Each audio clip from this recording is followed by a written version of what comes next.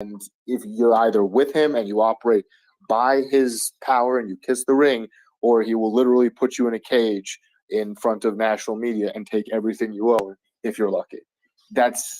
He has tremendous control over the state security services. He seems to have no likelihood of some sort of internal coup happening there.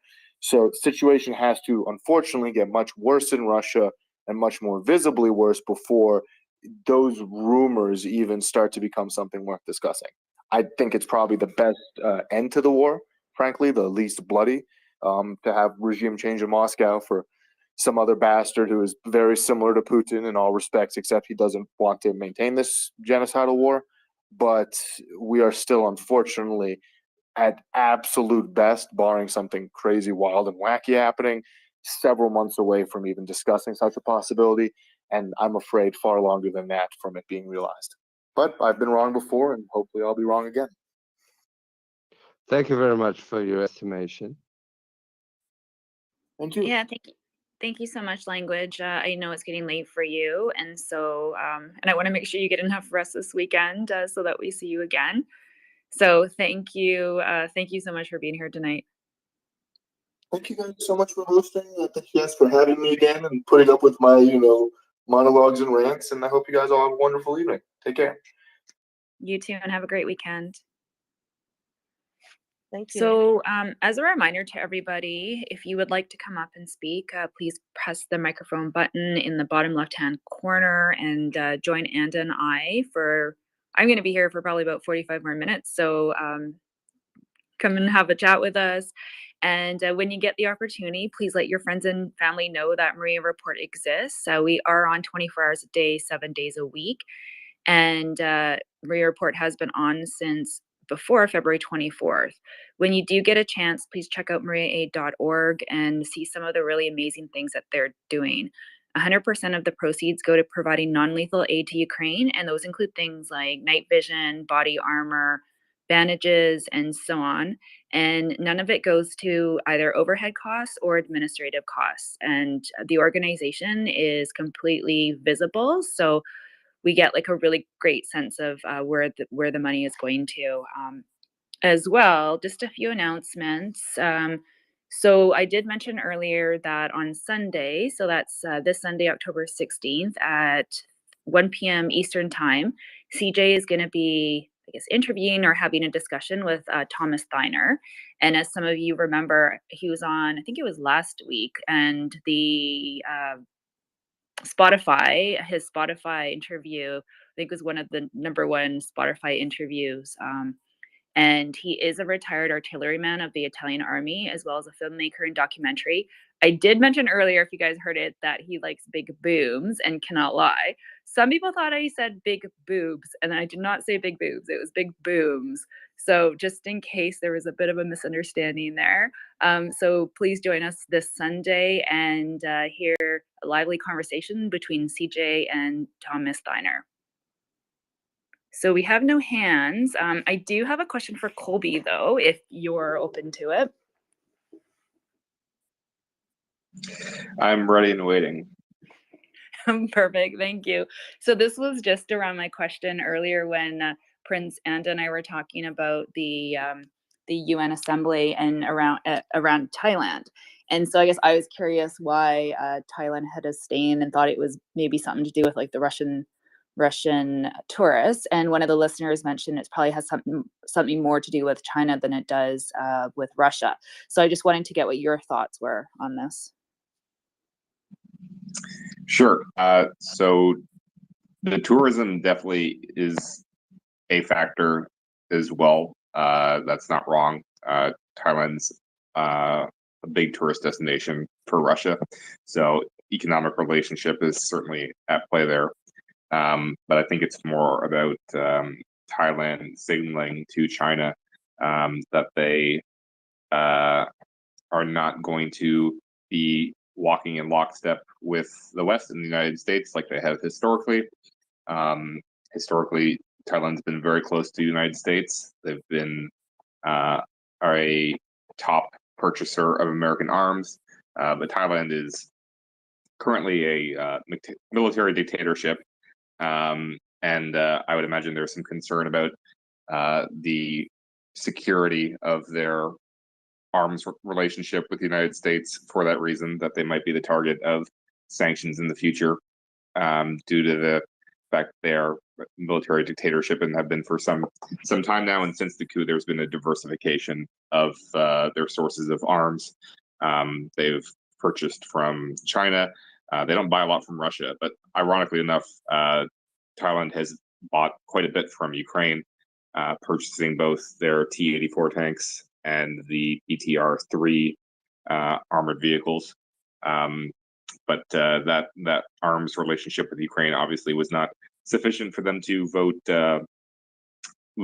against Russia's invasion. But ultimately, there's bigger things at play within their region in Southeast Asia.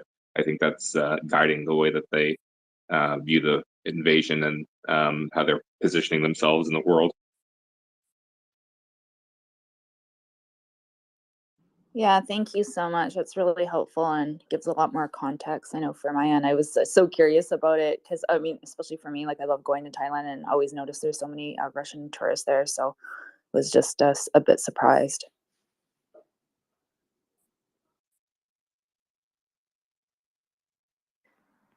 So, I'm enjoying a Canadian night, and thank you. I received an information from someone that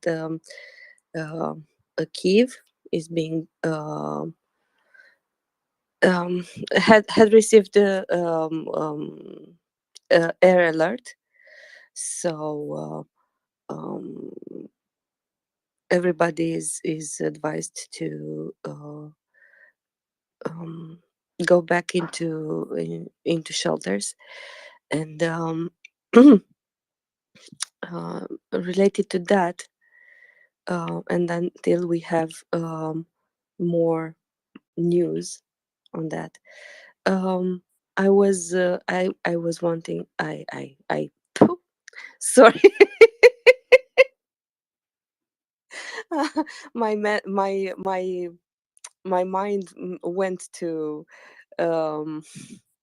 the Iris T systems, the one who arrived in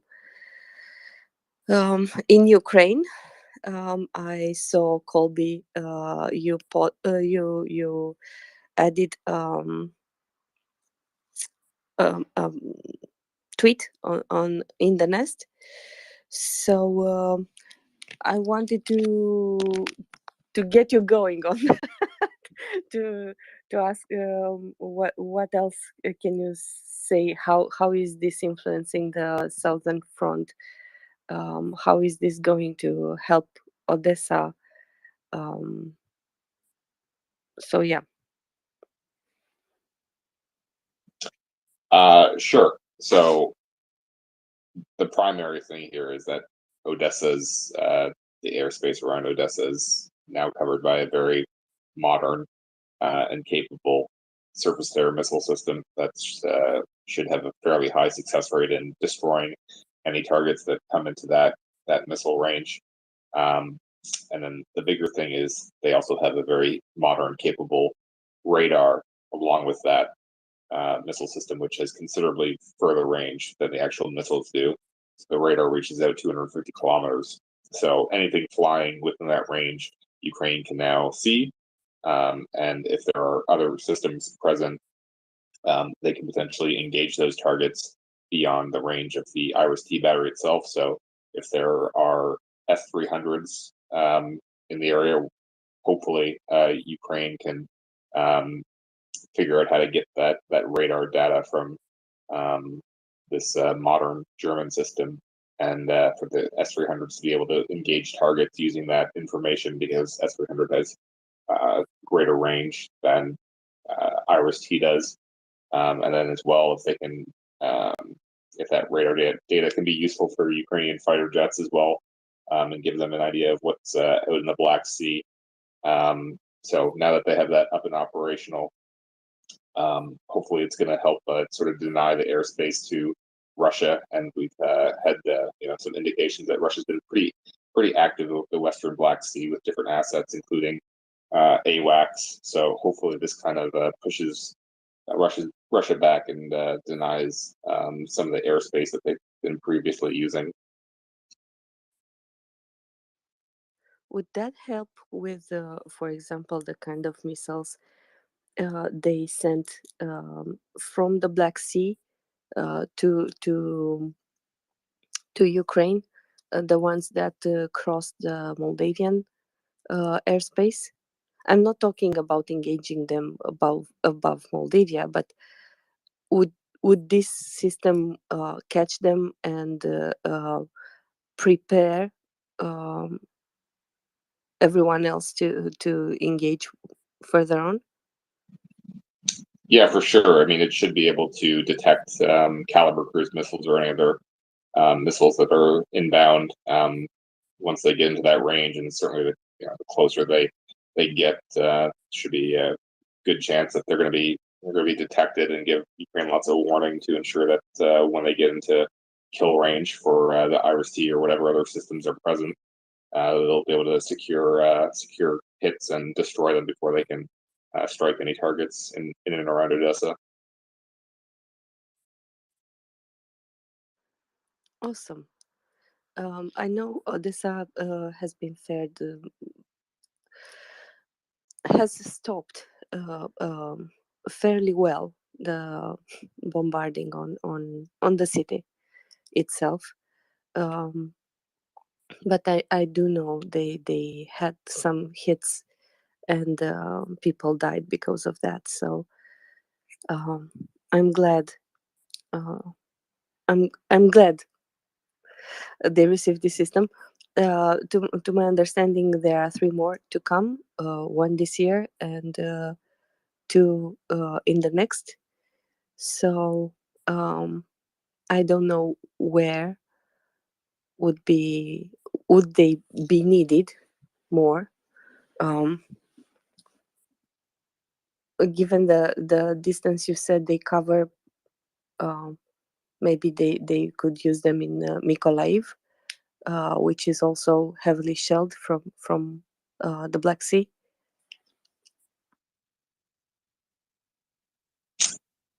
Yeah, I mean, hopefully Ukraine gets more systems soon, so it can cover off more cities. Somebody had asked me why Ukraine wouldn't position it further east, more towards Mykolaiv, and I mean the reason for that is they want to protect Odessa, so you need to keep Odessa within that blue circle, which is the 40-kilometer engagement range of the IRIS-T missile. So if they moved it somewhere else, then you wouldn't be able to cover off Odessa, and that's a big priority for Ukraine because Odessa is a large city that's been targeted a lot, and there's important infrastructure in Odessa as well, the port facilities, railways.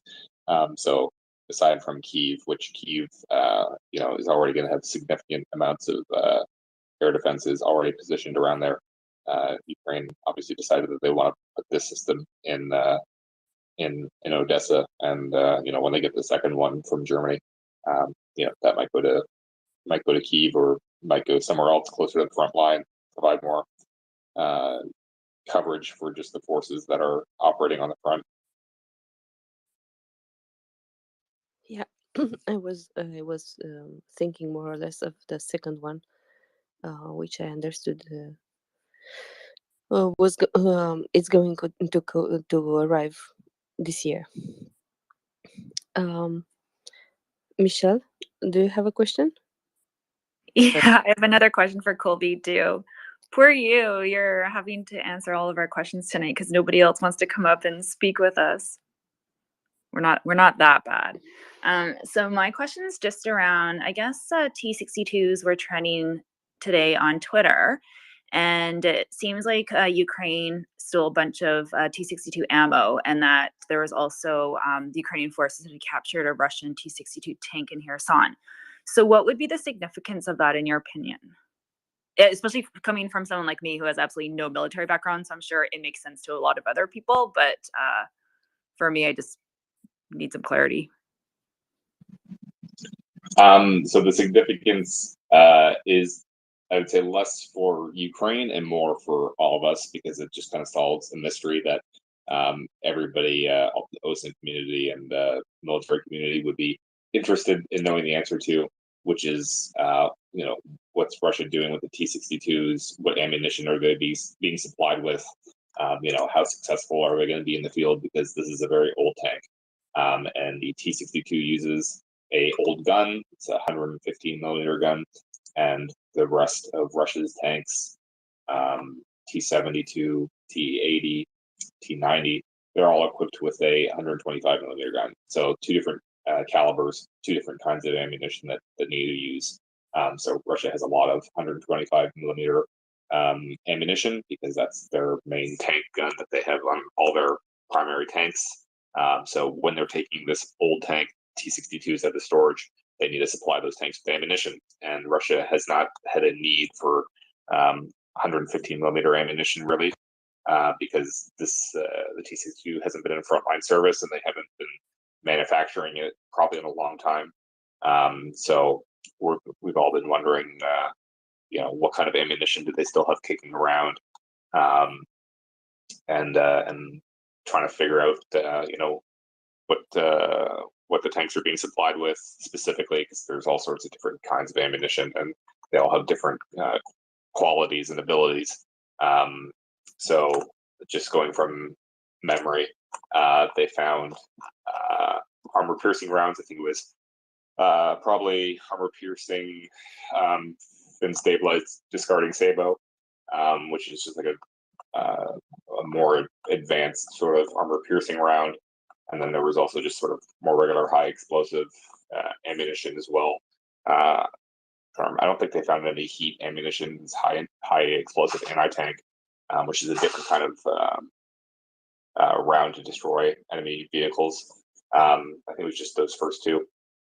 So it just is more a mystery for the OSINT community on Twitter that's now solved. So we know what those tanks are using, and we can kind of make some estimates about how effective we think that those will be, based on what the ability of that ammunition is to penetrate other vehicles. So that's basically why there was a lot of chatter about the T-62 today on Twitter, is because I think it was probably Ukraine Weapons Tracker, I think, is the one that posted it originally, posted that information and pictures that they had captured crates of T-62 ammunition. So that one's been solved, but overall, I mean, the T-62 it's not probably going to have a huge impact. It's not like significant in terms of the impact on the war. It's just kind of something that the OSINT community is interested in, I would say. Yeah, no, that is really interesting. Thank you for clarifying that. I have to thank Colby and to say to tell you something. First time I went up as a co-host, you talked about Abraham tanks, and it was actually, when you started to talk, it was like you pulled up a chair and you were so enthusiastic about it. I really enjoyed it. It was like being in the same room with you, and you telling us, let me tell you about this. Like, I like this. Let me tell you about this. And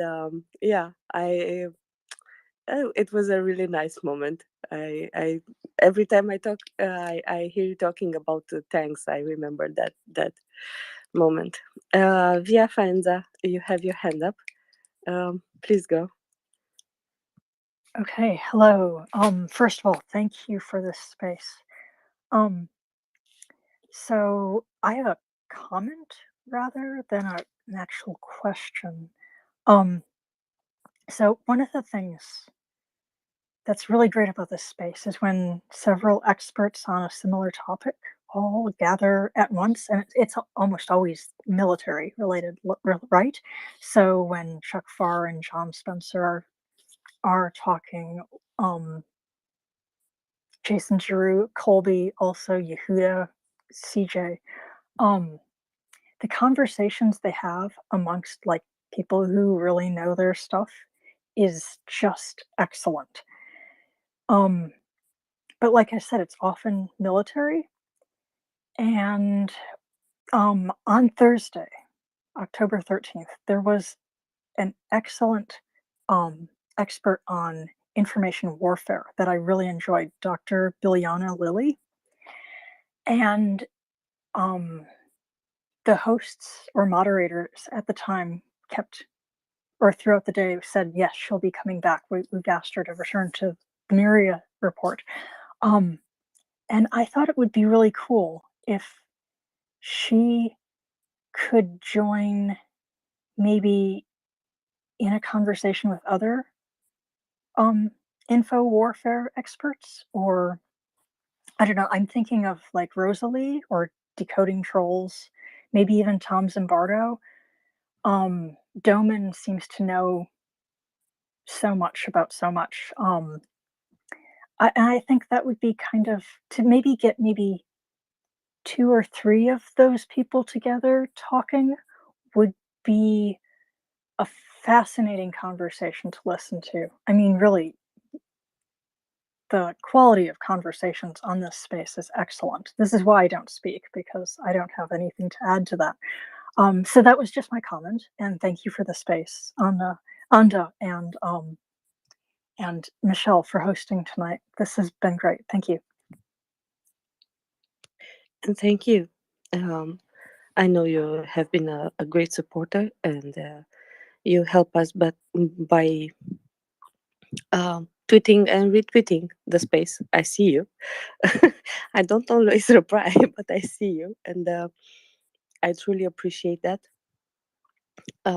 Everybody who helps us by tweeting and retweeting the space helps spread the information about the space, brings people in, some of them to learn and some of them to share information. And this is how we have all these awesome people around us.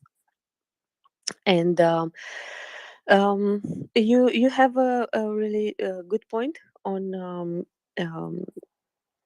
about the information warfare and everything.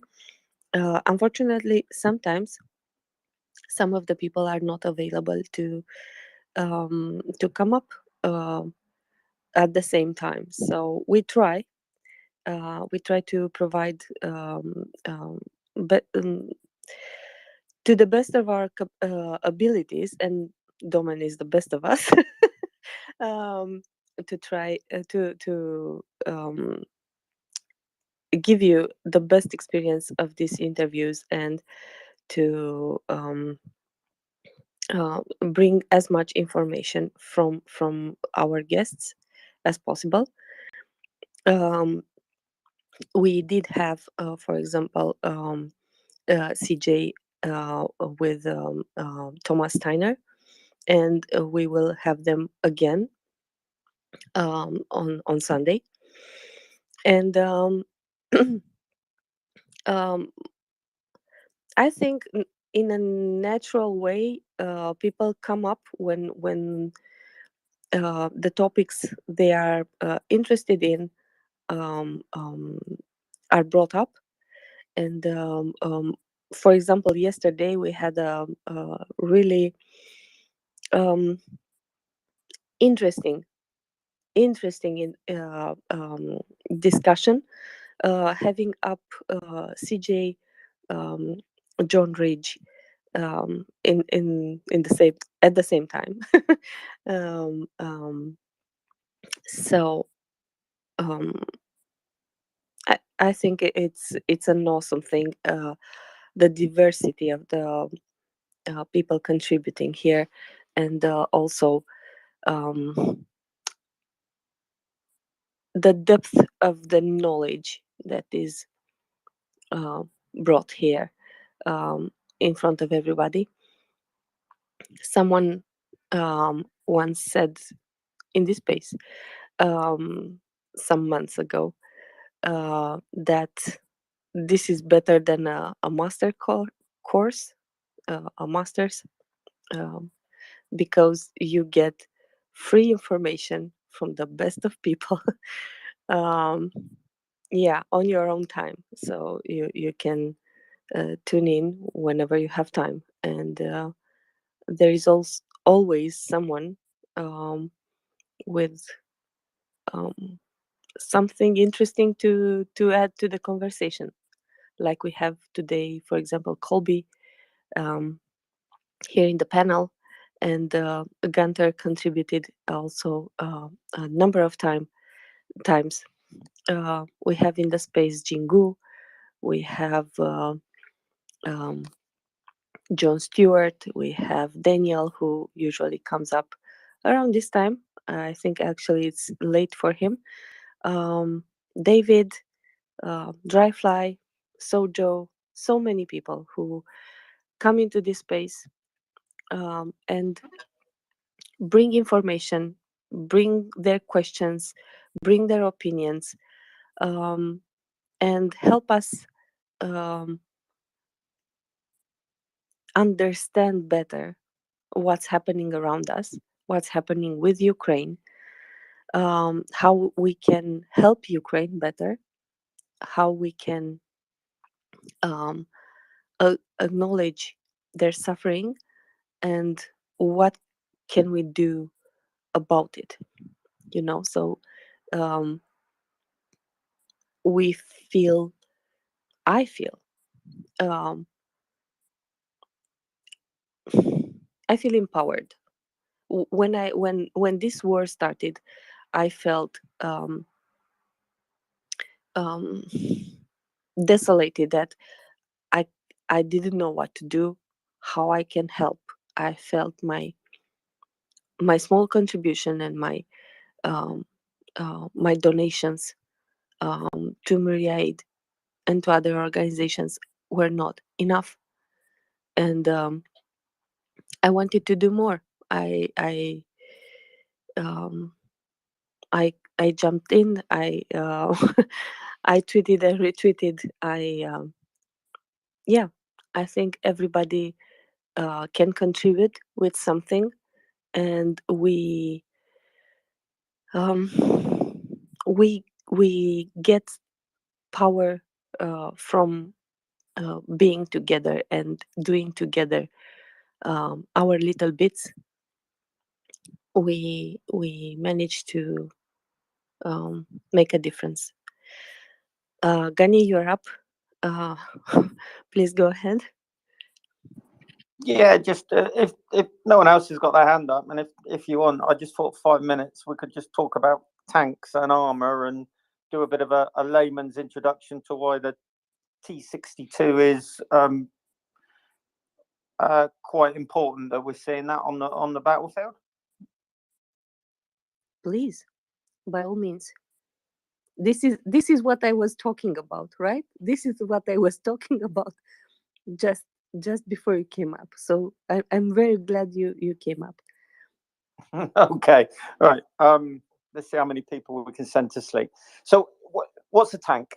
A tank is a armored vehicle that carries a big gun, and the main job of tanks is to kill other tanks with a big gun. But in doing that, they're going to get shot at. So you need armor. Lots of different types of armor, and armor's really moved on from the old days. So one of the most basic types of armor you get is rolled homogeneous armor, RHA, and it's just a thickness of steel that's produced, and it's rolled to a uniform thickness.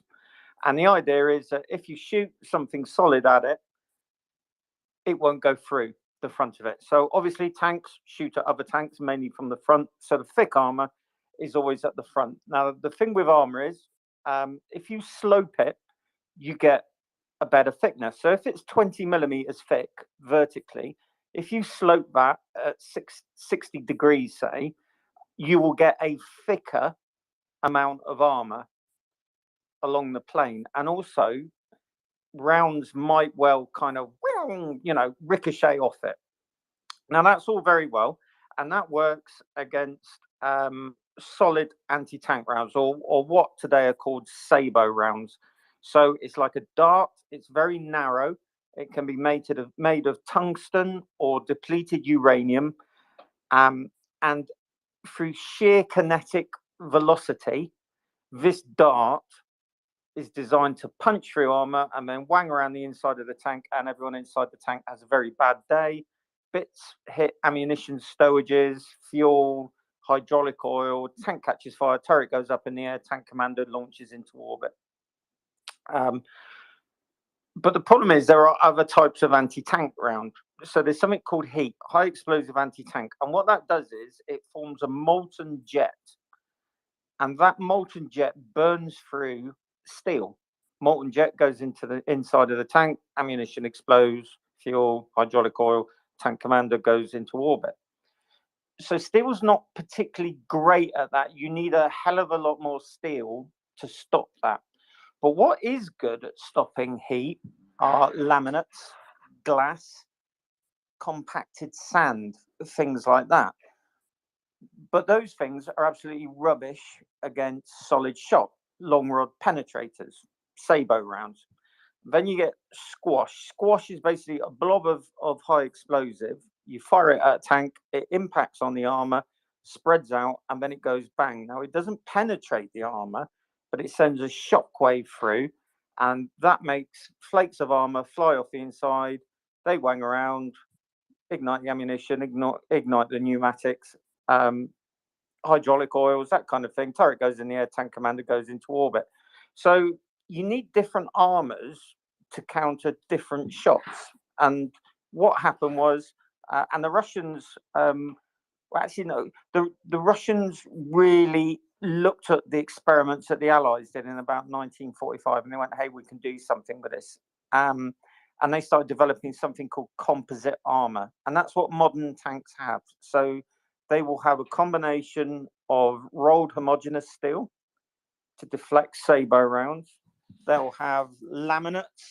They'll have layers of glass, sand, stuff like polyurethane, maybe a depleted uranium liner, and then a Kevlar liner on the inside to catch fragments.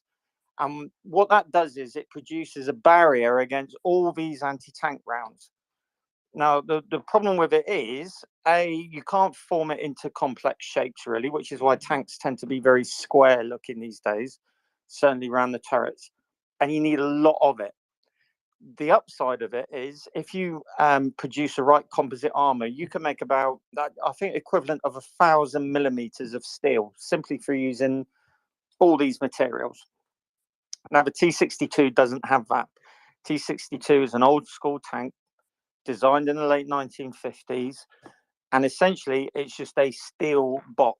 Now, there is an add-on armor pack that the Russians put on a lot of them in the 80s. It's called BDD, and all it is steel plates with polyurethane, I think, in between them, and another steel plate.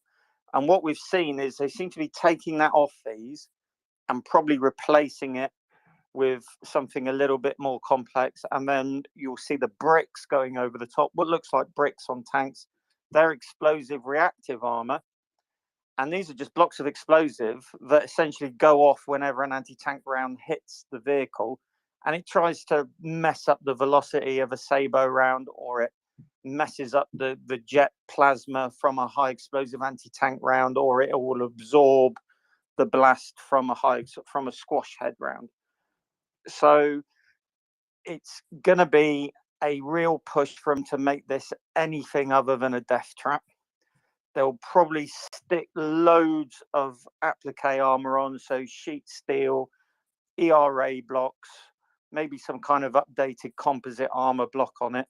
That's all heavy, makes the front of the tank very heavy. So think about it, the suspension at the front will suffer. The performance of the tank will suffer because it's going to be carrying all this extra weight around. And to be honest with you, it won't make a difference because the rounds will still go through the front of it, because modern guns, or even the ones, the 125s being used by the Ukrainians, far more modern, and they'll just punch through the front and go straight out the back and take the crew with them. So it's interesting that they're doing it. It's a sign of total desperation. The next thing maybe to look for will be T-55 tanks, if they've got any in storage. After that, they really are screwed. There's not a lot else that they can do. We're keeping an eye out for really old Russian armored personnel carriers, starting to see them. I think I saw an open-topped BTR, so it's not even got a roof over it. So if you get hit by artillery, airburst artillery, and you're inside this thing, you're dead. We've seen the first D1 howitzers being towed into theatre by Russian trucks. That's a 1943 gun. 1940. That is a gun used against the Germans at Kursk. So, you know, when you look at all these things, it's looking really, really grim for them, but they're just still going to do it. And they're probably hoping it will be by numbers, because the idea probably is, if you throw 20 tanks, really crap tanks at a Ukrainian position, 18 may get killed, but 2 might get through. I think that's a mistake. I think all 20 will be killed. The only difference is with these is they won't see who killed them, because they'll be dying at 2 miles. But you know, so that's a fast sort of introduction to armor. It's really boring and really complicated, but I thought I'd fill for 5 minutes. Actually, it's not boring. It's really interesting, and I really appreciate the fact that you came up, and we have also Colby here, because we are not. Michelle and I are not from the military, right? And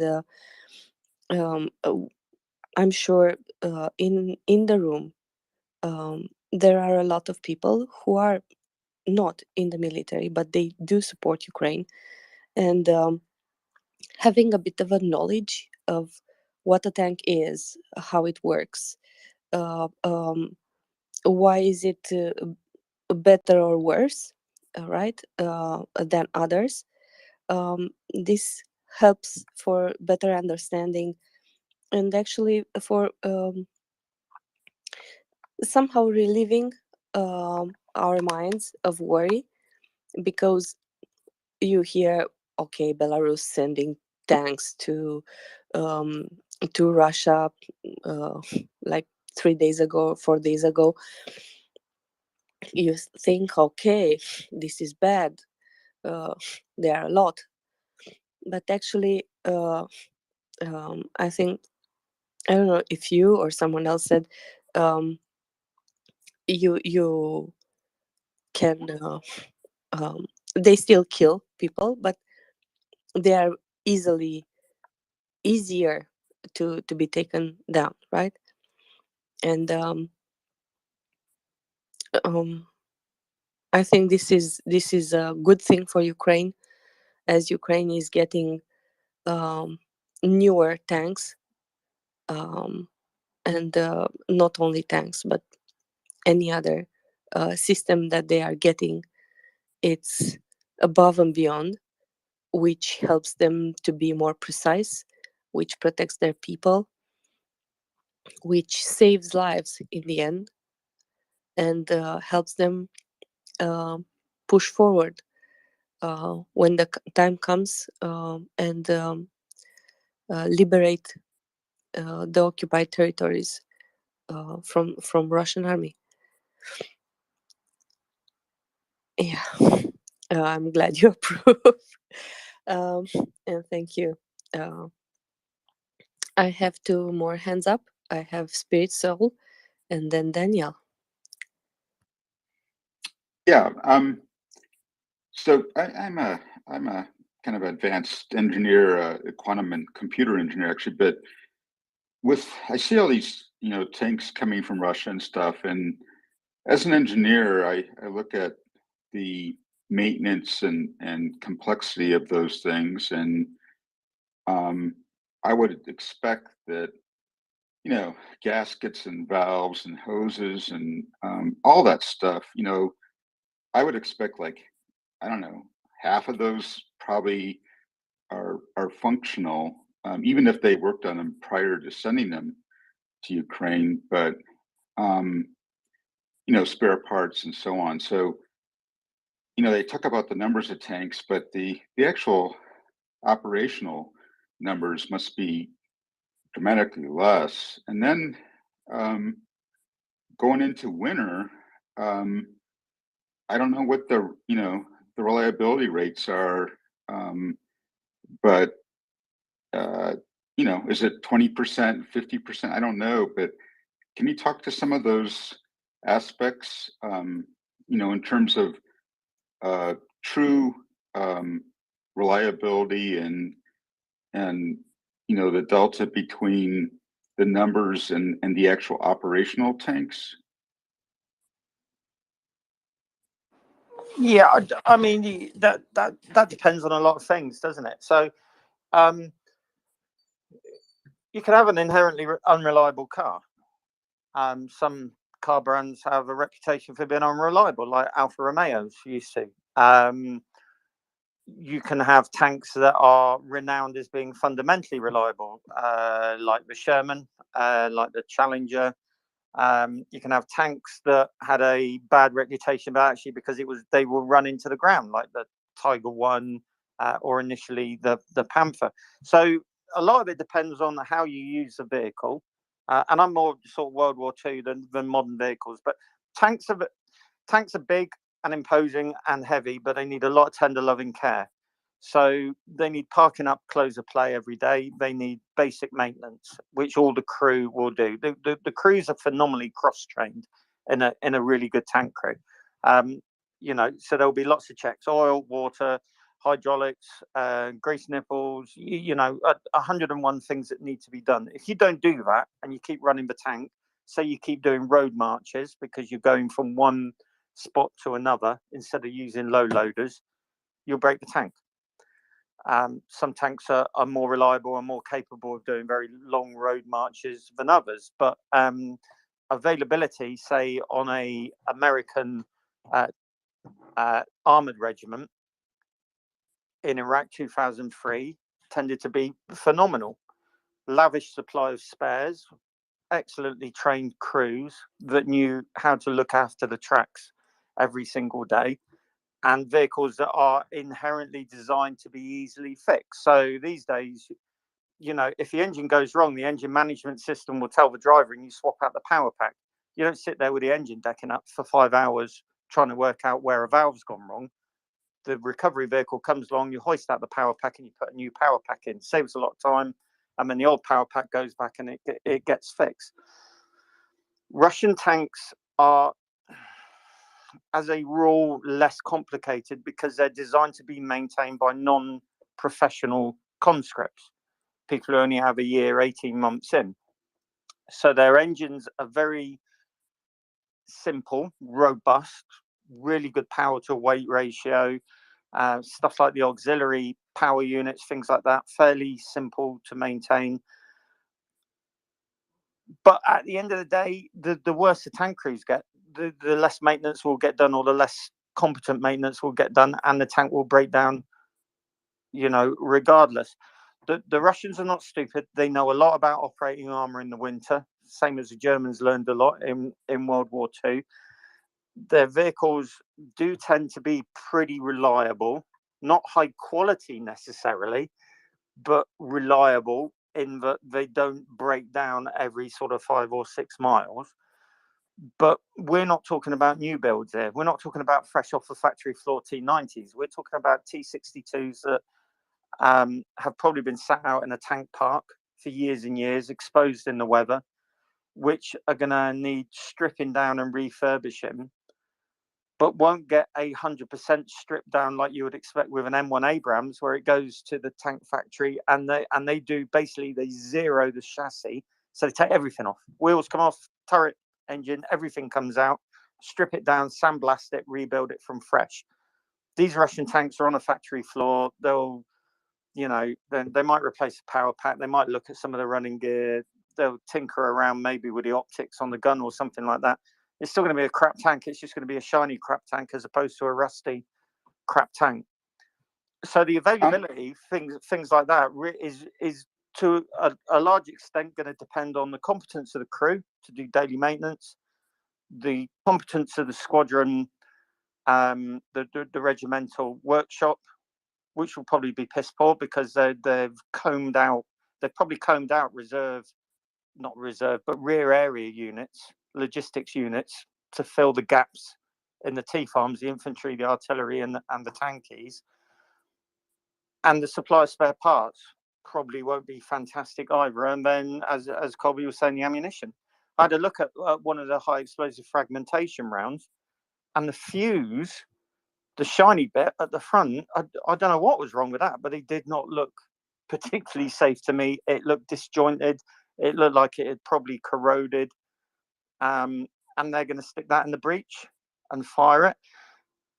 Even just bear in mind things like firing a gun. So the round, the bullet bit goes out the barrel, but you've got the cartridge, the charge, the propellant charge. That's going to be made up of something like cordite. Cordite does not store well. Cordite has a shelf life. Cordite can do very, very weird things if you mistreat it. If you overheat it, it can blow up. We've lost warships, 800, 900 people killed in a second through cordite explosions. Or it might not go off properly, in which case the round won't fly nearly half as far. Or it simply might not go off at all. And then you end up with a round stuck in the gun. And it's probably about half an hour to try and get that thing out of the breech. So, even simple stuff like that. Is that gun, is the 115 millimeter gun going to fire every time? With 1970s ammunition? I tell you what, I wouldn't want to be in that turret. What about, so let's talk about the cold weather a little bit more though. Like right now, or when it's warmer out, and a tank is static. In other words, it's just dug in and being used as an artillery piece, basically. Do they have to have the engine powered up, to fire the gun, or can the systems run off of batteries for a period of time, or do they have to always have the engine running to even fire the gun? So modern tanks will have something called an APU, an auxiliary power unit, which is a mini engine.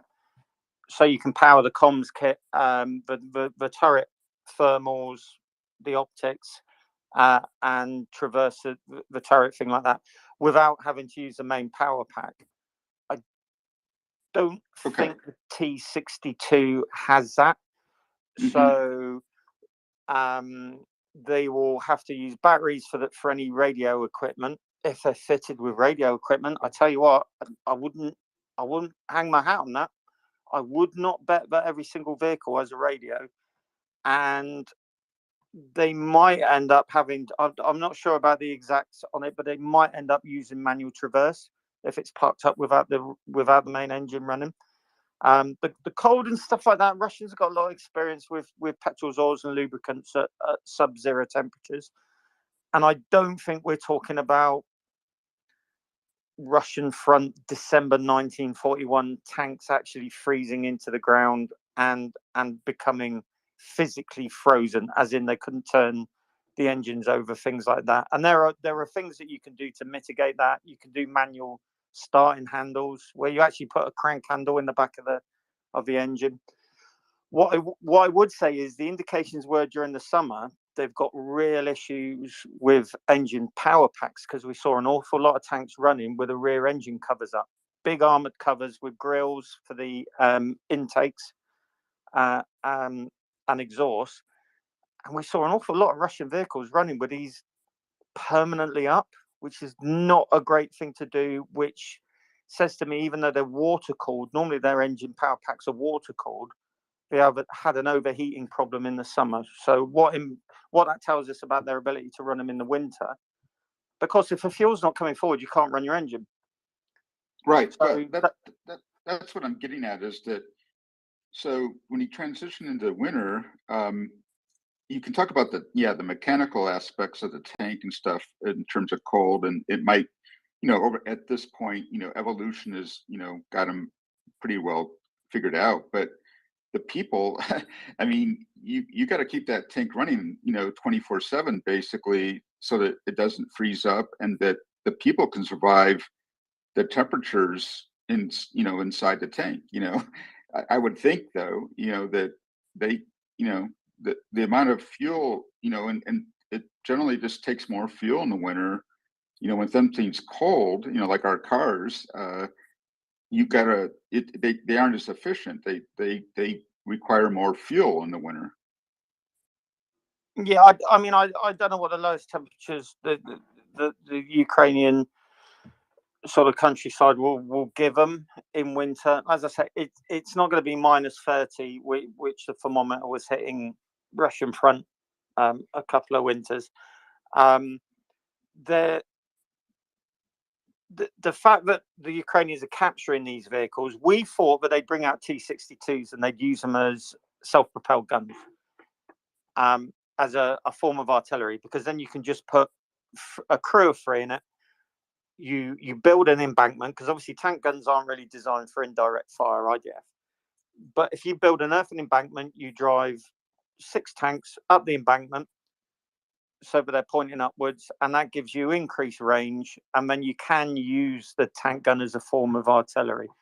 We thought that's what was going to happen. A lot of people poo-pooed it and said, well, that's impossible. Actually, it's not. There are photographs of Churchill tanks and Shermans being used like that in the Second World War. You can use them as improvised artillery. But we're seeing more and more of these things turn up, which means they're actually using it as a frontline MBT, which is astonishing. What will be really interesting is what crews they're running on them. Are they running with a 4-man crew, or are they running actually with a 3-man crew? If they're running with a 3-man crew, I mean, 4-man is bad enough in a T-62. A 3-man crew, which has been done in the past. The Allies had to do it with some Shermans when tank losses got really bad around Normandy. Yeah, they're just going to be target practice. Bless them. But hey, they want to do that. I'm sure the Ukrainians will be more than happy. It's going to make for some spectacular combat footage when the Ukrainians start putting NLAWs and javelins through the front of these things. Because if you thought T-72s and T-80s going up was spectacular, these things are just going to be an absolute fireworks show. Yeah, well, thanks for the detail. Thank you for the question, and thank you for the answer. I have Daniel with his hands up, and Rosalie. I'm glad you joined us. I can't wait to hear from you, Daniel. Good morning, Anda. Good morning, Michelle. Hi, Colby. Gani, can I ask you something interesting?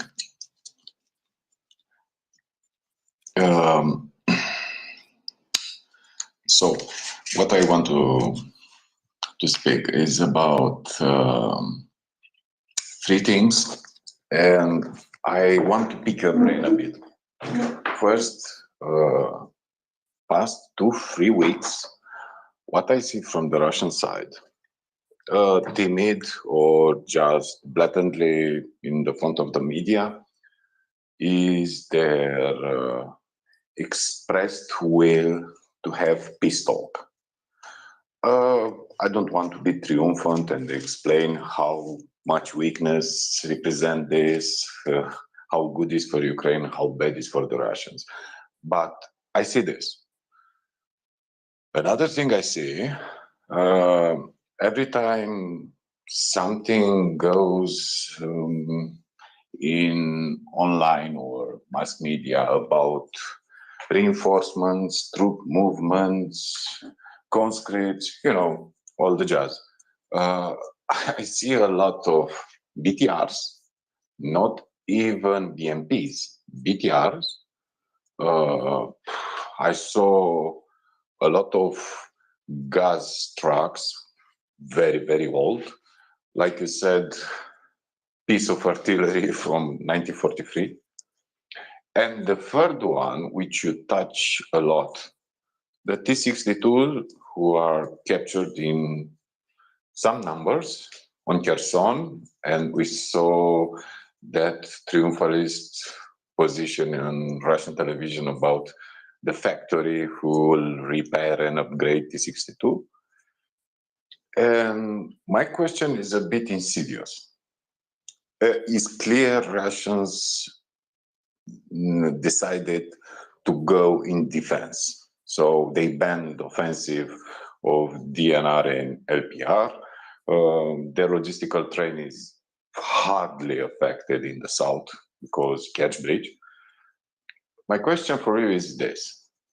Ukraine gets offensive weapons, like get more HIMARS, more 270s, more armored infantry vehicles.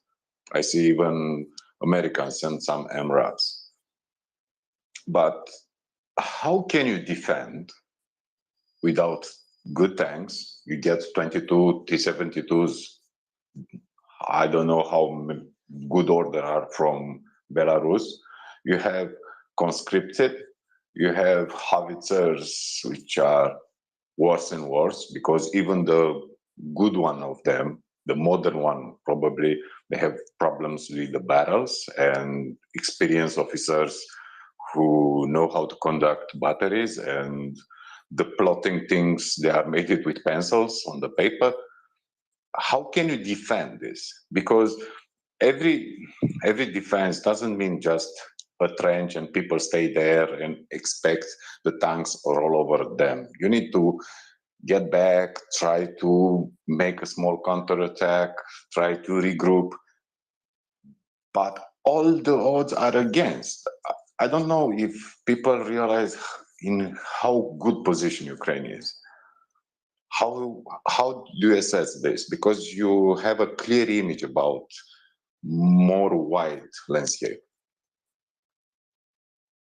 Yeah, I mean, you're kind of talking. How are they going to fare in a modern combined arms battle here? Which is definitely not my. That was never my sort of job. So the problem is, so take the tank. Tank needs to be able to see. The problem with a tank is it's a steel box, and you need to be able to look out of it to shoot. But if you drive around with a hatch open and your head sticking out, a Ukrainian will stick around in your head. So you've got to kind of drive around, and you can either be in what you call the open protected position, where the hatch might come up and it protects your head. So the hatch is over your head to protect you from overhead fragments, or you're going to sit in the tank with the hatches shut. The Russian T-62s have terrible visibility, awful optics. A lot of them didn't even get to the point where they had laser rangefinders. So it's just optics, just a telescope, really. Look down the telescope, which gives you a very narrow field of vision. The commander might have a periscope, but it's only going to be ×4, ×6, something like that. And he's got to physically turn this thing sort of left and right. So they've got tanks with terrible optics. They've got a hill with a tree line. They can't get eyes on it because every time they put up a UAV, the Ukrainians shoot it down. They can plaster it with artillery still. Now, the Russians can still do that. No one has argued with that. And I think any Ukrainian who's been on the wrong end of a Russian artillery barrage, even though it's accurate, will say it's not a particularly pleasant experience. But even that is falling away from them. We're seeing the gun crews load around and then run 50 meters after firing it and then wait 5 minutes because they're expecting counter battery fire. So the rate of fire goes from 3 rounds a minute to 3 rounds every 15 minutes. So they've got that problem. So the artillery's falling off for them. Their I-stars, so their battlefield intelligence is falling off. They've got armored vehicles now with terrible optics, so they can't really see out of them. And if you can't see 2 kilometers in your tank properly, you're not going to see the 4 Ukrainian infanteers with javelins dug in to the top of that hill, waiting, salivating at the prospect as you drive across an open field in a straight line because you're a conscript crew, because you've had maybe a few hours at tank school in it. Away you go, comrade, drive that tank, kill all the Ukrainians. and it's just going to be an absolute massacre for it. And that's before we even get to the stage where you can't even do dispersed tactics, where individual highly trained tank crews kind of space out a little bit, advanced tactical bounds, sort of a tankies version of fire and maneuver, because these are idiots who can only do one thing, which is charge across the field in a mass. So now your Ukrainian artillery comes into play, your multiple rocket launchers. Can a multiple rocket launcher system, an old Russian one, kill a tank? No, but the fragments will trash your aerials. It might wreck your running gear. It will smash up your optics. So now you can't see anything at all. And the more modern ones, like MRLS, have got a light anti-armor bomblet. So when people talk about the grid killer, 1 kilometer by 1 kilometer, it's a grid killer. These things will deposit hundreds of light anti-armor fragmenting bomblets, and they will land on the top deck of a tank. And the top deck of a tank, especially a T-62, a T-72, is not particularly well armored. And if they don't kill the crew, they'll immobilize them. And the tank stopped on the battlefield is a dead tank. Doesn't matter if the gun's still firing, someone's going to kill it in a few minutes anyway, because speed is life. So yeah, you're right. I mean, they are in an absolute nightmare. But again, I think their idea is, if I throw enough tanks into a counterattack, some will get through. There's a limit. How many javelins can a Ukrainian infantry company carry before they're overwhelmed? How many NLAWs? If I throw loads of infantry in, some will get through, because they might kill 100, but if 20 get through and take that hill, then as far as the Russians are concerned, it's a win. That's really World War II, and I really don't think it's going to work now, because we're in the age of force multipliers, where a single MRS battery could stop a counterattack dead. Everything is stacked against them. Will they go defensive? I think they probably will. I think they'll probably start digging in vehicles, mainly because they haven't got good logistics either. So if the fuel's not getting forward, and they'll turn them into pillboxes, maybe just put a crew of 2 in. Really, you could do it, couldn't you? A gunner and a loader. If a tank's not going anywhere, you don't need a driver, and you won't need a tank commander. So just a gunner and a loader, and happy days. Maybe they'll go down that road. Who knows? But yeah, you're right. It just looks horrific for them. Anyone else would have folded, Daniel. Anyone else would have just thrown their hands up in the air and said, "You know what? I've been bummed here, solid. Time to get out."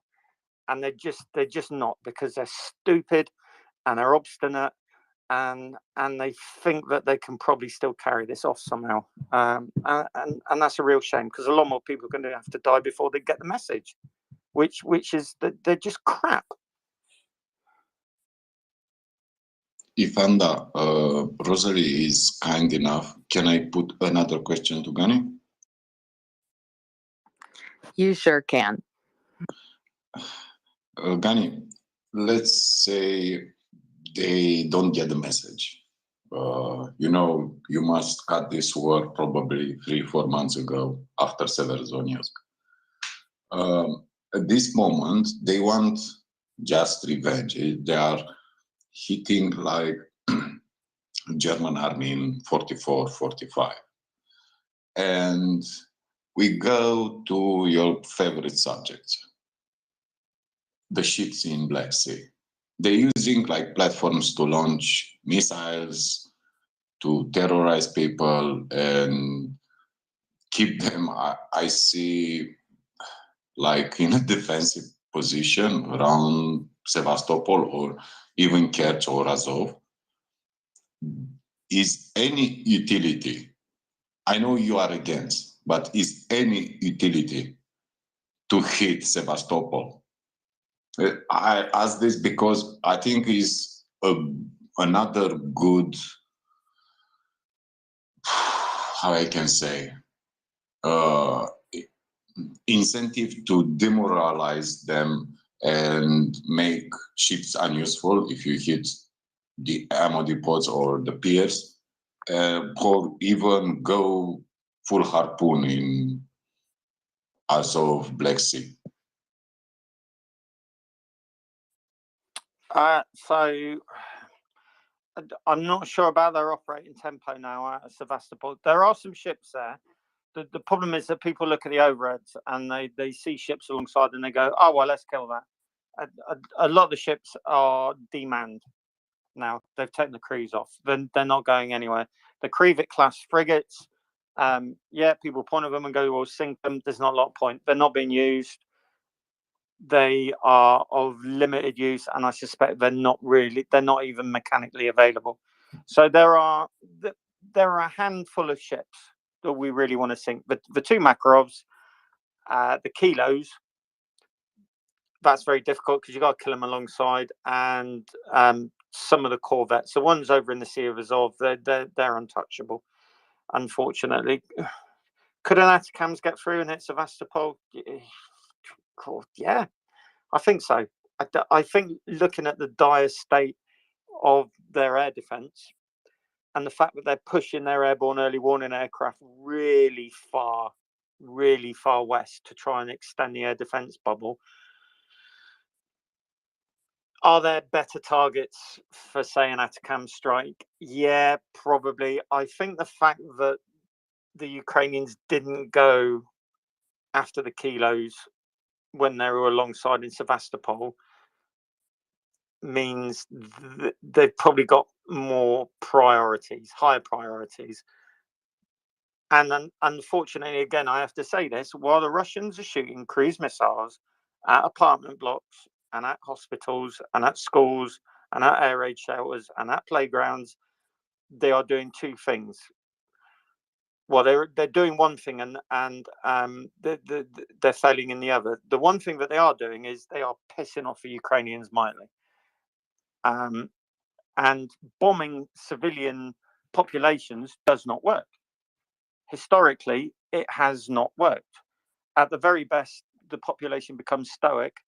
At the very worst for you as the opponent, it makes them absolutely livid and brings everyone together. So that's what we've seen with the Ukrainian population. It's also not making any material change to the war because they're not hitting the centers of gravity. They don't tend to be hitting. They have power supply networks, things like that. But they're not hitting troop concentrations. They're not hitting production centers. They're not hitting the airfields because the Ukrainians are probably moving in between stretches of road every couple of days.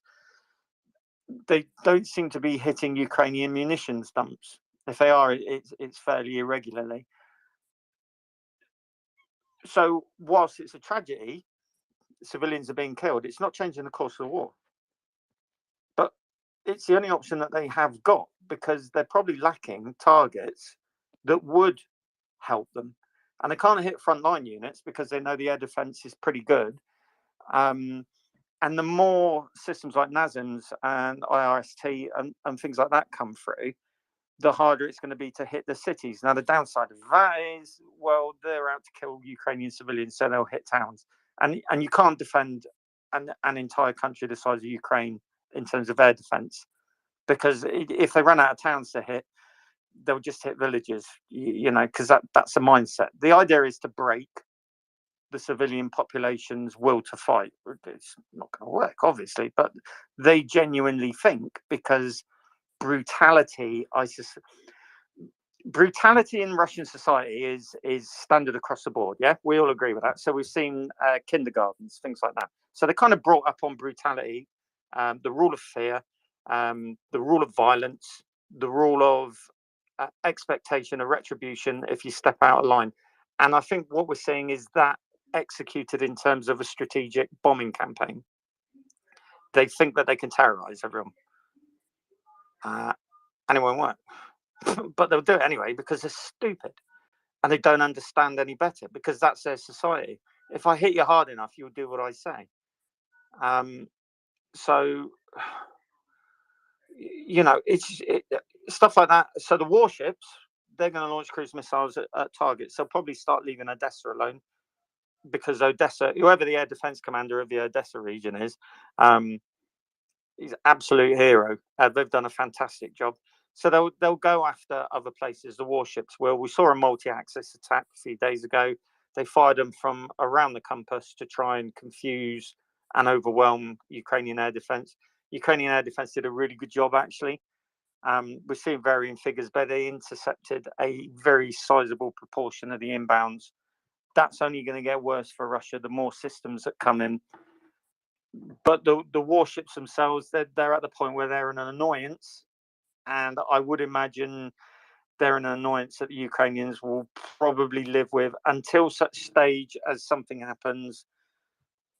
Maybe a warship will get lucky in an air raid shelter or something like that, and then I would anticipate watching the Ukrainians go after Sevastopol with a bit of a vengeance. But again, the problem is all the ships that matter, or a lot of them, are running out the east now, the naval base to the east, and it's a speed run of 24 hours. You can be at Crimea, and then 12 hours you can be on station in the south of the Black Sea. So you would have to hit Sevastopol and the dockyard at Novorossiysk, whatever it's called, and that's sadly beyond the capabilities of the Ukrainians at the moment. Thank you very much. Thank you, both of you. Michelle, I think you have something to share with us. Thanks, and I just wanted to say goodnight to everybody. So before we go to Rosalie, I just wanted to thank everyone for an enjoyable evening, and especially to Anda, who was my partner in crime tonight, and especially to Colby, who's now left. He's probably gone to bed, and Gunny, who were able to answer a lot of our questions. And Gunny, I loved your mini masterclass in tanks. I was writing some notes, so now I definitely have more knowledge. And I just wanted to say it is really, really helpful. I don't know if my notes are right, though. I was trying to write really fast. But it is really helpful because I know that there are a lot of military experts on here, and there's also a lot like myself who have no background. And so anything that any of you can provide for all of us is really helpful. So thank you so much.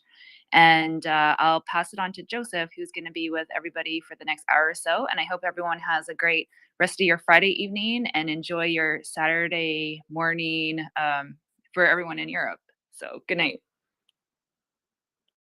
Good night, and thank you. And always a pleasure. Rosalie? Okay, I have a silly question, but I just need to know. What kind of accent does Gunny have? Is this Cockney? What is this?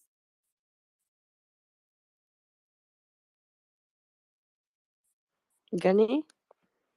Are you with us? Oh, it's a mixture, mate. I was brought up in Plymouth, so I used to have a proper West Country accent. We should be a bit like that. Oh, it's lovely here, isn't it? And then I moved to Portsmouth, and then I picked up a bit of a Portsmouth accent, which is like a bastardized London accent. Yeah, so it's a bit of a mix, really, mate.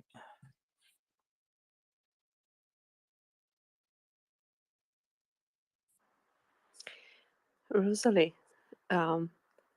if you have no other questions for Gunny or someone else, I don't. I'm just sitting here. I'm like, I'm not sure what that means, but I thank you for your answer. I always assume like South London, but I don't know much about British accents, to be honest. Gunny? Yeah, to be fair to Americans, everyone comes from London, and we all dress in Union Jacks and we all in Cockney, don't we? So there's quite a lot of accents, but weirdly, my West Country accent comes out when I'm drunk, and then I start to talk more like that, really, which is a bit embarrassing. we love your accent. It's actually the salt and pepper of the talk. I feel like on all the BBC shows they have like someone that talks more like down to earth, and they have someone who's got like a more proper like television voice. And it'd be nice to have Gunny paired up with like a posh English person who's like an officer or something. Just have both of them like go back and forth. I don't know. That'd be interesting. Well, if you get Tim LG on, he was fighter controller on one of my ships. He's a proper officer, wears corduroys and a sweater tied off around the neck, all that kind of thing. It's terrible, really, but Yeah, you ask him. He's well used to being an officer. I think that could be a whole show, just like you and a British officer basically like talking about stuff. Anyway, thank you very much, Gunny, for answering that question. We got Peter B up. Anda, go ahead. Yeah, and after Peter B, I just wanted Rosalie. I lost her. Oh, please come back. I want to pick your brain. Oh, Joseph, look what you've done. I'm sorry. Peter, please. Well, that was just it. Rosalie was up here, and I wanted to pick her brain about something. So now that she's not, I'm going to go ahead and talk about. She came back. Oh, she is Rosalie. Okay, you guys. Geez, I'll get Rosalie on the co-host calendar, and she'll co-host more if she wants. I'm sorry, everybody. I'll work on it. Thank you, Rosalie. I think Peter had a question for Rosalie. Then we'll go to Anda's question. Go ahead, Peter. Rosalie, you had a tweet earlier today, or actually it might have been 3 days ago. I don't know. Twitter is confusing me sometimes. But it was about aluminum exports. And you went through a cycle of companies and shell companies as far as based in, with Russian owners, and then Russian owners in Siberia, and then other things, and how some of these dots are just unseemly connected. And I was wondering if you could illuminate me. Get it? Illuminate about your article. Thank you so much.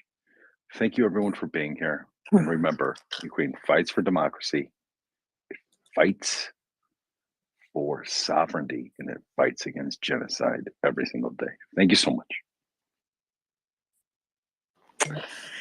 Yeah, so I think the thread you're probably talking about is after there were these comments from this guy, I forget his name. It doesn't really matter. But I was really curious about whether or not there could be other explanations for what he was saying. And I don't necessarily say that I think that there is an ulterior motive or anything like that. However, I did think it was relevant that this person still has business in Russia, that the cost of aluminum has risen pretty significantly. I mean, a lot of things have risen with the war, though. So, you kind of is aluminum is not unique in that. But aluminum is unique in that a lot of aluminum comes from Russia, and so I don't know that that I necessarily proved anything with the kind of ranty thread that I went on, but what I was hoping is that people who were more investigative reporters they're just human gold, and I just hoped that somebody would pick it up and run with it, because I just don't know anything about that. That's not where I come from. That's not something I've studied. I found that there were a lot of what's the word? A lot of industry connections that raised questions for me. At least, like, I'm kind of a little bit paranoid, so when I'm talking to people or when I am discussing a topic, if there is any way possibly that I could have a conflict of interest, I will out of the gate share it, and people will often be like, well, that was unnecessary. But I was just so shocked how in this situation there could be so many clear conflicts of interest, and this person is just musing, on the global stage about something that affects millions of people's lives. So that was really kind of what spurred that. I do hope, that people who, like our journalists, I hope that some people follow up some of those leads because they were definitely interesting.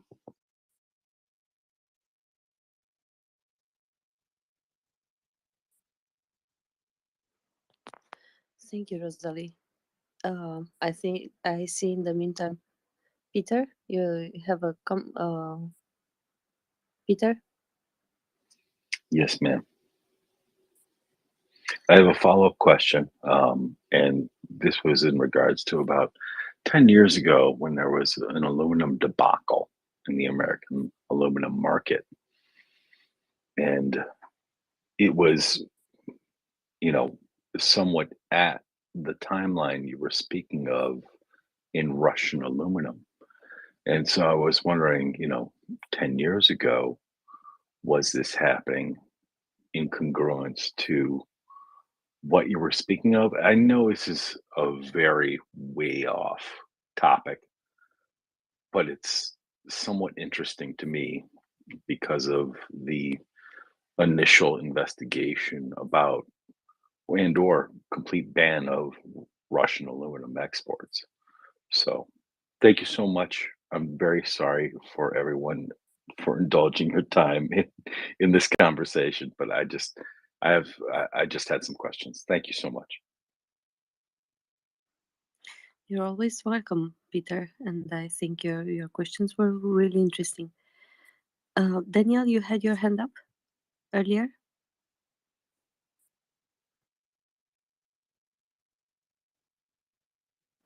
Daniel? Well, apparently I lost Daniel. So, Rosalie, you're gonna have to. I can just fill some space. I can. I had a terrible day, everybody, and so I am just sharing this so that you know that you had a better day than I did. I promise you, no matter what happened, you had a better day than me. I'm a terrible co-host. I'm so sorry. No, you're the best. We got so much positive feedback about you, Rosalie. Like honestly, like I don't know. I've been helping train the new co-hosts, and it's like I didn't have to teach you anything. You showed up and you were like, "Is this how we're running things? We should run things better." And I was like, "I know, right?" So we're working on it. We're improving things slowly, but yeah, no, you've been a great co-host. So yeah, we'll try to get you scheduled when you have time. But we understand, of course, you're very busy. You've got a lot of projects. You're working at a very prestigious research university, of course, and so forth. So yeah, we don't want to overburden your time, but we do appreciate you spending your time here, and we're very sorry to hear you had a bad day, and we hope you have a better day tomorrow. And thanks for sharing, Rosalie. Thank you, and thank you for coming up. I was actually via friends mentioned earlier an interview which had taken place in the space with Dr. Biliana Lilly, which is the director on security, intelligence, and geostrategy, and she has a book on information warfare. And I listened some weeks back. I don't remember when exactly. Joseph probably knows. Divana Stradner, yes, who is also on the same alley. And I was so listening to them, and unfortunately, I slept. I must confess, I need to sleep some 3 hours a day or something, and I lost your co-hosting, and I was so pissed about that. But Okay. Um, um, my question actually was seeing what's happening now. We had today and actually today for you at noon, yesterday evening for me, and the other day, extensive and very long talks, and debates on Elon Musk's stance on Ukraine, how it shifted, why it shifted, how is he, and everything. And one of the opinions that was issued more than once, um, with which I frankly don't agree, but this is why I'm asking you, was that he is influenced by Russian propaganda, and this is why. Um, so he's parroting some of their narratives, and this is why he is um, bringing this statements on Twitter and in public life. And because you have more knowledge than me and more insight on this, I wanted to ask if you have an opinion on this. If indeed his reaction is a reaction uh, due to propaganda, or is probably a mix from this and something else. Do I make sense? Yeah. I'm not sure that I'll be able to give anything definitive, but I have some thoughts on this that I can share.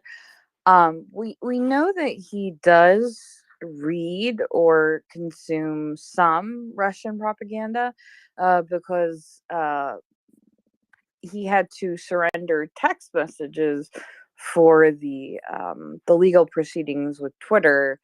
And he mentioned that he thought that RT had some good ideas.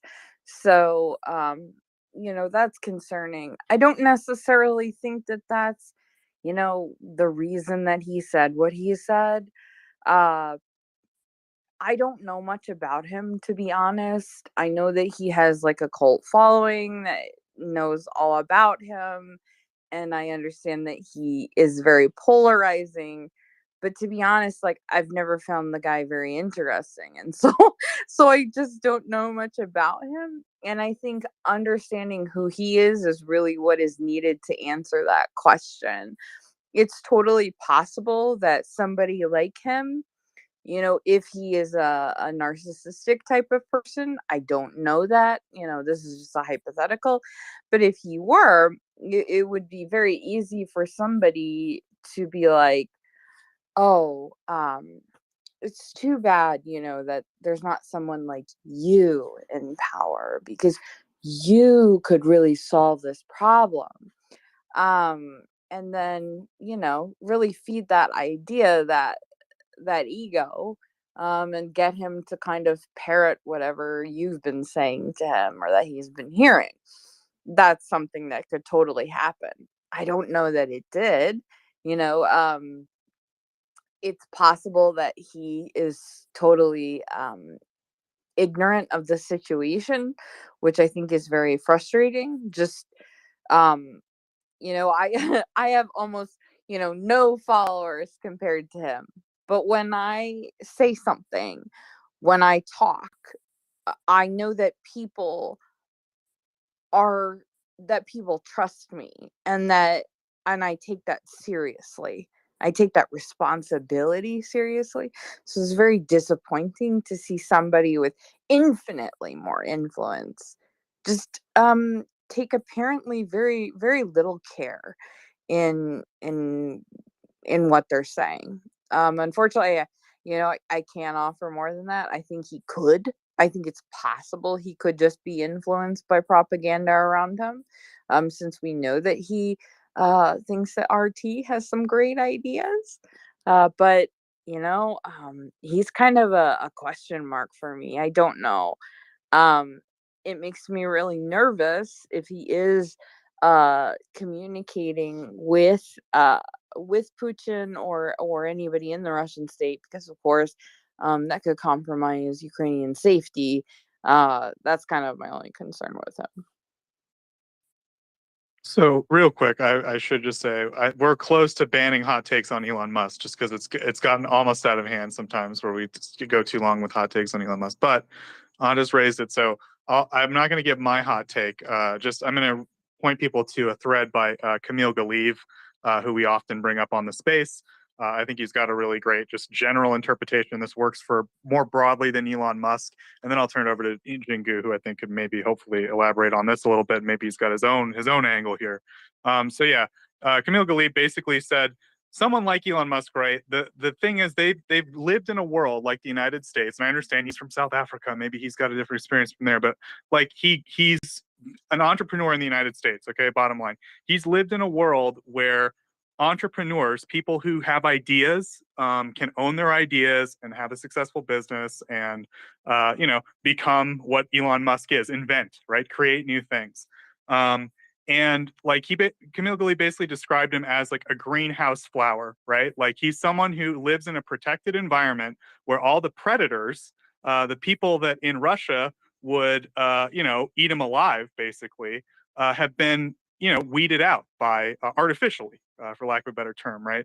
And so, in other words, someone like Elon Musk, or just in general, I think the people of his ilk don't really understand that they don't see the world outside of their fishbowl sometimes, right? They don't understand that outside of the United States, where this stuff all exists with a sense of orderliness and rules, that beyond there is a jungle, right? And a place like Russia is a predatory jungle. And the example Camille Galiv uses is, I don't understand why crypto bros talk about all their crypto on the internet. In Russia, you're crazy to talk about your crypto on the internet. They will literally, and then he showed photographic evidence, they will literally put you in a torture prison, torture you until they get your crypto passwords, and then burn you alive, right? Like that's what happens in Russia if you brag about your crypto stuff. So that's like his sort of example, right? Just these are people who have lived in a world where the predators have been taken out of the environment, and because of that, they're not thinking in the way of a survival way, right? I guess that's like the easiest, the simplest way to explain kind of how he's so tone deaf on this. But again, it's not my take; it's Camille Galiv. I personally think it's a good one. It's not something that had occurred to me as systematically as he put it out. So with that, I'll turn it over to Jingu, who might have some comments. Go ahead, Jingu. Yeah. So don't mean to perpetuate the topic, but just give some more data points, okay? So Elon Musk was commenting on Ukraine at the same time he was commenting on Taiwan. So he said the Taiwan should give themselves up to Beijing, adopting President Xi Jinping's design of a special administrative zone. What is a special administrative zone? Hong Kong is a special administrative zone. Before Dalai Lama fled, Tibet was a special administrative zone. They found out it was too much, so they rebelled. Then CCP sent troops to put them down. Elon said Taiwan should follow the same path. Now, Elon probably got a lot of people that are complaining, a lot of ugly trolls on his Twitter timeline, but he received a big award, the biggest tax break Communist China ever provided, was just awarded one day after he made his open call to Taiwan. You guys better surrender. The next day, Beijing gave him the biggest tax break it ever gave to a foreign investor. Elon Musk, if we need to understand Elon Musk, we need to understand three people: Elon Musk, Peter Thiel, and Eric Prince. Let's start with Eric Prince. Eric Prince opened up a military training camp in Eastern Turkestan. To understand, anybody to open up a military training camp in Communist China, you have to get Chinese Communist military's 100% backing, especially from Xi Jinping. He not only got that, he opened his training camp in Eastern Turkestan. That's extraordinary. I could not even travel to Eastern Turkestan. People like me, if I want to go to Eastern Turkestan to do some sightseeing, I would be going straight to the jail. He could open up such a sensitive facility in Eastern Turkestan. The second person is Peter Thiel. If you look at the basically, here's the thing. If you look at what the Communist China has been doing in the information warfare, it is repeating exactly what Putin has been saying. Yes, on the surface, you have anti-communists, pro-communists. That's not important to communists. Okay, in communists, this basically rhetorically they are for socialism. Okay, they are for equality. In real practice, the governance is 100% right-wing libertarianism. Who in this country resembles a communist official I used to put up with for my 26 years? Hands down, Ron DeSantis, without any question. People like that have a tremendous appeal to many of our entrepreneurs because, keep in mind, there's a theory. The most effective form of governance is a wise dictatorship. The second best is democracy. There are a lot of people in this country who are giving up democracy, who are hoping for a wise dictator to come in, to smash everything into pieces. They are backed by Mercers. They're backed by Peter Thiel. They are supported by Elon Musk. They are supported by Eric Prince.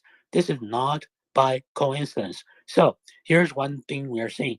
Yeah, there are people saying that people in this country, the base, the center holds. Putin, Jinping both saw it. There are enough people in the United States ready to give up democracy in exchange for a wise dictatorship. Wise in their own definition, right? How did it define wise? We don't know. There's no process needed. Let's deregulate, dismantle everything. Look at what Elon Musk is praising. He's praising in China, the workers can work until 3 o'clock a.m. Why? Because in China, here's what people don't know. In China, a labor union, if someone goes ahead to organize a labor union, it's at least 20 years of sentence. Chances are life imprisonment or death sentence. Communists, when they came into power, the first thing they outlaw, the first group of people they sent to the execution ground are not capitalists. No, they are labor unionists. Those people who can organize labor union, fight for LGBTQ right, fight for religious freedom, fight for human rights. These are the people they cannot send fast enough to prison or execution ground. That's how communists rule. Yes, before they came into power, they promised everybody we will give equality. But when they come into power, how they govern is exactly the opposite. Totally opposite. They use the gun barrel, they use the prison, they use the execution ground to push these things down. So that's why many Western capitalists, billionaires, love China. Why? Well, it is probably the only place if someone fight for his rights to fight for his benefits in the company, could end up in prison, could end up being executed. You cannot get that kind of system. You cannot get a better system if you are an extreme capitalist. In this country, libertarian. So that's my point.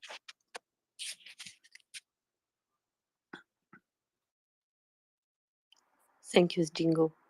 There are some things that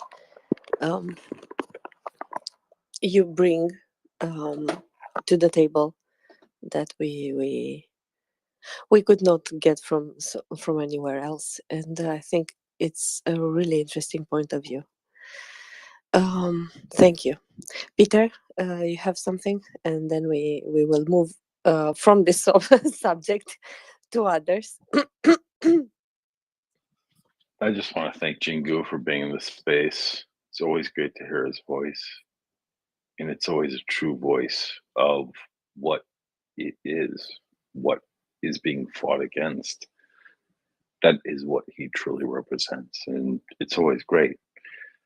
I had one quick question, and it was Vietnam versus China, and what you see the future there as being. Because it's a very interesting dynamic, and I don't have any take on it whatsoever. I don't get it. Like, I do get it, but I don't get it, and I was hoping for a deeper explanation from your perspective. Thank you. Yeah, I don't even want to digress. I'll try to answer quickly. So, Peter, your question is, what is the future between Vietnam and China, correct? Yes, sir. Okay, so I'm going to make a prediction that may break many China admirers' heart down this space, because I heard so many times that China is going to eat this up, eat that up. China is going to turn Russia into a client state. China is going to do this, and China is going to dominate the Far East. China's better days are ahead, blah, blah, blah. I cannot change these people, but what I can tell you is Vietnam is going to eat China's lunch. What China has done to Soviet Union, Vietnam is going to do to China. So many people say, how so? Vietnam is so much smaller, right? China is so much bigger. So there are two things. First, if you look at China, its economic engine are both two places, the Yangtze Delta and the Pearl River Delta near Hong Kong. One is near Shanghai, one is near Hong Kong. So in the total, that's about, so you add these two places together, they're about the size of Taiwan, but they represent about 90% of China's economic growth. At the same time, the inland China is actually a big burden, very big burden, because they are underdeveloped. They require a lot of transfer payments from China to prop them up. Guess what Vietnam looks like? Vietnam is actually two delta, one in the north near Hanoi, the other near Saigon in the south. The work ethic of Vietnamese is just as good as Chinese. And if you look at Vietnam, you look at what's on the map. It's a very thin strip of land. So the entire Vietnam is by the sea. They don't have what's in the inner land, meaning they don't have the huge burden which will eat up the huge transfer payment the federal government needs to pay out every year to keep the country together. So Vietnamese are in a much, much better position in that regard. The second, if you look at the China's oil supply, 60% of its oil goes from the Gulf, Hormuz, then between Sri Lanka and India, then Malacca, then South China Sea, Taiwan Strait, then into China. Guess which country is having a lock, a real lock on the South China Sea? Many people are thinking that China is bullying, right? Yes, China is making ridiculous claims. But actually, which country truly controls South China Sea? You guys will be surprised. It's Vietnam. Vietnam has 1,400 islands on the South China Sea, totally under its control. Even if we impose, even if it helps that like 12 miles, right? Your sovereignty cannot go beyond 12 miles of a natural island. Vietnam still overwhelmingly controls the South China Sea. China is building many man-made islands, but the Vietnamese islands are real. These are naturally evolved. They are natural islands. So Vietnam has got 1,400 and over. The second largest is Malaysia. So if you listen to, for example, the South China Sea, China feels it's unfair. Why? China feels Vietnam actually control most of the South China Sea. But why you guys all gang up against me? Well, partly because of China's behavior, partly because Vietnam has controlled these islands long enough. So they are actually legally occupying these islands. As long as they agree to the 12-mile radius restriction on the sovereignty, that's probably okay. Because if, for example, some country has many Caribbean islands, they have occupied those islands for 5 decades, and they really haven't made any trouble with a neighbor. Guess what will happen? You probably would accept the status quo, right? As long as you behave properly, you can keep those islands for you. So Vietnam has these. The third thing, which is Vietnam's relationship with Russia, is very comparable to India. Many people have a heartburn whenever they hear, India is close to Russia. Vietnam is too. But you know what? That's actually not as bad as many people think. They are very close to Russia because they buy Russian weapons to defend themselves against China. Guess what happened? Whatever Russia sells to India and to Vietnam, it's actually always on the one notch up to what it sells to China. So if, for example, the jet fighters of Vietnamese jet fighters meet the Chinese jet fighters, although both are made by Russia, the Chinese jet fighters probably don't stand a much chance. Why? Because the Vietnamese jet fighters are the latest generation, advanced. The Chinese jet fighters are probably the older model. Always. So that's what I'm saying. If you look at, and the fourth thing, the Vietnamese population is much, much younger to the Chinese population. The Chinese population is a very old population because of the one-child policy. So think about the one-child policy after 2 generations, right?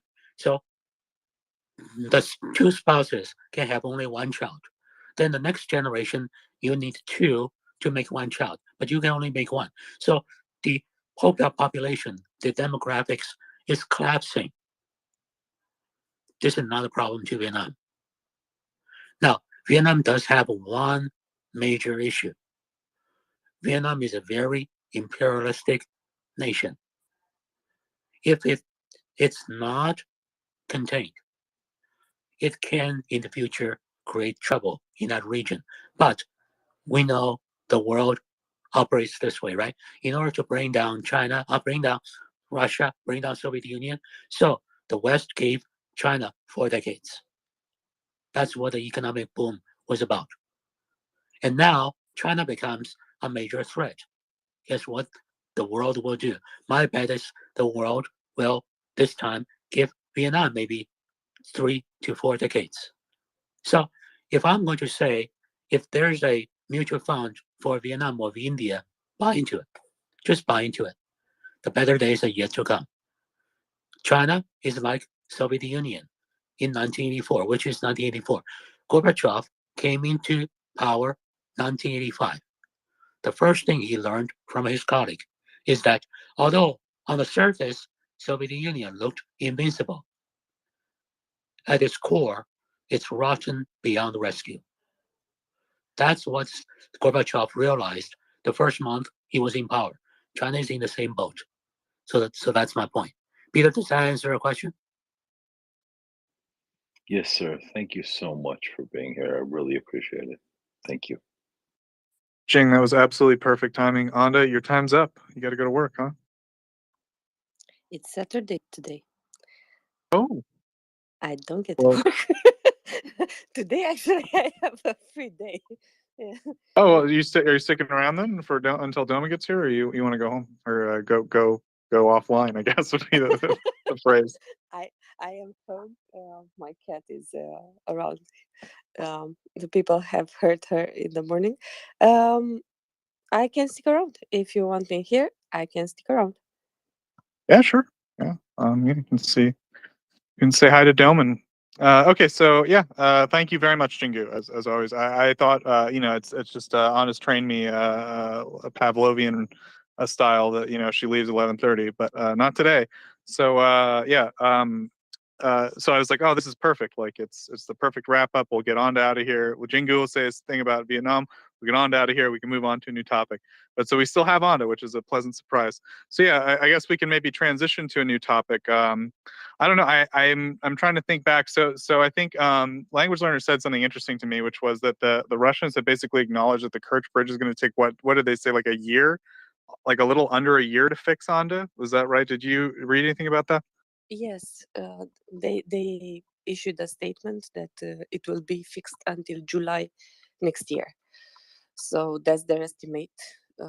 July, we are in October, so it will be 9 months, 9 months to fix what is to be fixed, which actually gives us an insight that the things are not as easy, fixable, and light as we as some made us think, or they wanted us to think. And it's also good news for Ukraine, for the Ukrainian army, right? Less supplies to Crimea. The weather is gonna get worse. The Black Sea is hellish during winter. So yeah, I'm really glad actually. I'm really glad about this. So it's a good turning point, because we have time to see what happens. I think Raj yesterday and who was up, Irish, I think, and Charles, of course, they told us about the times, the time needed to redo a portion of the road. So it's not only the road, it's the pillars, but for the road, because it's composed from segments, they can be made on the shore, of course, and then transported there. Irish said one. It was something with 3.5 tons, one square meter. I don't know. I will look this up. I'm talking from memory.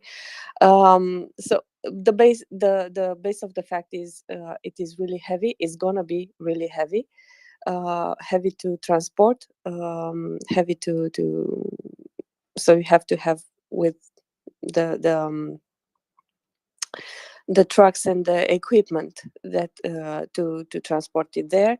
Also, the concrete doesn't set as easily. So from when you start production, you have 1 month and something to set. It's cold outside, which it means it sets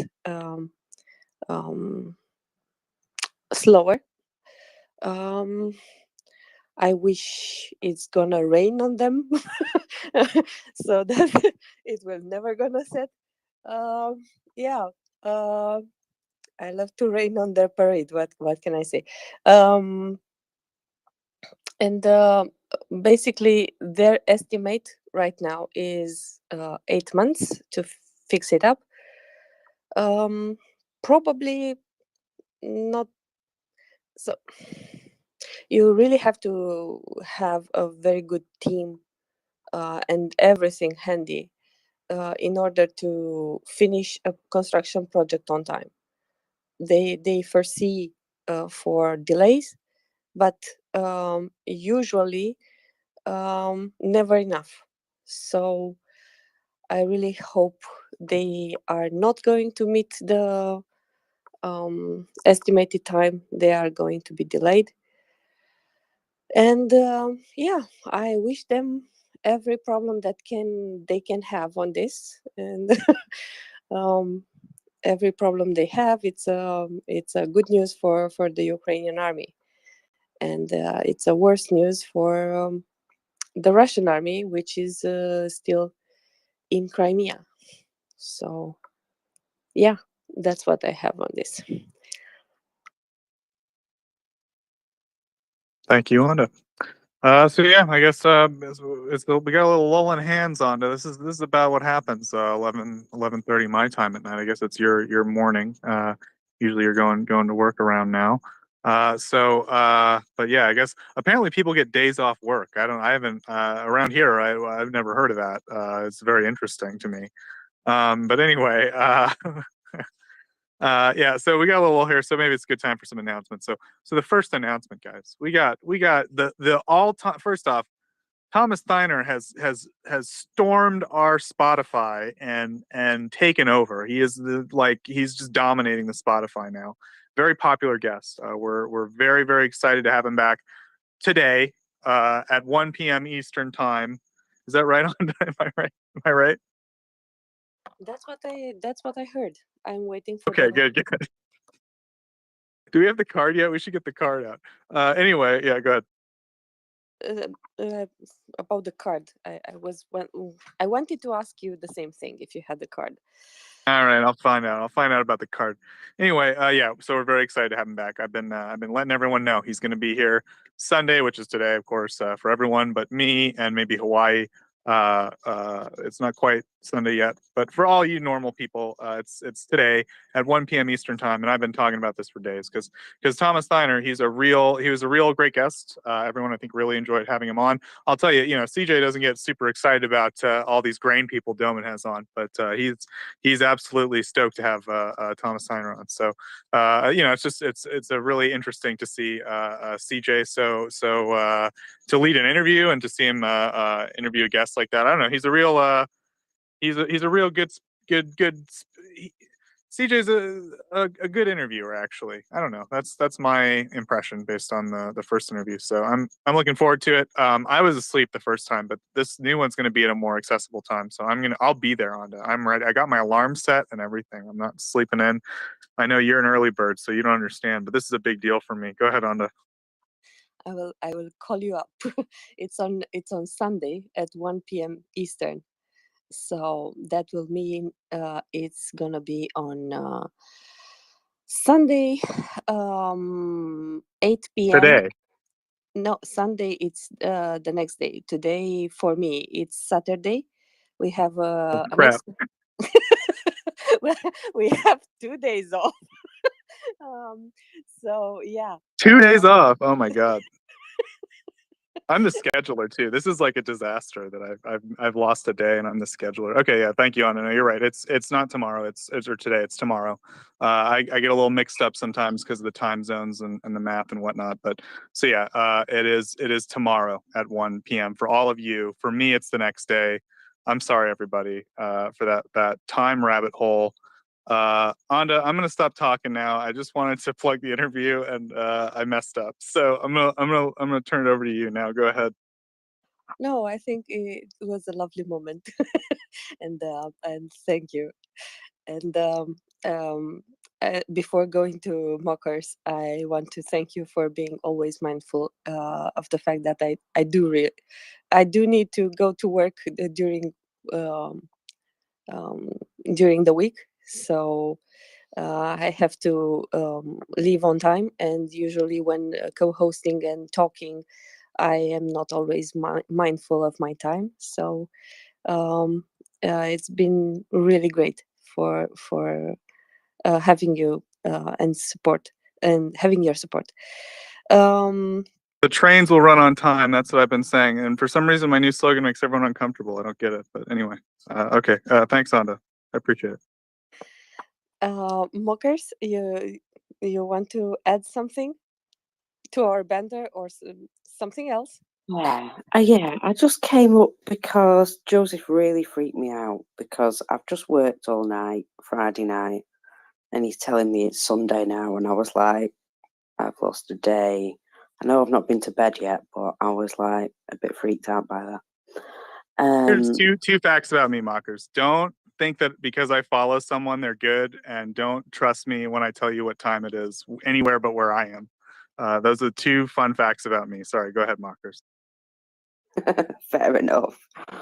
I was just going to say that there have been more rocket attacks this morning. There is at least one hit in the Kyiv region, just so as you know. Sorry to be the bearer of such joyous news. Oh. Thanks, Marcus. Always sad. I think, we saw Iris T went to Odessa, as language said. We looked at the range of Odessa. So actually, we were talking today, everyone, and we were like, where are they going to put it? Where are they going to put it? And finally, Odessa was the answer. And at first, we were kind of like, well, back line, that's kind of interesting. But I thought, okay, Odessa makes sense because it's probably got some range on it. That means it's probably going to cover Mykolaiv area, maybe part of the Kherson front line. And it seems to, at least the radar range does. I don't know how effective, the further out you get, I don't know if effective range matters that much. But point is, Odessa seems like a good little spot, right? I mean, you got the Black Sea Fleet checking stuff at Odessa regularly, so it can fight against that. It can also deny a significant amount of airspace to Russian airframes, actually towards the front line, because I assume it can hit something like that. And then potentially it could protect Mykolaiv at least somewhat. It might give them pause to try to hit Mykolaiv. So that's good news. I have to imagine then the NASAMS are headed to Kyiv. To me, that's the putting it together here, right? So I think we just got to hope those NASAMS get there soon, and then we'll have better defense of Kyiv airspace. But I don't know. Mockers, go ahead. Yeah, I can't actually remember who was speaking about it before, but somebody was explaining that the range, oh, it might be, the range of the Iris T on the radar is quite huge, and that can be linked in with other systems because the Ukrainians are brilliant at doing that sort of stuff, and therefore it can give other systems in other areas early warning of anything coming from that direction. But for its range of its missiles, it's not got much of a range. It can only protect its area, basically. I don't know what area that is because I'm half asleep. Yeah, good point. Yeah, because I do remember that, when John and some other people were talking about it, they just said, more or less, it can protect a major metropolitan area, right, with its actual missiles. So that actually makes more sense. But like you said, there seems to be some synergy there in terms of the radar being able to help. First off, we're assuming, right, we know that S-300s have been used in Odessa for a while. Maybe I'm wrong, but I would assume that what that means is we're going to put the Iris-Ts in Odessa, or they are, and then they're going to move up some of the S-300s, maybe a little bit closer to somewhere like Mykolaiv or something like that, right? So that and then they can use that early warning radar that Mockers just described to be more effective, right? That's my assumption here. So anyway, yeah, I think it's a good point. So just talking air defense, I guess, right? It's something that we take pretty seriously here because there are terror strikes on various targets and civilian targets in Ukraine basically daily. It's they're launching S-300, basically old S-300 missiles. They've been launching at ground targets. Places like universities in Mykolaiv have been struck, hospitals, schools, houses, of course, and apartment buildings. And also, Kharkiv has been subject to regular shelling. And then, of course, on certain days, like a few days ago, in retaliation for the recent counteroffensives, Russia had been organizing a major missile attack, and we saw the results of it. I think a lot of people were maybe under the false impression that that was a response to the Kerch Bridge, but it's not possible, right? Russia can't organize an attack that large without first taking some time, right? So that was something that they clearly had been preparing for a while as a response to something else. So anyway, we got Chris up, Anda. Unless you want to add anything to my ramble, please go ahead, Anda. I read on Kyiv Independent that the missiles which hit, so some missiles hit Kiev and some others hit Mykolaiv. And in Mykolaiv, there were 50, I think, 50 missiles, which were so the report is 50 Russian shells in I'm sorry, Nikopol and Dnipropetrovsk Oblast, and they say they used Grad and Uragan multiple rocket launchers, and maybe later we can talk about them a bit. I think we did in the past, but I frankly cannot remember anything about them. So if you know more about them or someone else, A Grad is like the old school, you know, like a Stalin's organ type, you know, rocket launcher. It's got, as far as I remember, relatively short range. It's not super accurate, but you know, they use them quite often. Like both Ukraine and Russia have them. They're like their, I guess you'd say, short range rocket artillery. If anyone wants to correct me on that. Uragan, I'm not totally sure. I'm not as familiar with what the Uragan system is. So I'll leave it there, Anda. Back to you. Thank you. So this is what I had on this specifically, and for the moment, Kuleba, for example, did not disclose the location of the attack, but said the rescue workers were on site. So we are waiting for more information about Kiev, where the hit was, and who was injured or killed, because unfortunately this means deaths in civilian population, and it's a part of the genocide. We have Chris up. Chris, what do you have for us today? Good morning, Andy. You've got a day off then. That's nice, isn't it? I'm looking forward to seeing you talking with Doman later on. So have a lovely day off. I was What is just this going to day say, off everyone keeps talking about? I'm sorry. Go ahead, Chris. well, no. I'm exactly with you there. I don't know what a day off is either, but you know, so so that's another whole subject. Anda's working here, to be fair, right? All right, I'll shut up now. Sorry, go ahead, Chris. Well, that's true. So just on the Iris T, I was listening to that conversation. So if I remember correctly, the radar range was something like 250 nautical miles or something like that, and then the missile range was something, I seem to remember, about 20 to 40 or something like that miles. So I think that was roughly the difference. And I'm just trying to remember what was said, but I think I'm pretty right there. But I also thought I would just add to two conversations. The one about Gunny's accent, and the other about Elon Musk. And so, just for your information, I think you know I'm ex-Navy. So I started as what they call a rating, so or the lower deck, as we call it, and then I became a weapons engineer officer later on in life, right? So a missile officer, basically. So it's not his accent, right? But Gunny's language is interesting, right? So Gunny said to you that he comes from Plymouth and Portsmouth. Now, in Navy speak, that is Guz, G-U-Z-Z, and Pompey, right? So one of the things, this is not Gunny's accent, it's his language. I think I'm right in saying, although I'm not a linguist or anything like that, right? So Gunny speaks, and I hope he won't be offended by it because it's not meant to be offensive, right?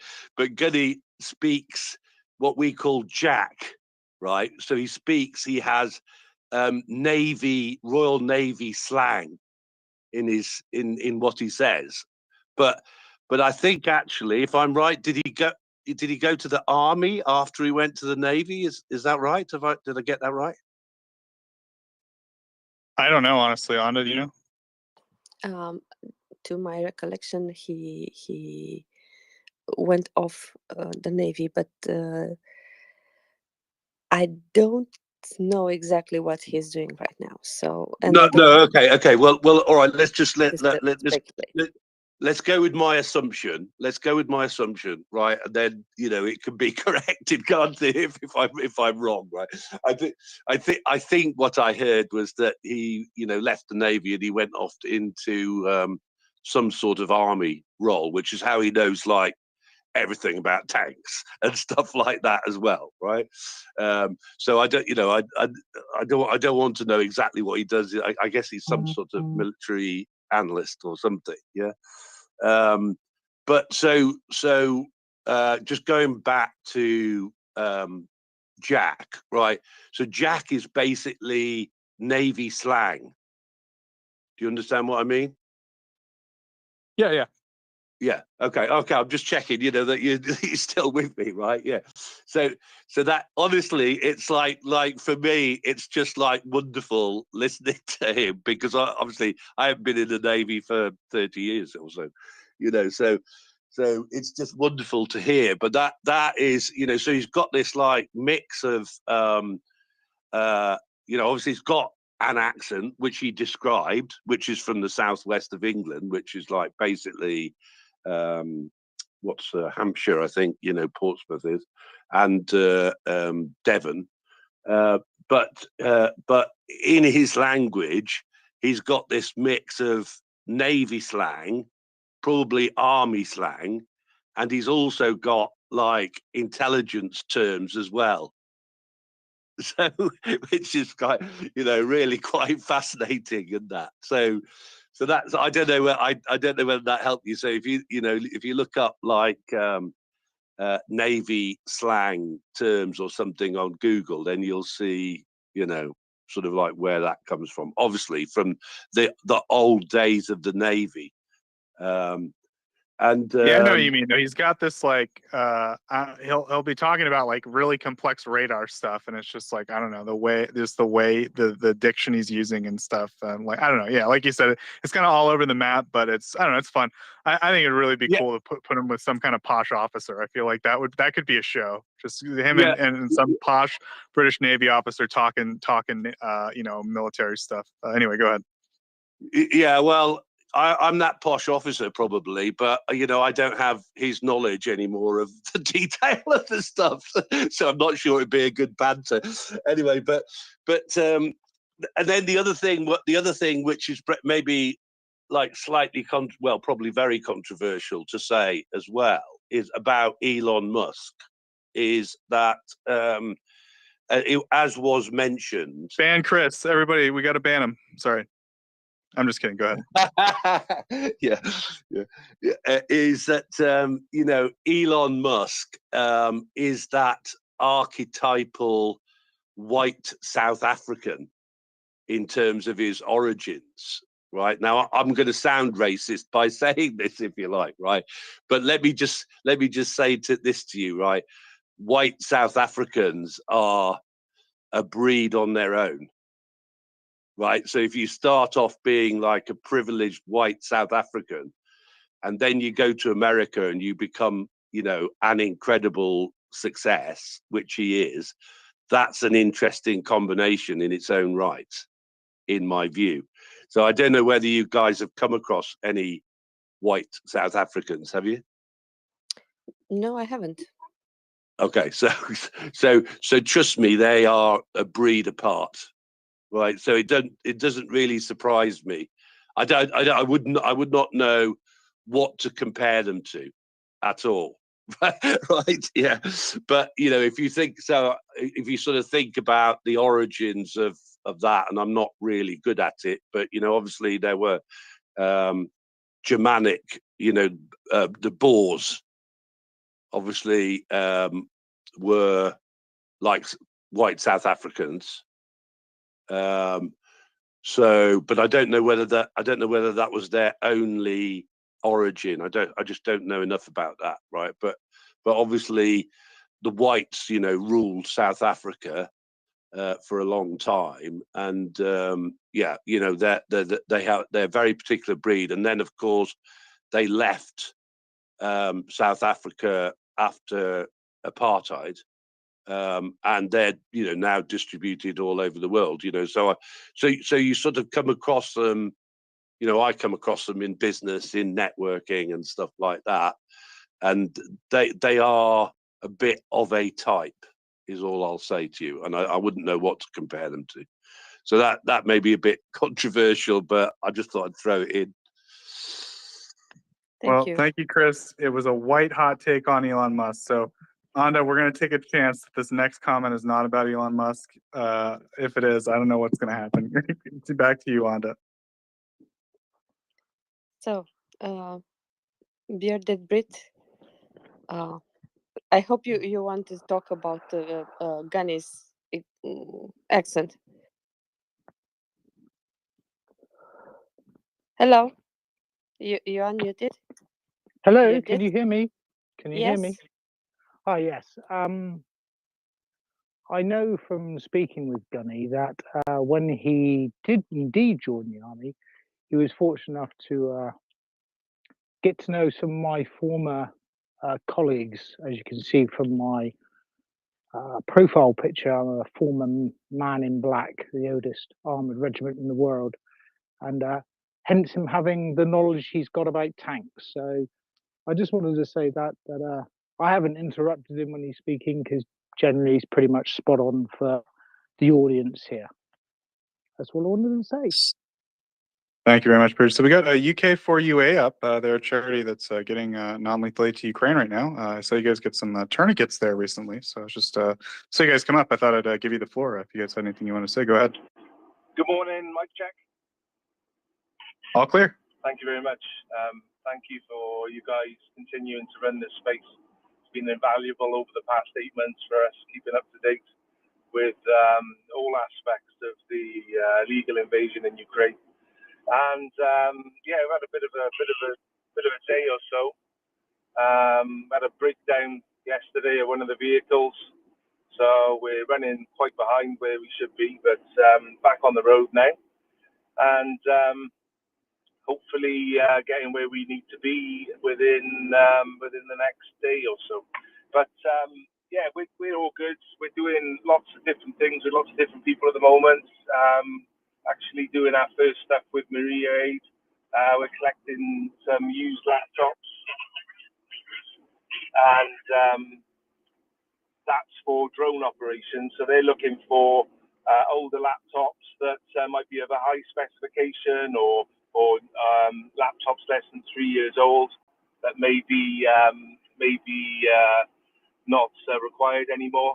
And I would just like to remind people that if they do have any options with those things, then they can contact us. And again, with any other types of donations, medical aid, humanitarian aid, we've got different people all around the country who are able to take those, and we can relay those where they're needed.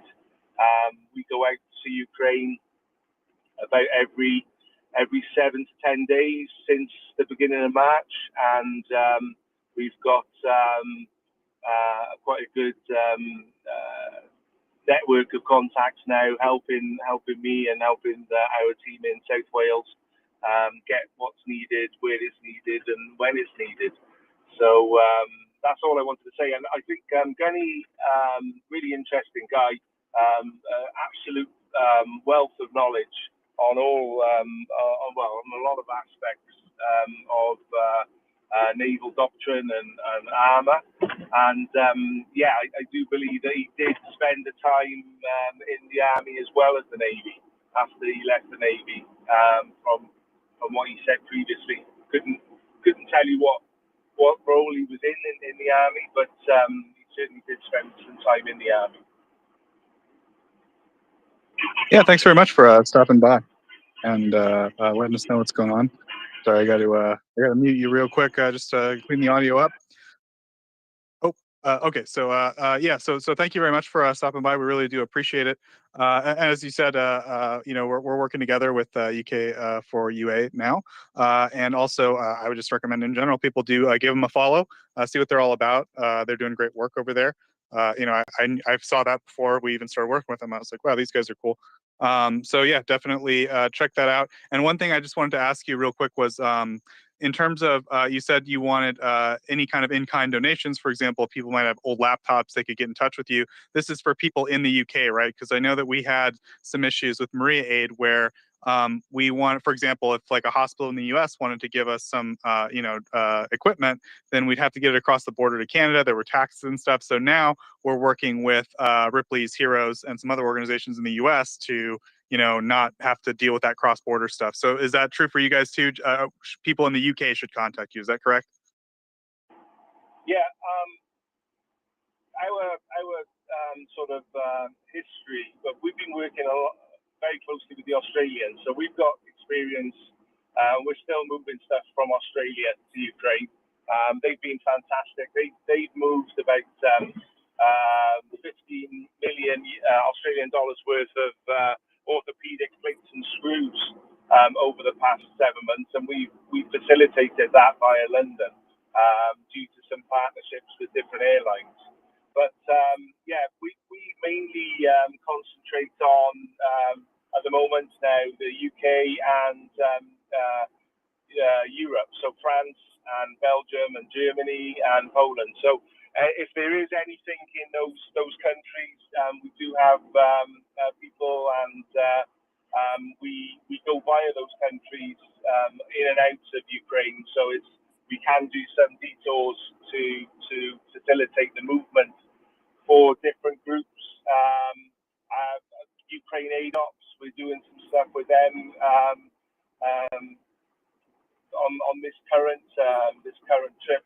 We've gone via Belgium to facilitate the movement of some of their gear, and yeah, we're working with anyone and everyone that's trying to further the effort for the defence of Ukraine and the defence of freedom.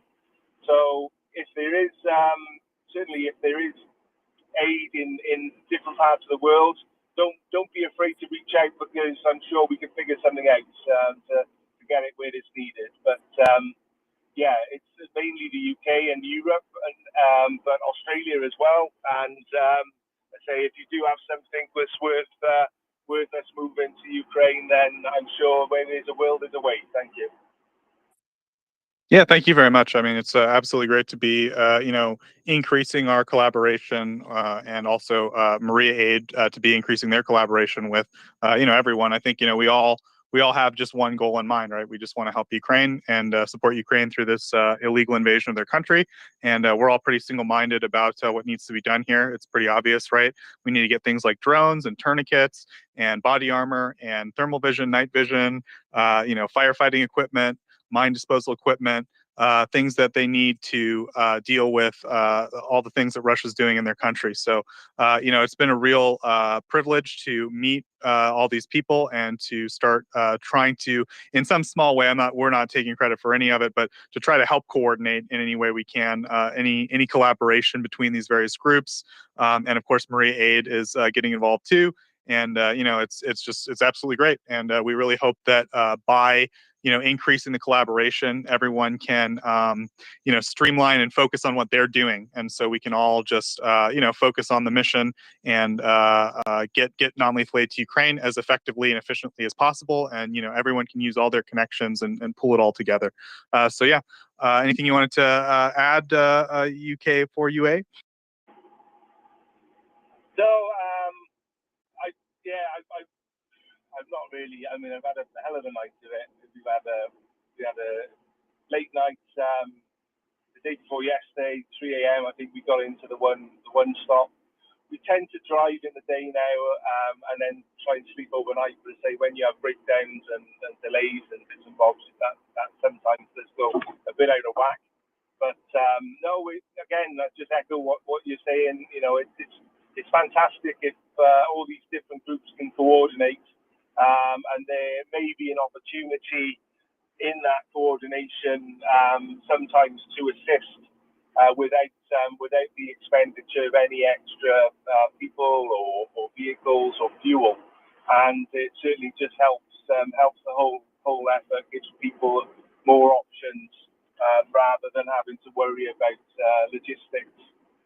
Logistics is so important to the whole effort, the humanitarian effort and the whole military effort in Ukraine, and it is a key thing that we're determined to get right and keep on trucking as long as possible. And it's frightening the amount of fuel that we've burned over the past 8 months, but it's in a worthwhile cause, definitely. And I'd say that the people in Ukraine are so gracious and they're so generous. You know, they've I've got so many friends out there now that trying to help. And I'd say as we get this donor fatigue that you know, as time goes on and Putin tries to wear us down with high fuel prices and inflation and all these other war-related increases in costs, then we need to work harder together for that single mission of making sure that we can get rid of this horde of rapists and murderers that are trying to genocide the Ukrainians and invade a sovereign country. So I'll drop back down to listener, but yeah, we're on the road, we're listening in, and if we get the opportunity or the signal, we'll come up and have a chat. Yeah, thanks. Just one quick last question. What's the best social media to follow you guys on? You're pretty active on Twitter. I would recommend everyone follow you, but if there's somewhere you're more active, just go ahead and then you can drop down. Thank you. Yeah, well, personally, I mean, I've never been a great fan of social media, even though I've been in technology. I opened my first computer store in 1996. So I've always been in the mentality of, well, I've got my own website, so why would I want to use someone else's? But yeah, we went on to Twitter at the beginning of the second invasion, and we're on Facebook as well. It's just /UK4UA, and again on Twitter is UK4UA, so it's nice and simple. We've got a website, UK4UA, and I think we got some stuff on YouTube. But we're hoping to get some more videos and some more bits and bobs. And we say I'm terrible for getting photos and videos. I mean, we haven't got a lot at all, you know, compared to the amount of stuff we've done. I always too busy to try and remember to take a quick video or photo of what we're doing. But we've managed to get some of what we've been doing, and we will be trying to get more in the future. So yeah, we're pretty average, active everywhere, you know, on the web, Facebook and Twitter, and we'll try and update people as we of information out there for OPSEC, and it's usually after the event. So we will be putting some stuff out now after the next few days of what we're doing currently. Thanks. Beautiful. Thank you very much. And you just hit that reception area, I think, as you were closing out, which is perfect. But we got everything. So yeah, I hope everyone can maybe give them a follow, check out what they're doing. You know, this is something that is really like an issue, a passion issue for us at MriyaReport, right? We're all volunteers here, right? We don't monetize anything we do. There's no merchandise. There's no, you know, buy Onda a cup of coffee or Joseph a cup of coffee or what have you. And so I think what we sort of envision ourselves as at the end of the day is, you know, and this started from Maria Aid ultimately is, right, you know, someone like Colonel Lake, who's in charge of Maria Aid. I don't know her. I don't talk to her personally, but I know one thing, and that's that she's focused on getting non-lethal aid to Ukraine, right? She knows these people, she trained them, she worked with them, and they're coming to her and they're saying, hey, we need this stuff. And she's saying, okay, I'm going to get you this stuff. and that's her mission. That's all she wants to do, right? And if she doesn't have to worry about PR, if we can do that PR on her behalf and unsolicited, just help her out and help out Maria Aid specifically. I mean, I don't have anything in this for Colonel Lake personally, but I'm just saying, then that's what I want to do, right? And it's the same for someone like Harry from Estonia, right? Or Ukraine for UK for UA. There we go. Right? Like these people are people who have dedicated 100% of what they're doing to Ukraine. They're not paying out salaries for themselves out of this stuff. They're not, taking any of this. I don't know. I mean, you can tell, right? The people we work with are completely dedicated to this. Someone like Malcolm Nance, he gets his book advance, $100,000. He could be having a nice vacation anywhere in the world right now, but he gave it all to Ukraine. He's fighting for Ukraine, right? That's the kind of people we're working with. And if we can let them just focus on what they want to do, which, you heard this guy, he just wants to get stuff in there, drive it through there, and pay for expensive gas because, they have to. Then that's what we want him to do, right? We want him to focus on that. And the less time he has to spend, promoting and so forth, that's time he can spend focusing on the good stuff. Ada, we got him trying to get back up. Can you get him back up? I'm unable. I vetted him to come back up, and I hope, but I don't see his mic. So it's if the host account can hear me, try to get him back up. I'm unable and I can't see him. But I mean, just to close this out, right? That's kind of that's something that we try to do here, right? Is we're trying to be a voice for some of these organizations that are run with basically no budget for the organization itself. Any money that they're getting. Go ahead. Do you see him? I see him on the panel, and I think we just cannot hear him. It's possible. I don't know. Can UK for UA? Do you read us? He's still requesting for me, Anda, but I'll go in and see what I can do about getting him back up. But my speech, right? We're a voice for the people who are busy, right? He's busy driving. He's busy getting stuff going. He's got other stuff to do. Obviously, like you said, they're grinding out on the social media every day, like they should be, because that's how they get enough donations to keep going. But anything we can do to help any of these guys, like that's what we want to do. So I'll leave it there, and I'll try to get him back up. So Anda, any comment on my rant? Go ahead. Yeah, I actually want information from you, because I was completely caught off guard by Tim, who ambushed me this morning on the space. He is with a bunch of Helixes in Poland. He was in a queue. Do you know more about this? I don't know a ton. All I know is Axel said he's going to Ukraine with like a boatload of stuff, or several truckloads of stuff. Sorry, I'm just trying to get. Okay. Yeah. So that's all I really know about it. I mean, I know that he's going. I know that Axel there's like a Maria Aid dealie, a convoy, as it were. Some other organizations were involved, right? Maria Aid was one part of it, and so Tim was kind of on the trip. I will say he mentioned it, and I was kind of like, okay, cool. I guess like maybe we'll get a little bit of a when they get there or something, we'll have a special event or whatever. I didn't expect him to like drop in on you guys and let him know, let you know what was going on. So yeah, that was kind of a surprise. But beyond that, I don't know much about it. We'll probably learn a lot more afterward. Like UK for UA said, like it's better to wait maybe 3-4 days. Then you can maybe show all the pictures and talk about what happened and so forth. So back to you, Anna. Thank you. And in the meantime, I also sent an invite in the DMs for UK for UA. If you hear me, you have a DM from me. Hopefully you can get back up. So that being said, donate to MriyaReport, of course. I want to go to Gray. To get Gray Mouser, you have your hand up. Yes, I have switched my mic on. Hopefully you can hear me. Good. Good. So okay, I've got a brief question for you, which I'll come up to in a second. I just wanted to give a brief thanks to one of the previous speakers for declaring that South African white males are breed apart. So I can lay claim to that.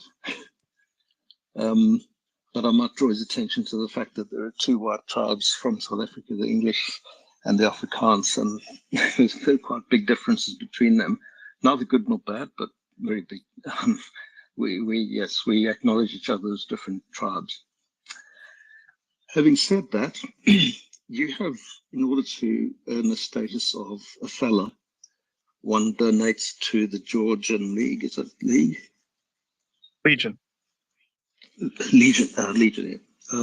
And I wondered why the same status was not accorded to the MriyaReport, or MriyaAid rather. So if one were to donate to MriyaAid, does it also qualify one as a fellow?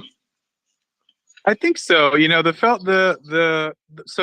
it's kind of a decentralized process. I'm not super familiar with it. There's a guy named, I believe the name is Bravo Kilo 6464. That's the handle.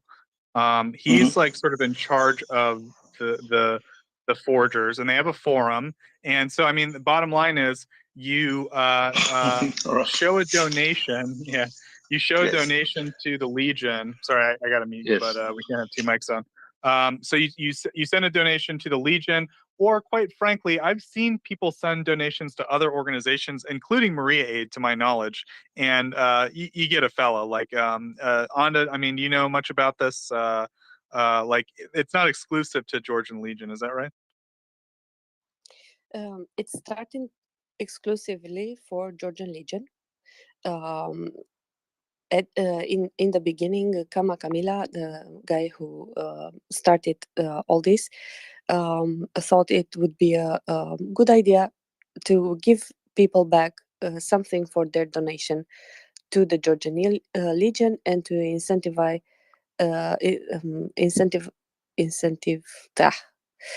you get my meaning. Motivate people to donate and get something in return. So this is how it started.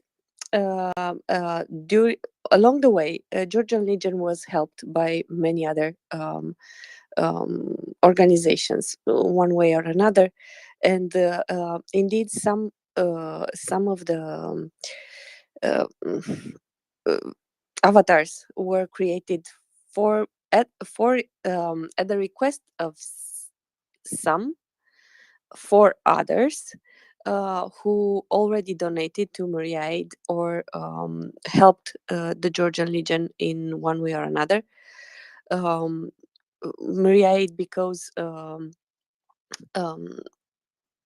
we had the Georgian Legion here in the space. We support their work indirectly, and we promoted them and helped them, and I think there are some collaborations in place for the future, but we will see. Still my favorite Spotify interview on. I don't care how great Thomas Tyner is. Sorry, go ahead. Okay, so yeah. If someone wants, for me, for example, it was a gift, right? It was a gift from one of the colleagues in another group, which pestered me for. So there were two girls who ambushed me. They said NAFO is non-negotiable. And one of them bought a T-shirt and donated the money from that T-shirt went for Saint Javelin. So also people who buy from Saint Javelin and send proof to the Georgian Legion can request such an avatar, such an a Shiba Inu, which can be, yeah. And to close this out, maybe real quick, like in my experience, the community is very generous. In other words, if you just show yourself to be very dedicated to the cause, you know, and come in, clock in every day and troll Vodniks, sooner or later they're going to come to you like they did Onda or me and say, hey, here we see what you're doing, we like what you're doing, you know, and we'll help you out. And so just I guess like in conclusion, right, we support the Georgian Legion, we love the Georgian Legion, we implore everyone to donate to the Georgian Legion if you're so able and so inclined, and we have no problem with that. If it was a world where you could only get a fellow by donating to the Georgian Legion, I would still be happy. But that said, to my knowledge, they're happy if anyone donates to basically, I would say basically any reputable charity in Ukraine. And you know what we're talking about, the people who are really dedicated to this stuff, not you know, the Red Cross or something like that. So unless we want to close this out, we can go back to UK for UA. We finally got him up onto. Yeah. I think is it Valeria was next? Sorry. Oh yeah, thanks, man. We appreciate you respecting the order. But yeah, and we know you're driving through some patchy areas, so we want to respect your time as well. But so we'll go to Valeria real quick, and then we'll go back to Gray. Valeria, go ahead. Hi, can you hear me? Yep. I just have two things. First of all, I love the space. Thank you so much for it. It gives the best possible news about Ukraine that I could possibly wish for. And the second thing is, please, Chris, not all South Africans are the same. Don't paint us with the same brush. I am a white South African, but definitely not a privileged white South African. That's all. I'll drop down now. Thank you. Yeah, thanks, Valeria. This is one reason where I'm considering banning hot takes on Elon Musk. But you know, we do appreciate everyone. You know, I like sometimes we get a little off topic, and then something comes up, and like it sort of addresses you personally or something to some extent, and like you just want to come up and say your piece. And I feel like that's the way to do it. Like Valeria did it the classy way, right? She didn't come up here and like do a long rant about the history of South Africa and so forth and like really detract from the space. She just came up, she said, look, I really respect the space. I love listening to you guys. I'm a South African. I feel a little bit attacked by what was just said, but it's off topic, so I'm done. And she's done, right? Like that's, I don't know, that's like a respectful way to do it. I respect that. So I'll take it as a comment and we can go to UK4 UA. Thanks so much. I hope you can hear me okay now. Yeah, comms can be a bit patchy.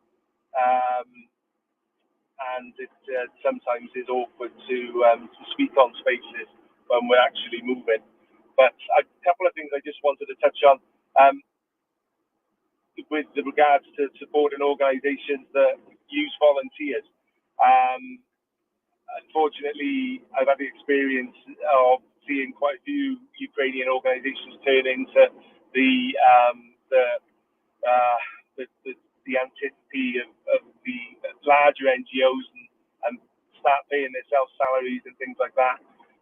We come to it from our involvement within Scouting and Scouts in the UK, or Boy Scouts, you might know it is in America. And we're all volunteers in Scouts, and we do it for the benefit of the community and the children in the community. So we're used to doing a lot of work for nothing other than just the good feeling that it gives that you're feeding back into a positive society. And certainly, I think it's best to support volunteers rather than organisations that will end up paying themselves huge salaries and huge overheads for their teams of lawyers and all the rest of it. Because we were actually threatened to be sued at one point by the ICRC over the use of the Red Cross on emergency vehicles. But that's a whole nother conversation.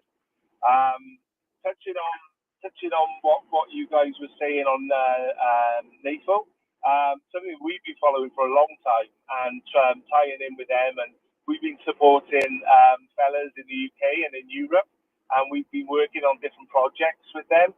I think it's okay for me to talk about some of those projects. One of those projects is we've got a team of fellas and UK 4UA volunteers coordinating on the design of a rocket stove, a trench heater with solid state thermal store, and to to basically enable us to produce these at a very low cost and fit them into trenches and make kits for civilians and defenders of Ukraine to use. So that's one of the projects that we're helping support fellas. We've had fellas in the UK move kit around for us where I've been stuck in different places. I'm not able to get back, and we've got like an urgent requirement to move like helmets or something like that from one convoy to another. Because we support lots of different convoys, we do get involved with moving stuff around and trying to facilitate ferries for convoys. We offer free ferries for people that work with us. And if they do have a little bit of space for the aid that we try to get out to Ukraine, then we get to use that little bit of space as a kickback. So it's one of the ways that we feed in to other groups in the UK. And with the opinion on white South Africans, again, it's not. You shouldn't tie everyone with the same brush. It's only one person's opinion, and certainly not the opinion of everyone on this space or everyone in this community. And it's never good to tar everyone with the same brush, because there's a lot of other good people out there. There's a lot of a-holes as well, but there are a lot of good people out there. And at the moment, I do think we do outnumber the a-holes at the moment. So we're okay there. Thanks. Yeah, thanks. I mean, could you maybe just talk for a second about like the Ukrainians you guys talk to over there that are like receiving some of the aid you guys get? I mean, like you said, I mean, you don't get anything but the good feeling from helping people. So I'm just wondering, like, what could you just share some of that with us? Go ahead. Yeah, certainly. As long as the signal lasts, I can give you some feedback on that. I've been really privileged, to be honest, to be able to speak to people, ASOS defenders that were exchanged in military hospitals when we've been able to take aid to them. I give them a little bit of a joke and a bit of support as well, and try and lift their spirits, because I spent about 18 months bedbound, so I do get a little bit of an understanding of what's going through their minds with regard to the anguish that they're facing with the loss of mobility and the implications of the massive changes to their life that they're having to face. And we've said, look, you might not be able to fight anymore, but you can still drive. You can still drive. You can still contribute to the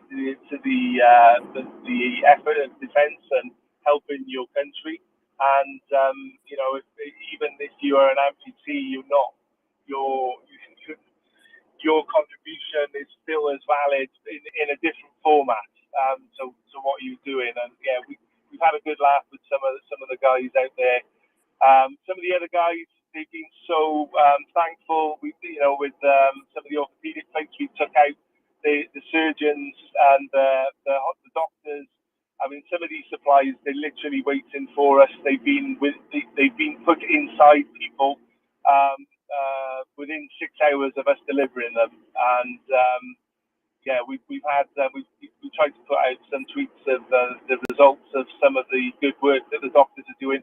Some of those doctors, some of those surgeons are doing 30 odd operations a day, to give you an idea of the quantity. And yes, we're making some really good progress at the moment with the counter-offensive, but there is still, unfortunately, a lot of civilians and a lot of defenders that are caught up and injured in this process. Obviously, I can understand the numbers are kept out of the mainstream media and even social media for morale and OPSEC, and understand that. But I've been in hospitals where we're having to use church pews for accommodating defenders. We've got people who've undergone operations having to use squat toilets without any sort of like mobility aids or handles because of the age of the buildings that we're having to use as hospitals. And as you can imagine, it's the scene is reminiscent of perhaps something that you would have seen back in the early 1900s. Unfortunately, of some of the medical facilities that we've been trying to support and feed into. The one thing that showed me how generous the Ukrainian people were back at the beginning of the conflict, back in March, when we were stood at the border, getting in and out to the border in minus sub-zero temperatures, and I was there with families and women and children and with their pets, and they could see that I was struggling with my mobility, and they were giving up their place in a very long queue to enable me to get in and out of the country.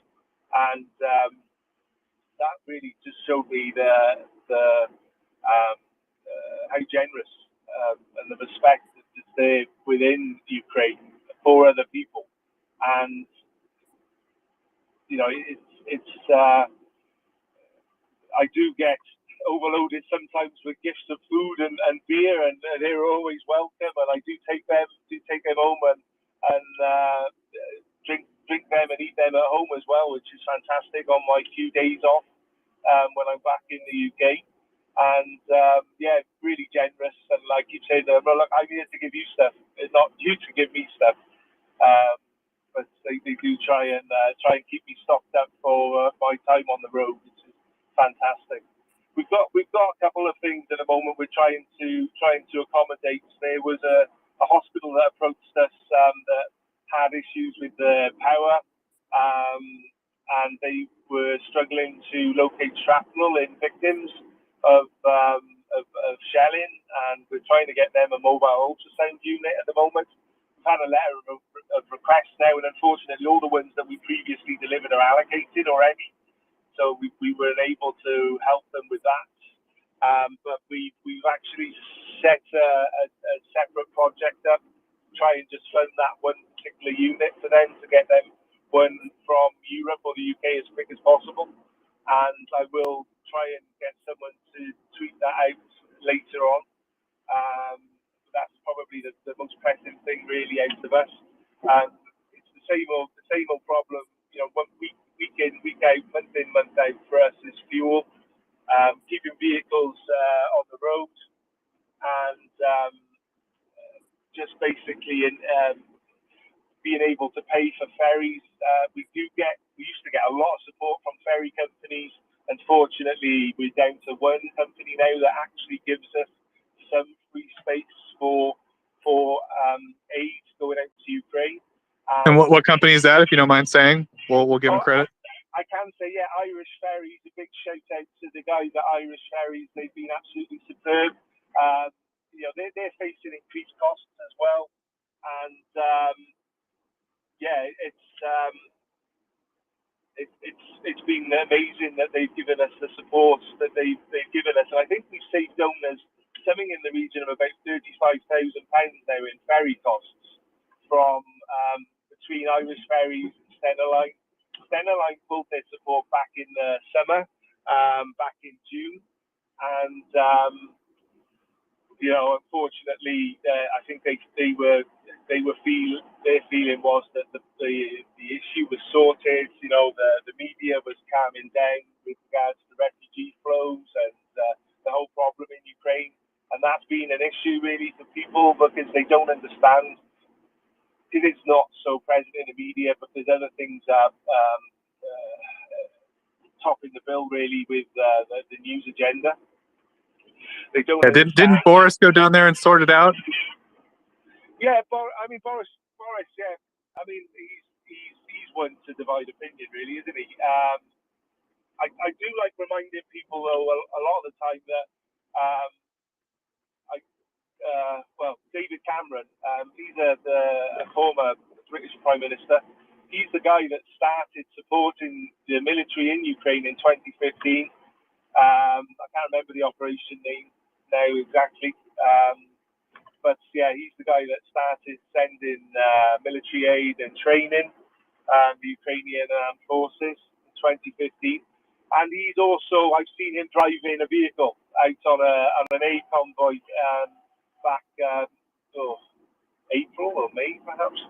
But yeah, Boris continued that and extended that support, which is fantastic. And although he had some problems following the rules himself, yeah, he is one to divide opinion. And I think whoever's in power in number 10 will do as much as they can to support, the fight for good and freedom especially in Europe, but in any part of the world, really. But this conflict is so close to home. A lot of people don't understand it. You can drive from the UK within 30 odd hours to Ukraine, and a little bit further than that, you can be on the front lines. So it's very close, and I think a lot of people in Europe don't really understand the dangers of letting this escalate and letting the Russians get their way and stamp on sovereign nations and take territory by force. This is a barbaric form of conquest that we in the civilized world we've eliminated. People frame this as an East-West conflict, but it's not really. It's not the West. It's civilization. It's the free democratic world versus autocracy, and civilized people versus barbarians. That's really the conflict that we're in at the moment. So there's no way that anyone with a conscience can let that proceed and let these people continue doing what they've been doing to the Ukrainians. It's awful. The quicker we get a resolution to this, the quicker for everyone. And I can get back to business and doing what I do with Scouts and all the other stuff that I need to do. Just check the sat nav. Sorry, because there we go. No problem. If you need a minute, you can take a minute. But it's I've met so many great people in Ukraine. So many friends now in Ukraine. With doing what we're doing. We work closely with the Ukrainian Catholic University. We've been working with them since the beginning, really, and we work with other NGOs and other volunteers in Ukraine as well. Just people that have rocked up and are trying to help. The way I help them, I try and when possible synchronize with them to get them in and out of the country if they need transport from Ukraine to Poland or something like that. And it's just really just trying to support. Wait a second. Yeah, just really trying to support as many people with the same goal as possible, and that way, hopefully, we give them a little bit of extra resource, and they can perhaps give us a little bit of extra in the way of resource as well to do what we're all trying to do. So it's not complicated. The Ukrainians need as much support as possible. They need as much kit as possible, and that's everything really from vehicles to tools to weapons and defensive equipment, medical equipment, right through to basic, even basic food stuff that they can send to the occupied or even newly liberated areas. So it's really just us supporting them to deal with the problem and also supporting the international volunteers.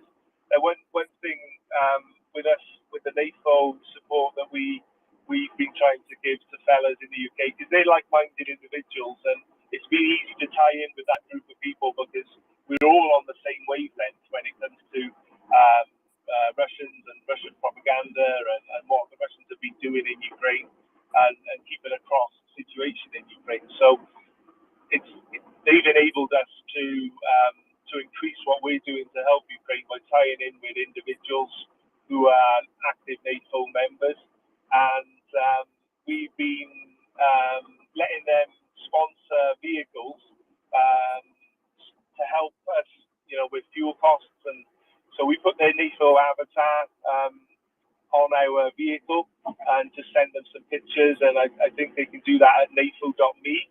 And also as well, we're going to continue to try and support NAFO members and members of the community who are interested in helping Ukraine, not just the Georgia region, but for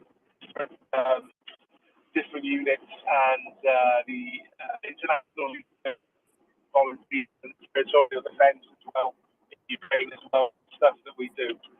So yeah, I think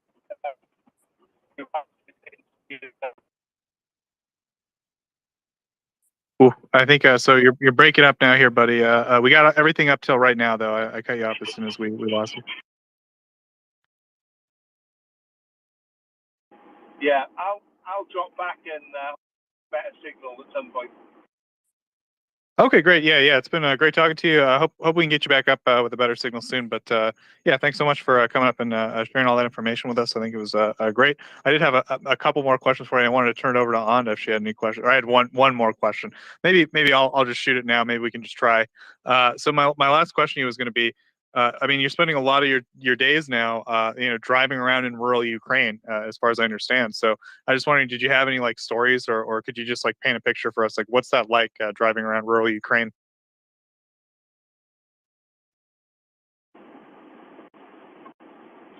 Hi. Yeah, certainly got a lot of stories. Not a lot of not good stories, unfortunately. A lot of stuff I don't want to rehash, but the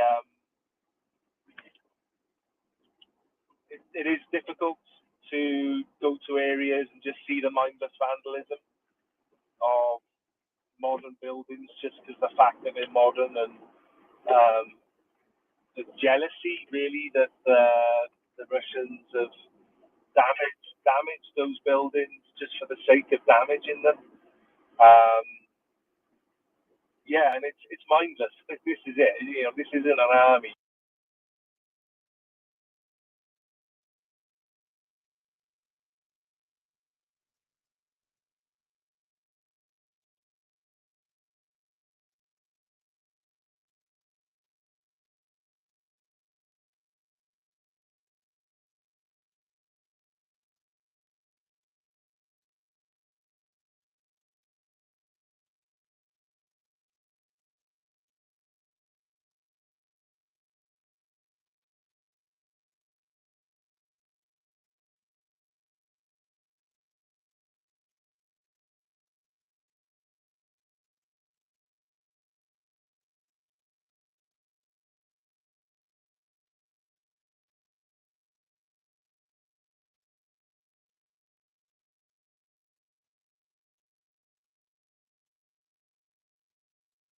Access to archaic military equipment. Not a lot of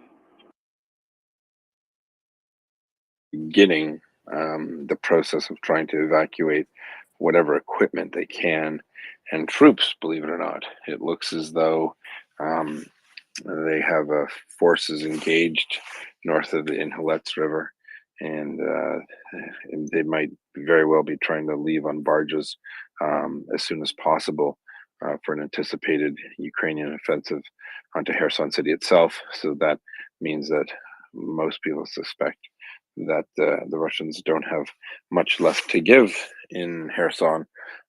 So I suspect the next 2 weeks, I think by November 1st, I called 1 October for Liman, I think, and then I'm going to call 1 November for Kherson. It looks as though that there are a lot of preparatory moves for the Russians to try to get out of Dodge, and the Ukrainians are moving very methodically and gaining a few villages each day, shaping the Russian enemy, preparing to do a counterstrike, and a counterattack. And the north in Kharkiv, similarly, Ukrainians are positioning themselves in very strategic locations in and around Svatove, Russians, for the most part, are trying to create defensive lines along this P-66 where they can. However, it's not contiguous. The Ukrainians are already past it in some places. And I think the Russians just don't know it yet, or it's not been pushed down. So we're seeing some major changes there, especially for it would dictate the future of Luhansk Oblast. So we suspect Luhansk Oblast should be fully liberated. I suspect as well in the next 2 to 3 weeks. I think there will be simultaneous attacks in both of those areas. In Donetsk, Donbass, southern Donbass area there, you're looking at no change.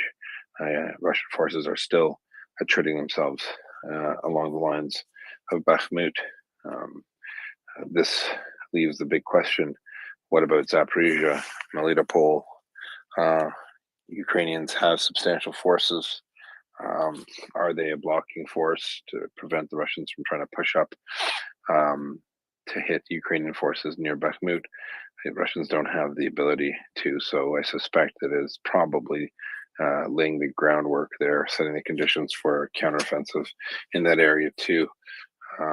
The Americans have, similarly, the Americans have authorized, I'm just going to speak in general terms, transfer of 5,000 munitions that fire out of a artillery piece that lay mines, anti-tank mines. This looks like something that would be done to destroy Russian equipment as it's leaving or retreating or withdrawing.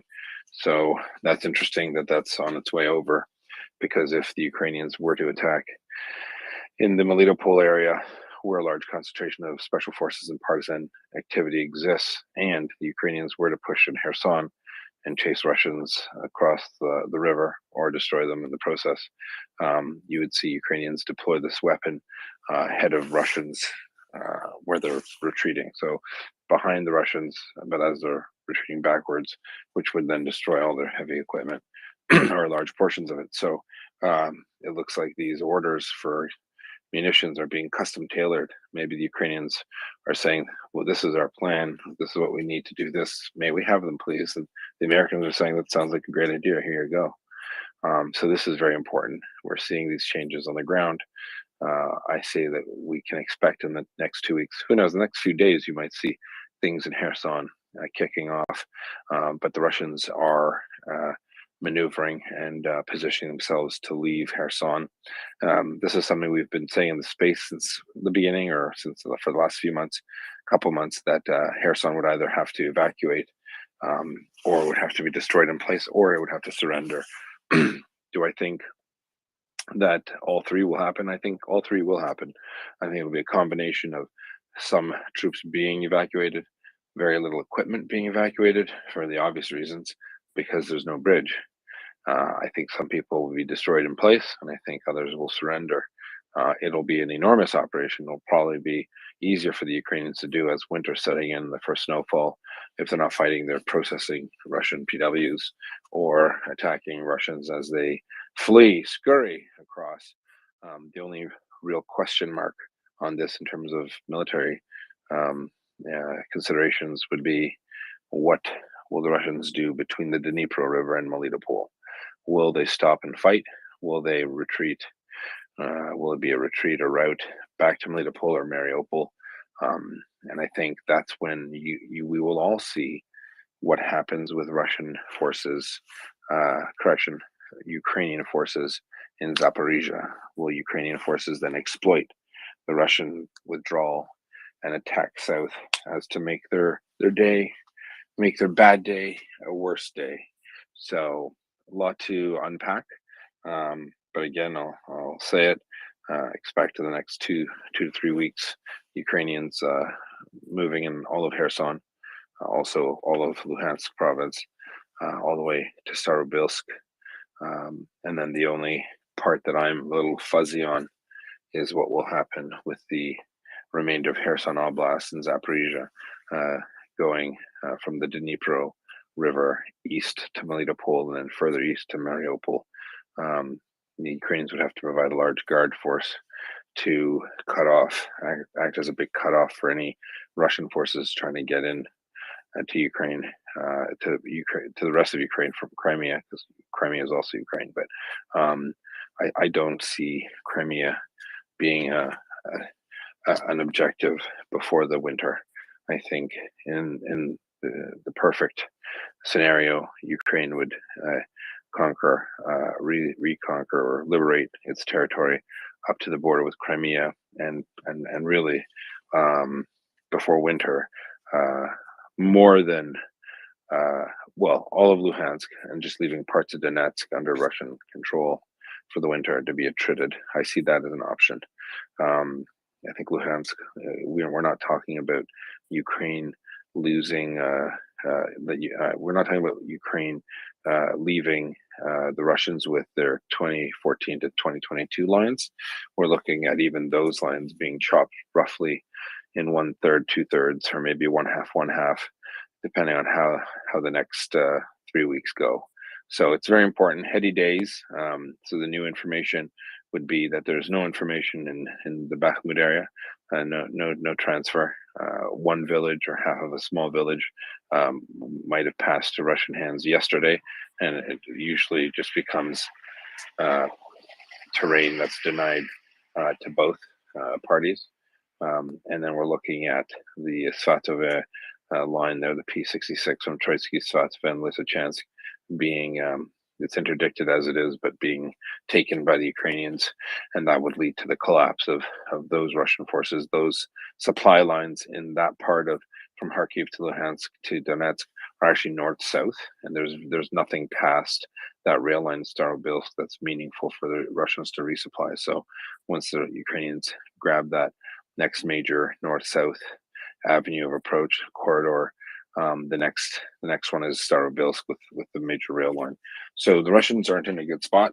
It looks like it's getting worse, and it looks like in Kherson we're seeing the Russians start to prepare for a withdrawal or a retreat, however you want to call it. I would put it at around 75% chance. It looks like they're going to try to make a run for it. And that's where we're at. And so perhaps there are political reasons for that. Perhaps Putin realizes, with the mobilization, his popularity has plummeted. His military is probably saying, if you don't let us move these troops, you will sacrifice 25,000 of them, and they're pretty much all we've got left in terms of qualified or experienced soldiers. And then the remainder would be the ones in the Bakhmut pocket. So something's got to give, and Putin doesn't have a lot of time. And surprisingly, that's where you're hearing all these peace overtures, not directly from the Kremlin, but you're hearing them through proxies. Ooh, it'd be great. Ooh. So Putin, in his fantasy, thinks that the whole world will force Ukraine right now to stop, and that everything that Russians have is Russian. But we know that that's not an option. So I just wanted to update the space with what I know, and what I don't know, and what I know that I don't know, if that makes sense. Hope that helps.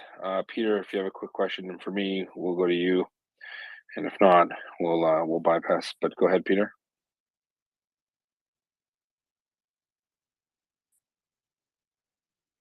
So you got time to stick around for some questions? Just a few, yeah. Go for it. Okay. If anyone wants to come up real quick, Yehuda's got time for maybe a few questions. Peter, I'll give you one last chance if you wanted to ask Yehuda anything. Otherwise, I'll ask him. Okay, so Yehuda, my question to you would be, of all the stuff that we've seen promised recently, particularly at the new Ramstein conference, but just in general, some long-term contracts going into Ukraine, is there anything heading in there that you've got your eye on in terms of new equipment that would really be make a big difference? We had the IRIS-T systems come in today. We have NASAMS coming. Go ahead. Yeah, so sure. So Putin also miraculously announces that there won't be any more. We've done all the murdering civilians that we intend to do for now, right? His great statement. The reality is that Putin, in the last, who knows? Let me see here. In the last week, Putin is down from 900 Iskanders to 125, 270. Calibers from 500, and 250 15 air-launched cruise missiles, down from 450. So he's at half on two of his most popular missiles. He's at about 10% of the Iskanders.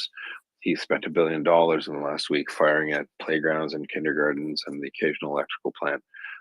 He doesn't have much to give, because remember, that number is not everything he can spend in Ukraine. That number is supposed to defend Russia. All right. So remember, the hardliners and the banana cakes who think that Finland and Estonia plan to take St. Petersburg are going to be saying, what will we do if we don't have any more of these? Right. So it's a very, very, very important consideration to have. You can't forget that that's an issue for the Russians. So he's now saying that there's no issue. It looks like we're good. We've mission accomplished. So, citizens terrorized, children killed. That's what Putin's done. But really, why has he said that? From what Joseph just said, because he's seen European countries say, "Okay, we won't reward you with acquiescence. We will punish you with action. We will send these air defense systems, and we won't tell you even all of the things we're going to do, but we're going to make it so we can protect Ukrainian civilians in localized areas." And that's what we're seeing happen. So IRST, yes, a lot of sophisticated weaponry. I'm not so fussed that it hasn't been tested in battle. It's been tested in training. They obviously work. How effective they are, we'll find out. So that's very interesting. And the anti-tank mines from the U.S. announcement for the ammunition is super important, because it means that the Ukrainians recognized the need for it in Izium and Liman, that not enough was destroyed as the Russians are leaving. So they want to make sure that when the next time that happens occurs, that they'll be able to smack Karoo and limit the Russians' ability to prosecute the war further by destroying their equipment when they withdraw. I hope that helps, Joseph. And it looks like Lima. Yeah, absolutely. Unless Anda has questions, we go to hands. Anda? Go ahead. No, Yehuda just answered. Thank you. Go to Lima. Thank you. Hi, Yehuda. I would be interested in whether you think the Ukrainian strategy involves cutting off retreat routes for Russians rather than letting them a way out. Right. So I was just hinting with that type of munition. So that's obviously something they've always wanted to do. However, there's so much of the Russian equipment leaving that they're leaving money on the table, to use the expression in business. They have an opportunity to exploit the Russian withdrawal more so. I think they've communicated that. They've determined that after conducting after-action reviews and through process of lessons learned, where commanders and staff dissect. They do a post-mortem on what happened, and they try to figure out, okay, this is what we did. What could we have done better? Points to sustain, points to improve. What will we continue to do? What will we do better?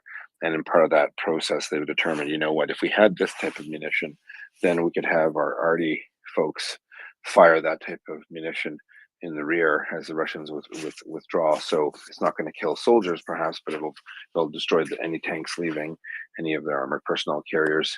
And as you know, the Russians are apparently quite comfortable driving into anti-tank mines in broad daylight. So I imagine what will happen if it's a retreat and they're just helter skelter. Probably be a definitely good day for the Ukrainians. But yes, in many cases, the Ukrainians are civil people. I see that they've given the Russians many opportunities to leave. I think the goal is to get them to leave, not to get them to get hunkered down and stay in Ukraine. Consider the Ukrainian military to be the world's foremost travel agency.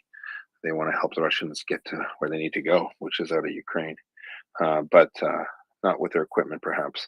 So you're going to see the deployment of this type of munition to help exploit, take advantage of the Russian withdrawal. Hope that answers your question, Lima. Yes, spot on. Thank you. Yeah, up next we have Piotr. Piotr, go ahead. Hello, mic check. All clear. Good. Hello. Thank you, Yehuda, for your update. I have a maybe silly question, but could that mean those Russian soldiers retrieving from the Kherson area Could that be an early indication of Putin possibility to use tactical in this area? No. Okay, thank you. Yeah, if you want an answer.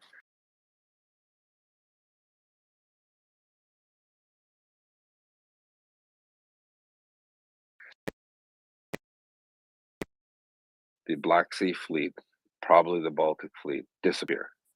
Gone. It'll mean US planes, whether NATO wants to do it or not, will fly into Ukraine and they will destroy Russian equipment in Ukraine.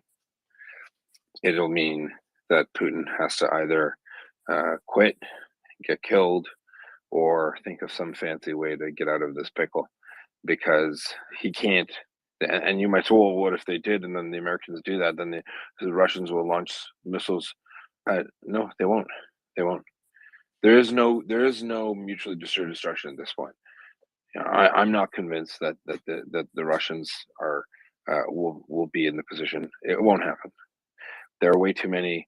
Even if there aren't any legal checks, there are already reports coming out of Russia that a couple of underground tests have been requested by Putin, and they've been denied that technical problems. The Russians just don't have the capability anymore. It's not the Soviet Union in the mid '60s. It's not the same country. So they're withdrawing because they're going to get taken, and he doesn't want to lose any more troops. You know, because it looks bad for him, not because he cares about them, but after Izium and Liman and all sorts of failures. And besides, he's going to be on the other side of the Dnipro. Tactical nuke is going to kill his troops there too. And they all have cell phones and they're all talking back to their parents.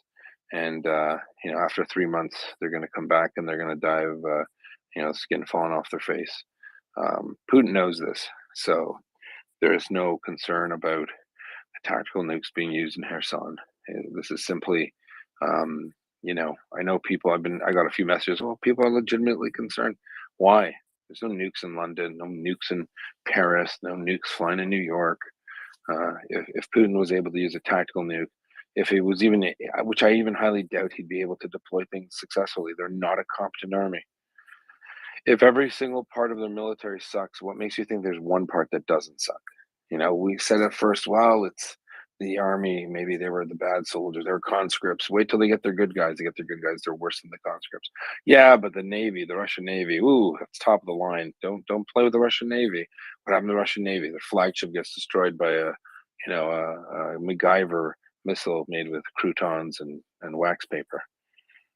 Then what happens? Air Force. Don't mess with the Air Force, because Russian Air Force, Top Gun, number one. What happened to them? No one knows. It's a mystery. We don't even think they had an Air Force. We just think that they wrote it down on paper, maybe. It was paper planes. But no, their missiles, the precision guided missiles could hit a fly on a hamburger in Kyiv. And meanwhile, the missiles miss the mark by like 3 kilometers. 60% of them blow up before they, 60. They have a 60% failure rate on the rockets. Okay, there are more air defense missiles on the Russian side flying into houses and trees than shooting down anything.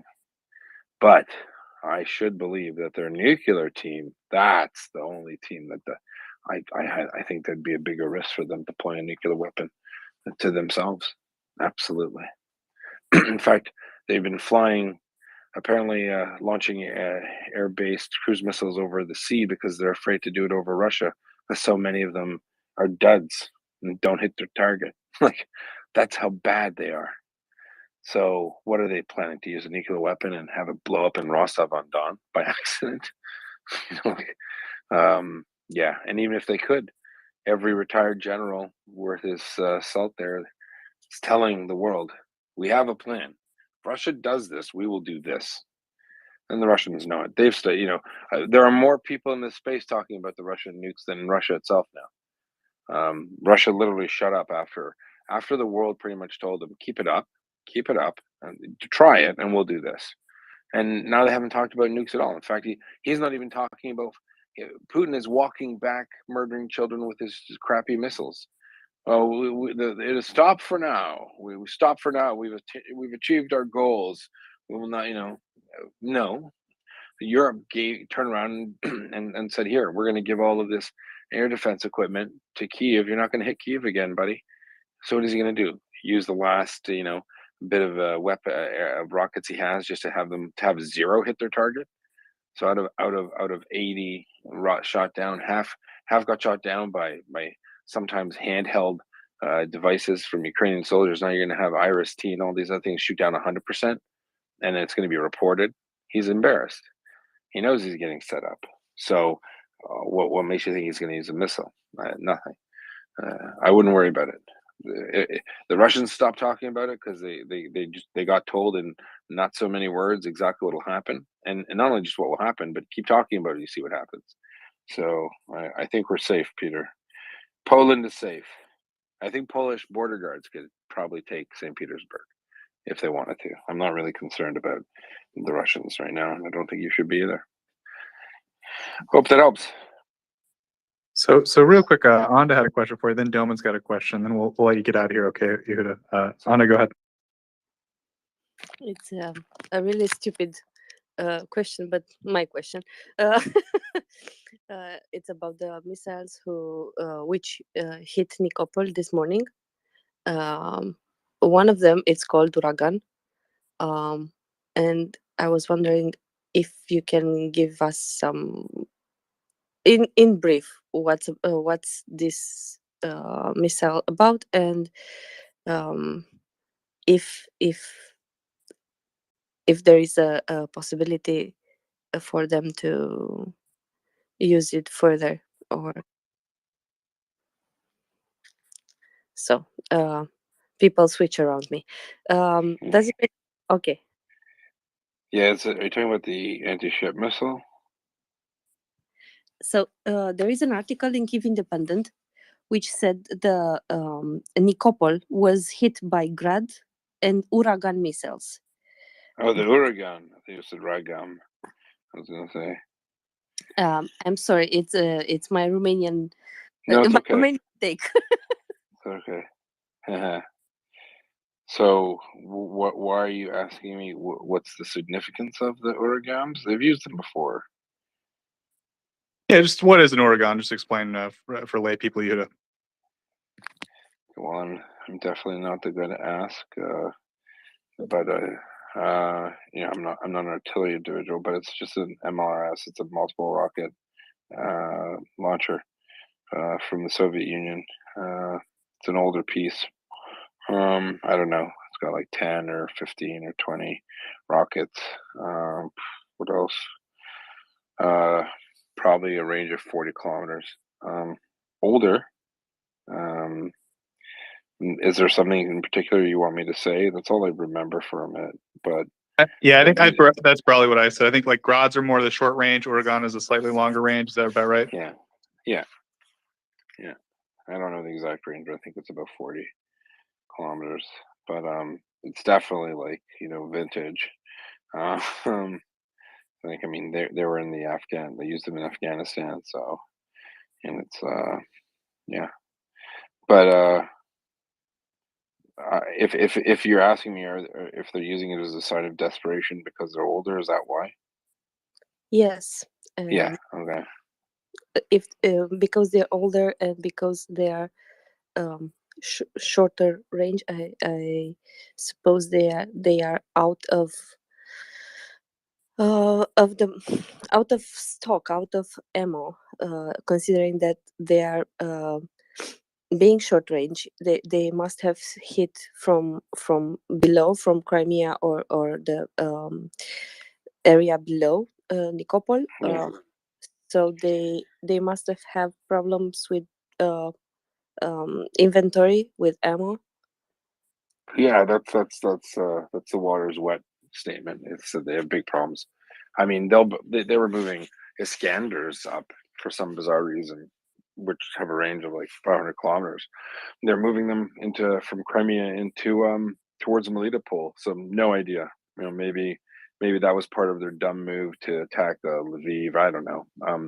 I think we could spend a lot of time trying to dissect why Russians do what they do.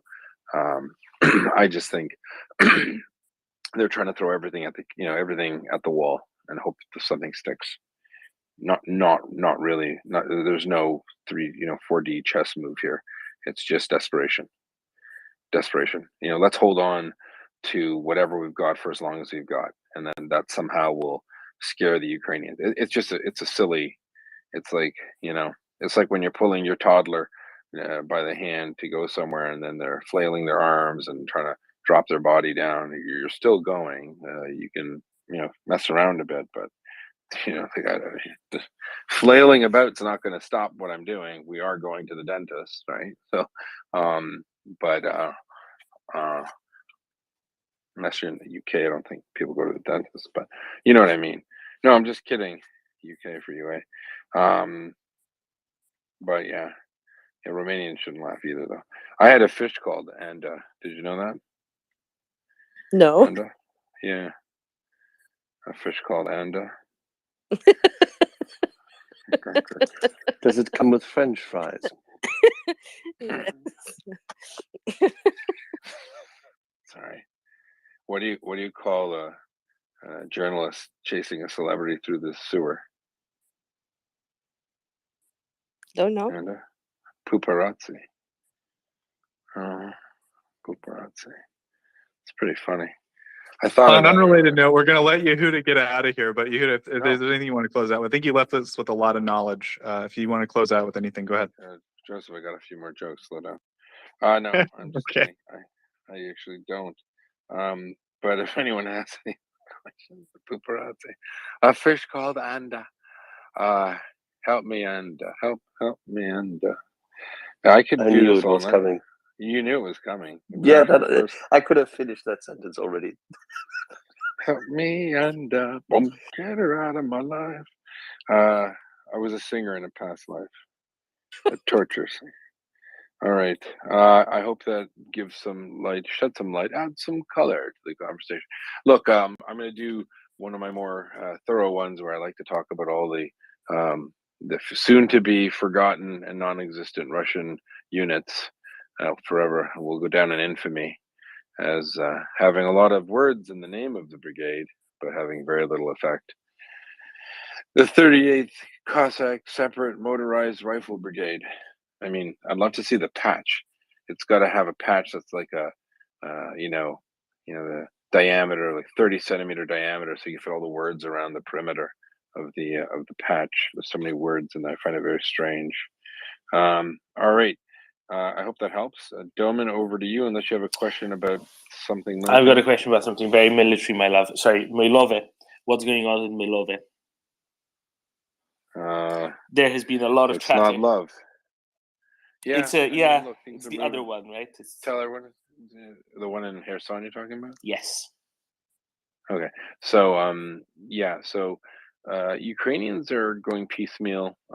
They're finding a lot of opportunity to exploit and to shape the Russians. So what they're doing is they're going to make a final pounce towards Kherson City, but in the meantime, they'll take their they call it like low-hanging fruit. They're like, oh, okay, well, hold on a second, we can do this, we can do that, it's clear the Russians are starting to thin out, if that's an expression we use in the military. Thin out. They're thinning up their lines. They're going, oh, yeah, maybe it's not even driven from the Kremlin. Maybe it's like, yeah, we're gonna move over here now. So a third of this brigade, you need to like thin out. You need to get your stuff and leave and go here. Ukrainians are watching them intently, looking at what's what, who's who in the zoo. And other than that, Milov is on the east, close to the Dnipro, on the eastern part of that AO, meaning if you were to look at a map, you look at Kherson Oblast west of the Dnipro. Milov is on the approaches going south into Kherson City, and it's obviously very important. And we've seen it on my map as definitely a place where the Ukrainians want to be at. So we're going to see things change there. Give it a couple of days, if not the latest, a couple of weeks. And Milov would love to be back under Ukrainian control. So that's all I have to add there, Doman. I'm just wondering if it's more like a couple of hours instead of a couple of days. That's all. Well, I'm not going to tell you, but that's why I came on at 4 a.m. to talk about things in Kherson. So why you're like that? What's my present? What's the surprise? We don't want to talk about the surprise right now, Dylan. But at any rate, yeah. Kherson is slowly being chipped away, chip, and being liberated. So I wanted to. Thanks for ruining the surprise, Dylan. Hope no one's listening. We only have 500. That's why. All right. Yeah. So the Ukrainians, as I said, I don't know if you heard me. How long you been here, Doman? Since I got on? I was talking to Axel, so I didn't actually get to hear what you were saying. Yeah, I was saying that things are changing in Kherson. It could be very soon, or a couple days, or a couple weeks. I think a couple weeks. November 1st would be the day that in and around Ukrainians either fully control Kherson west of the Dnipro, or there's the raid at Kherson assisting in surrendering or assisting in destroying the Russians who don't surrender. So things are looking good in Kherson. All right, I'm gonna pop off, try to get some Zeds, not the Russian ones. All right. Or Donna has her hand up, and I like Donna. Hi, Yehuda. Thanks. Oh. One quick question, and if you want to pass so you can get some sleep, that's fine. Just in the description that you were given, looking at the map, it sounded very much to me like you were talking about the Ukrainians before winter sets in seriously taking back the majority of the land that the Russians had invaded as of February 24th. But I saw one report that they'd taken back a little bit on the pre-20, like the 2014 lines. Is there, and you were saying it's like Crimea, they're going to leave to the end. Is there a tactic in that trying to get to the 2014 lines?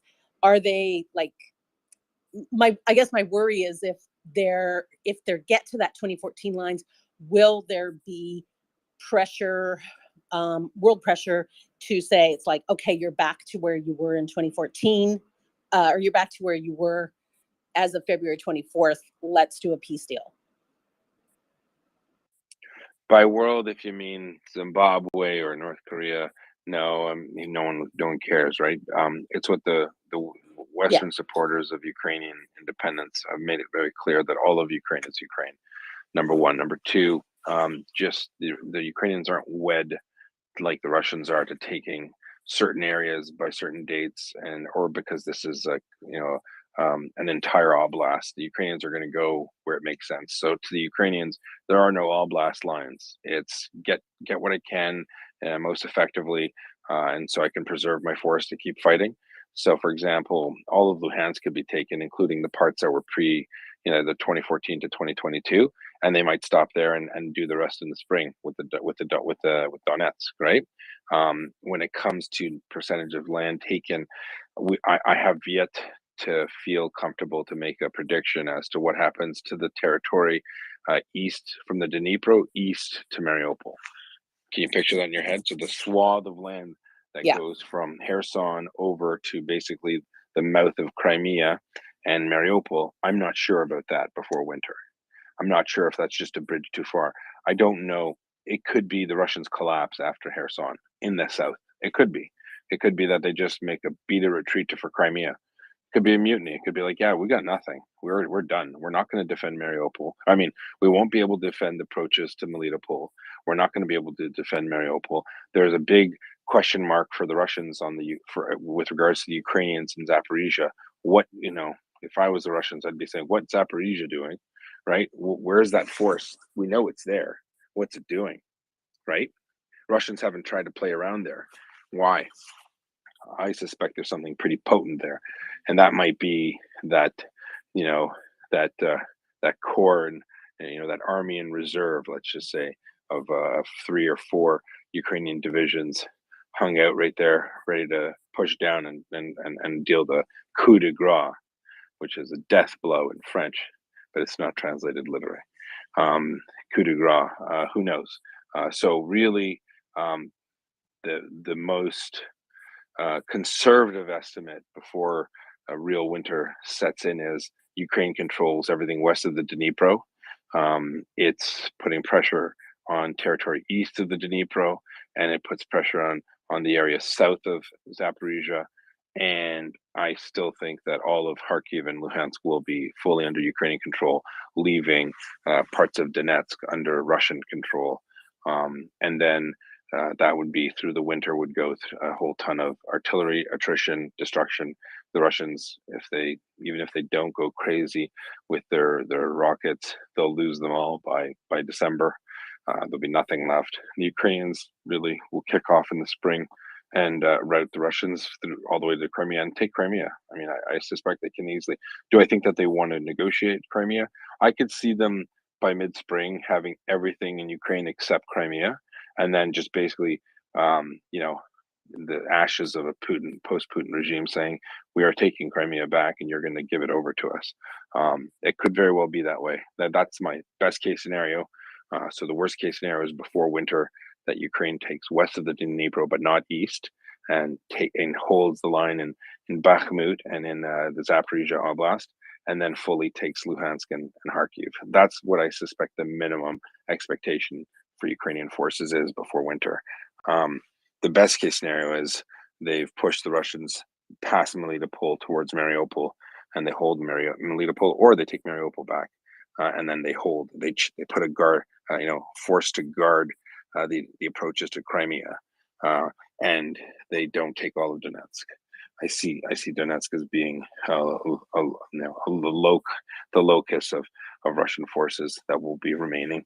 I suspect the Russian forces in Bakhmut might withdraw to there. Anyways, I think that was fulsome enough as an answer as I can give at the moment.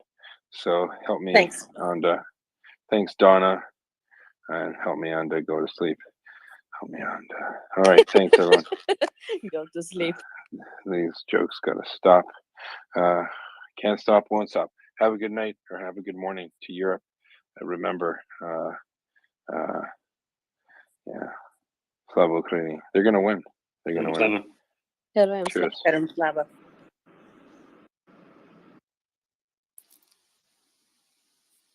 Okay, has Yehuda left yet? Okay, good. Because now I can say that a coup de grace refers to fat. A coup It's de a grace mercy is what he meant. Yes, but he said gras instead of grass. Grass is the death it's blow. that Gras same- is a fat blow. Exactly. Our Canadians. So maybe that's when you go to Lyon and go to lunch and then die from. Right outside the lunch terrace. Well, Yes, gentlemen, like always, I'm curious.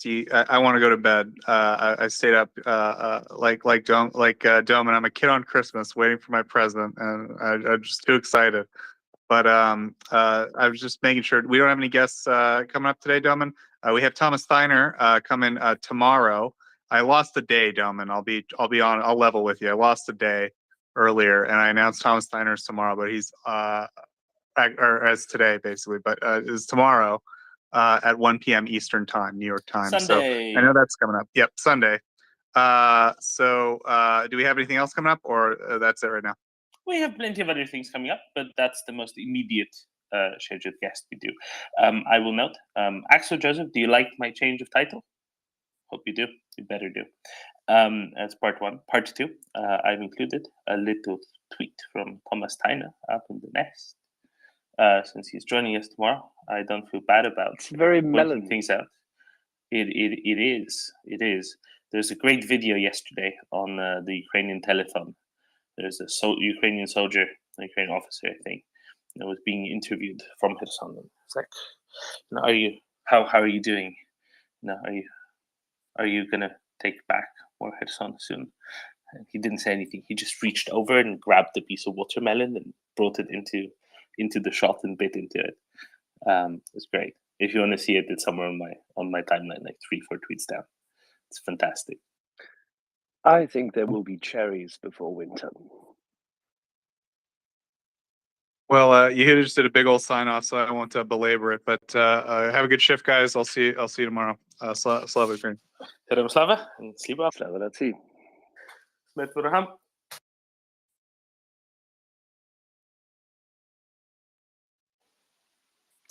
Okay, let's go to Peter B, whom I see has his hand up, and I can't start a shift without Peter B, and his little pep talk. I don't think so. Peter B, go ahead, and then we're going to talk about logistics, trains, and we'll see if we can get up Craig at 4 a.m. or whatever the time is where he is, just by saying trains sufficiently many times. Let's see if telepathy works like that. Peter. Or is Peter just appearing on my screen and nobody else's? No, he's there. I think he fell asleep or something with his hand up. Okay, that's fair enough. Well, we'll circle back to Peter if he wakes up. And in the meantime, we can talk about what Russians doing. And what Russians doing is, if you check the Nest, the most recent tweet in the Nest, is they're offloading a bunch of military equipment, ammunition, and the like in Henichensk. Well, in Sokolocherne, but it's close to Henichensk, and people might already know where Henichensk is. Henichensk is in Kherson Oblast. It's just north of Crimea, on the east side of the land bridge connection to Crimea. But that's not really the land bridge; it's like a man-made bridge. But anyway, that's where Henichensk is. It's almost 100 miles behind the front lines. That seems to be the only place that they can still go and deliver equipment in occupied continental Ukraine, that is to say, outside of Crimea. I also wonder what it is that they're sending there, because it seems to be that they're moving whatever is the last that they had in stocks on Crimea before the Kerch Bridge blew out, under mysterious circumstances, and that they're shifting that stuff up north into Kherson and Zaporizhia oblasts, because they've realized with all of the hits in Tokmak, in Melitopol, it's all going up in flames. So the only place in southern Ukraine outside of Crimea that they still can go to is just the bits immediately north of Crimea and nowhere else, and everything else will have to be done by truck before it inevitably gets hit by more Gimlers. And I think this is an excellent illustration of them having to be careful with what they have remaining in theater, because they know they can't bring in a whole lot more. And this is why this time on Saturday morning last week, there was a lot of excitement about the Kerch Bridge being blown out. Not just because we finally stopped getting questions, oh, when is the Kerch Bridge going to get hit? Oh, wouldn't it be great for Ukraine to hit the Kerch Bridge?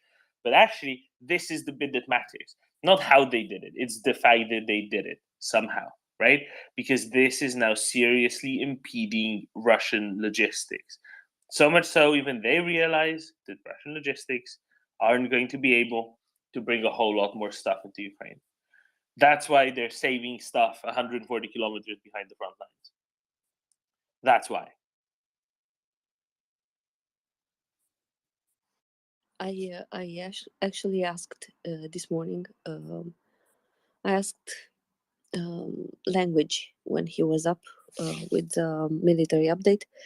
How long are the queues to the ferry to and from Crimea, both for people and for trucks and military equipment? And he said they are kilometers long. I was searching how long do they need to wait, because Craig, maybe he comes. Craig said when we discussed about the bridge that it will be so to bring all the tanks and everything they need from Russia to Crimea and Kherson region would be heavily impaired. Let's say it this way. He used some other expression I cannot reproduce. But yeah, I'm sorry. I received the message. This was what was discussed this morning and what I remember. Yeah, so the standard queue length is, I think, about 150 centimeters, but that's for snooker. When you're queuing for a Russian ferry, the queues apparently get a whole lot longer. I hope somebody laughed at this. Okay. So yeah, exactly. They don't have the capacity, right? They don't have the capacity to move things around by ship to nearly a sufficient quantity, either to the ports in the Sea of Azov and the southern, southeastern Ukrainian coast, occupied Ukrainian coast, like Berdyansk and Mariupol, nor simply to Crimea. There's a reason why they had to build that bridge in the first place.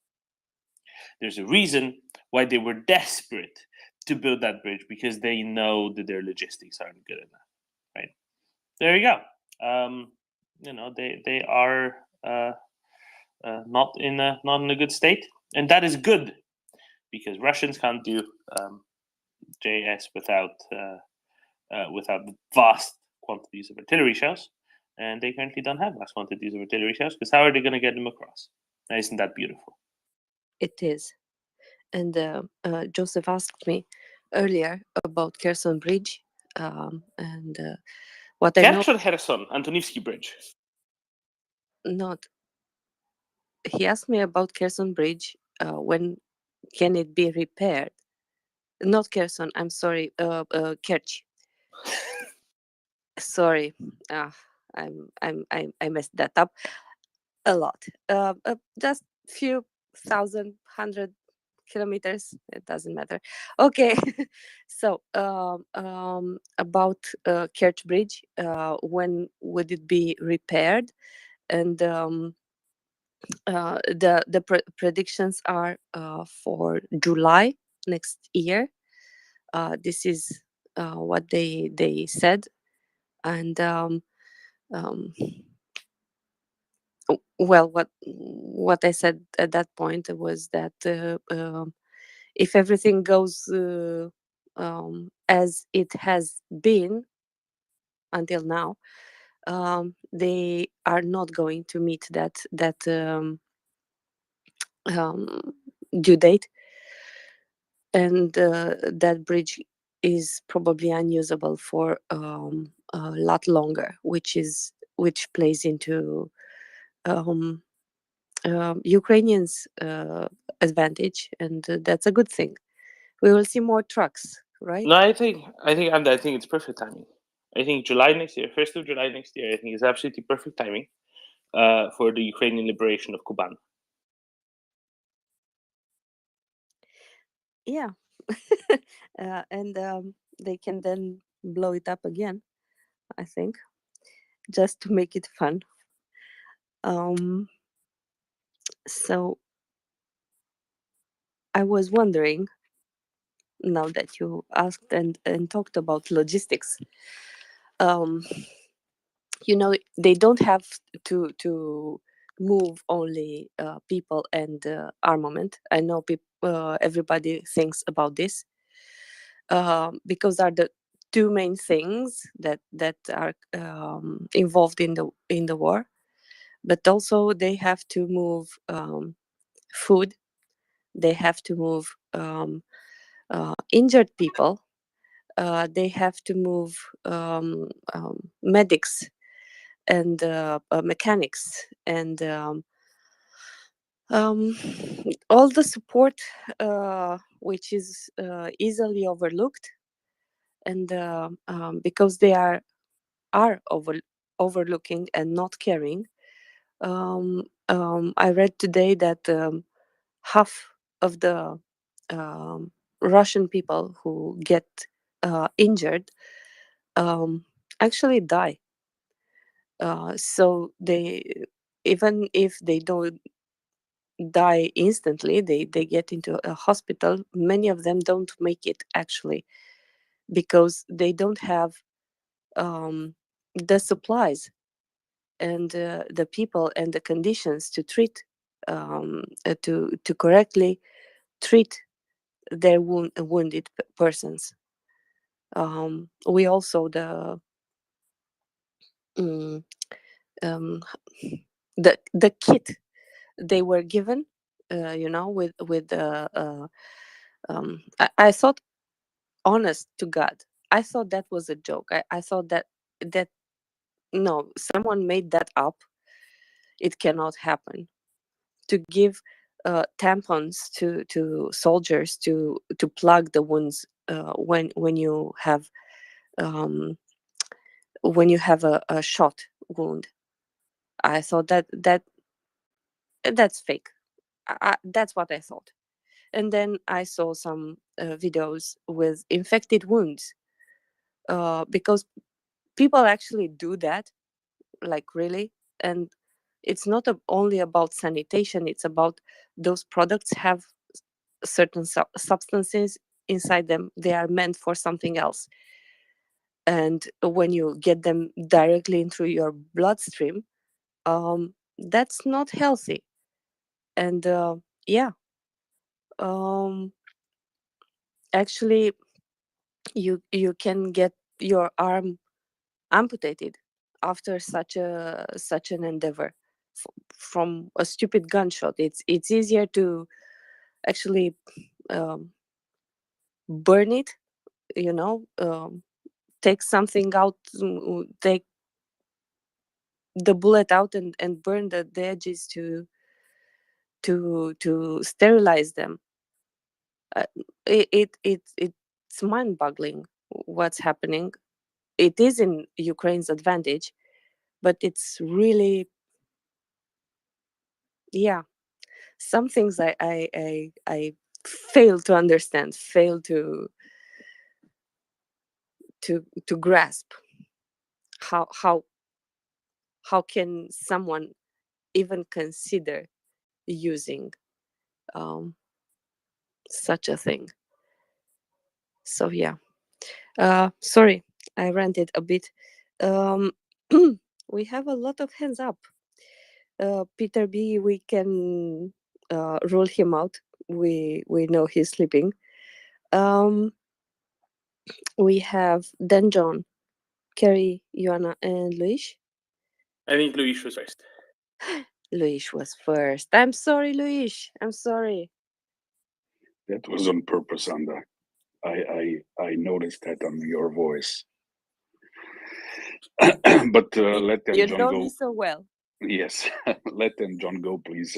I will pick up a coffee and talk after him if it's okay for you. Yes, of course. Okay, thank you. So, yeah, about the code switch. So if I assume they have confirmed. Somehow Russia has confirmed it will be completed 1st of July next year. And what does that mean? That must mean it's structurally not safe, meaning they need to change sections. And who's going to produce those sections? Because previously I understand it was produced in by a Dutch company. So that's pretty critical, because otherwise it couldn't take that long. So it must be that they have to change sections, meaning it's structurally broken. So, and that's a very good thing. It is, isn't it? We had Charles and Raj and Irish yesterday or the day before, who explained us that only the concrete for the top lane. So for the concrete to set, it needs at least a month. And since we are heading to colder times, that can take longer. So everything else that slows them down, that hinders their logistics. Yeah, but what I mean, Anders, it must be the steel superstructure. I mean, that's the concrete. Yes, I understand, but that's just pouring, basically, to pour concrete in a mold. But so my assumption is that the steel is compromised. and that will take time to make it. Maybe they don't even have access to the blueprints if it wasn't done by a Russian company. So My, yeah, my that's anyway.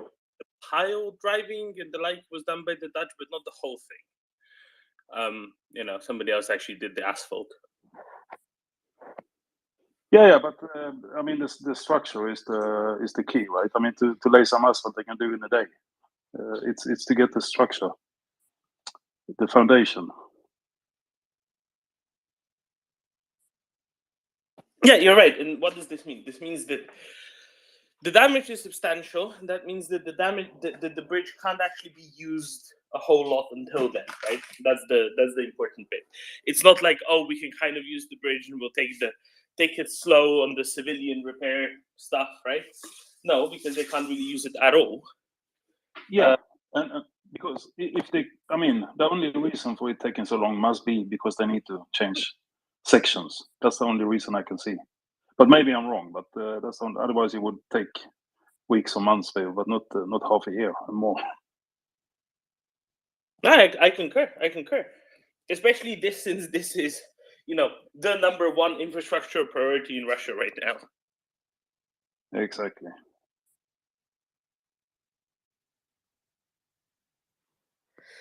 Awesome. No, So I'm very excited about the fact it's going to take so long. Do you remember what they said initially? Oh yeah, just a few hours. Then they said, yeah, by the end of the week. And now it's in like a year, we'll be there. or Good. more. On this trend, the next projection will be next century. Never, I would say. No, again, I'm saying that, they have to hurry up, otherwise, Yeah. be ready in time for the Ukrainian liberation of Kuban. Exactly. But they won't have it in time for Crimea being back to Ukraine. So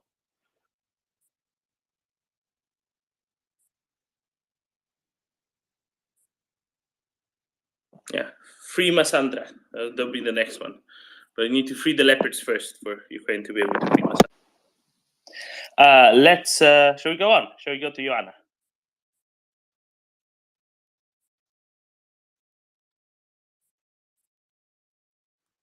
Yeah, sorry. I was in a room with a lot of noise. So thank you, and I'm glad to see you again, Anda Doman. I was thinking for a long time of what's happening with the great Russian army, and why it's so awful in this war. And then I was thinking about the Russian society, and the problem is the trust and the lack of working together. And some other stuff, but basically they began the war with a very heterogeneous bunch of people, some contract professionals, some Rose Guardia, some Wagner Group, some conscripts, and because of the Russian society and how it is today, they are not working together. That's why the combined arms doesn't work, I think, because they do not trust the other, and they are just trying to do everything for themselves. For example, I've seen some reports that Wagner Group in the Bakhmut area is trying to just take all the credit for holding the position there, and not saying that there are others that fight there. They are everybody for himself, and that's why they cannot coordinate and collaborate beyond communication, which doesn't work. And the problem is that in the logistic section, it's where you can steal. It's where you can make the most money, and I guess that's why the logistics is really failing to do whatever it's expected to do. So if we put all this together, it's kind of giving a picture why it doesn't work for them. And they may try to repair the bridge, they may try to change the routes, they may try to bring in more bodies to fill the gaps, but they cannot solve this because it's essentially how they are. So, well, even if it's July 2023, or even if it's, I don't know, March or even December, it will not matter, because they cannot solve these structural problems that they have. And I just wanted to give this a try and try to see what you are thinking about. I have a lot of other things, but I don't want to stay too much on the stage. So thank you for allowing me to speak. Thank you, Anna. Anytime. I don't know how much it is the psychology necessarily. I think it's less deep, honestly. A little bit more simple. But I think that you're like, I don't know, 60% correct as opposed to 100. I just think there's other factors like not wanting or not caring rather than just being egotistical. Maybe that can be subsumed into it. It doesn't really matter. Who cares why they do it as long as they keep doing it. Excellent. Anda, let's go to Carrie, and then we're going to go to Germany for a learning of what excellent news have befallen us, not us, someone else in Germany. Carrie. Morning, everybody. I was going to make a quick point based on what Anders said, but then I have my question as to why I came up.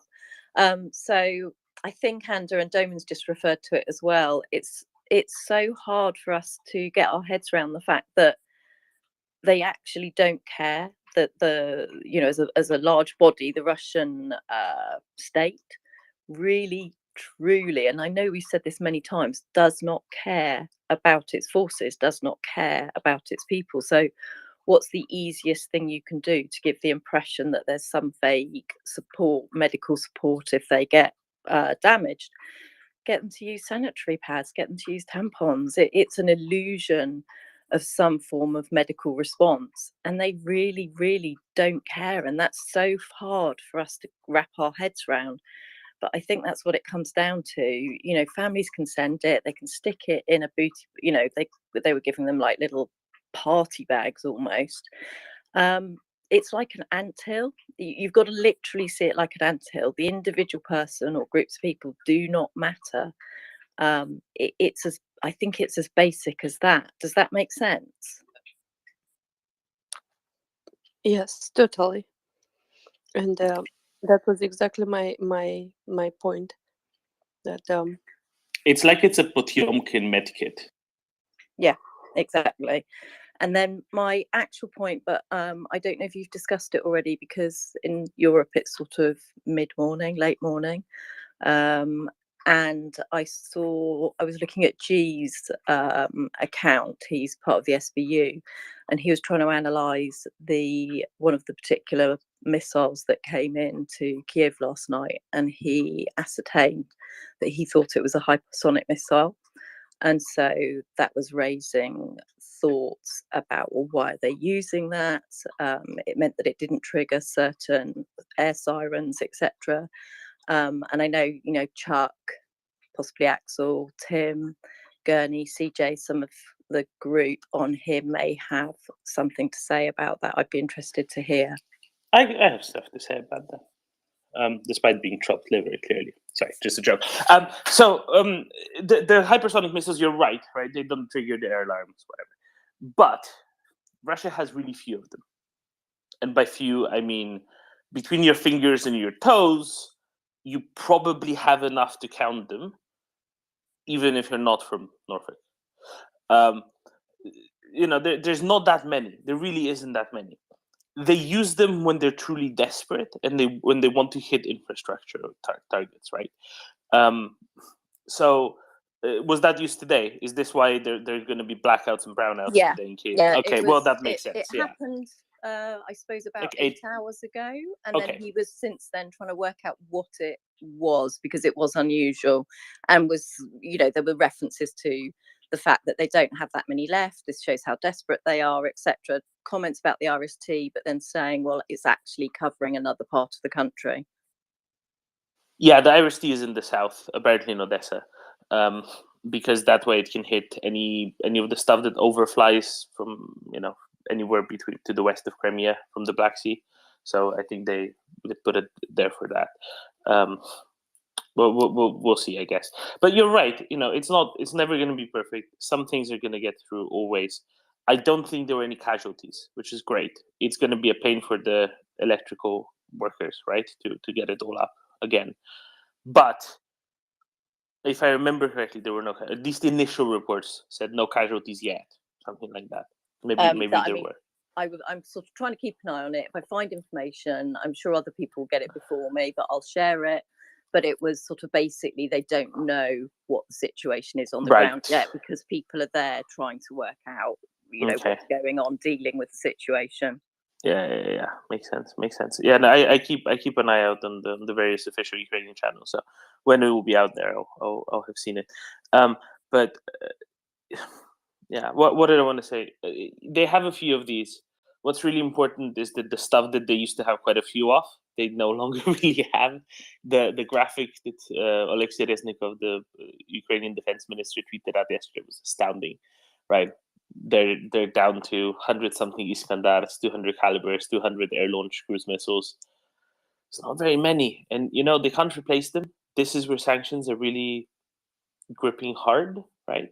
They can't replace them, but also they probably want to keep some back in case there's actually, a war with another very big country, because that's what they were meant for. Now that's not happening, but at some point they're effectively going to run out. There's a reason why there were the huge missile strikes on Monday, and then since then it wasn't nearly as many. Now there were 4 caliber cruise missiles sent to Ukraine yesterday. All 4 got shot down because it was only 4 and they couldn't overwhelm air defenses. They have enough capacity for another, 4 days like Monday, if they spend it all in such concentrated blocks. But then they're out. They have some other things like Iskander M's weren't on that graphic. I think there's a couple of other older cruise missiles that are really vulnerable to being shot down. But it's standoff weapons aren't really something Russia has a whole lot of. That's why they've been using anti-air defense missiles for S-300s as ground-to-ground, which for anybody looking at it, like, why are you using things that cost millions, like millions of dollars, euros, pounds, still the same nowadays anyway, to make each? Why are you using that in a ground-to-ground mode when it's so imprecise in a ground-to-ground fashion as well, right? Well, it's because they have them. It's because it's the only long-reach thing that they actually have a lot of. That's why it's crazy, it's insane, but that's why they're using those. And now we kind of know really why, because the actual standoff weapons, the actual 500-kilometer-ish range weapons, they're just running really low. I'll say this, and then I'll drop down in response to what you've just said, Doman. I think this is indicative of not only panic. I think it's indicative of actually a sense that they genuinely feel that their survival is at risk. And when you're in the middle of that terror, that fight, flight, freeze, fawn, you throw everything at it. It's not logical. What they're doing has reached a point where there is absolutely no logic to it whatsoever. And then I'll drop down. I think that's why they're beginning to use things like this in these ways. So that's interesting, but I'll say this. They've been using S-300 missiles for months now in the ground-to-ground attack mode, especially against Mykolaiv and Kharkiv for a very long time. So Zaporizhzhia as well. So this isn't really new. What is new and came out yesterday, and I'm sure somebody will want to touch upon this to a much greater degree later, and I'm very happy to talk about this, is a whole lot of Russian military bloggers have kind of gone missing, and apparently there's an indictment against a bunch of them, as in that they're getting, court summons type thing. Now, Igor Girkin, 17-time over war criminal. I think it's only 8-time over war criminal, actually, if you look at 8 separate wars. He's apparently volunteered to go to the front, which was maybe an option that was given to him. Either go and fight or go to court. But a bunch of others. Sorry, he's in a pickle. He's in a pickle. He is rather in a pickle. The Girkin, yes. He's apparently going off to the front. But a bunch of the other ones that were previously the permitted opposition are getting kind of shut down. And I think that's very significant. If this is actually true, this is very significant. Because what does it mean? It means that Russia no longer wants to push for more war, right? it no longer wants to have somebody else pushing the country for more war. It's getting rid of that edge of the Overton window pushing set of people, right? So when you have a quasi-democratic country like Russia that pretends to be a democracy but is really an autocracy, how does it work? You have the strong man in power, right? And you have the regime, and then you have the permitted opposition. And the permitted opposition is a part of the regime. Fundamentally, it's a tool of the regime, but looks like it's from the outside of the regime, right? What the permitted opposition does, for example, Zhirinovsky was an excellent example of that. He was the constant candidate in every election against Putin, right? Carrie, you're from Britain. You remember, like the Lord, Yeah, whatever, right? The monster raving loony party people, right? They always stand. Okay, he was kind of like that, except he got like 15% of the vote. And his platform was, we need to do more of what Putin does. We need to do everything that Putin does and then like 30% more, right? That was his platform all the time. What was he doing? Everybody knew that the election was rigged anyway and Putin was going to win. But it was great because Zhirinovsky could get 15% of the vote, right? So he'd hoover up a bunch of the non-Putin vote. And he was making Putin look like centrist and sensible and, even-handed and middle of the road. Because he was saying, no, even much more still, this, but much more. Yeah. So he passed away in April, medical reasons, and not a disappearing 7th floor window. And he was in poor health for a while. But the military bloggers are a similar type of permitted opposition, right? Because what have they been calling out for? Full mobilization, more genocide, more bombing of Ukrainian cities, more war, right? More war all the time. And when they're getting kicked out, right? They're getting their wings clipped. What does that mean? That means that the regime no longer wants the Overton window to be shifted in that direction. What they want to be able to say is have an easier out later on, saying, no, we lost because we were fighting all of NATO. We were fighting the 15,000 Navy SEALs commanded by 6 imaginary Canadian admirals and, Dolphins. no, but they have dolphins. That's, and the Dolphins and the Americans running the HIMARS and the Brits running the M777 howitzers and, all the Germans in the Panzerhaubitze 2000 and whatever else is going to be sent and all the French people operating the SAMPTs when they get sent. Right? That's what they want to be able to say because that's their out. Because their domestic propaganda is strong enough that they can always have an out. They just need to kill the side that's pushing the Overton window the other way, right? So for me, that's a really positive sign. I don't think it's going to be decisive at all, but it's just like one little, is it the swallow that brings spring? I forget what the proverb is. Whatever, right? It's the first sign of positive things happening. Whatever the opposite of a canary in the coal mine is, same thing but for good things, not bad. So that I think is actually much more significant than most people make it out for. And I don't much care for Kremlin watching or Kremlinology or anything like that. I just look at it in very general terms, because I don't care much about Russian psychology because it's really not worth discussing, and it's really difficult to discuss unless you spend a whole lot of time there and actually know the language and know a lot of the people, right? But beyond that, what we can definitely say is some general traits of autocratic regimes and the mechanisms by which security states function and the pretense of democracy that goes on in such countries. Well, this is a good example of that, right? And whenever you kill one part of the permitted opposition, it's because you don't want the Overton window to be shifted that way anymore. It's a much more simple, high-level mechanistic thing. So I'm much more willing to talk about it. And I think that is very, very notable and very significant. There we go. Can I add two points? Sure.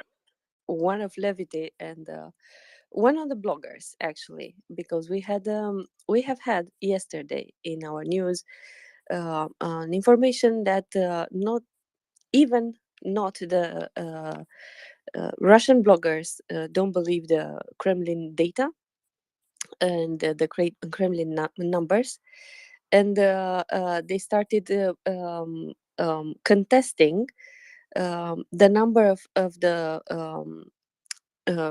dead Russian soldiers who were conscripted at 21st of September and basically died in the meantime. So they in the meantime, in 10 days, in 20 days, they were trained, right? They were dressed, trained, sent to the front, and died. And I'm sorry, it's we should when you have people who are conscripted from the streets, and one of the levity information was that Russian plane was grounded, and all the passengers were taken down from the plane because the co-pilot was taken by the police and conscripted, and he was in the plane. They were preparing to take off. So this is the level at which they go to obtain the numbers they want to obtain, which is stupid. And not even their own people, the ones who sung praises, right, for the past 8 months, not even them are shutting up at this point. And Anna, yes, can I just say something about the train? yes, of course. Yeah, they were trained, as in they were put on a train to the front. So they were trained to the front. I get your point.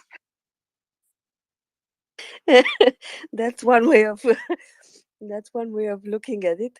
But actually, I think Craig explained this, because I asked, being about trains, when I got Craig on the spot, I asked him how it's, which is the best and most efficient way to send them to the front, and he said actually trucks are a better option for most of them, because you can take them anywhere, so it's easier to transport them. But transporting people by trucks means like long convoys, and as I said earlier, only people, the soldiers that fight, that's the small amount of everything that it is needed to win a fight. So yeah, And I'll close off on this small window of opportunity and then I'll shut up. I was going to say exactly what you said, Ando, when Doman was speaking, having seen the Telegram responses and people questioning this. They were meant to be trained. This is actually technically impossible given the date they went and the date we've been informed that they've died. I was going to say exactly what you said and the response to that, which will grow, and then I'll bring myself down. Thank you. Thank you, Kerry. Thank you, Kerry. But again, look, then John just explained how this training goes. You put them on a train, then they're trained. This is how it is. Okay, excellent. No, you're quite right. That's hilarious. It's a flight from Ufa. Of course, everybody would want to leave Ufa, and yeah, lots of interest in leaving. Of course, maybe not to get trained, but hey.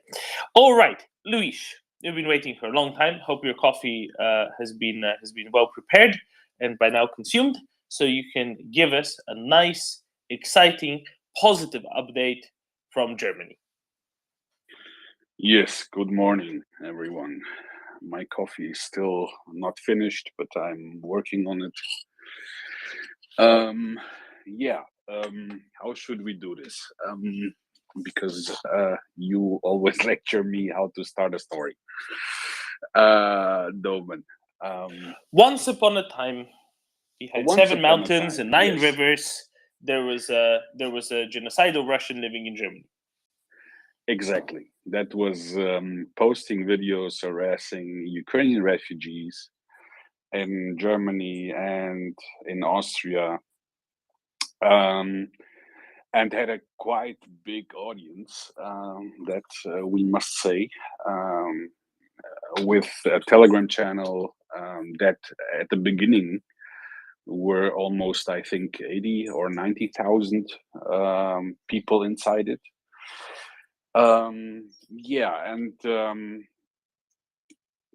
that were quite some disturbing videos that she was posting and statements on her Telegram channel, and some legal action was taken against this person in the middle of August. And yesterday, I wasn't aware of the day where it would happen, but yesterday, someone started writing news articles on well-known newspapers here in Germany, that this person's home had been raided by the state security. So yesterday it was a very, very nice day, because since yesterday also the Telegram channel is still functioning, but she isn't able to, or she's not posting anymore. Yeah, they went in yesterday in the morning and took away 3 smartphones and 1 laptop, confiscated them for further investigation, because this is not ending here. There is well, I cannot talk about that, but there is still something to be discovered, if I can say it like this. And I knew that something was going to happen, but do you remember 2 weeks ago or 3 weeks ago, I came here on the space, and I was really upset because people were trying to press some information out, and I couldn't talk about it. So what happened yesterday, it's the explanation for it. Like I said, I didn't know the day when it was happening, but I knew that something was being prepared. What I saw today is that her Telegram channel is not posting any news anymore, but she was, I think yesterday, if it was live, I don't know, I have to check that, she was on Russian television and gave an interview. By the way, I'm searching for someone to translate the full interview. If someone is available here in the space that can help, please reach out to me. But she was on television. There was some kind of explanation to Russians who she is. The videos, the original videos from Austria, where she was harassing the 2 young ladies, were shown on television. And afterwards, she was interviewed by the moderator. So, like I said, I would love to translate that and give that to the authorities also. I definitely will make them aware that she is still, if it was live, she is still spitting Russian propaganda. And let's see what comes out of that. And by the way, I already talked to the 2 young ladies that were harassed in Austria, and they are really pleased and amazed that now some action has happened, and yeah, because I mean 2 months went by, and people were afraid that she nothing would happen to her, but yeah, police showed us yesterday that they are on it. They will work on it. There are reasons for the further investigations. I know that. And I can assure you that it doesn't stop here. Everything that is on those phones and on that laptop will be investigated, and we will see further news about that. I already received a video from a guy, I don't know exactly where he is, also showing on social media that he supports Putin, he supports the Russian army, the ongoing genocide. That's the next candidate for a raid, I should say. So the woman's name that was raided yesterday is Yulia Prokhorova. Her name is public, so I'm not telling you anything new. There was another case 1.5 weeks ago of a Russian restaurant owner ranting over Ukrainians that the Russian army should kill every single Ukrainian that is also on the target list, and legal actions were also taken. She already came public and apologized for what she was saying on video. That will not spare her from being prosecuted. I can guarantee you that. If you see anything else on social media, like what I just told you, please send it to us, and we will guarantee that legal action is taken, because we have to, and I repeat myself again and again, we have to protect Ukrainian people that were forced to flee the country. So, Luis, and I'll repeat your call. If anybody who speaks Russian well and wants to translate something for Luis from Russian to English, it's a few minutes interview, right? It's not super long. Yeah, it's only a few minutes. Okay, then please message Luis. Don't message me, message Luis. I hope your DMs are open. Secondly, so Luis, did she have a valid residence permit?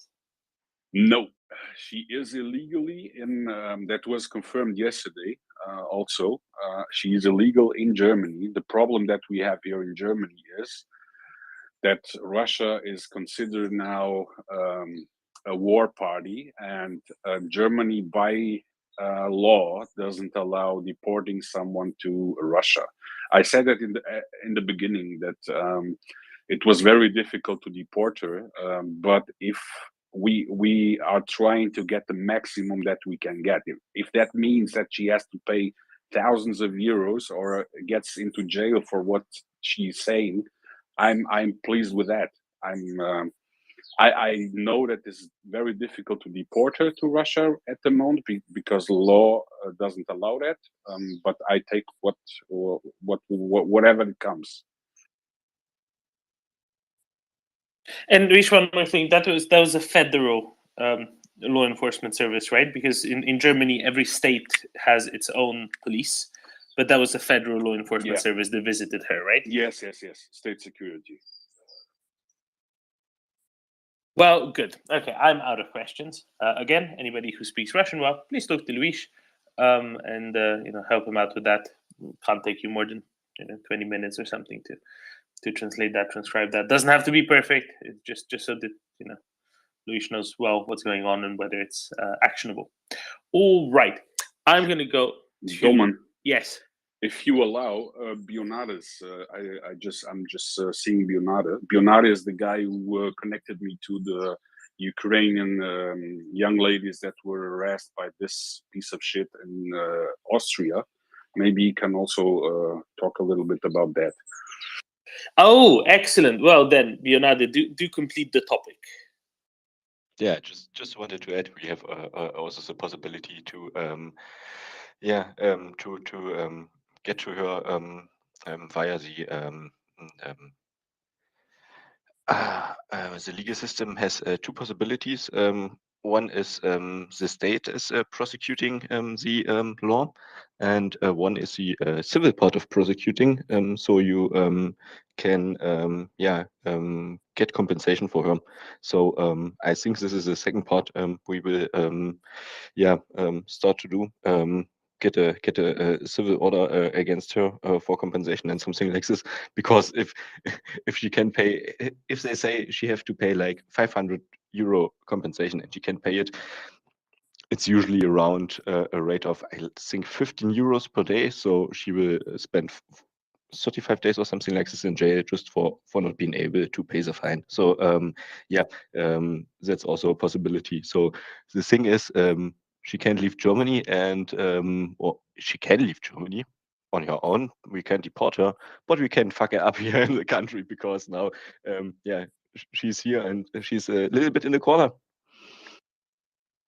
I can assure you, she will be bombarded after. Maybe you can explain also this, after she gets prosecuted by the public prosecutor on a federal state. We, like Bionara said, we are able to prosecute her on the civil state. So she will bombarded with legal actions. I can guarantee you that. Yeah, absolutely. And if you want to have an insight how it is in Germany, it's usually 6 or 7 in the morning. You get 3-4 knocks on the door, then you get another 3-4 knocks on the door, and then your fucking door flies open. And these guys are pissed. I was once at a festival, and there was. I forgot something. Just 1 second, Bionara. Yeah. I don't know if you guys followed while I was tweeting, since I went very upset here in space. Oh, I've read everything you've sent. I think, Louis. Okay. So there, that she tried to marry her boyfriend a couple weeks ago to get. Because if you are married to a German person, you get a permit to stay in Germany. So I'm not sure if she truly did that, or if she tried, but she's also being prosecuted because of that, because it's clearly trying to avoid legal action and being, I don't know, deported or something like that. The authorities know that, and they are also investigating that. Well, good. All right. I want to go to Joan, who's been waiting for ages. I'm sure we're going to keep coming back to this conversation, and then to John, and then we can come back to German, all this stuff. Joan. Hi. I finished having my food by the time, but it was great listening to Louis, and It was good news, so it's good. Good to listen to good news. Yeah, it was great news. So we, means in the sense, like around 30 of us, mostly from India and Sri Lanka, we have actually created a Twitter group.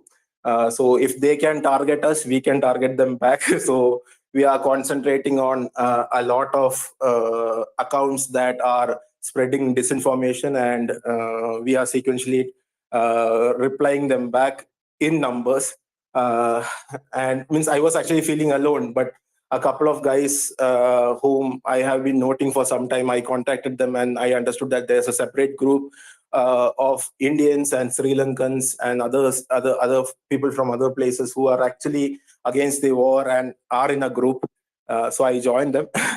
In addition to that, last day, about these Russian channels were continuously talking about these nuclear weapons, all those things and all. Suddenly, it has all seemed to go down. And yesterday there was an interview, not an interview, that the discussion that happens every time in the Russian TV. They were saying that, who told that we are going to attack with nuclear weapons? We have to go and live in Ukraine later.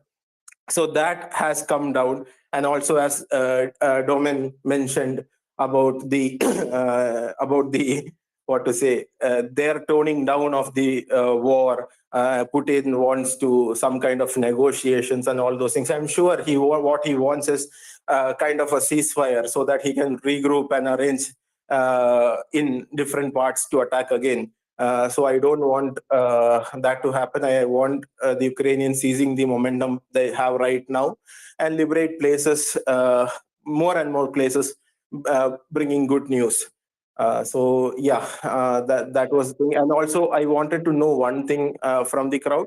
How big is the Kherson region, and like kilometer wise or square kilometer wise, what is the distance the Ukrainians have to travel to liberate the side of the Dnieper River? So wanted to know that whenever somebody comes and tells that would be great. I can do that. So the Kherson Oblast is about 28,000 square kilometers. About a quarter of that, give or take, is on the right bank of the Dnieper. So on the side that the city of Kherson is on, right?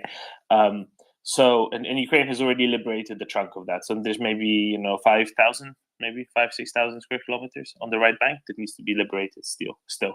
And there seems to be a big push right now. And I was trying to get Yehuda to tell us about it earlier, but he didn't want to yet. So when he wakes up later on, I think we'll have a very fun, very exciting update for things are afoot. And by afoot, I mean things are a watermelon. There was something else you said, right, about regrouping. Okay, I think you're right. What Russia wants is for other countries to be like, no, Ukraine, you can stop now. It's fine. Russia's giving up. It'll be fine. It's negotiations. Stop all this killing. Right? That's the worst thing that can possibly happen. What's the Russian general approach? I went through this yesterday, about 14, 15 hours ago. I'll go through it again. The Russian approach is they have nothing. They go take something. Then they realize they can't take any more. So they call for negotiations and they compromise and give some of the something back, but they keep some of the something. Okay. So what they want to do now is they're like, oh, damn it, we are not going to be able to take more land in Ukraine. This is the most we're going to have. We're not going to have any more under occupation we have right now. So it's the perfect time to say, okay, we'll give you back your, Kherson Oblast and Zaporizhia Oblast, but we get to keep all of Donetsk and Luhansk and Crimea, and let's have this now in writing, and we'll come back and knock on your door in 15 years again and try to take some more. That's really what they want to do, ideally, on their side. Alternatively, at the very least, they want to do what you said, Joan, which is to force to get other countries to make Ukraine negotiate, pause, and let Russians regroup. Russians are now starved for stuff in the south of Ukraine, especially because of the Kerch Bridge, going kaboom. Very kaboom, very thoroughly kaboom, most excellently kaboom. So that's a technical term. I know it flies over the head of some people here. I'm sorry to overload you with such technical terminology, but it is what it is. So that's the other thing they want to do at the very least, right? To be able to resupply, regroup, etc. Because the stuff keeps catching on fire for some reason. Really don't understand why. All of these, military installations they put up in occupied territories just whoosh, boom. No, it's the smoking rates, I bet. The finances products are just too popular. His distribution chain is too efficient. Is the one bit of logistics that works in the Russian military that works really well is the distribution of Atacam's brand cigarette products. There you go. But you're right. You're absolutely right. All right. Let's go up north. Up north to Sweden. Then John. Domin, can you drop me down? I can do so. Yes, absolutely. Then John. Yeah, up north. Some say you can go even further north, but I haven't checked. Anyway, good work, Lewis. Excellent news. Just a question. My understanding is that it's quite a serious offense what she has done in Germany, right? It's very offensive, that's for sure. Yeah, seriously offensive. Yeah, and particularly in Germany, my understanding is that there's quite harsh laws against this kind of hate crime, I guess. And also another question is, Is this the first one? I mean, is this the first case that's out there harassing Ukrainians? Sorry. I mean, Yes, it is the first case that we are aware of. I think it was also the first video that came out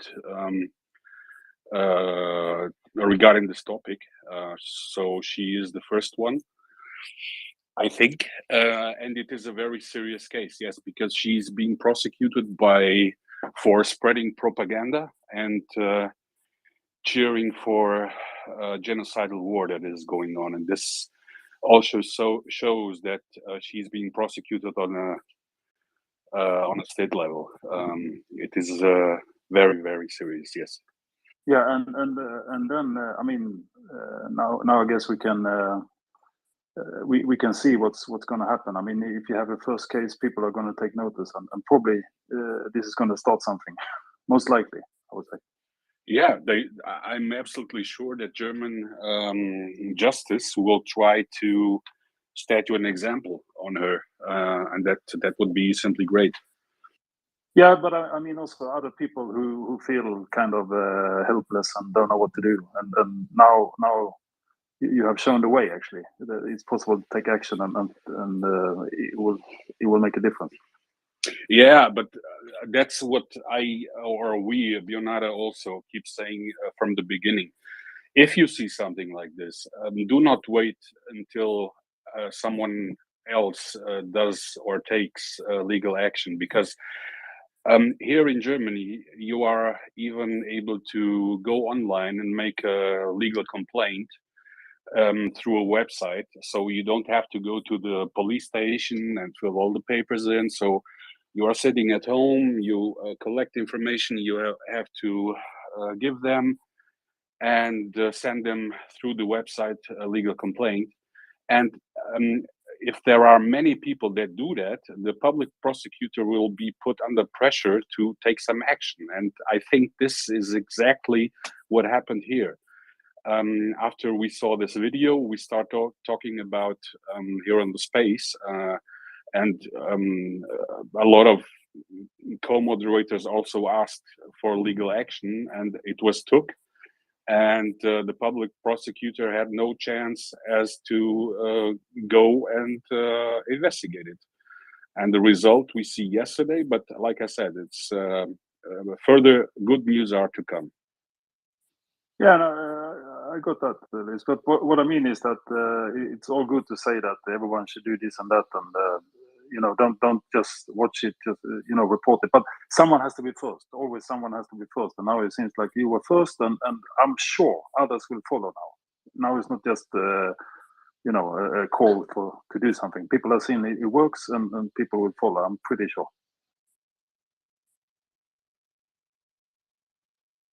I was gonna. Yeah, I had a suggestion here that seemed that some of these were committed in Salzburg, right, in Austria. That there might be a second case then processed there as well. Yeah, that's the thing, Luis. Do we know how the Austria federal police works together, Mr.? Do you heard anything about this? They are working together, but as you are in the Telegram chat with the ladies from Austria, and they stated at the beginning of our conversation there that they feel like Austrian police or the public prosecutor are not working properly to investigate this case. So I don't know what is happening there. Yeah, I guess they just said the responsibility is in Germany because she is living here, and they may have a case against her, but it's prosecuted usually in the country where the so you have the two things. Prosecuting her in the country where the crime happened, but if both parties are from the country where the crime was where they're from, where the crime was, you can also prosecute it in their own country. It's easier. So I think that's why the German legal system was there, not the Austrian in this case. But yeah, But I'm they, really interested. Luis, yeah. yeah, Okay. I have a question to Dan John. I remember, I'm not sure which countries it was from the Scandinavian countries, but I remember they have a pretty good like a prison system where they try to re-educate people, give them perspectives and something like this. I mean, the question is, what do you do with this kind of people? Yeah? Do you put them in a hole, and say, yeah, here, go to people who are like you and stay there for 1 or 2 years, and maybe get more extremist, and then you can come back to society? Or I mean, this is in some countries the kind of way they do it, but I think here in the Western countries, it's more about looking to really help people and show them, okay, this what you did is not right. And yeah, I'm really interested. Do you know anything about it? How your legal system would go on to some kind of this? Yeah. I mean, our prison system is not meant to be punishment. It's meant to change the people. But honestly, it doesn't work very well. I don't know, for lower level, not violent crimes. At least it doesn't work. I mean, people who get in, when they leave, I think it's more than 50% that actually goes back to crime. I don't know these kind of crimes. What's the statistic? But in general, it's not it's not supposed to be punishment. It's supposed to be like a reprogramming, re-education into the society again. But I don't have any statistics. But I understand your question, Peter. Yeah, thank you. Yeah, that's. I think that's a very important point. So if you can't, I mean, it would be great to easily deport people, and I'm really furious about this person. But yeah, we just have to do and stand up to the moral Western standards, I think, in this case. But I think for her, I mean, and that's the thing. These people, they live in a oppressed society. They come from an oppressed society, and they come to a free society, and then they take advantage of it. And I think now she will be taught a lesson that this doesn't work, and hopefully others will see it as well. Yeah, absolutely. The point is, I think I read something about the more serious the offense, for example, like if you have a guy who murdered someone, or was in a fight, and it was not a planned murder, but an accidental death and everything, you have them 5, 7, 10 years in the system, you can change them. But the thing is, with these small offenses, you usually only get them for maybe 5 months, 12 months, and something like this. And this is in the most cases not sufficient to change them completely. But at least it helps. And I know some cases where people got a wake-up call. Let's call it like this. Yeah.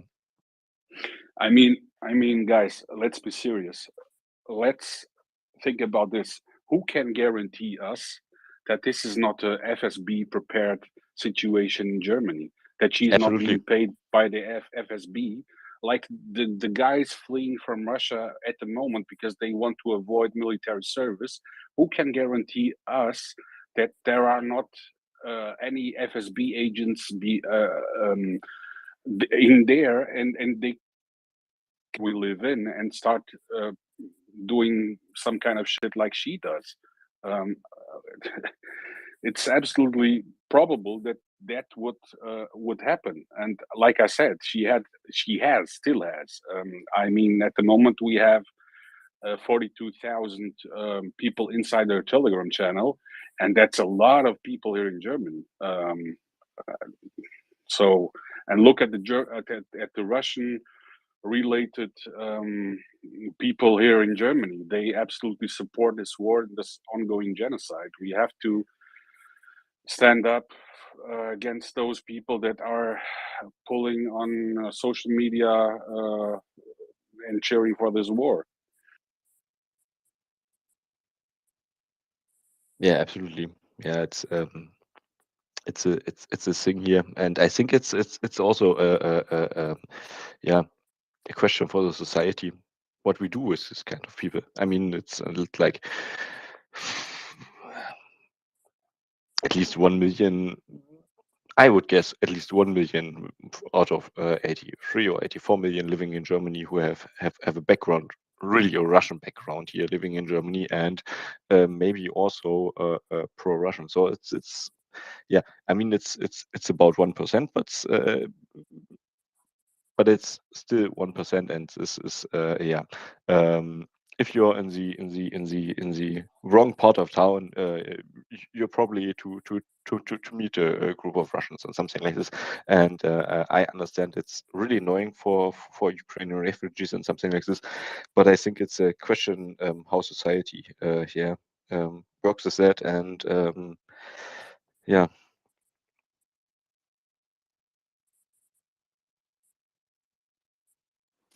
Eric. But I oh, sorry. Go ahead. Yeah, I was letting you go on for a bit. I want to go to Eric for a little bit, and then, we'll come back. Don't worry. I think he wants to talk about the same stuff anyway. Eric. See, now he doesn't want to talk. Now he feels awkward because he thought you were going to talk. He wants a female voice, probably. Eric? Probably. Oh, sorry, I think I have connection issues. I think we're talking about the prison system.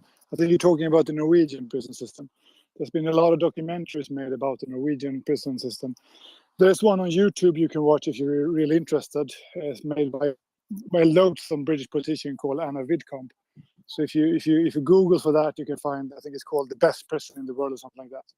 And I also think it became famous after Michael Moore, the documentary filmmaker. He included something about this in one of his movies back in the days. I think that's where it stems from. Yeah, it But got I have really a completely famous different when question. I just Can woke you hear up, me, so Eric? if anyone could give me a little bit what's happening in Kherson, because I just woke up to the headlines. I'm sure you've spoken about it, but Eric, you I'm can't sure hear I'm not me at the all, only can one you? that's wondering what's going on. No, you really can't hear me. Eric, This is hilarious. Eric, do you hear Domen talking? No, not right now. No. No, right now, Which of course not is a either, blessing. right? You just can't hear me. Really? You still can't hear me? Yeah, but it's Domin, it's not your fault. Eric needs to cycle down and come back up. Yeah, It's the speaker panel fault. Everybody else can hear you. I'm sorry. I'm reconnecting. No.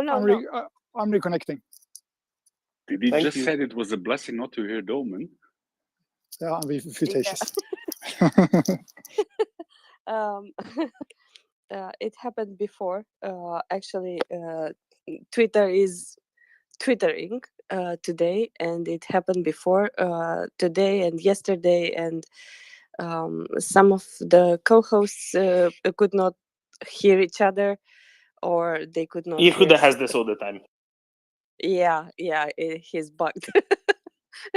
so he has to drop and rejoin and everything. So sometimes it happens. So in the meantime, let's note I told another you- thing I that told made. you- I told you he wants a female voice, right? I told you, yes. Yeah, you were right. You were right. Obviously, who wouldn't? No, but the Norwegian prison system got really famous after Breivik as well. I think that was a big one. They're like, what? 21 years for shooting up an island full of teenagers? What? And then with the PlayStations and the stuff in there, so I think that was probably much greater reach around the world than Anne Widdecombe. Anyway, what else was Eric talking about? Right, Kherson. Yeah, big things afoot in Kherson, as I noted. I don't know what yet. So, as Luis and Bionade were chatting about the German legal system and actions being taken against people promoting genocide, I've been trying to find out slightly what's going on, but I haven't quite yet. There seem to be two axes by which Ukraine is pushing in Kherson. I don't know if they're both serious or one is kind of a distraction one, but basically one is along the river from the Kriviri direction towards Milove, and the other one seems to be around Snichurivka or maybe around that big bridgehead across it, sort of Davidiv, Bris, Suchistavok, etc. But it's very interesting. It's very exciting. And there's going to be, watermelons abound.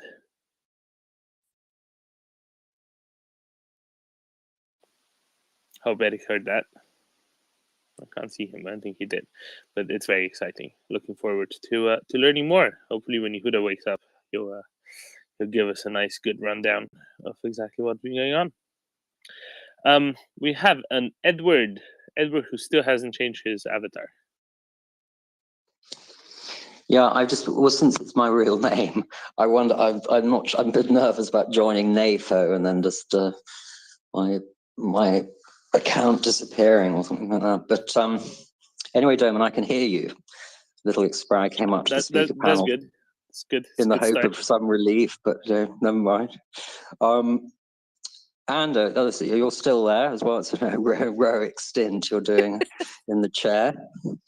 But on this business of the German legal system and Russian refugees, it does seem to be a little bit of a problem, this Scholzian policy of welcoming Russians who want to flee from the call-up, from the draft, if there simply isn't any way at all of getting rid of them. It seems to be a bit of a one-way ticket.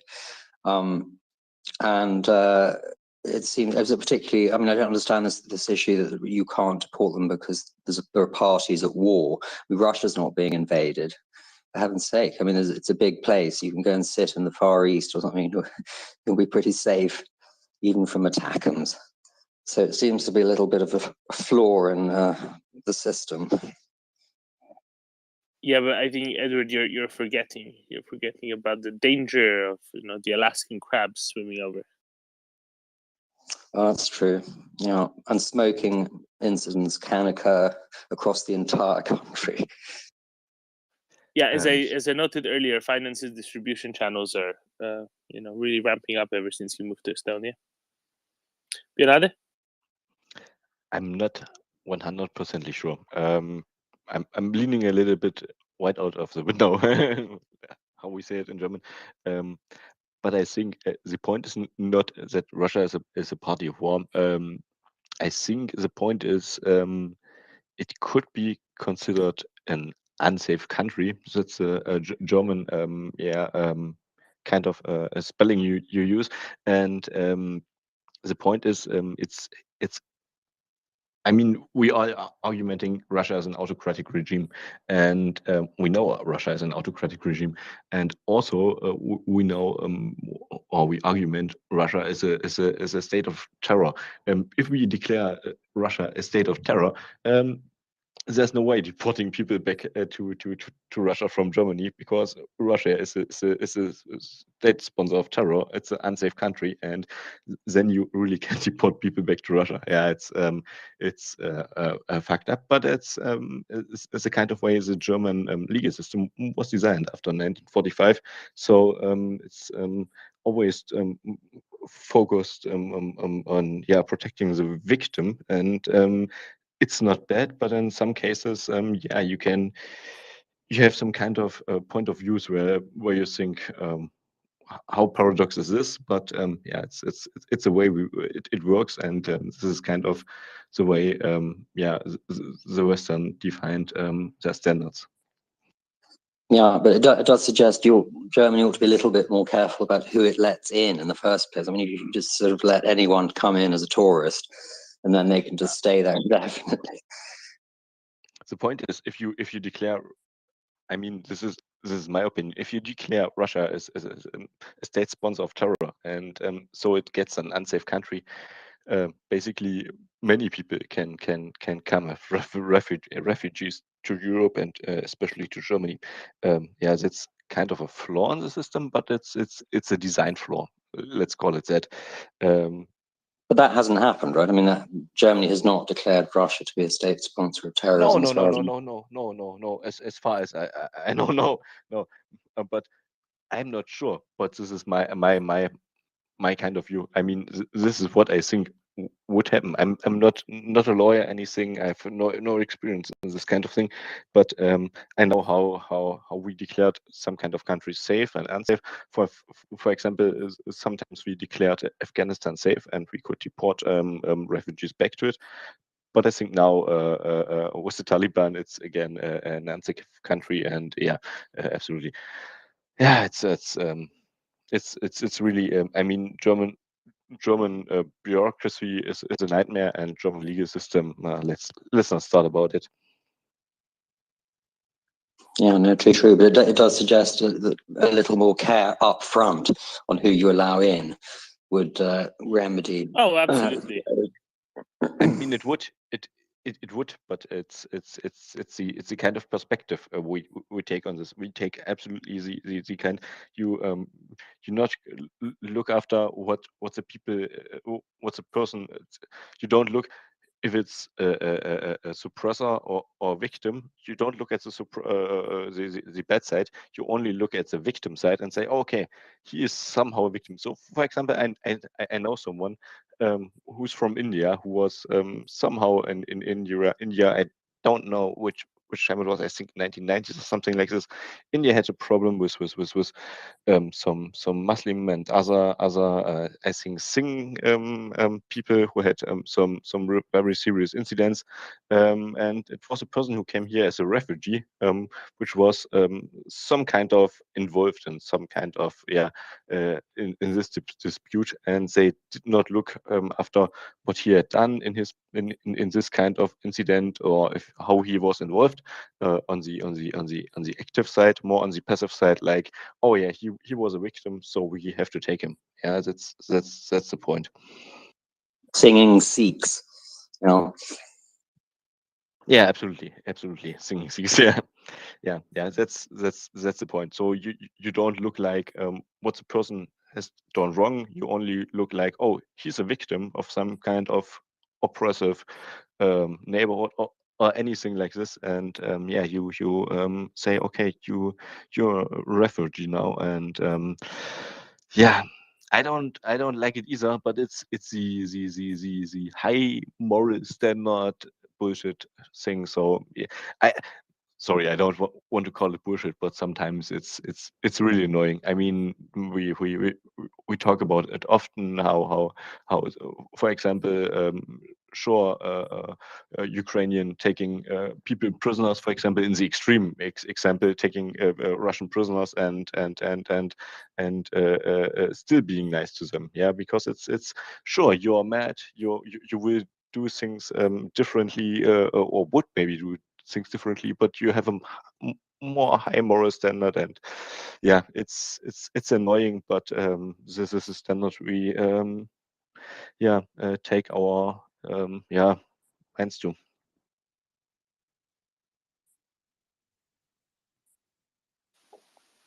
Abdullah, go ahead. Hello. Happy weekend to you all.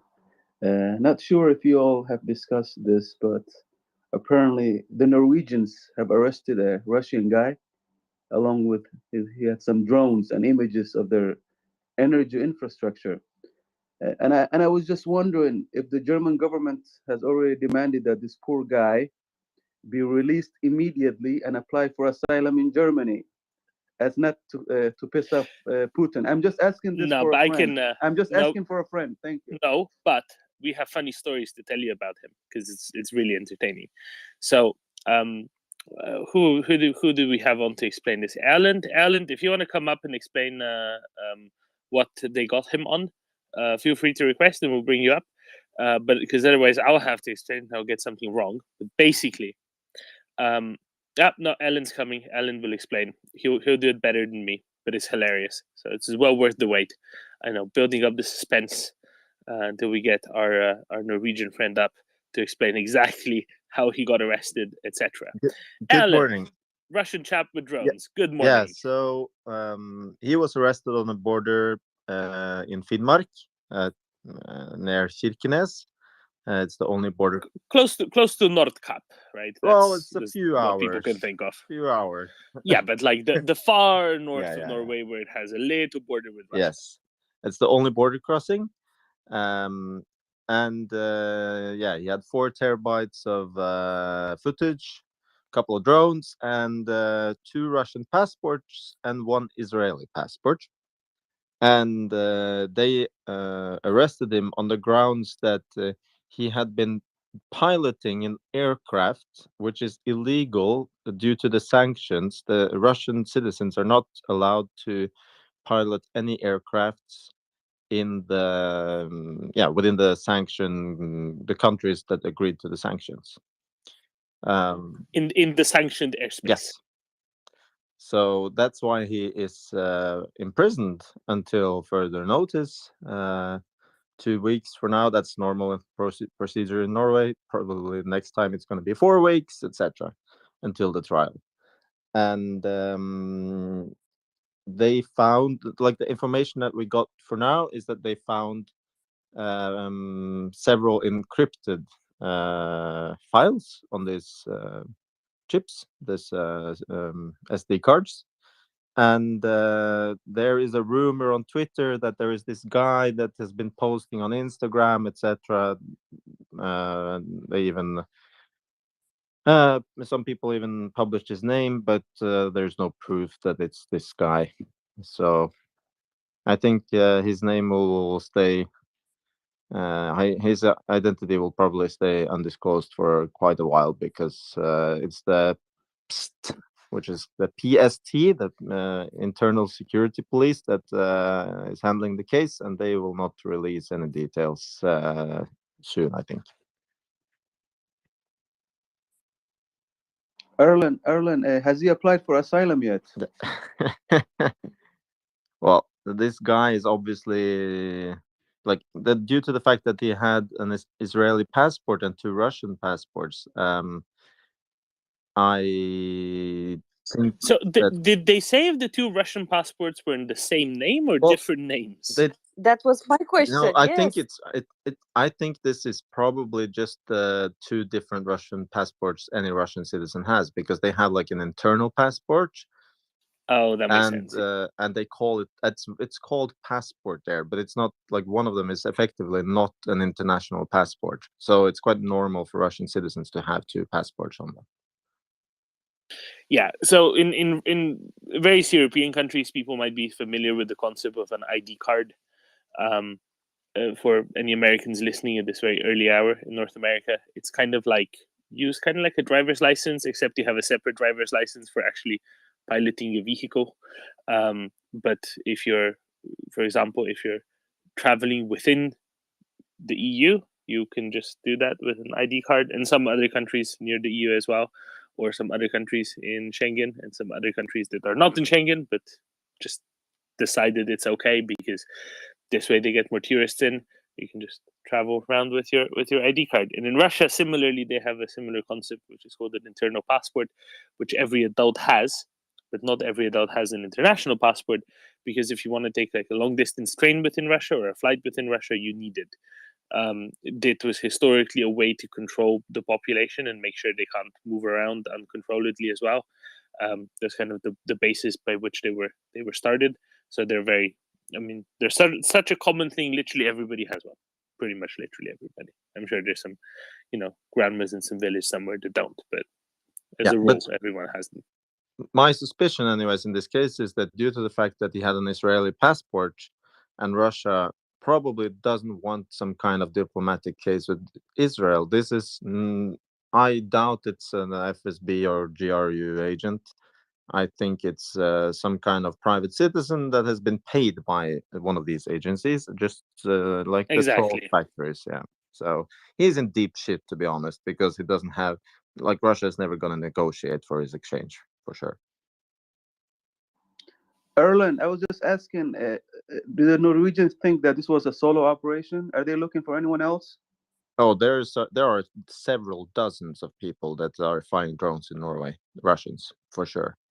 There's like leaked information that there are 7 Russians on the Norwegian drone registry, because in order to operate a drone where in populated areas, you need to be listed in the registry, and they encourage everyone that operates a drone to be enlisted in the registry.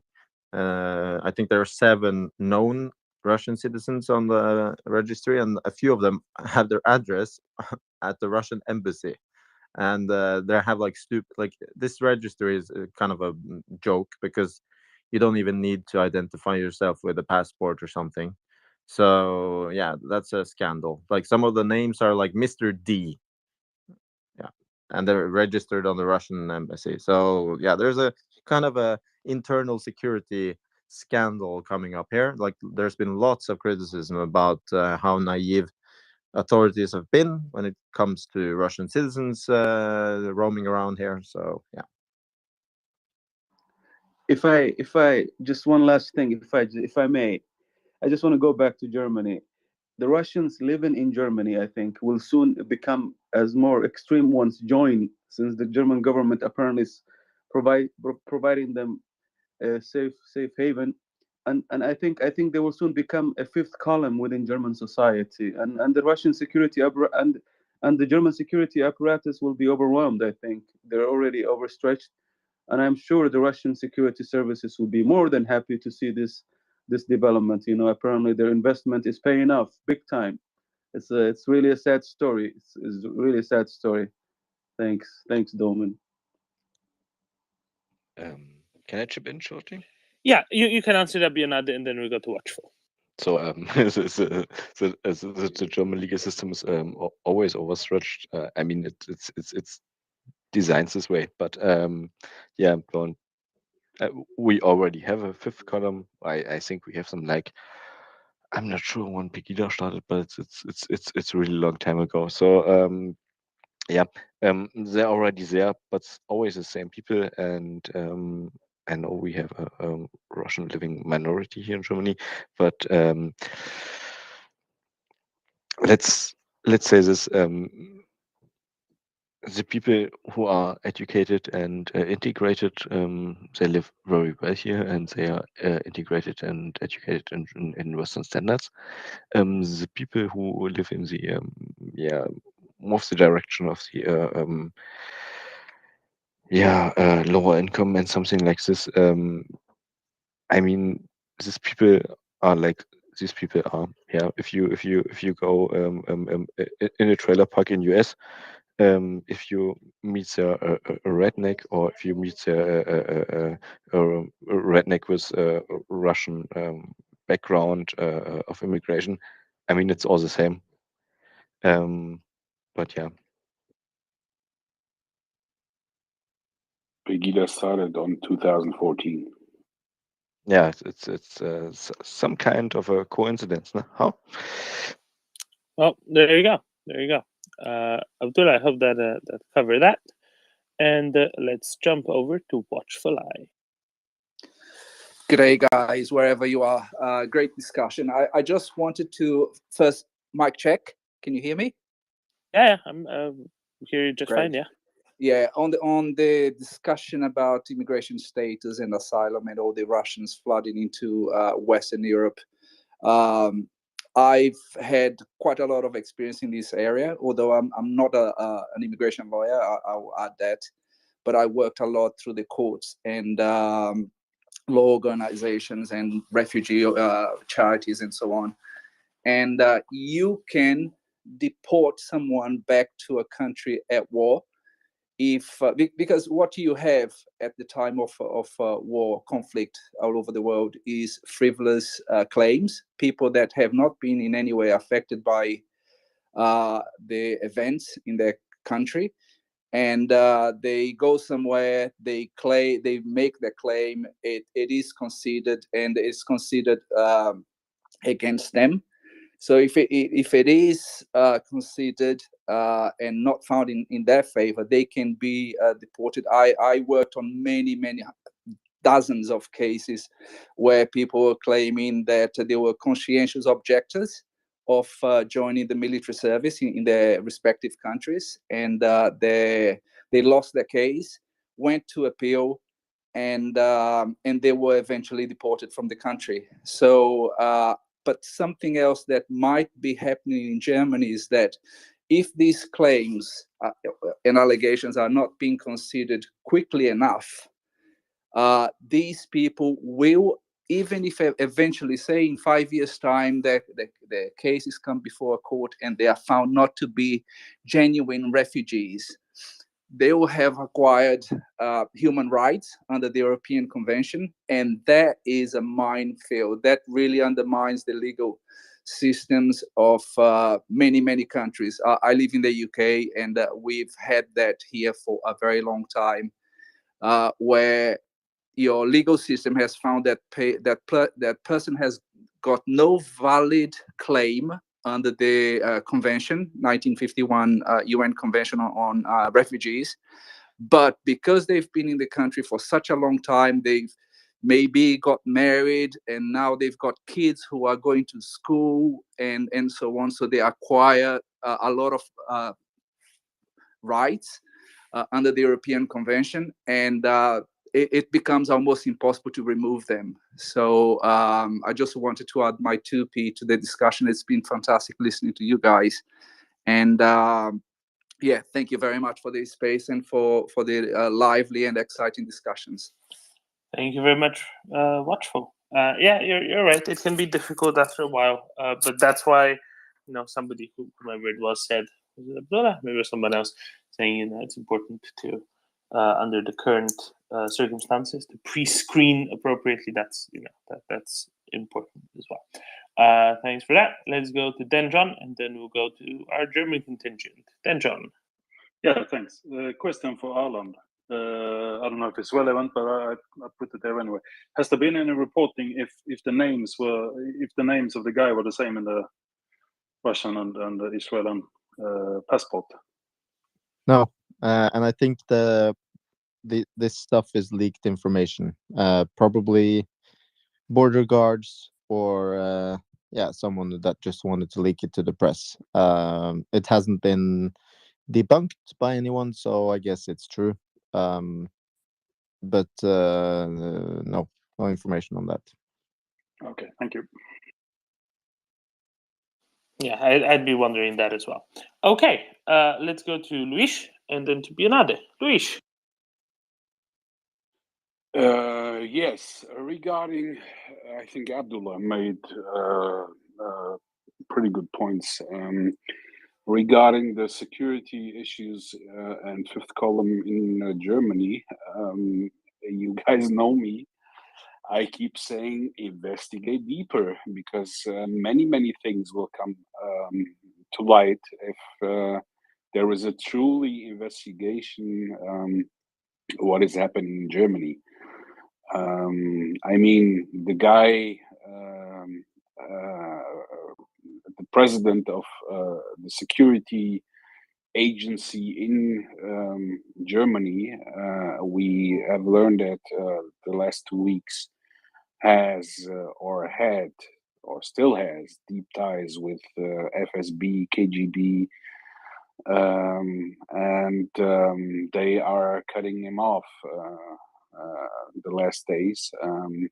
There are an estimate that I think 1 million companies, company networks are infiltrated by software that was programmed by a company funded by the FSB. So we have a lot of work here in Germany, and if Germany wants to get back his reputation, some external country should come in and make this investigation for them, because I don't believe that if Germans investigate these cases by themselves, that we will see a clean result coming out. So yeah, that's my 2 cents on the German security topic. Bionade, go ahead, and then I want to talk to people a little bit about Kherson. Bionade.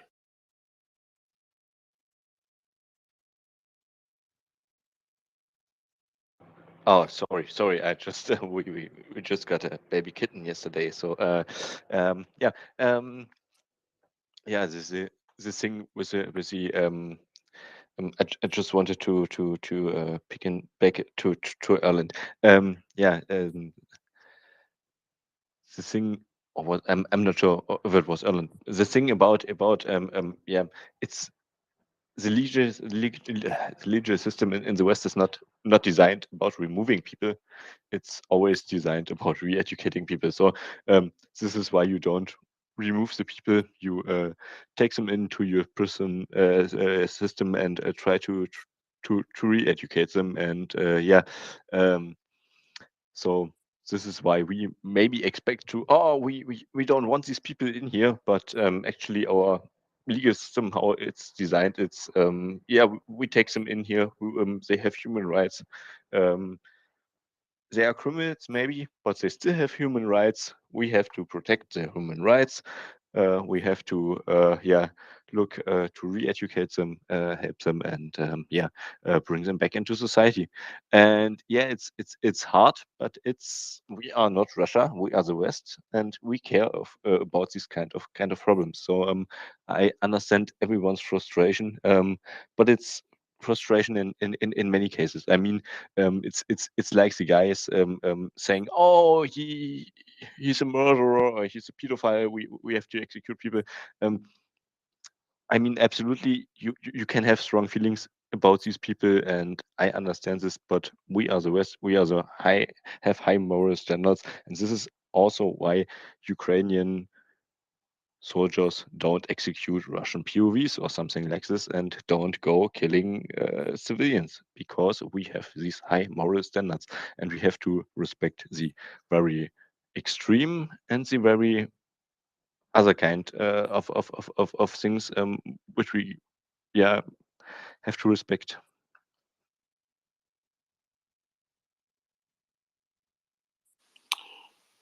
Yeah, following international, good idea. Let's go to Alan then.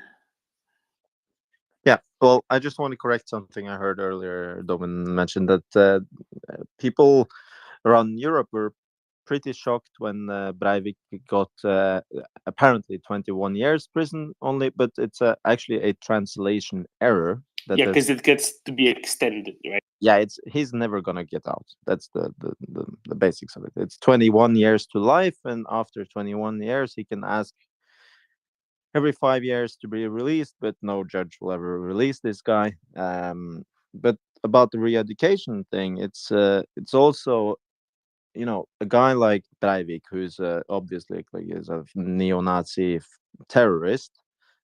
He maybe eventually will change, or maybe not.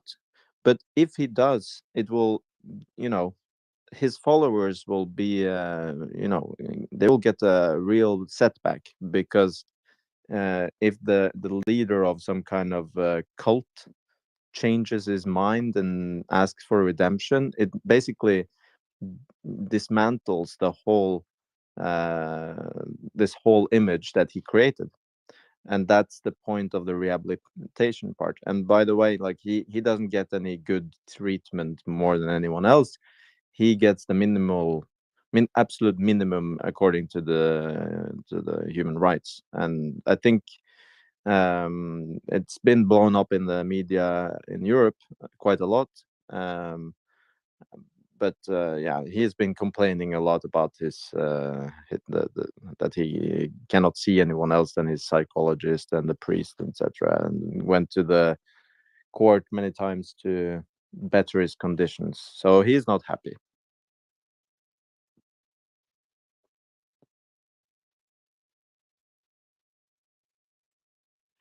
And I believe, like, a guy like that, if any judge would be so stupid to let him out, I don't think he would last a day in the free.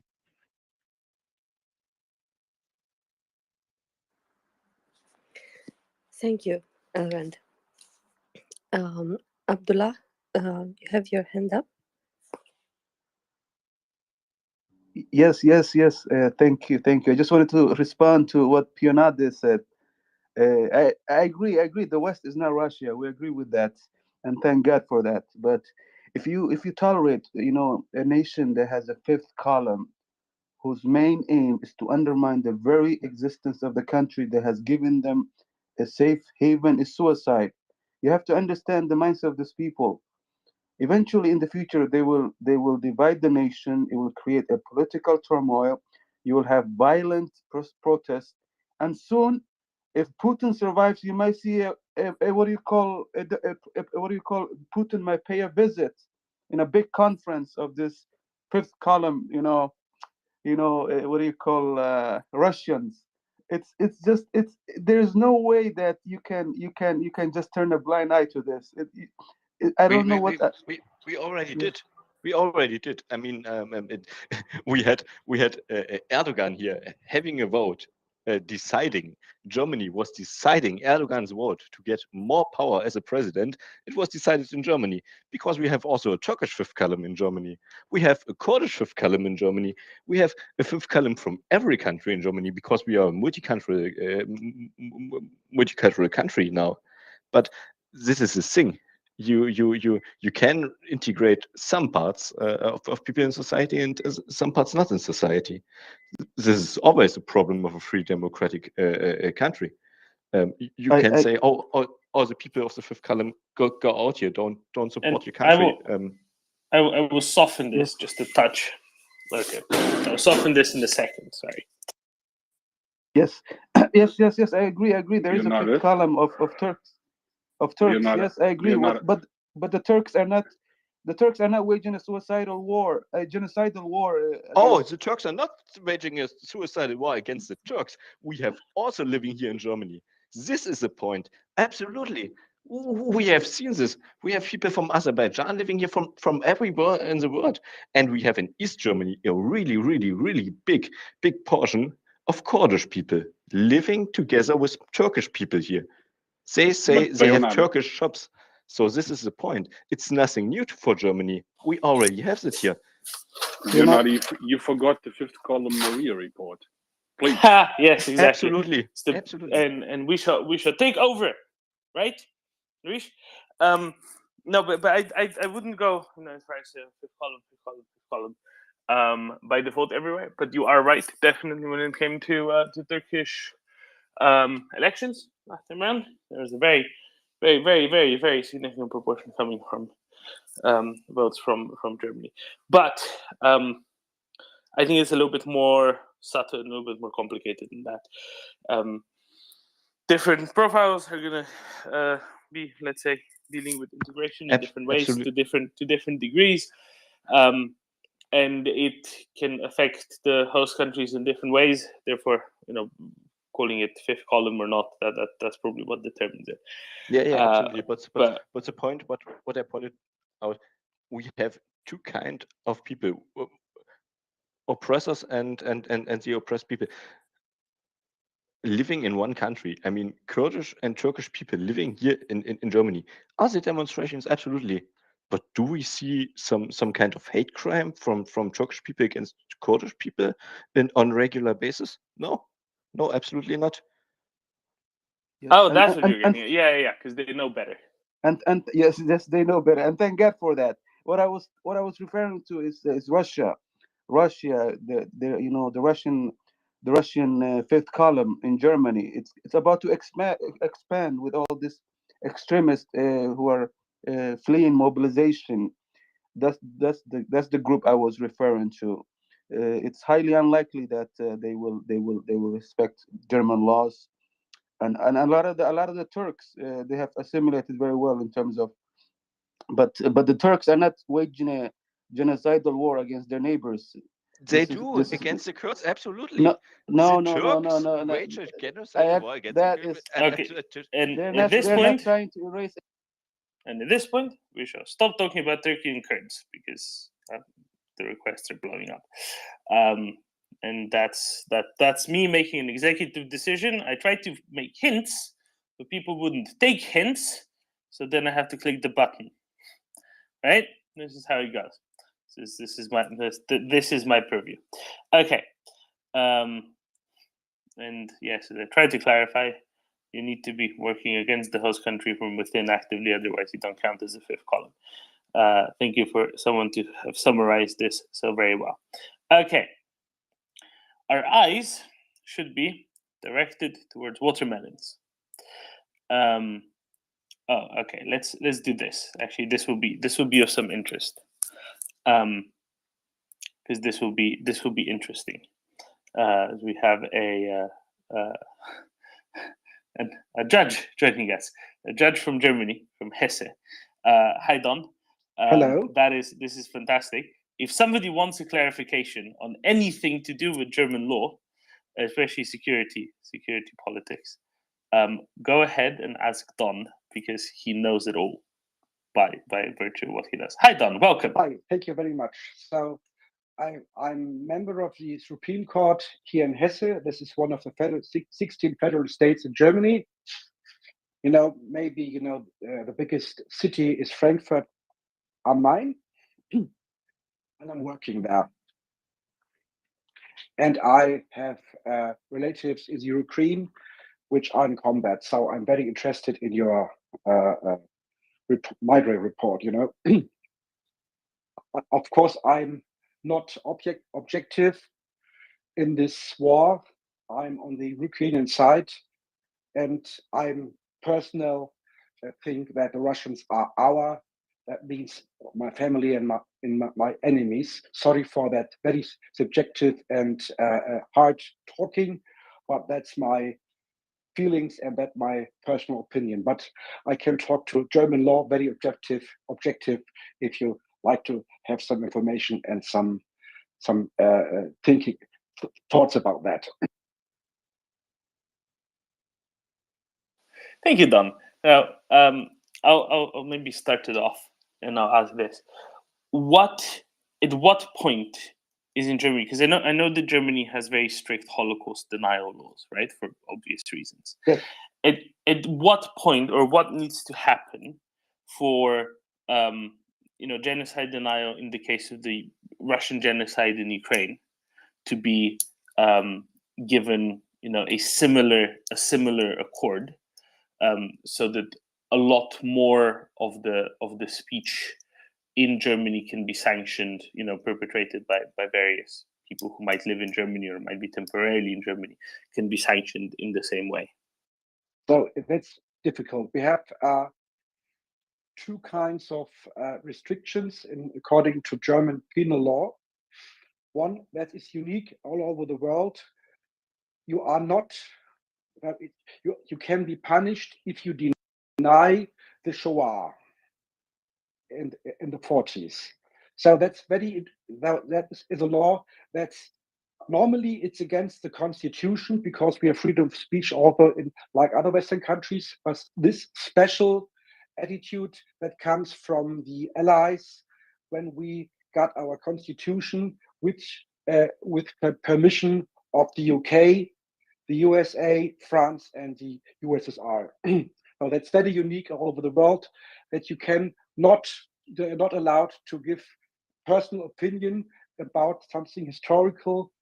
So you are punished if you say there were no Holocaust. That's only one hand. And that's very unique and very special and very complicated. On the other hand, we have a sort of law that prohibits if you are support crime. So if you are in open and in a way which may cause damage to public peace, support crime, you can be punished also. That's called in German, the German language, öffentliche Billigung von Straftaten. Maybe someone understands German here. That means the public supporting of crime. And then you can be punished. So we already have some special district attorney units, especially the Generalbundesanwalt, that is the for the whole country, the main district attorney for all political crimes. And at my court, we have a special sections which are dealing with war crimes. So we punished, so some colleagues, they punished some people from Syria and from Uganda and from Rwanda who committed war crimes. And our Generalbundesanwalt in Karlsruhe, they have founded a special unit which are looking over war crimes in Ukraine. So there is the Roman 5 statute, and we call it Völkerstrafgesetzbuch. That means you can be punished for war crimes, except you are an official member of the government. That comes to Den Haag. But every country who are member of this contract is allowed to punish everybody who's committing a war crime in any country. So if someone from Italy commits a war crime in Finland, Austria can punish him. And we are looking after Russian war criminals already, and we have founded a new Senate in our court. If the first defendants will be put to us to Frankfurt. We are still on it. So there is extraterritoriality for that, right? No, yes. So everybody can be punished in every country who is committing a war crime in any country. There is no territorial restriction. So if you are a citizen of Italian and you're committing a war crime in Austria, you can be punished in France, for example. The only exception is for people who are under members of the government and are allowed to represent the state. So you can't put Putin to court in Germany or Lavrov, but every general and every other soldier you could theoretically can put him to court in France or in Germany or in Italy or whatever you want to.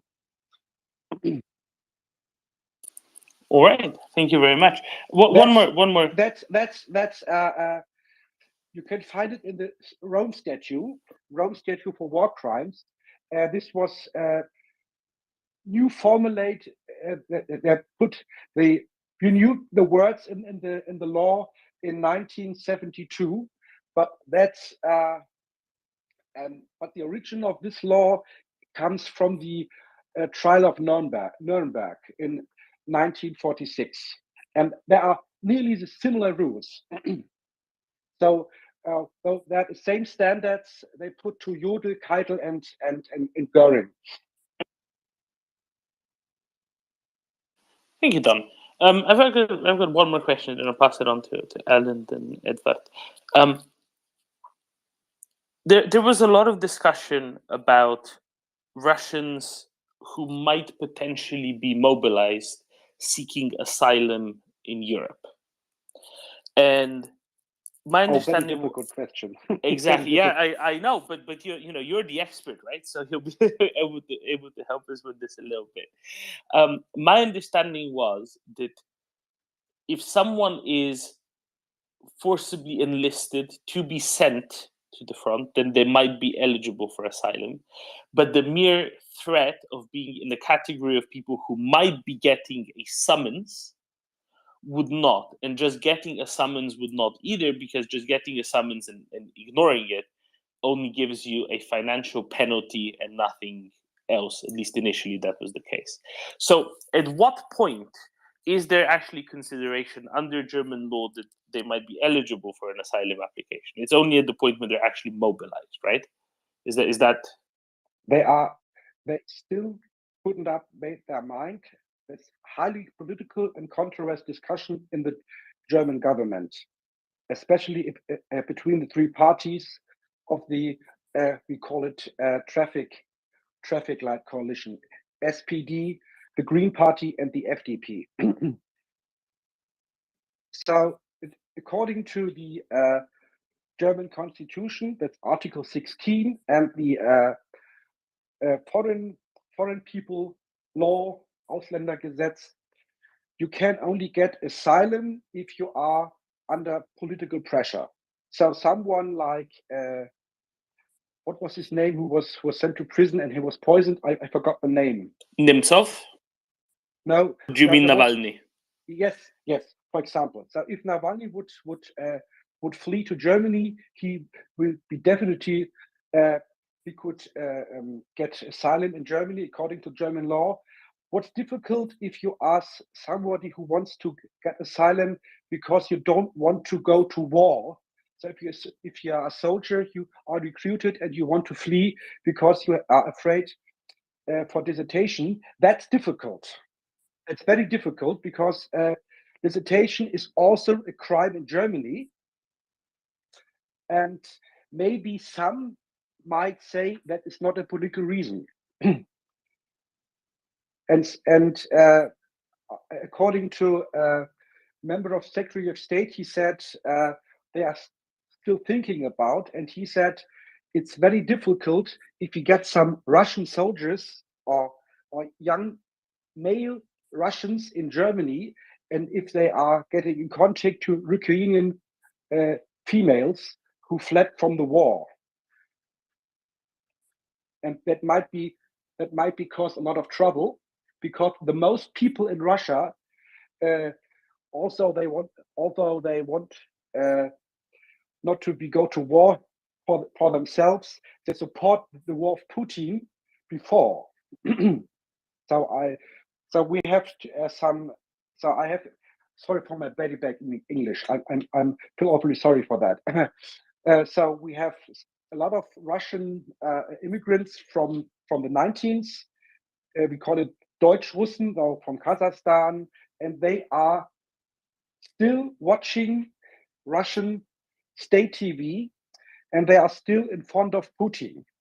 And we have a lot of Ukrainian refugees here in Germany. So part of my family, my mother-in-law, my sister-in-law, and my niece, they are in Germany, from Odessa and from Kiev. And they are confronted with some Russian ignorance. And what's even more worse, in Germany, we have two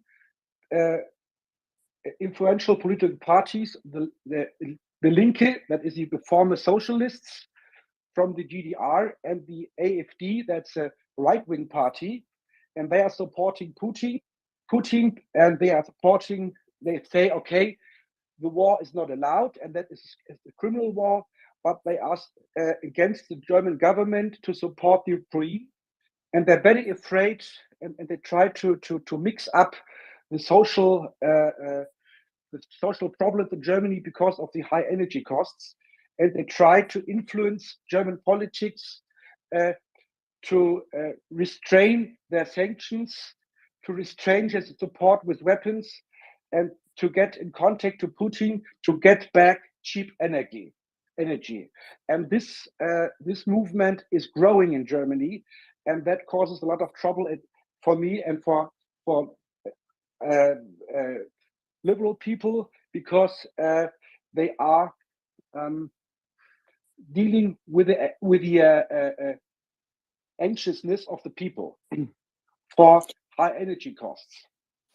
So there has been a lot. Actually, I lied. I'll ask one more question. This is really important, and this is. I don't know if you were around on Thursday afternoon when we were talking to Dr. Biljana Lilly, who's a cybersecurity information warfare researcher, and we were talking a little bit about how the Russian military doctrine prescribes information warfare both in a time of kinetic war as well as a time of kinetic peace. So a lot of the activities that Russia has been doing, be they to do with cybersecurity, such as hacking of various political organization, electoral offices across Europe and elsewhere in the world, but also their media approaches, right? With like Sputnik Germany, with Russia Today, different things like that in various countries across Europe and elsewhere. That they consider that a part of their military doctrine. Right? This is a part of their effectively military operations, whether it's done by the military, whether it's done by the intelligence services like the FSB, the SVR, the GRU, or whether it's done by civilians that are contracted with them, right? The so-called hacktivists, right? And script kiddies, like the troll farms. Exactly, right? So how is that considered under German law? My question is, to what degree is that? Because I know it's not considered, unless it's an attack on critical infrastructure, it's not considered an Article 5 invocable thing under the NATO agreement, right? But how is that all of that considered under German law, and what is being considered of changing that? Because we've seen Russia attempt a coup in Montenegro on election day. At that time, Montenegro is not yet a part of NATO, but now it is. We've seen them interfere in Bulgaria very strongly, very forcefully in elections. We've seen their attempts with hacking in France and in the Bundestag as well in Germany. So how is that considered? And how much of a threat is that considered? And how can that be addressed and prosecuted for anyone who might have done such actions, who might later on, pass through Germany, maybe connecting in Frankfurt or anything like that? Would that be something that they can be picked up on and effectively prosecuted? Very difficult, but that's not a matter of law, but a matter of efficiency. So you have to get them. So it's a matter of enforcement more than anything. Yes, of course, yes. For example, there was a big demonstration in Berlin, and people were waving Russian flags. That is not forbidden. People's having some Z on their cars. That's forbidden, because the Z stands for aggressive motion in Ukraine, and this is supporting crime. So if you say, I like Putin, that's not forbidden. If you say, well, Putin is doing a good job in Ukraine, that's forbidden, because you are supporting war crime. So it's very difficult. And if you're going to a demonstration and you're waving the German flag and the Russian flag and you're saying fuck government because of the gas prices, this is a loud political statement. And to build on that, we've seen Russia instigate a lot of protests in various European countries. Those protests early in September in Prague, and then later on Bucharest in Bulgaria as well. Right? It is clear that they were instigated by Russia. It is clear where the money flows are. What is the legal status of that? Is it allowable for a foreign country, a country that says itself under their military doctrine that they're conducting warfare operations by instigating protests, by exploiting the protest potential? Not officially, but they are. So I must insult my own people, but I think within the European Union, the most stupid people are living in Germany. Sorry. So what needs to be changed for this to be, more easily enforceable under law? Because this is state action. This is hostile state action being conducted in European countries. A lot of the protests that are going on in Germany, I would not at all be surprised if they're supported, organized, financed, whatever, by either Russian security intelligence services or their employees. That's a political matter of the self-restraining of our chancellor.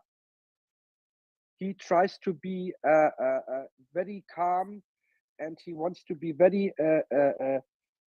So his language is appeasement language, and if he would cut away his self-restraint in this matter, and he would declare Russia to an enemy state, then the political attitude also for the security authorities would be much easier. And the hot mic. This will get fixed, but I can't. It's the one hot mic I can't address. And I hope you hear me. Okay. Well, thank you very much, Don. See, this is good to understand, right? I think we have a few people with questions for you. I'll pass it off to Pauli first, because Pauli is a lawyer in Finland, and he can speak to you at a level which I can't, because I'm not from the legal profession. So we'll go to Pauli first, and then Ellen after that. Pauli. Thank you, Domin. Mic check. Loud and clear. All right, so I'm on seaside currently in Porvoo direction, fishing. But the discussion was so interesting that I had to come by and ask a few questions. So Don Leone, how do you see it? the asylum topic. In Finland and in my opinion in EU, the main keyword on granting asylum is persecution. So you either have to be direct subject to political persecution, or then a persecution that immediately threats your well-being, your life, or your health. And in my opinion, just having a country, whether it's Russia or let's say Switzerland or Finland, having a conscription and then calling people to conscription is not a crime or persecution. In my opinion, it's the opposite. It's actually quite legal. And therefore, my rationale is that having conscription service and just calling people to arms, that isn't a how to say, it would not constitute as persecution, and therefore wouldn't grant an asylum.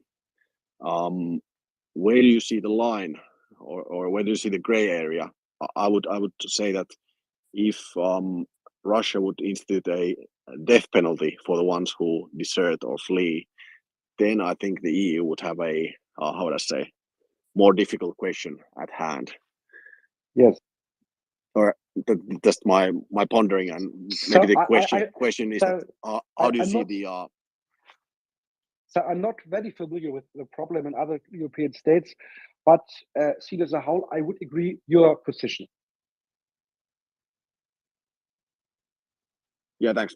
And I think my follow-up is that currently I do not see that the like current events that that's happening in Russia would lead to any kind of situation within the EU countries that they would be granting asylums to normal men that are just fleeing and deserting from the army service. Yeah, thank you. Thank you too.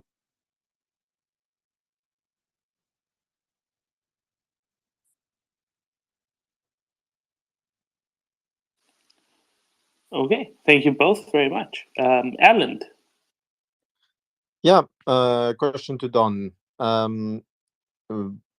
In Germany, is it up to state prosecutor to, for instance, decide if these sets are illegal, for instance, to start finding people who put them on their cars, or arresting people who, in some way support the genocide publicly, or the aggression of war? Or is it a political decision to start handing out fines and arresting people? Now, according to paragraph 163 German Penal Code, they are obliged to do this. We call it Offizialprinzip. That means only some private crimes like insulting your neighbor, you are too fat, or such things, the state authority is obliged to put this under investigation. And on the other hand, it's what Doman said. It's a matter of how you can succeed and how efficient you are and how you can find them. Now, there was also, for example, there were a lot of violating the laws in Germany during the anti-corona demonstrations, but they couldn't get them. They were too many, and they had to and the amount of the policemen were too small. But isn't this a kind of policing issue? Also, maybe a decision not to put the policemen in danger because they're scared of the reaction of demonstrations. That's a big legal problem in many. You pointed it out very exactly. I think that's exactly the reason. Yeah, that's a big legal issue when it comes to demonstrations, football hooligans, etc. The police often, in some countries, they prefer to use the baton rather than arrest. I'm just observing, and in other places they just prefer to observe and maybe do arrests after if they identify people. But are there any reports of people being fined or arrested because of sets, Z or whatever symbols? Yeah, there were reported, and some people were put to the small courts, Amtsgericht, but not very many. So the problem is, this is you pointed it very clearly. That's a matter of politics and police politics, and the police is a matter of the federal states. So in Berlin and Hamburg and some social democratic governed states in Germany, they have a politic called de-escalation politics of the police.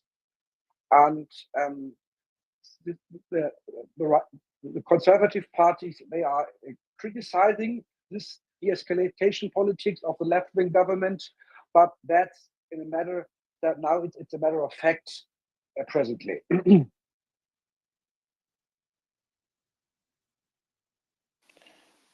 Thank you. And to follow up on this a little bit, maybe the various propagandists of the Kremlin regime, right? Solovyov, Simonian, you know which ones I mean, the ones that go on television every night and say, we're going to go and we're going to nuke Kiev and then we're going to go on to Warsaw and on to Berlin with tanks. Nobody will stop.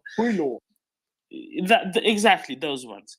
So when, let's say they travel to Germany at some point, is there any sort of universal jurisdiction you can get them under, or not so much? Of course. So on what basis can they be got? So they are supporting war crime. So we have 4 cases of sorts of war crime, which all fulfilled during this Russian war. First of all, the crime of aggression, according to paragraph 6, that if you are unfolding violence to a different country and crossing the border with violence. And it is also a crime if you prepare this kind of act. Even the preparation is under punishment. Then war crimes like bombing civil targets without a military reason. Then we have a sort of genocide, and genocide is fulfilled if you are killing the first human being with the with the purpose to eliminate the ethnic group. And if you are stealing kids, if you are robbing children, and with a purpose to put them out of their home country, it's also genocide if you're doing this with the first child with that purpose. And this is also fulfilled in Donbass, where they put out around about 14,000 children to Russia. And of course, crimes against humanity. If you are killing people, and if you're raping women, and so on, and if you're torturing people, and all this sort of crimes, they fulfill the whole penal code from A to Z. And the most violations of this law, they have life imprisonment according to German law, and death penalty according to US law.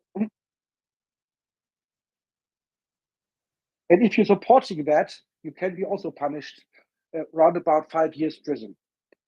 Yes, if you're a genocide promoter, effectively, right? And if you promote, yes. Got it. And the people in the Russian TV, they're supporting this sort of genocide, obviously, very obviously. Thank you. See, this is really good because when I think about this, I think, oh, maybe not, but you actually know all of this stuff in great detail and great depth, and it's very helpful. Thank you so much for jumping up and being willing to talk to us. Let's go to Edward and then to Florian and Brian. Edward. Hello, and thank you, Don Leone, for giving your time here. So I'm British, and many years ago, I've never practiced as a lawyer, but many years ago I studied jurisprudence, including a bit of Roman law, constitutional law, and so forth. But in Britain,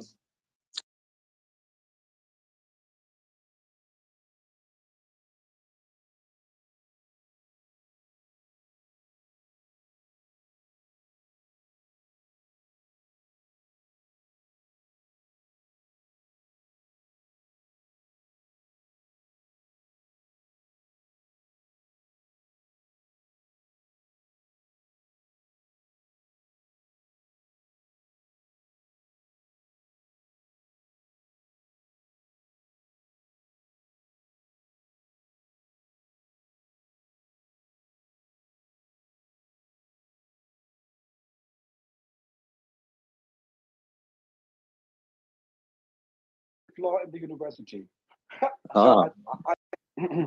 good. So in Britain, English law is always, where is the remedy?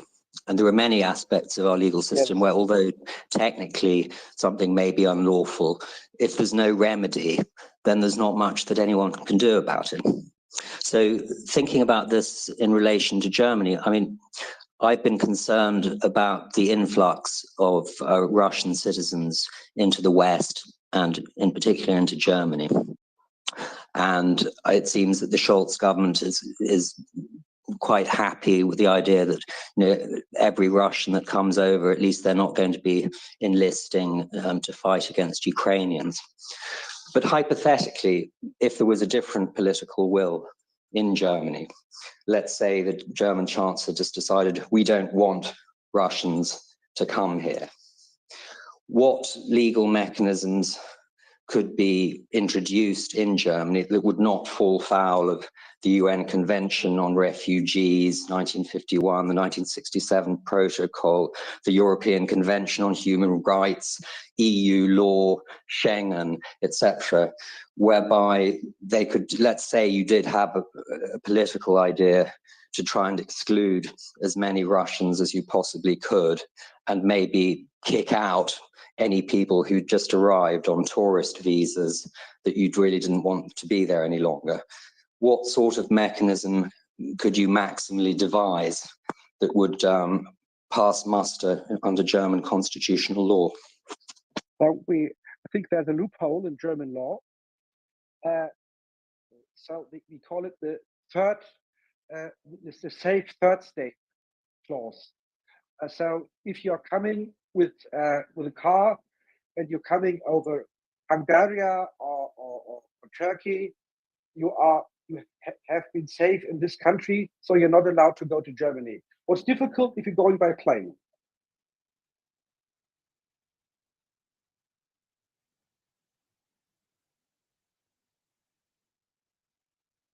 So if you cross another country, you can be pushed away according to that statute.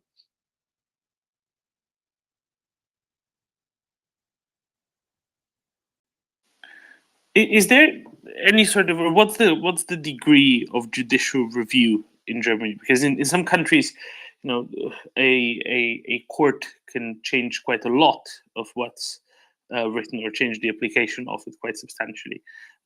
But how much can the German legal system change what has maybe been passed by Parliament, right? And Edward said the UK Parliament's the effective final arbiter for many things.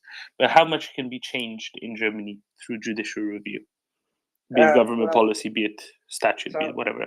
So in most cases, the Court of Constitution, they are restricted some politics of the government. And so former chancellor said the 8 assholes in Karlsruhe. because the most governments don't like the Court of Constitution in Germany because they interfere in politics quite a lot. But you can't foresee it, how they are deciding. There is no political attitude, so you can say, oh, they are most conservative, or the most liberal, or the most left wing. They are quite independent. And I don't know the English word. Maybe somebody who understands German can support me. Unberechenbar. I don't know the English word now. Unpredictable. Unpredictable. Thank you. Yes, that's unpredictable. What the court might judge. So I can't say that, but I think that the main difference between Britain and Germany, your democracy is much older. The rule of law it's much longer in your tradition, in the law tradition. So Germany started with becoming a liberal democratic state only 1949 after the war, under influence of the United States and the United Kingdom. So some critics, they say we are a US colony since the 50s. I see. So there's quite a bit of a difference there. All right. Thank you very much, Don. Florian, take it away. Just a few remarks. First of all, asylum is governed by the Schengen Dublin Convention of the European Union. And this is the third country rule. So if you drive over the Finnish border and you haven't claimed asylum there, you claim it in Germany, it's rejected. Yes. Mostly used from people coming to Italy and then trying to cross. Every other Schengen state does this. So if there's a political will, you can push them away, unless they would come from Turkey. Turkey is not considered a safe state to fly to Frankfurt and claim asylum there. Second point, the EU's High Court has on multiple occasions decided not going for military service doesn't constitute an asylum ground. Yes. There's a guy from 2003 who didn't want to fight for the Americans in Iraq and so on. There's guys from Syria. There's 3 cases, as far as I remember, that says, in general, unless you have personal grounds, military service doesn't constitute a reason for asylum. And that's binding for Germany too. So I don't think it's that easy. I think it's a political will of the Interior Ministry, Interior Minister. This is Faeser, but I don't think it works legally, to be honest. It's a political expression rather than real actual law. And I think very good, Florian. Very good. It has been not tested in any court in Germany. And the third point on what do you do with the propagandists on the ground, and the problem of my third column or fifth column in Germany, the problem is that the Federal Office of Protection of the Constitution, Bundesverfassungsschutz, so the internal secret service that protects internally Germany, is very federal. And it gets its political command, for example, from governments in Thuringia or in Bavaria. And they're very, very different. The guys in the East are actually very much undermined. So they don't act. That's why all the propagandists also tend to sit around in the East, because they don't fear the Office of the Protection of the Constitution. So there's no will to do that.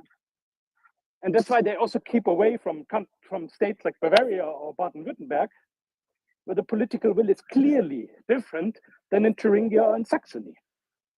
And that's the problem with Germany. Germany is a very federalized and a very, very sort of local country, and it doesn't have a central government that really sort of dictates political will easily. So I want to support every word Florian just stated. Every word. Thank you. Very great, Florian. Thank you. And of course, it would help if Mr. Scholz had far more political will to address this. But still, if the Prime Minister of Thuringia or Saxony, Mr. Kretschmer, doesn't do anything, and he appoints politically the guys at the Federal Office of Protection of the Constitution, they won't do anything. And I think it's been totally undermined. The situation on German secret services is probably as bad as in Austria. And that's why the other allies don't trust Germany with much information on both of its secret services, to be also very clear about that.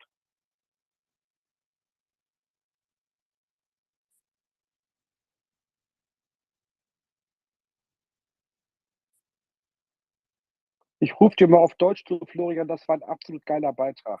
Very good, thank you. I think it needs to be said that the situation is really bad. And I have a German passport, but I've never lived actually as an adult in Germany. I live in Switzerland.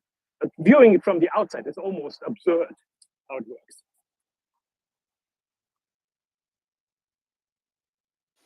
Well, there you go. Thank you. It's really nice to have things put so very clearly. Brian, I think you're next one up. Yes, thank you very much, Doman. And thank you, Florian. You've actually partially asked or answered the question that I had for Don Leone, but I'll try it again. Erstmal wunderschönen guten Tag.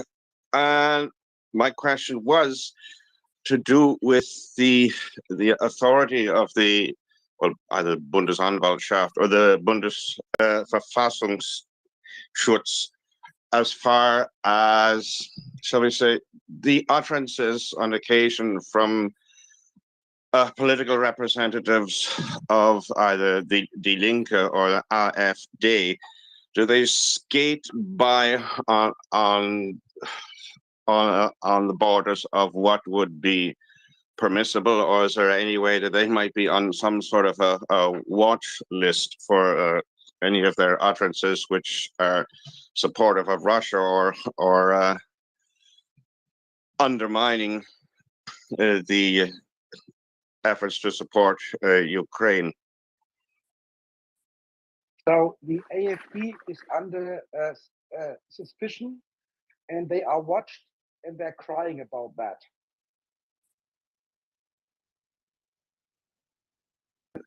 Yeah, sorry.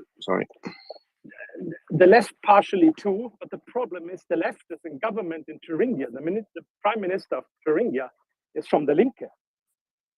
And he has the right to name the officers of the Secret Service. That's the problem. So in Thuringia, you already have party soldiers of the Linke sitting at the Bundesverfassungsschutz, as well as the left side of the SPD in Mecklenburg-Vorpommern or in Brandenburg, have named people of very, very questionable background to work for this internal secret service. And there you have the sort of undermining of the German state, especially in the East. It's better in the West, but in the East, it's really, really terrible. But I want to defend defend these people in a way, because I think that's typical German. You are try to obey the law very much, and this is more important than your political personal opinion. Yes, I was very surprised too from what Florian said. I didn't realize that the Bundesverfassungsschutz was not an overarching federal agency, but that was devolved at the level of the Bundesländer, which of course is going to undermine things. One final follow-up, if I may, on more on a personal note. Can you tell me, do they still celebrate Appleboy-Fest in Frankfurt? Yes. Of course, we have interrupted because of Corona. We love it. So, dear friends, I have to go. My spouse is making a very ugly look to me because I have to go shopping and get some food for the weekend.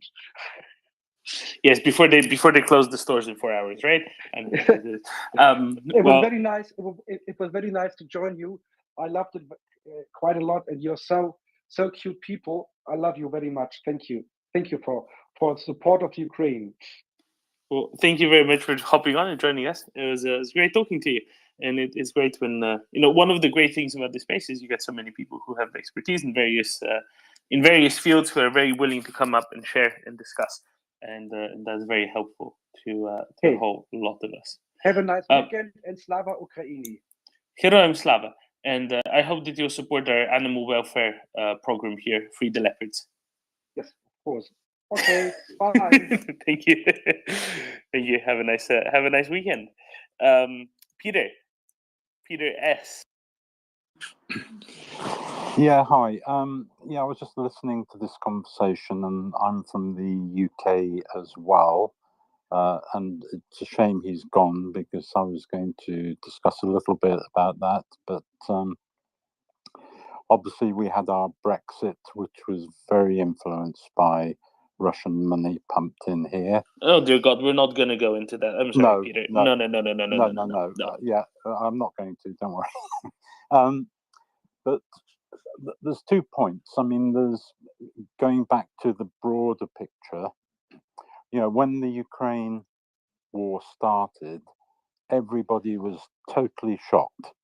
You know, everybody wanted to bring people in. What can we do? You know, people were very shocked.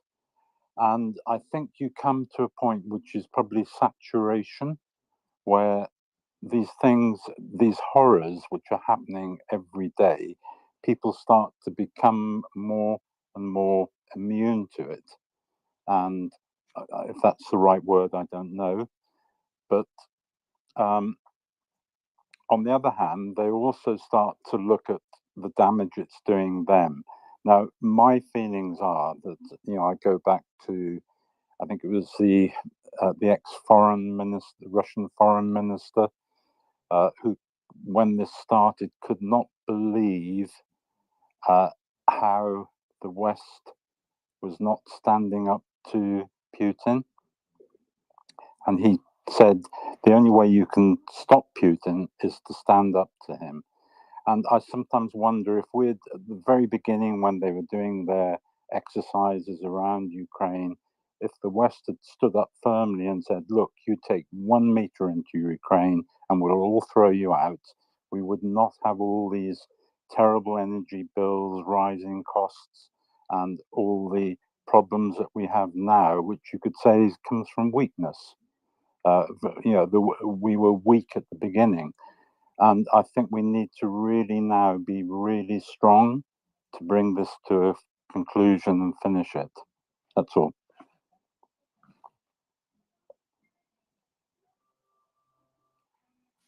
I'll point to something else that, you know, your note sparked in my brain somewhere in the back. Months ago, the foreign minister of Russia, Sergei Kalantarian, and you might think now, what? No, his name is Lavrov. No, it's not. His name is Kalantarian. His dad changed it to Lavrov because he thought that a Russian name would better serve the Russian imperialist dream than an Armenian name. And you know, sometimes the worst imperialists are those who opt for it rather than those who are born into it. Anyway, where were we? Right, Kalantarian, a few months ago, he said, you know, Russia, you know, we have our flaws, we recognize our flaws, but this is how it is, and kind of implied, you know, you're no better than us. And see, this is where they're fundamentally wrong. This is where they're fundamentally wrong because the rest of Europe went through a renaissance and figured out that there is space for self-improvement and has been working on that for a while. And it took a while, no question. And it wasn't easy. It was difficult. It took a long time. However, you know, we went through it. We made changes. We introduced changes. And there are very different principles at work now. It is not the same. It is far from being the same. And you know, Ukraine, like many other countries, wanted to shake off the shackles of Imperial Russia and move on to bigger and better and freer things. Russia didn't let them, but that is why the rest of the free world stood up together with Ukraine. Whatever information warfare approaches Russia might wish to undertake, whatever ideas the Russians might have, this is not going to be something that's going to be allowed to them. Recolonializing their long time long time colony is not going to be allowed. People there don't want it. The rest of the free world is not going to allow it. Period. And there's more HIMARS missiles going to Ukraine. Interestingly, very interestingly, more remote mining shells are going to Ukraine. Those are excellent. They're not a long-term danger because they self-destruct after up to 48 hours, depending on how you set them. And it really shapes escape routes, right? It really minimizes space for maneuver for the Russians. And I'm very excited about that. I think 5,000 of those shells are going, each carrying 9 mines, if I remember correctly, and they just make fields impassable, but only temporarily. And it's really fantastic, and it's really important. Anyway, Abdallah. Thank you, Domen. I didn't know Sergey was Armenian. Thank you for that. No, yeah. Well, you'd never guess by the name, right? But no, this is what happens. People don't know that Stalin was Georgian either. That right? I know. Many more people know that Stalin was from Georgia, but he didn't care about that. What he cared about was serving the imperialist dream, and often those are the ones that put their own countrymen down particularly hard, right? It was under Stalin that the big transition in the Soviet Union from a collection of nations to a much more internationalist approach was actually done.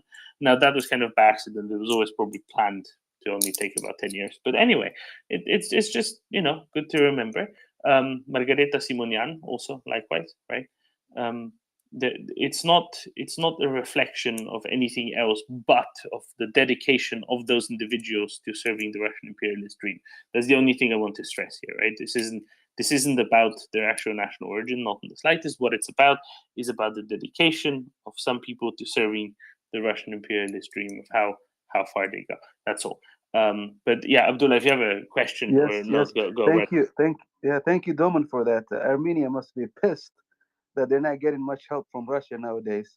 But I just wanted to. I got caught up for a while, so I didn't hear much about what the lawyer was saying from Germany. But he said that Germany is that there are laws, that punish Holocaust denying, which is, thank God for that. I know Germany is a tolerant country, but from afar, we're seeing an ineffective German system where Ukrainian genocidal deniers are roaming free in their cities, and the German government is turning a blind eye. What's the law? If you can't enforce it, if you can create a social cohesion and a law-abiding citizens going into the future. My father, he speaks Russian. He went to school in the USSR, and he was interpreting some of the things they were saying in German Russians who were protesting, and it's like you think you're watching Russian state TV, Russians, and I'm sorry, those people should be prosecuted according to the German laws. You have to enforce it. They have to have teeth. Thank God Florian, opened my eyes in how the system works there. I'm sure so many countries have a lot of beautiful laws, but if the law is not enforced, it's useless. And Russians are openly mocking your enforcement mechanism right in front of your eyes. No matter what they do, they have people like Gerhard Schroeder. His proteges are all in power in Berlin, and I don't think this nonsense will stop anytime soon, to be honest. And God forbid if Putin had subdued Ukraine. Do you think the German government will say get out of Ukraine? No, I think the gas will keep flowing no matter what. And that's my last. That's the thing. The gas and that's is my not last flowing. rant for the day, Domen, about Germany. And the day is still early. Thank you so much. Thank you, Abdullah. The thing to know is the gas is not, as a matter of fact, flowing. Right? There's very little gas coming from Russia to Europe as a whole.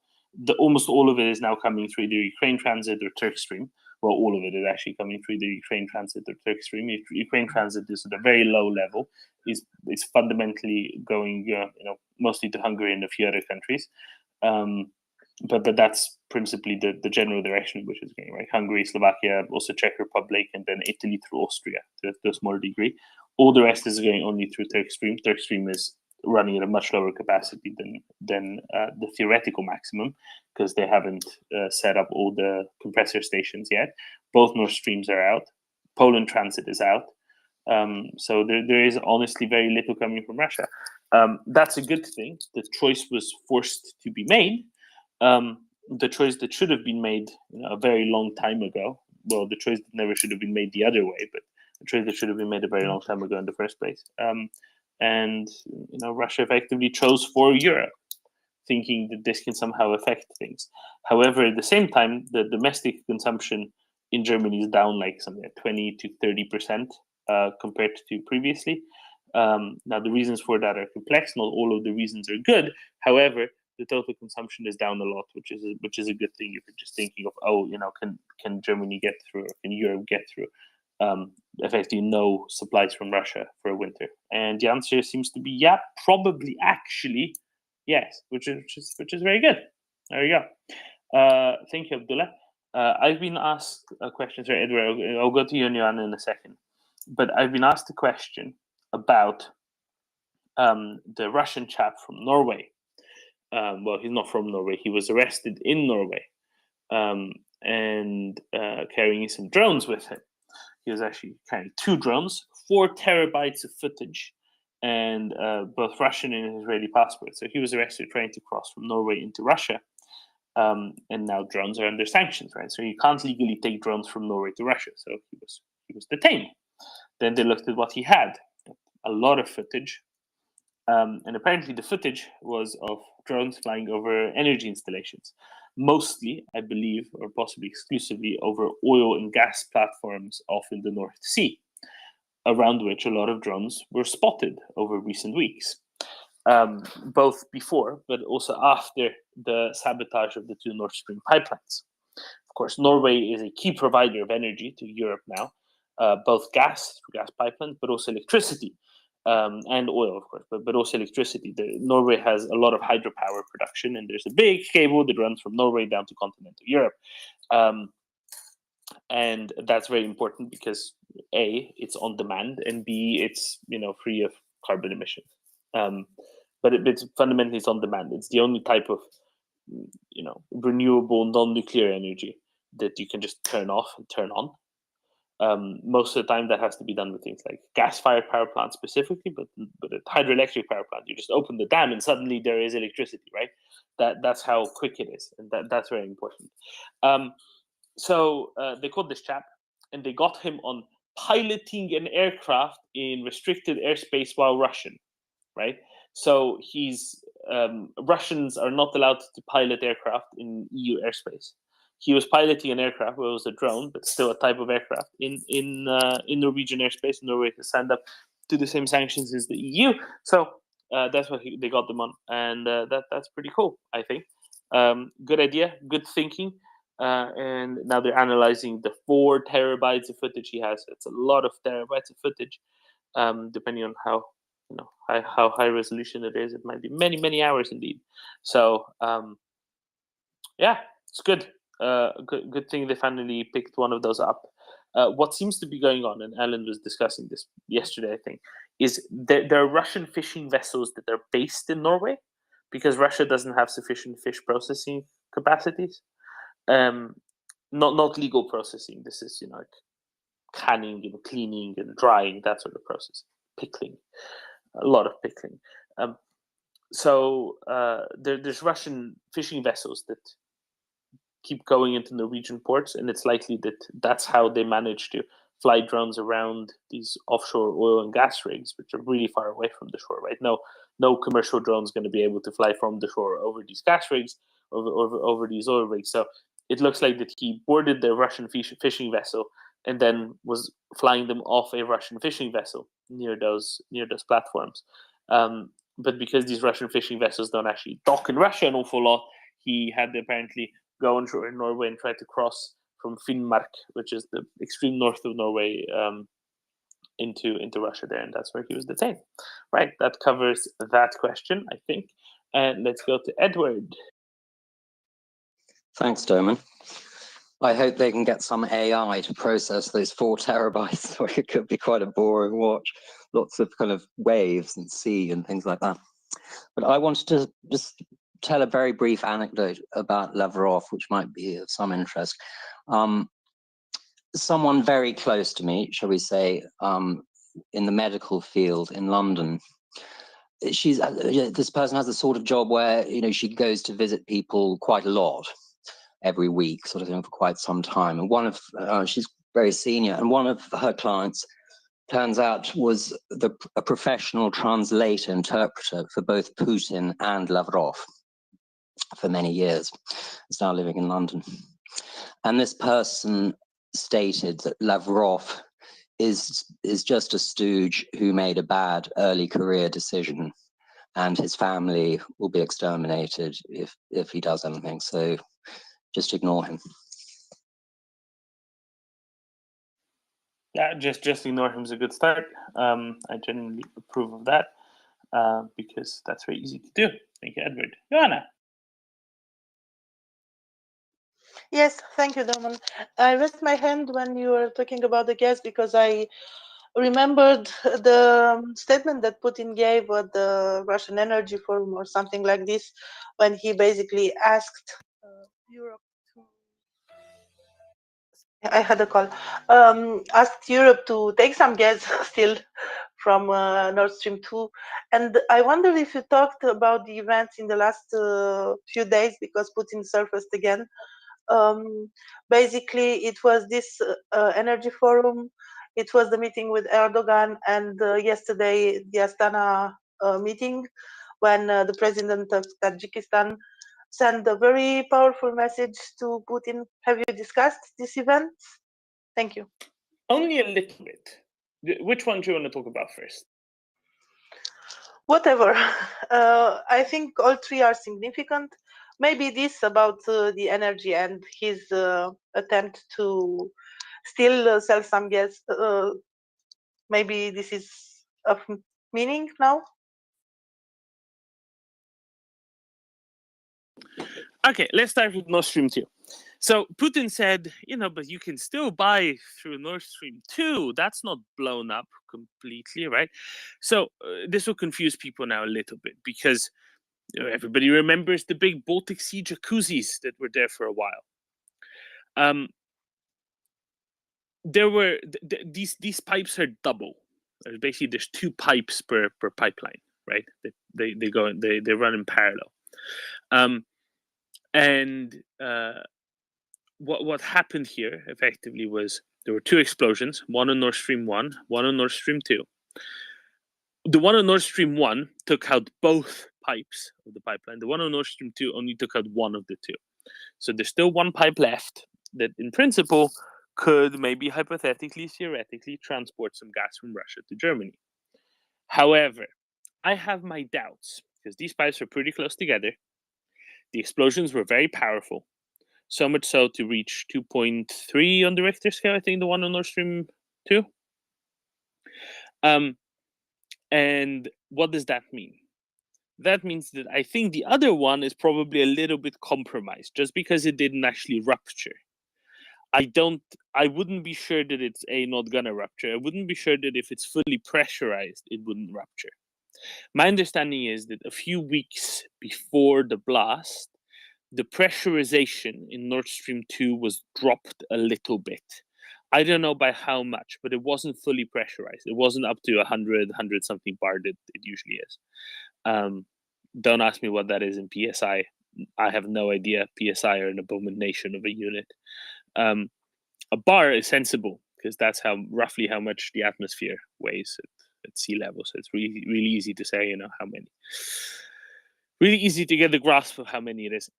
Anyway, so I wouldn't be sure that it's that's actually usable.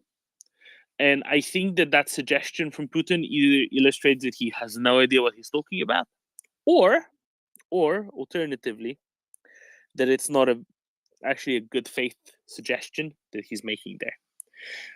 So that's on the Nord Stream on the Nord Stream thing. You said you had three things. I remember the Nord Stream. I remember Tajikistan. What was the other one? The meeting with Erdogan.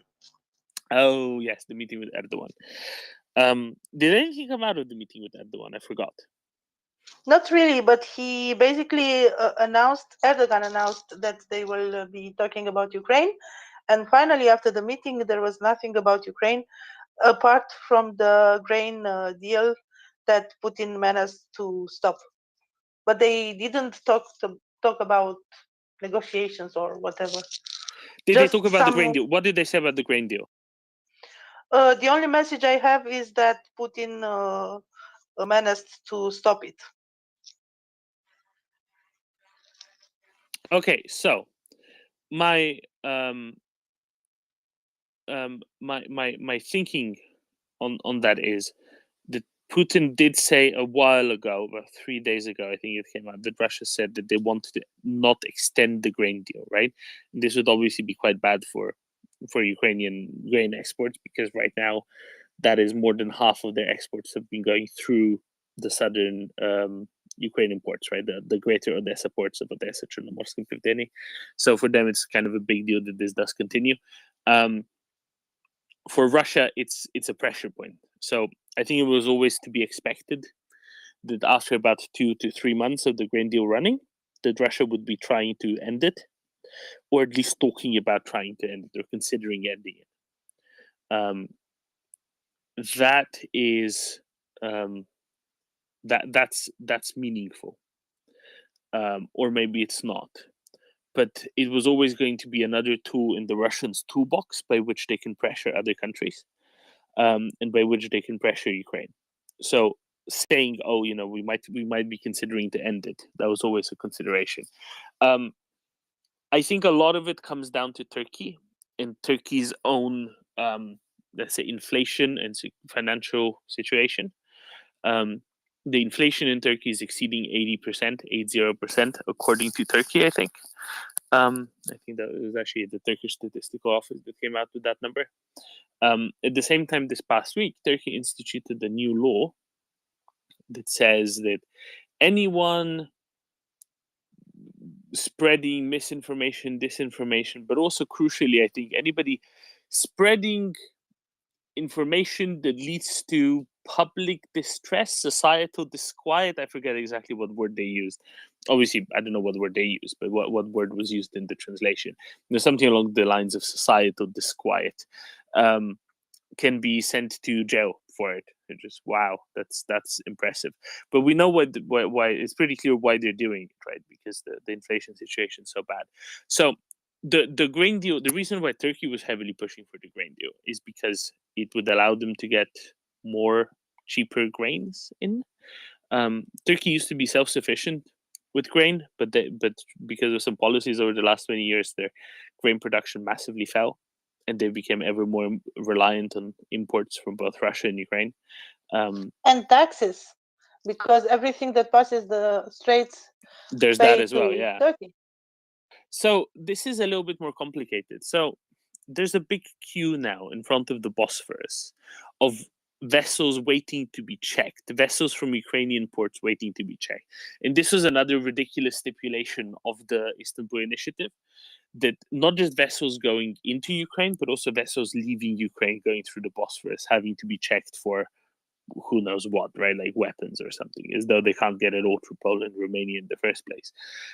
But what's really not understandable is why do the stuff need to be checked leaving from Ukraine through the Bosphorus as well? And right now the queue is like over a week, maybe much more than, I forget what exactly. We had Elena Neroba on Thursday, I think. And she kind of went through the details of it, but I forgot exactly how many days, but it was 2 weeks, maybe 1 week, 2 weeks, just waiting in front of the Bosphorus to be cleared to leave the Black Sea, which is absolutely ridiculous. And I think if Turkey had their say, they'd be happy with more going through, right? Because then they'd get more exactly in those transit fees. There you go. What was the last one? So let's see. Let's hold off on the grain deal, I guess, for a little while longer. I think we still need to see exactly what's going on there. Lastly, the Tajikistan one. Do you want to tell the good people here what the Tajik president, who's been in charge for almost 30 years and used to be a mid-ranking Soviet politician back before that, said to Putin to his face? Well, across a very large table to his face. Yeah, I don't have the text in front of me, but basically he said the countries around Russia shouldn't be treated like they still belong to Soviet Union, and that they respected Russia a lot and they proved it through the years, but they demand, and now they demand the same respect for them. So something like this in these lines. Yeah, it was basically the reason why the Soviet Union broke apart is because Russia didn't pay attention to the little republics, and now Russia is making the same mistake by ignoring the interests of the little republic, which is basically everyone else that's not Russia in the ex-Soviet Union, and how Putin is basically committing a big geostrategic mistake doing that. That was the implication. I mean, the Tajik president is obviously correct, because what Putin has managed to achieve in the last year is to lose all the soft power in Central Asia and the Caucasus, and any semblance of soft power he might have had over Ukraine. So good job him. And they've brought in Sweden and Finland. They're about to join NATO. Beyond that, the Baltics are imposing much stricter restrictions on anything Russian. So he's done very well. If his goal was to tank the Russian geopolitical situation, he's done very well indeed. So good job. Good job. Yeah, and people are telling this to him to his face. So I'm not at all surprised that China is quite supportive of Putin's various wars and adventures and the like in Ukraine, because what it did is it sent all of Central Asia much more firmly into the Chinese sphere of influence. Oh my God, I hate the phrase sphere of influence, and I had a better one, but I forgot what it was, because of what Putin was doing in Ukraine. So good job, Russia, on that. They've really managed to shoot themselves in the foot with an AK-47, emptying the whole magazine. Pretty much what they've done. Thank you, Don. That was wonderful. Thank you. Thank you, Anna. Brad. Hello. Good morning. I think it's good morning where you're at, not good afternoon just yet. It's already afternoon. It's still you have to be somewhere off deep in the Atlantic to still be morning. Oh, well, it's 5:30 in the morning here and I'm still up. That's the problem. Still up or already up? There's a big difference between. Still up. Long story. So I would suggest instead of sphere of influence, platonic solid of influence. I think that would be a nice alternative. I was going to mention, I posted in the thread I dug up all the earthquake, the readings, all the seismic readings for Nord Stream, and they are in the thread. And I believe there's actually 2 explosions on Nord Stream 1 and 1 on Nord Stream 2. Although I could not, even though on that map it shows an explosion on Nord Stream 2, I could not find any seismic data for the Nord Stream 2 explosion, but I did for the 2 on Nord Stream 1. So I just thought that was interesting. That is interesting, because I just went off the back of the Swedish reporting from the day after, saying that there was an explosion at sort of 7 and then another one at I think 2 a.m. So 7 p.m. and 2 a.m. and that those 2 registered and they were in different locations. But I'll have a look at the stuff you posted. Absolutely. Yeah. So what I found was 2 explosions on Nord Stream 1. One was 2.2 on the Richter scale. The other was 3.0, if I remember correctly. And they were literally like 1 second apart. So there is a chance there was just 1, but there's also a chance that there were 2 and they were timed to go off at the same time. So that was interesting. The other thing that I find interesting is I was trying to find seismic readings for just Ukraine generally. And other than a few stations in Western Ukraine, there's just like nothing over there, which I found curious. So anyway, because what I was hoping to find was it'd be very interesting to see if there were ammo dumps that, you know, the larger explosions going off, to see if you could actually see them on an earthquake site. So, but I wasn't able to find anything, in case anybody was curious. Interesting. So you were saying you thought maybe some of the ammo depot destructions would register on seismographs far away, but apparently not so much. Well, there's no readings at all in eastern Ukraine, like none at all. I would suggest that means they're disconnected. Yes, I would think so. But even in the middle of Ukraine, that's, you know, like territory that's clearly controlled by Ukraine, there's nothing there either. So what was going through my head was maybe it's just not a seismically active place. But normally you have like little tiny tremors like all over the place, even places you wouldn't think it.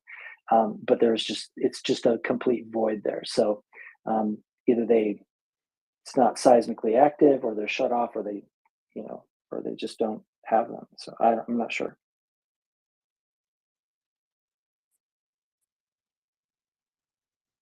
And I looked over a date range, and it was down to like very, very small seismic readings, and there was just nothing.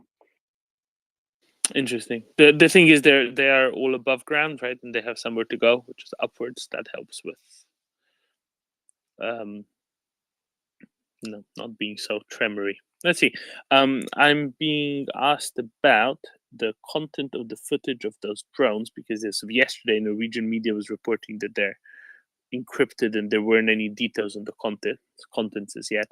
All I saw was stuff on Twitter, and I thought it was from a reasonably reasonable source, but I do not indeed know what it is on those, what was in those 4 terabytes of data.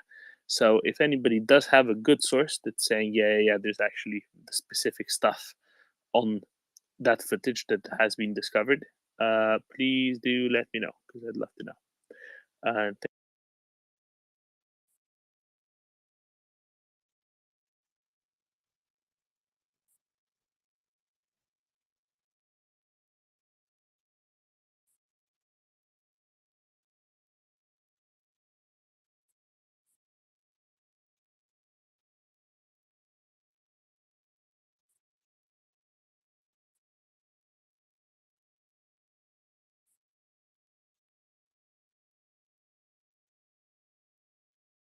Hello, Domen.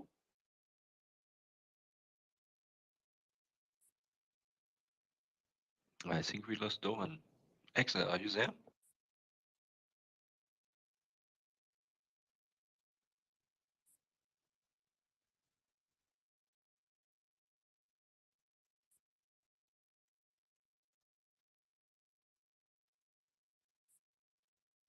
Did we lose Doman? Yes, I think so. Doman, can you hear us? You can hear me, guys? I can hear you. Yeah. Yeah, Okay. okay. So I see Doman's mic is going on and off, but we can't hear you, Doman. I think he has some technical problems. So now the dogs are out. Fellas? Who let them out? No, we cannot Who hear let you. them out?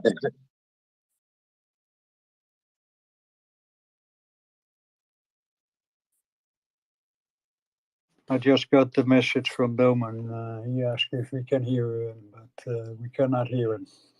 No, sadly don't know.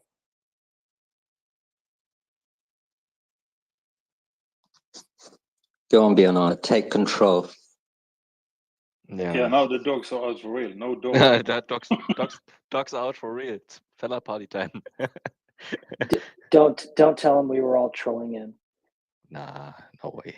Pretending not to hear him. No. We are all there. Axel You is there. see, Axel is also there. So now it's dogs and Baltic snow tigers. So MriyaReport, we're just hanging. Is MriyaReport this host? Are they a ghost? Like they're just always silent. Well, Dominic, Finish comment. It's like I'm back up. I'm convinced that MriyaReport, the host, is the Wizard of Oz, just behind the scenes pulling all the strings. Scary.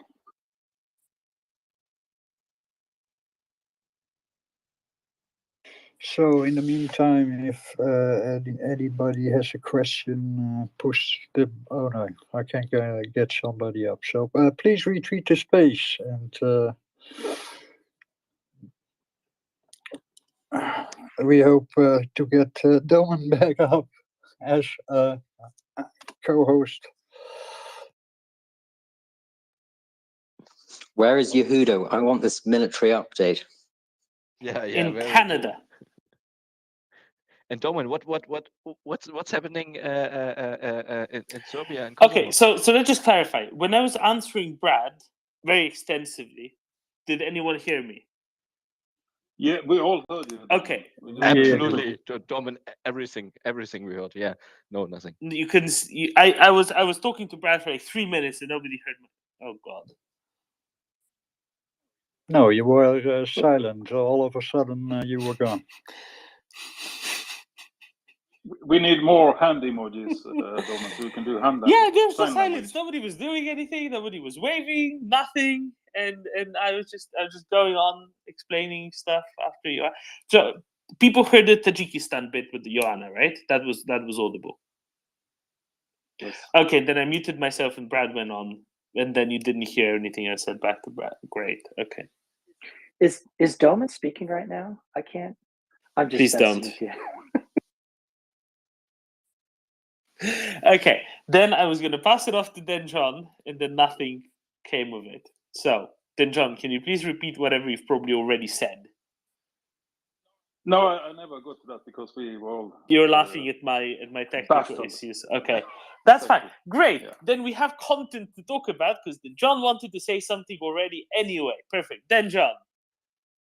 Yeah. So what I want to say is actually connected to this Tajik president's perfect treatment of Putin, because I read on TASS that now Putin is claiming that let's see, there's been external meddling with interference in the relations between Russia and Central Asia countries. Actually, before so we go into that, seriously. sorry, I need to ask. Anyone who was up during the European night, who's now up, did Joseph address this extensively?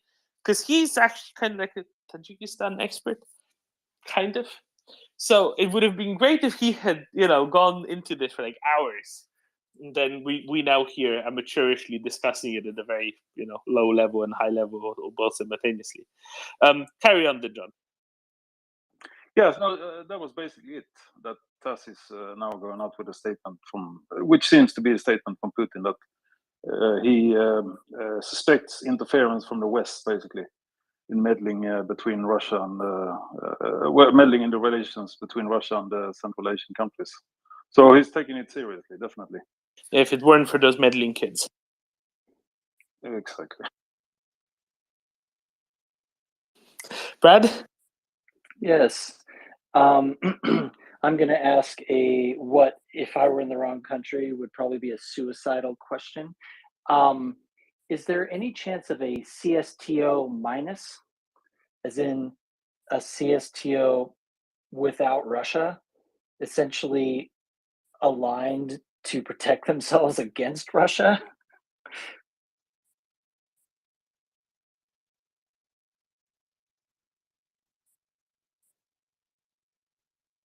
Can you repeat that question? The answer is no. Yeah, I figured as much. The answer is no, unless it's run by China. But it's hilarious that this is even a question anybody's asking. Right? I'm not laughing at you. I'm laughing with you, to be clear. Well, I mean, Tajikistan, the idea of Tajikistan, like essentially spitting in Putin's face, is honestly hilarious. It is hilarious, right? I mean, I can see Kazakhstan, very much. Tajikistan. What the F, right? Like that's funny. I mean, I can also see Kazakhstan because we saw Kazakhstan do that already months ago, right? In St. Petersburg in June, I think. So, do you know why it's extra interesting that Tajikistan's doing this? Pray tell. Okay, usually when you look at a country's economy, right, you do the pie chart, and you say, okay, this proportion comes from the primary sector, this proportion comes from the secondary sector, this proportion comes from the tertiary sector, right? So primary is like agriculture, stuff like that. Secondary is industry. Tertiary is services. How do you think that pie chart looks like in Tajikistan? Just like educated guess. Don't go look it up. Just roughly. Which sector is really big? I'm going to say this is completely uninformed, by the way. I'm going to say metals and mining, sheep, and now vitupera's rhetoric towards Russia. I'm not sure. No. So what I'm getting at is I have no idea how it looks like. I didn't look at it. It doesn't matter. What I want to highlight is there's a fourth sector. There's a fourth category on that pie chart, or at least it should be on that pie chart for Tajikistan, which is remittances. And the remittances are like a third of their economy.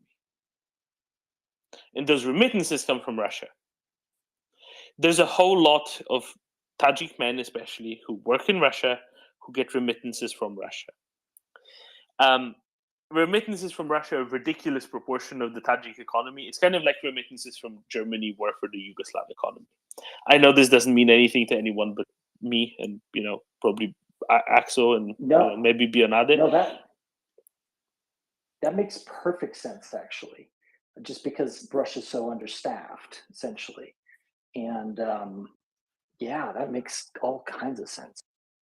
But this makes the statement from Rahman so much bigger, right?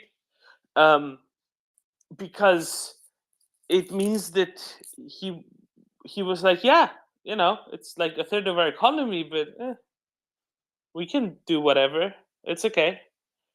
That means that they realized that the Russian economy is going down the drain already anyway, and they're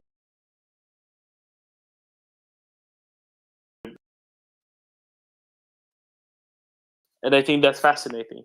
I think that's the really important point here, is that they already realized that it makes no difference what they say with regards to Russia. And that is ridiculous. Nobody would have ever expected that. Yeah. Well, I mean, the other thing is that Russia is very soon going to be lacking even more manpower, right? So, the only thing that Russia could do is basically say, oh, yeah, you're going to be that way? Well, we're going to conscript some of your citizens. That would literally be the only thing that they could do, because they need the manpower essentially for the economy. So, because they're sending 1 million something, eventually they will have sent 1 million something, able-bodied, in theory, men to the front.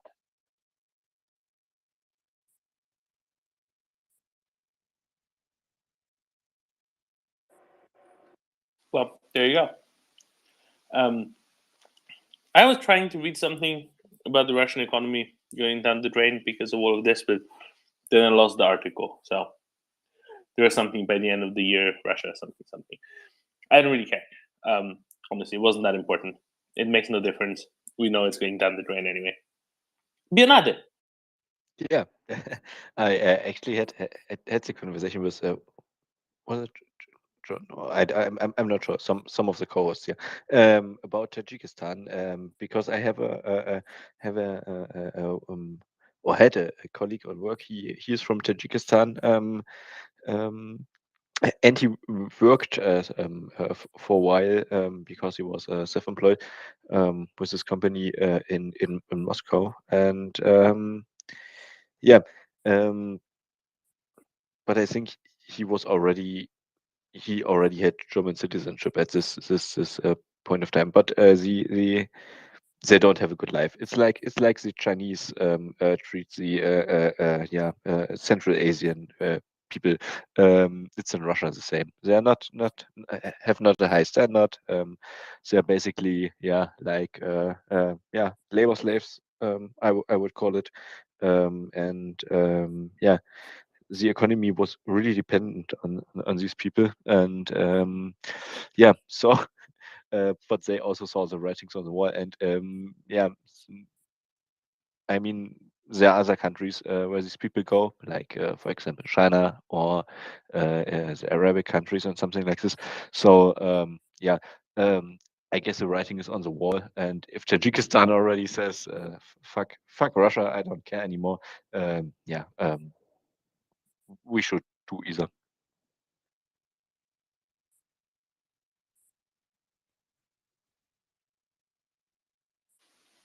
Oh, I mean, absolutely, and it's just it's significant because the poorest country in Central Asia that is massively dependent on Russia for its economy, massively, ridiculously.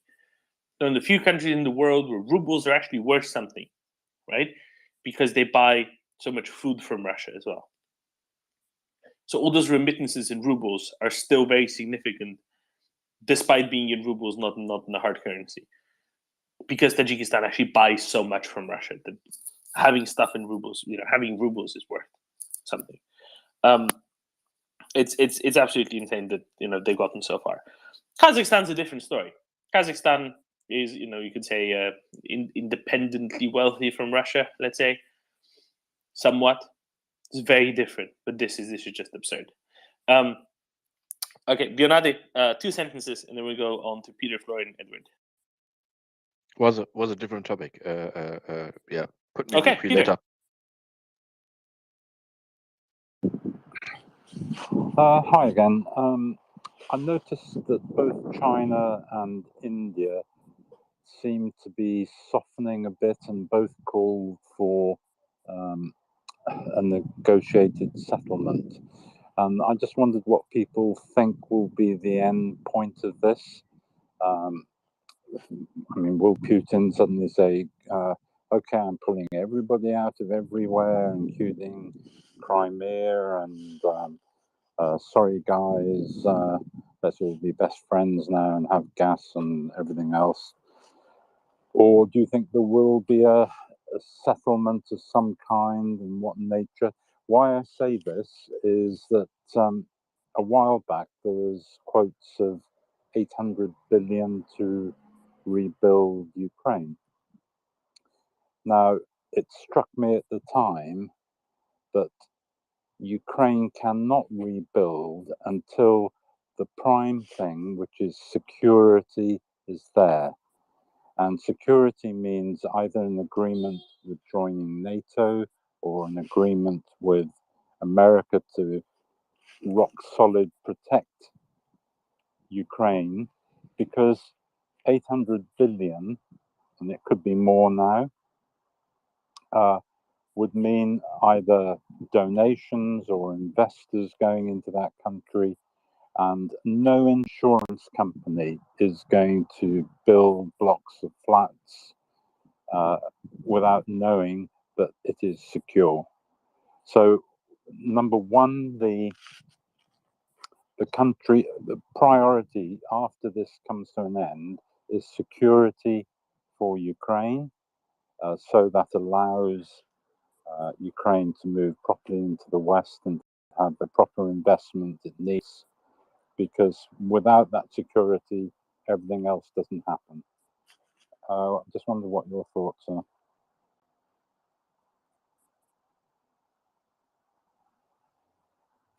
It is honestly relatively simple.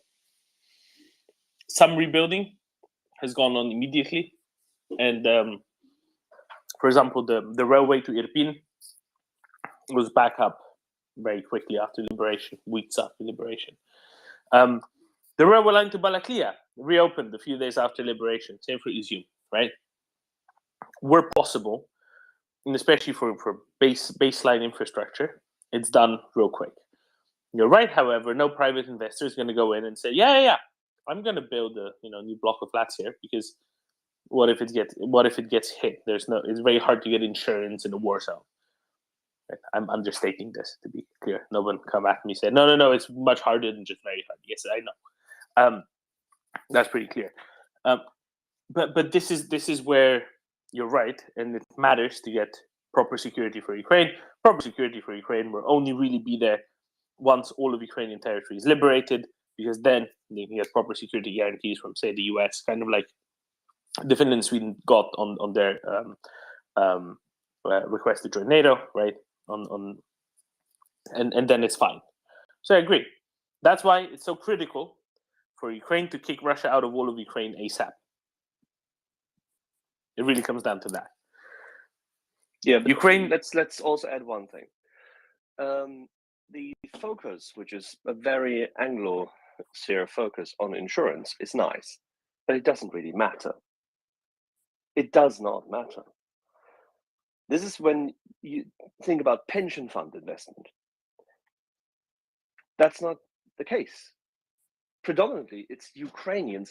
Ukrainians have a very high equity ratio when it comes to their houses. They will rebuild their own houses. Ukrainians in cities and high rises have lived without proper insurance and with these apartments, which they have, for example, owned because they were privatized. Rebuilding those is more difficult. Absolutely, I agree. But it's not so much a matter of insurance. The operational security aspect, there you're right, and that needs to be guarded. And that can only be done not just by joining NATO. No. It needs to be physically secure. So Ukraine will have the single largest standing army in Europe. Ukraine will have almost likely the best and most significantly modernized anti-air and anti-missile defense. No question about it. Because that's the only thing which matters. So it's investment in deterrence and active defense, which is required. And by the way, that's very common. If you look at our friends in Finland, that is exactly what they've done for a long time. So, and the rest is simply having the right people at hand at this point in time to win the war. The rest of reconstruction actually is already ongoing in the country. And you can see it in every single area which has been liberated. Because as Dorman indicated, public infrastructure is immediately being rebuilt. This will continue. Ukraine does not wait for the West.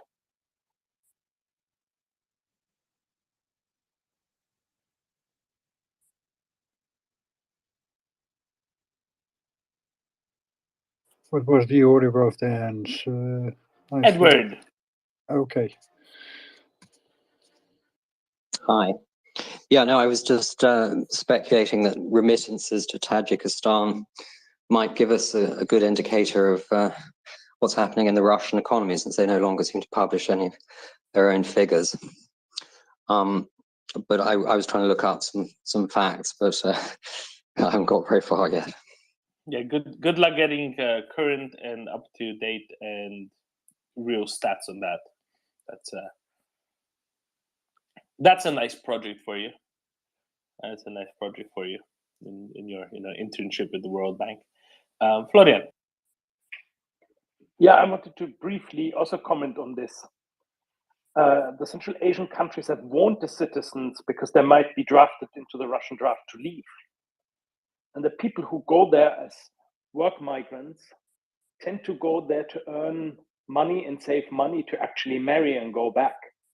They have no interest to fight for Russia. And probably, as Edward alluded to, there was also my thinking, maybe the remittances have already fallen quite significantly. And that's why Tajikistan's sort of stance has changed to Russia, because its economic dependency is been involuntarily reduced, also because of the state of the Russian economy.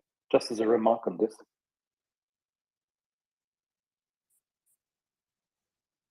Yeah, and that includes includes the willingness. That increases the willingness to break with them a little bit more, right? Yes. Yeah, makes sense to me. Makes sense to me. Plus, this people who come have no interest to fight for Russia, because they save money to actually be able to marry home. They need money to marry. So there's like one more element here. There's one more element here. They need money to marry. They want to go back home. Yes. And various Central Asian countries have said that if you go and fight for Russia, you will lose your citizenship. Oh, I didn't know that. That's an important component. Yes. Yes. So they won't do that. And they won't stay because it becomes too dangerous for them. Exactly. And this is what's important as well, I think, to remember.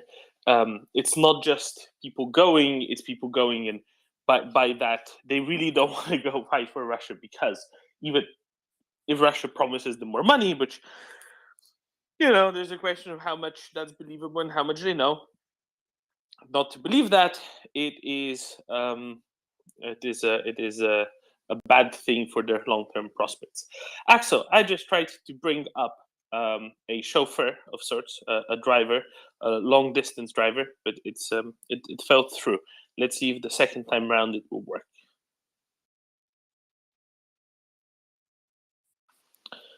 Welcome, Tim Sennett of the NAFO Convoy. Hello, chaps. Just a very quick update. So since speaking to you last, we've hooked up with a massive convoy from Latvia. They're going to help us get across the border because they have, I don't know, some kind of shady Latvian arrangement going on there. I don't know what they're up to, but apparently they can get across the border quicker than we can. We're just outside Belzec, a place that I'm sure needs no introduction. So we're in southern Poland. We are, I'm not sure how close to the border we are exactly, but we're just outside Belzec. So we're going to be getting going again in about 5 or 10 minutes. Currently having a bit of trouble with one of the Toyotas. It's not a happy Toyota, but it's still going. So hopefully that'll resolve itself. If you just Is it a Hilux? It is a Hilux, yes. So we've got. Did you manage to break a Hilux?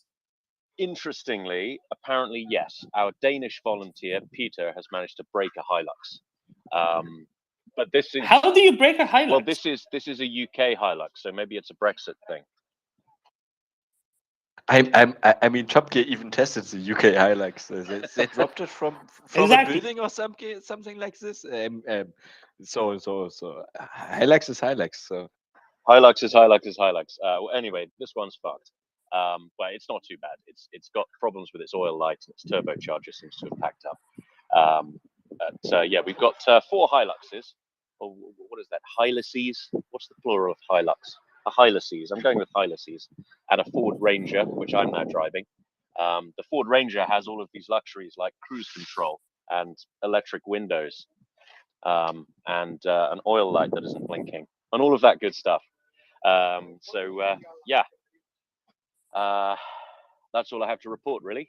We've hooked up with some awesome Latvians who have a massive convoy. They've got about 30 vehicles, and we're going to be crossing the border in the next couple of hours, I expect. Will you interview our Latvian friends? I'm trying to find time. We keep stopping for literally 10 minutes for a quick stretch, and I'm trying to find time. Sure. We're going to be waiting a lot at the border, so I think I'm going to go around and say hi to them all on camera. Those who are happy with it, at least. Count their toes when you're there. I'll tell them that. Okay, chaps, I must clock off because we're about to go. But Slava Ukraini. Yep. Heroem Slava. Are they Latvians from Norfolk? No, they're not. They're Latvians from Latvia. Standard issue. Hey Tim, just very, very quickly. Hey, Brad. The Latin word Hilux, the plural would be hyli, like the sport. Highlight. Okay. Good knowledge. Thank you, Brad. Right. Must clock off because we've got to fix this car and get going. But Slava Ukraini, and speak to you on the other side of the border, I expect. Talk to you on the flip side. Very good. Okay, that was an excellent intermission by Tim. Intermission? I guess so, interjection. Whatever it was. Whatever Tim did. Very well done. And let's... should we comment on it a little bit, Axel, or should we go to Brad? When he's over the border. There we go. Good plan. Good plan. We'll reconvene and discuss the NAFO convoy more once they actually get into Ukraine. Brad. Hey, so one thought regarding reconstruction and insurance. what might be an interesting approach would be to have the countries who are funding the reconstruction fund a large insurance company, and to essentially, and in specifically the countries that are funding the reconstruction who are also providing weapons, right? The idea being that the insurance company that they fund, and perhaps it's even separate insurance companies, one for each country that is funding these things. Well, Axel will have better thoughts on this, but the idea being that the more weapons they provide, the more they de-risk their investment in this insurance company, right?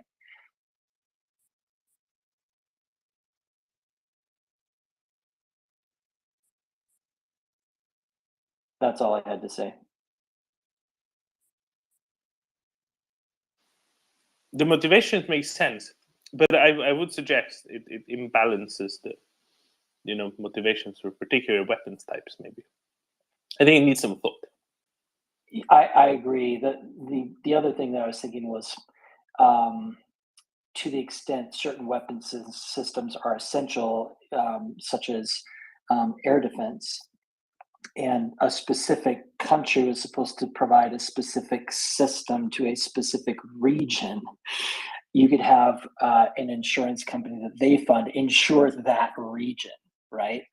To the extent that they are providing a weapon system that is essential to that region's defense on the air defense side. That'd be probably impractical, but fun to think about. I think you're right on both parts of the last sentence. So I agree with you, Brad. In other words, I agree. It'd probably be impractical. Well, actually, I think it'd certainly be impracticable, but it is fun to think about. Anything to align the incentives, right? I get it. Yeah. Yeah, I concur. But that's what I'm saying, right? I think the incentives would be less well aligned than one would think at the first glance. However, they would still be reasonably well aligned. Björn. Oh, sorry. I just yeah. 1 second. Good news, or some uplifting news, or some positive vibes from Germany. I don't find it anymore. Okay. So I will reiterate myself. The Klitschko brothers, which are very famous in Germany because of their very famous boxing. I mean, one's the mayor of Kiev, right? That's one is the mayor of Kiev. But here in Germany, they are very famous because they made not only advertising for Milchschnitte, but for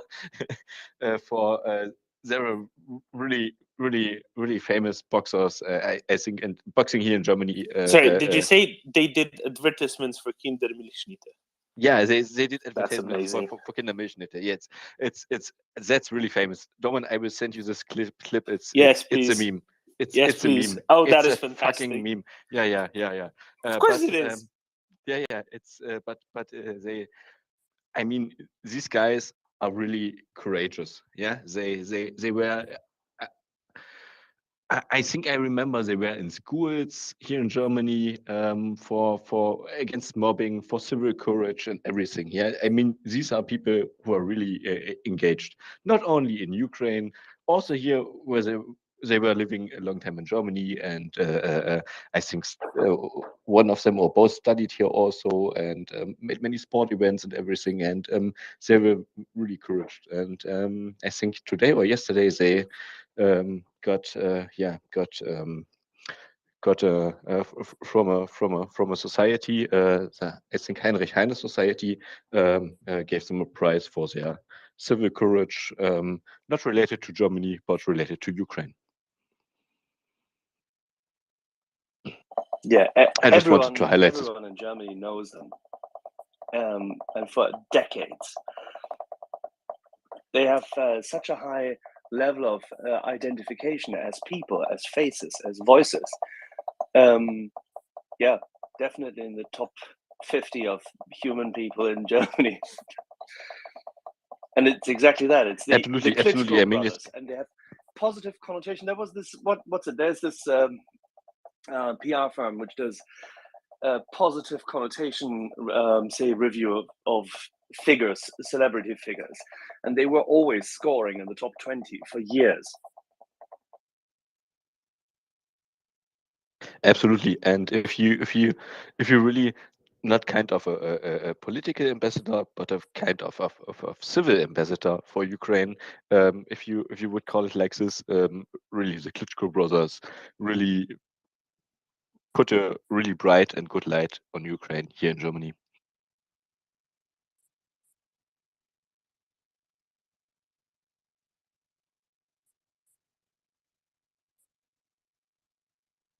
Right. Dominus Yeah, still watching the advertisement. So I'm not. I'm not, because Bionade hasn't sent it to me yet. So Bionade, you still there? Yeah, absolutely. Okay. So I have to ask a question about Germany. I mean, this has been something that has been bothering me for a long time. Okay, and I'm not the only one. There are tons. There are tons of people around the world who have this same question, and that question is, when do we get the next season of Babylon Berlin?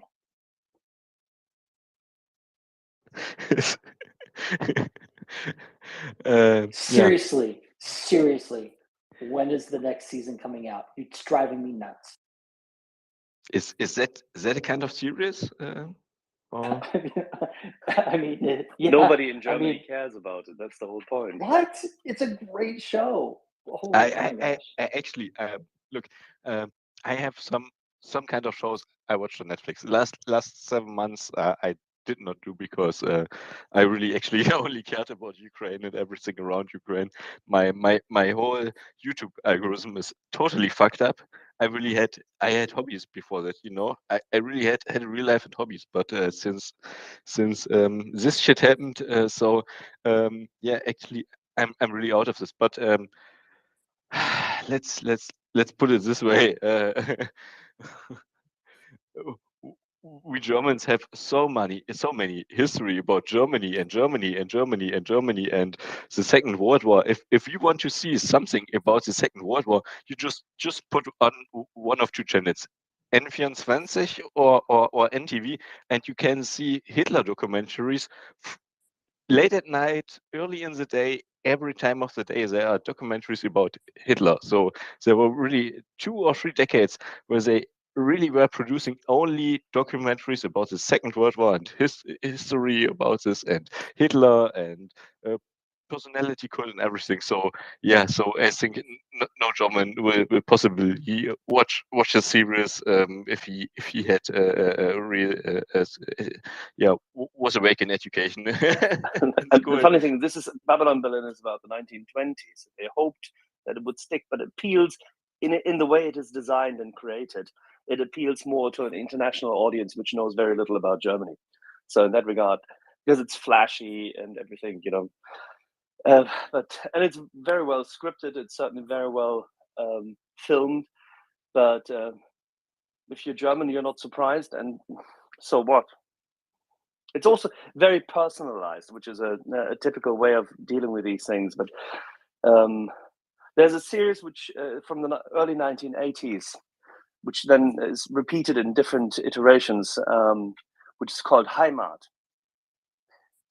If you ever find this, there's an English version thereof. I think you'll find it's called Heimars. No, it's actually called Heimat, but it's fine. I know home, whatever. Yeah. And that is more closely associated with what Bionard just said, and it's still today. It's one of the most watched shows ever in Germany. But then there you go. Then if you were to watch this, you would find out what Germans actually watch or watched in the good old days. Thank you for the recommendation.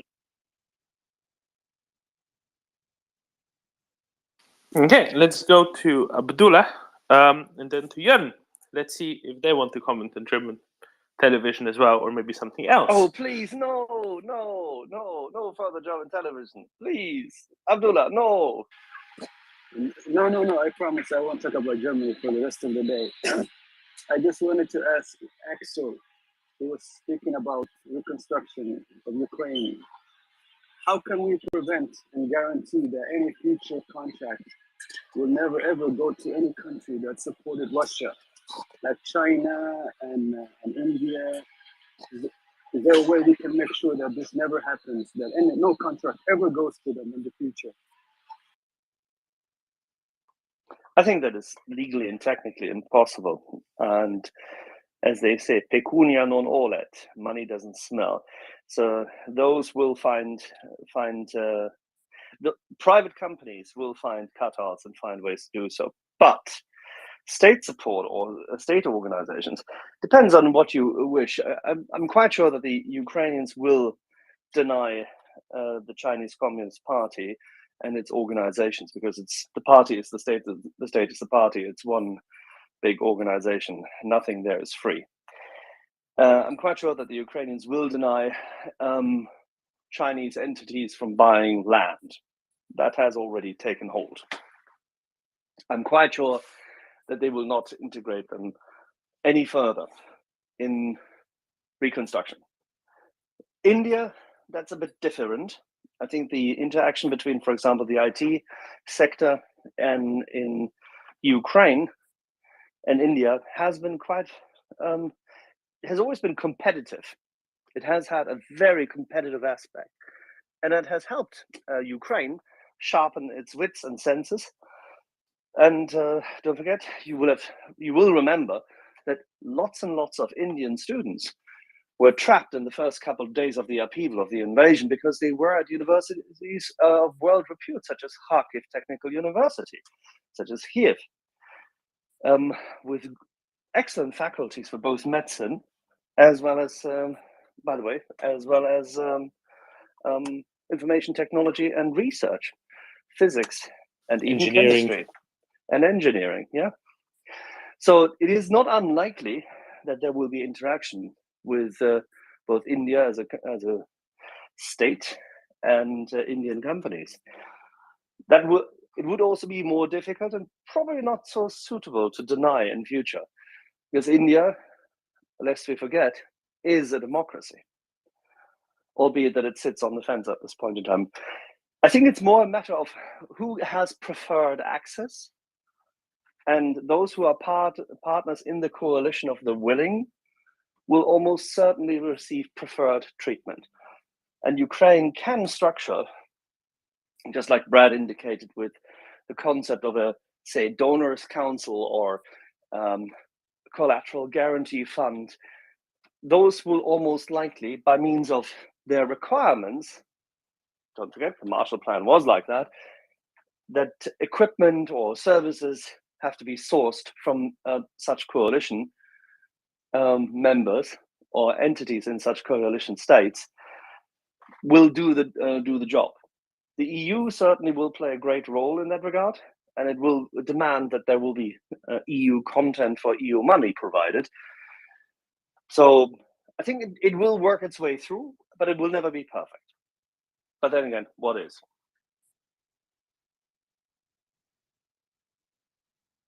Thank you for that, Axel.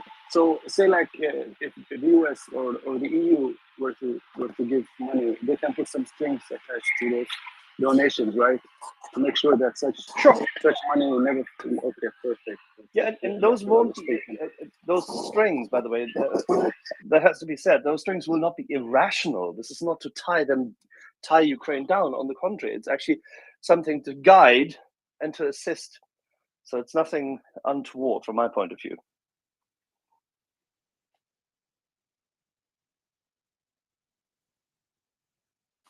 Jörn.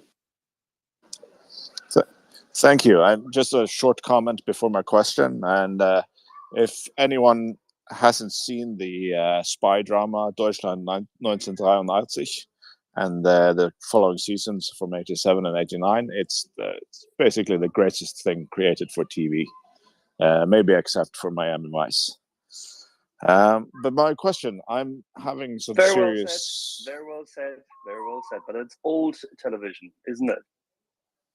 No, it's quite new. It's produced a couple of years ago. The 1989 season is maybe 2 I years know, old. but it's old television in its design, in its language, in its. Oh yeah, but the music is fantastic, and you feel like Absolutely. it's a time travel, and you're just back there in good old days of the call. Anyway, I have some serious fear of missing out, and half the Saturday has gone here in Norway. Children are crying because they're hungry, but I'm just sucked into this space because I'm hoping to get some news from the Kherson front. Do you know if the time schedule for some military update? Johan, unfortunately, there's no time set. There's no, say, calendaring for it, but our friend Yehuda will be back sooner rather than later. I mean, it's now 9:14, and no, it's not 8:14 in Canada. Let's give him another hour, but he will be with us. He was up at an ungodly early hour. Brilliant. Looking forward to it. Thank you very much.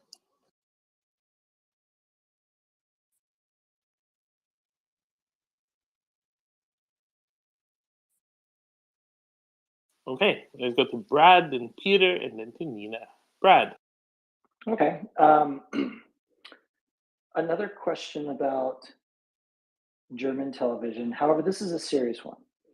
And actually, it's about media in Europe and the Russian language. So this is a very, very tricky question. You might consider the Russian language a carrier of some of the violence that we see. Many of you are probably familiar with Kamil Galiv or Kamil Kazani, I believe he goes by on his Twitter handle, and his thread on the war of memes, between kind of the Russian and Ukrainian linguistics and culture, etc. And he takes a deep dive into Pushkin and Old Slavonic and the origins of the Russian language and how Pushkin and some of the early writers, who created the modern version of Russian, essentially were genocidal imperialists. And those ideas, because every school, every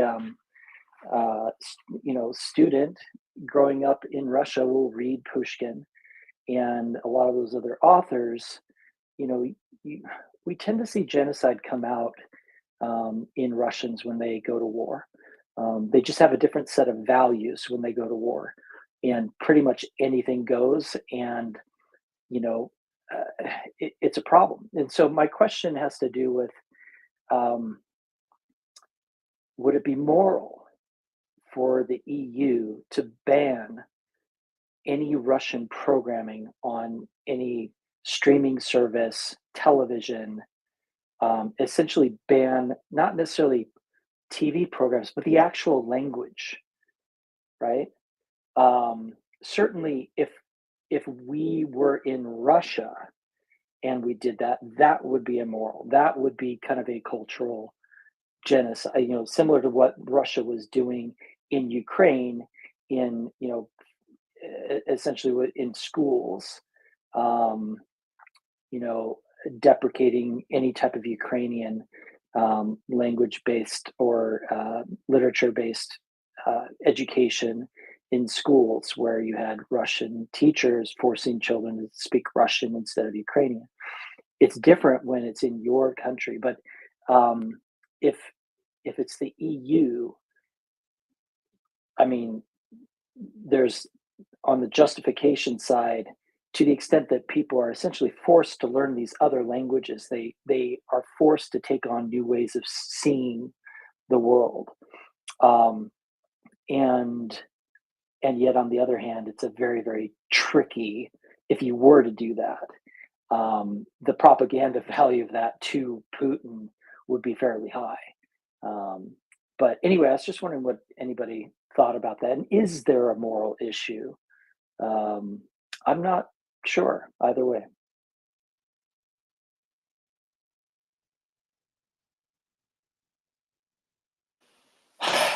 Not in itself. Not in itself. Definitely not. Remember, there's a large chunk of the population of Ukraine that speaks primarily Russian.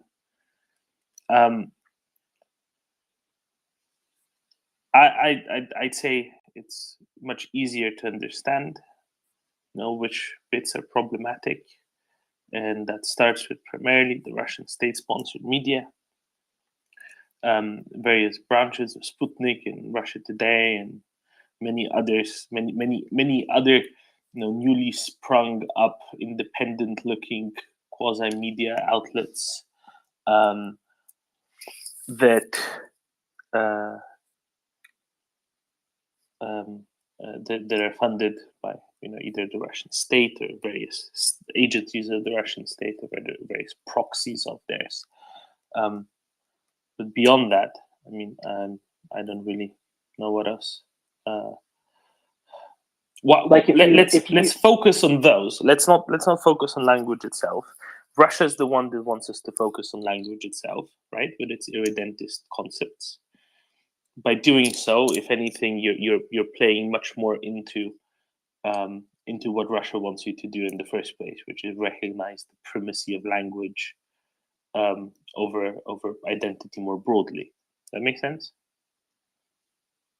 Well, to a certain extent, the language is super important, right? Sure, but would you like to tell Russian-speaking Ukrainians that they're immoral for speaking Russian? It's a great point. I think no. Wait, you can answer me with a yes or no.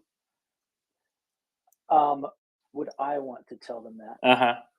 Okay, good. That's a good start. Well, let me answer it real quick. So your question, would I want to tell them that to Ukrainians who speak Russian in the EU? That would be the question, right? Okay, but let's ask the simple question first.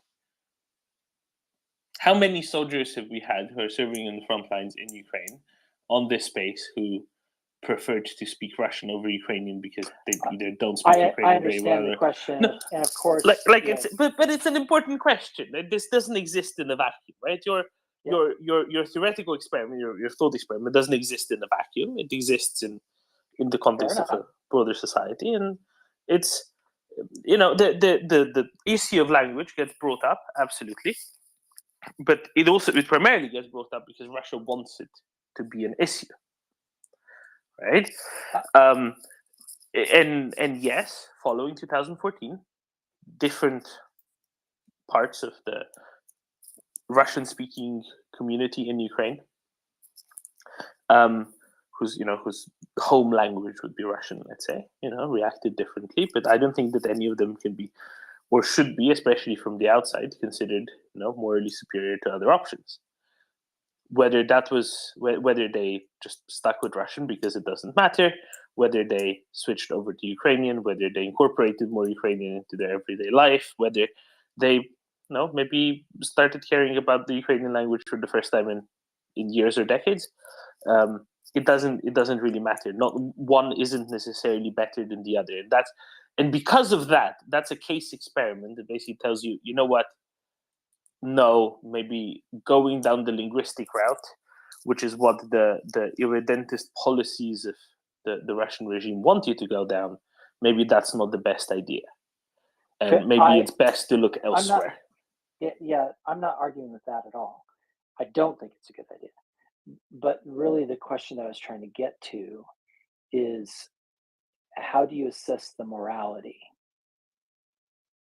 You don't. Of that. You don't. So if I were to ask, is it moral to do this? Yes or no? Is it moral to do what exactly? Would it be moral to, let's say on Netflix, to essentially remove every instance of a Russian translation where there are Russian speaking actors being dubbed over? Would it be moral? Yes or no? I don't know, and I'm not sure I know how to. Does it matter? Well, whether it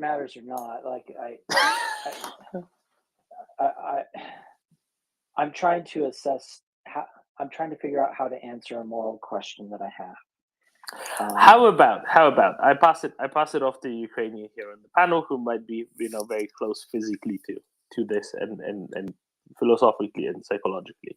Maybe I should have created fictitious languages and taken it out of this context. But I understand.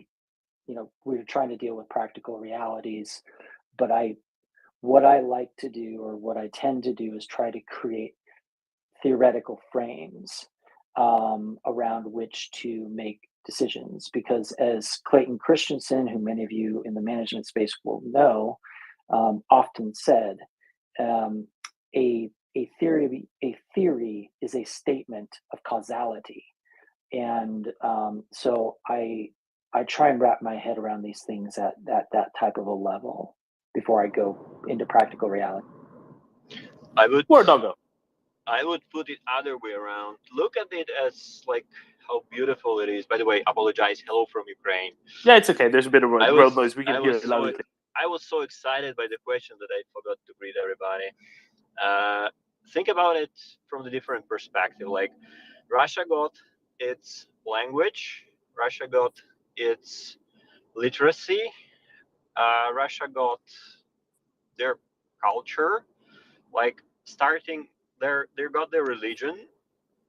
For instance, their part of their religion was invented by the guys that were the founders of Petromohila Academy, for instance, the church institution, and language, all of that was coming from the territories today called Ukraine.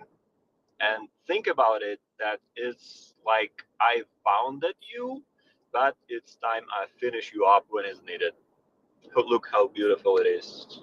Those who started, those will finish on the front line to make this thing sorted once and forever, because that was the big question and the big conflict that is not like 100 years ago, even not 200 years ago, but it was there since the ages, and this is the first time we have a good opportunity and occasion to solve that.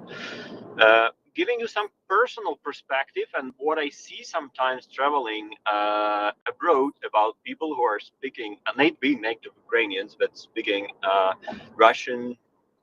Look, people start looking at them and questioning, hey, you're Russian or you're Ukrainian? And after Irpin, after Bucha, after Mariupol, after every single city that is being freed from Russians, there is less and less people who want to identify themselves with those barbarians with any means, including the language. I was growing up in the area and in the timing when Russian language on our territories had the privilege. I mean, I get it easy. If you decide you're going to be teacher of physical training, or I don't know, Ukrainian or Russian, the Russian one will be getting more salary just because of that kind of privilege that was always privileged in those countries. I mean, that was part of the expansion and colonized politics of Russian state. But I repeat, less and less people intend to identify themselves any meaning with those barbarians, and they select speaking their own language. Cool, thank you. I can confirm, by the way, that even those Ukrainians who were forcibly migrated to Estonia over the ages and who have then stayed here, who were often split between those who by home spoke either Russian or Ukrainian, but everybody understood Russian, of course. Those Ukrainians in Estonia living here, not a small number, by the way, of the total population, and not a small number, therefore, in percentage of those who were brought to Estonia during Russification, are now switching quite heavily to speaking Ukrainian only, out of the same effect you just described. And I can definitely tell you that I know a fair Tatar who, and the Tatars rarely ever spoke Ukrainian, because since their fight and their own subjugation, they had to speak Russian in public. Even the fair Tatar here has now converted to speaking Ukrainian. I can give you one very personal perspective. Even like on the ground, I've been a couple of months ago abroad, our beautiful country Ukraine, and I observed in the supermarket, like usual grocery store, two Russians were speaking loudly. I really recognized the Russian accent versus the Ukrainian speaking Russian. Those two Russians were speaking loudly and really behaving like usually they behave, you know what I mean. And I saw a couple of locals giving really bad face, observing what they're doing. And at a certain moment, he started looking at me. I was also speaking with my wife, but I was speaking Ukrainian. And I said, I'm not Russian. You shouldn't look at me like that. No, he said, I see you're Ukrainian. Those guys, they're always obvious and they're always well recognized how they behave. So it's not only about language. I mean, language is just the catalyst of all the rest.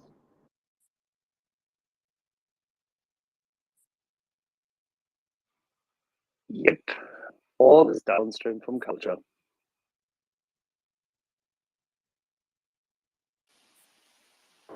And about the Kherson, some things that are ahead and on the way. Sure, we are going to have a lot of good news in next. There is a beautiful visualization man on the did in the primetime TV when he was asked about Kherson. There is a nice one. I also tweeted, which he was start eating the watermelon, answering the question from the journalists. What about the Kherson?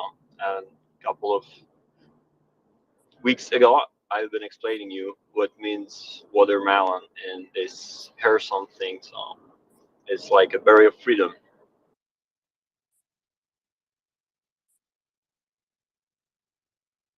Just real quick before we go to the next hand, I posted in the thread this thing on the Russian language and versus the Ukrainian language by Camille Galiv. It is one of the best threads I've read in the throughout this entire war period. It'll take you about an hour to get through it. It's worth every second. Anyway. Right. Where were we? I think we had a Peter and then we had a Nina. Peter. Yeah, just quickly on the points that you've just been making. I think people are tending to look at the situation, the picture as it is now. For me, this war has always been about imperialism and the last fight of the dictatorships in both Belarus and Russia. Belarus is the weak link, and I think it will be, if you go a few years ahead, that will collapse, and that too will become a democracy. So I think to actually start banning things as being as bad as the Russians, and I think if we look maybe 5-10 years ahead, Putin will be gone, either he'll have died with whatever his illnesses are. The government over there will be totally different, and I'm just hopeful that this is the last stand of the dictatorships. Coming back very quickly, which I wanted to talk about was the Ukraine after the war and investments, and you said how well Ukraine was doing rebuilding. Yes, I totally agree. They're doing amazing jobs, keeping the infrastructure going, rebuilding railways, etc. I was probably more looking at large companies who will want to go and invest in Ukraine. I know Kiev extremely well. I've been there many, many times, and I saw after, with the football matches, all the new hotels which have gone up there, etc. And it is so vitally important that you have the Budapest Agreement, which was a very, very poorly put together agreement, which was between Russia, the UK, America, guaranteeing Ukraine security when they gave up, I think it was a third of the world's nuclear supply, which I bet they wish they'd never done now. But, it is, I think it is vitally important for the future that there is some really strong security agreement set up between America, not through NATO membership, through America and Europe, giving a completely watertight agreement on that, rather than just arming Ukraine to defend itself. Okay. Yeah, Peter, we're not against it, but it will be NATO membership. Ukraine has applied for it. And as soon as Mr. Sullivan is not the NSC anymore, or the head of the NSC anymore, and Ron Klain has been replaced by whoever comes in as the next White House chief of staff after the midterms, that'll be over, because then President Biden will be free of the Elizabeth Warren crew around him. Yeah, I mean, I did say either through NATO or through membership or through, if that's not possible for any reason, that it is then an agreement much stronger than the Budapest Agreement, which guarantees Europe and America protect Ukraine, because there are, I'm sure there are thousands of big companies who want to go in there in the future and create the rest of Ukraine into a Kiev.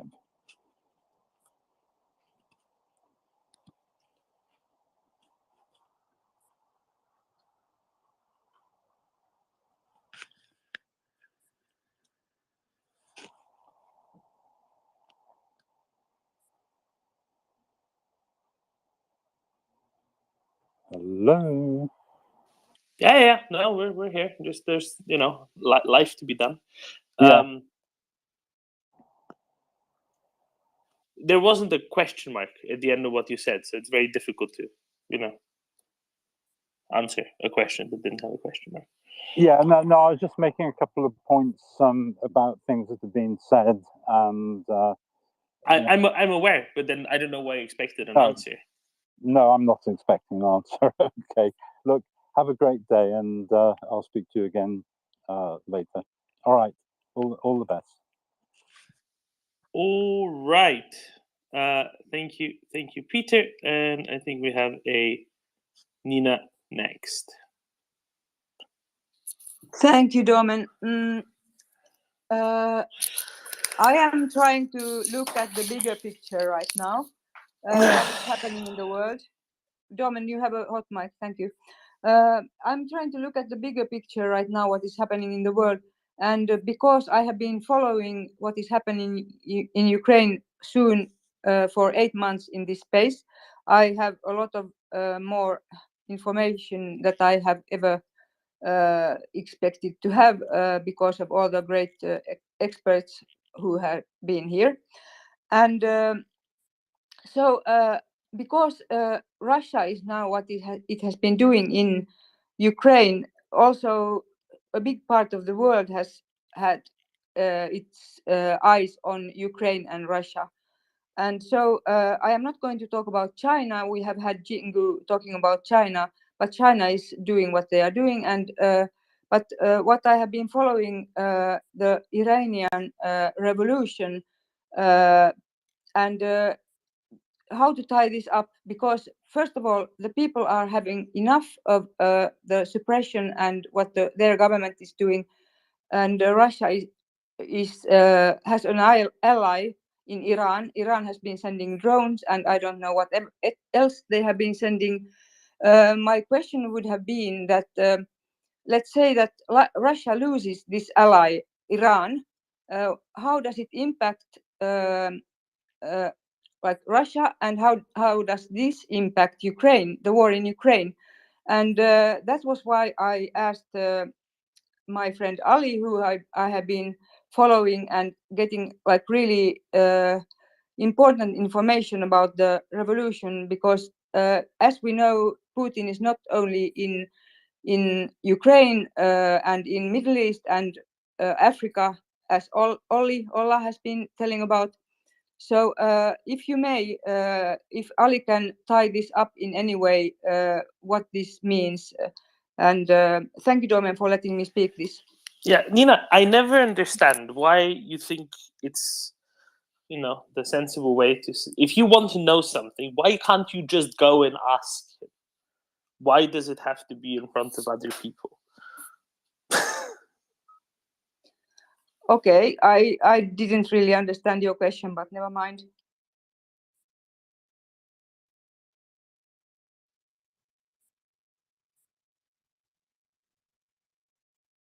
No, but I mean, I think it's a fairly straightforward question, because Okay. you presented it as though, you know, you want to learn something, but then you can already do that because you already know who you're asking. Yes, but maybe, you know, this is a topic that why couldn't we talk about it? Is it like something that shouldn't be talked about? No, of course it can be talked about, but you know, you should. What? Goodness. How to put this very clearly. We already have talked about it. How have we not talked about it? We have gone in very much in depth on exactly what the Iranian regime is sending to Russia, how they're supporting Russia, how they have perfected the life under extensive sanctions, what they've managed to devise despite being under extensive sanctions, basically bypassing sanctions with certain engineering approaches effectively to be able to make certain kinds of drones, etc. It suggests as though we haven't touched on it at all, but we have extensively, and you know this because you were here for much of it. And it just feels like you've been ignoring what we've been saying all along. Well, I am sorry to hear that, Domen. It's not my intention, because you also it feels like you want to put me in a bad place with saying that. No, not at all. But because when you say I want to ask my friend Ali, you can already ask your friend Ali. You don't need me to be here to ask your friend Ali something, right? So it seems like you're saying, well, now it's my time, and now I will bring someone else here, and I will talk to them about something else because I don't want to actually talk to other people who are already here on their own, and it just looks weird, right? Can you see how that's all I'm trying to get across? Well, maybe I need to think about this because I don't understand this, and yeah, maybe I need to think about it, and I just don't feel like it's a nice way to say it. But anyway, you can make me feel like really bad in everybody's eyes if you like.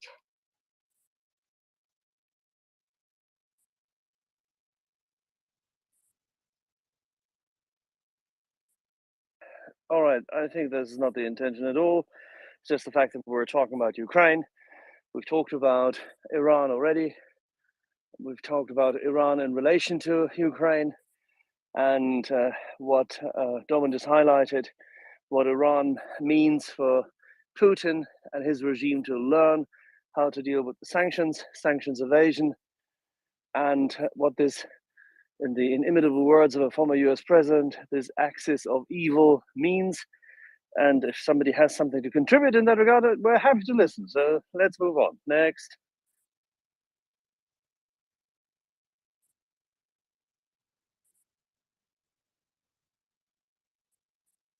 What was the order of the hands? I don't know. No, I want to now hear out Ali. Ali, please tell us what we've been missing this whole time.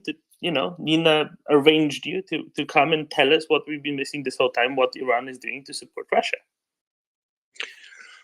All right, thank you very much for letting me speak. I'm really sorry for this distraction in your space. That was not the intention, believe us.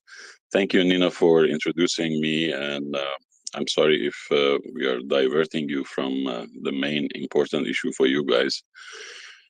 But the reason I'm here is, we got in touch with John Spencer, language learner, and Nina, who is on the stage right now. And we are learning from what's happening in Ukraine. We are talking to John Spencer, and we are getting help from him because it's been a month that there is an uprising in Iran, and we don't call it an uprising, it's a revolution. You all know how and what Iranian regime is doing for Russia. I'm not going to go through that. The reason I'm here is just to let you guys know that we are fighting actually the same foe, the same enemy. By removing Iran, the Iranian regime, I'm not talking about the Iranian, I'm one of the activists against this government, like many others, like almost 85 million of us. The reason I'm here is just to let you guys know that we are aware of what the Iranian government is doing, sending drones and even maybe mercenaries to fight their war. Let's call it an invasion because it's an invasion. We are learning from what you guys are doing, how you resist, because Iranian people are actually empty-handed. They just use whatever means they have, Molotov cocktails or stones or, homemade bombs, homemade smoke bombs and everything. So I just wanted to get closer to you guys and let you know that we are completely aware of what Russia did and what the Iranian government has acted in this invasion. There are many things to talk, but that would be a distraction from your own topics here. So I just wanted to thank you once again and let you guys know that we are aware. Maybe removing Iran from this equation would eventually assist Ukrainian and maybe even encourage the Russian people to rise up and bring this dictator down. That would be a safer place for everybody with a more stable Middle East. By removing the Ayatollahs, we will have a better world. Thank you very much.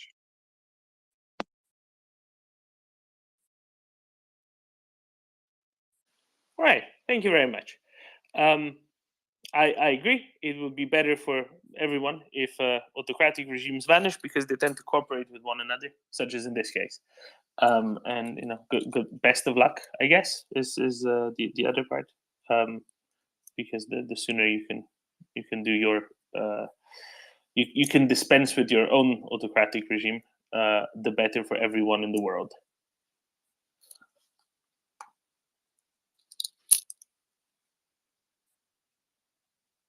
Okay, let's go on to Jörn, Brad, Jens, Michael, and Chris. Jörn. Thank you very much. I'm going back to the language topic. I find that very interesting, and I have a Estonia question in the end. But when the war started, I paid some Ukrainian freelancers on Upwork to translate the website of my company to Ukrainian. It doesn't help me business-wise, but it was a nice way of paying someone to have more Ukrainian content online. And when I was done with that, I thought that was fun, and I actually hired someone to do it the same in Belarusian.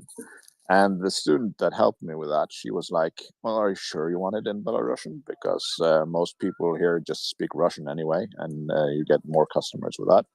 And I explained, no, the whole point is to create content in Belarusian. And she thought that was interesting. She never thought about it in that way and thanked me afterwards because it was fun to actually use the Belarusian language in a formal and academic way, because she hardly ever did that. But there's an article in one of the main newspapers in Norway today about Estonia, and it's sort of a poor Russian speakers in Estonia article that they're phasing out education in Russian over the next 2 years. And I just don't like the angle of that article, and I've been in some Facebook discussions regarding that today. And we just, what's the situation when it comes to language in Estonia? You spoke about the people, the Ukrainians switching from Russian to Ukrainian in Estonia. Are there like Russian-speaking people switching to Estonian as well, or what's the situation there? Thank you. Russification in Estonia has been a matter of imperialism and subjugation. The Estonian language was under duress during the subjugation and during the occupation period.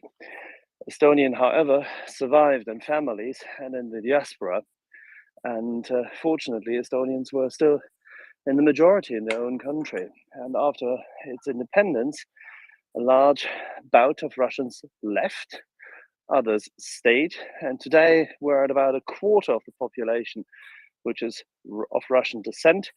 We do have some Belarusians amongst them. We do have a lot of Ukrainians amongst them.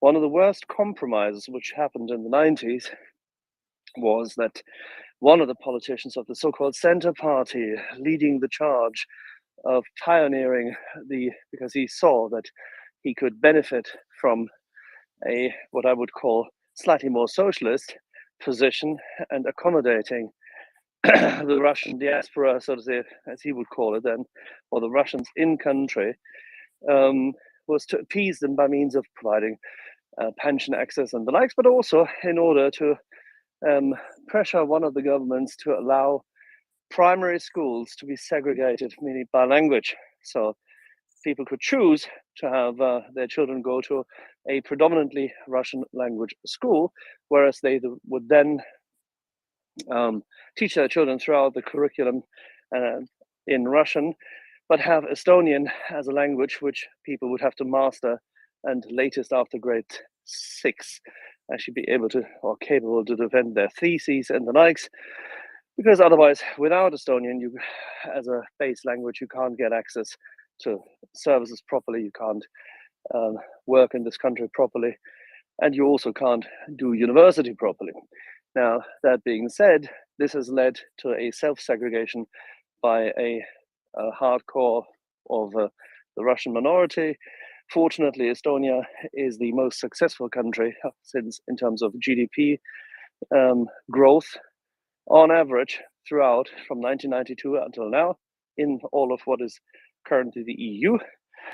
And fortunately, it has managed to, as it's successful, win over many people from the former Russian minority, and especially a lot of young people. However, the question of allowing children to be educated in kindergartens, preschools, and primary schools in Russian solely, albeit that the number is small, is still too high a number and should not be the case. It is the original sin in education to not have schools co-educated and throughout in Estonian. If I were to tell you that in Norway you would have a school which would teach everything, absolutely everything from the very get-go in Swedish, and only after grade 6 would then migrate into allowing Norwegian into the class, I presume somebody in Norway would go nuts. The same thing should apply if this were in France, where, by the way, it would be totally illegal. So this is not something unusual. Estonia is doing what it should be doing and should have done in the past a lot earlier, because it creates more cohesion in schools, and people can still teach Russian as a language, but not as a language of the curriculum. That it should not do. That makes no sense. If you want to teach your children in Russian, you can do this later, so to say grade 10 to 12, if you so like. That's a possibility, which is essentially young college age for you, or later grammar school for us, and that's fine, but that's that. People need to learn the language of the country. Simple, straightforward, from the very get-go. No discussion.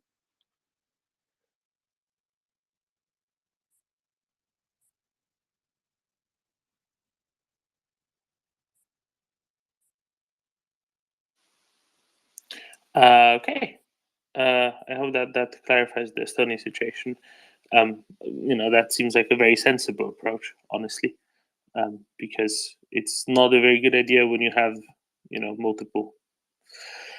You can't run a country like that effectively, especially not with a much, much bigger country next door. and many countries have realized that slowly and adopted appropriate policies. No, it's not banning a language. It's merely readjusting the educational system so that it's not reliant on another language. Where were we? I think we want to go to Brad next. Yeah. So I had a thought about. Was it Nina who was speaking about Iran earlier? Yes. And Ali. Okay. So perhaps that was the wrong question, and certainly this is not an Iran-focused forum.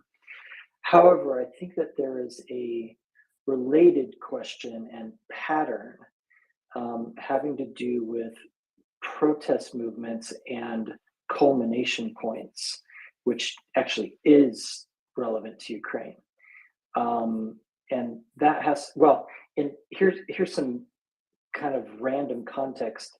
The last big protest movement that happened in Iran was the Green Movement in 2009. I was in Iran during the Green Movement. I was in Tehran, Isfahan, Yazd, and Shiraz. Now, as an American, they kept us away from anything that was, obviously, as an American, going anywhere near that stuff would have been a really bad idea, right? We weren't there, obviously, for that.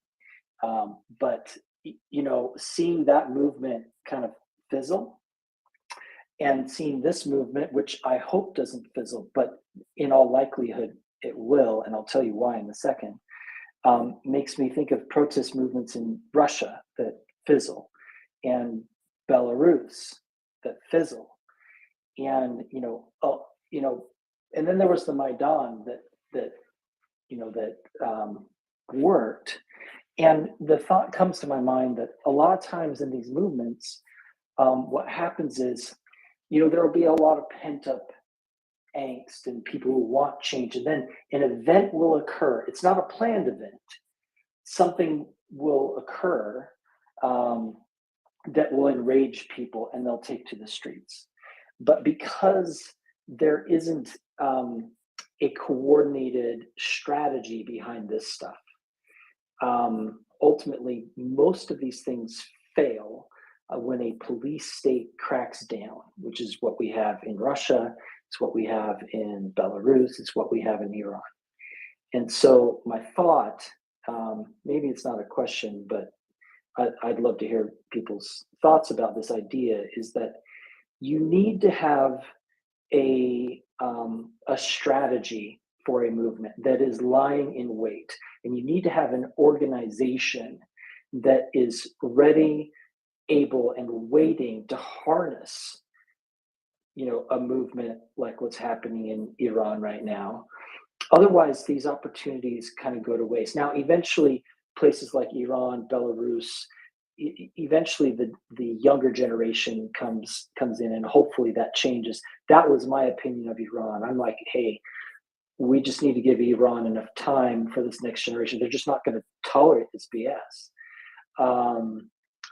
But I would love to hear somebody's thoughts about, if you did want to change a country and you were dependent upon kind of these mass, sudden, spontaneous movements that are usually surround a specific event, what would you need to have in place organizationally, and strategically, and just freaking tactically to actually capitalize on one of these opportunities? I think you're overthinking it.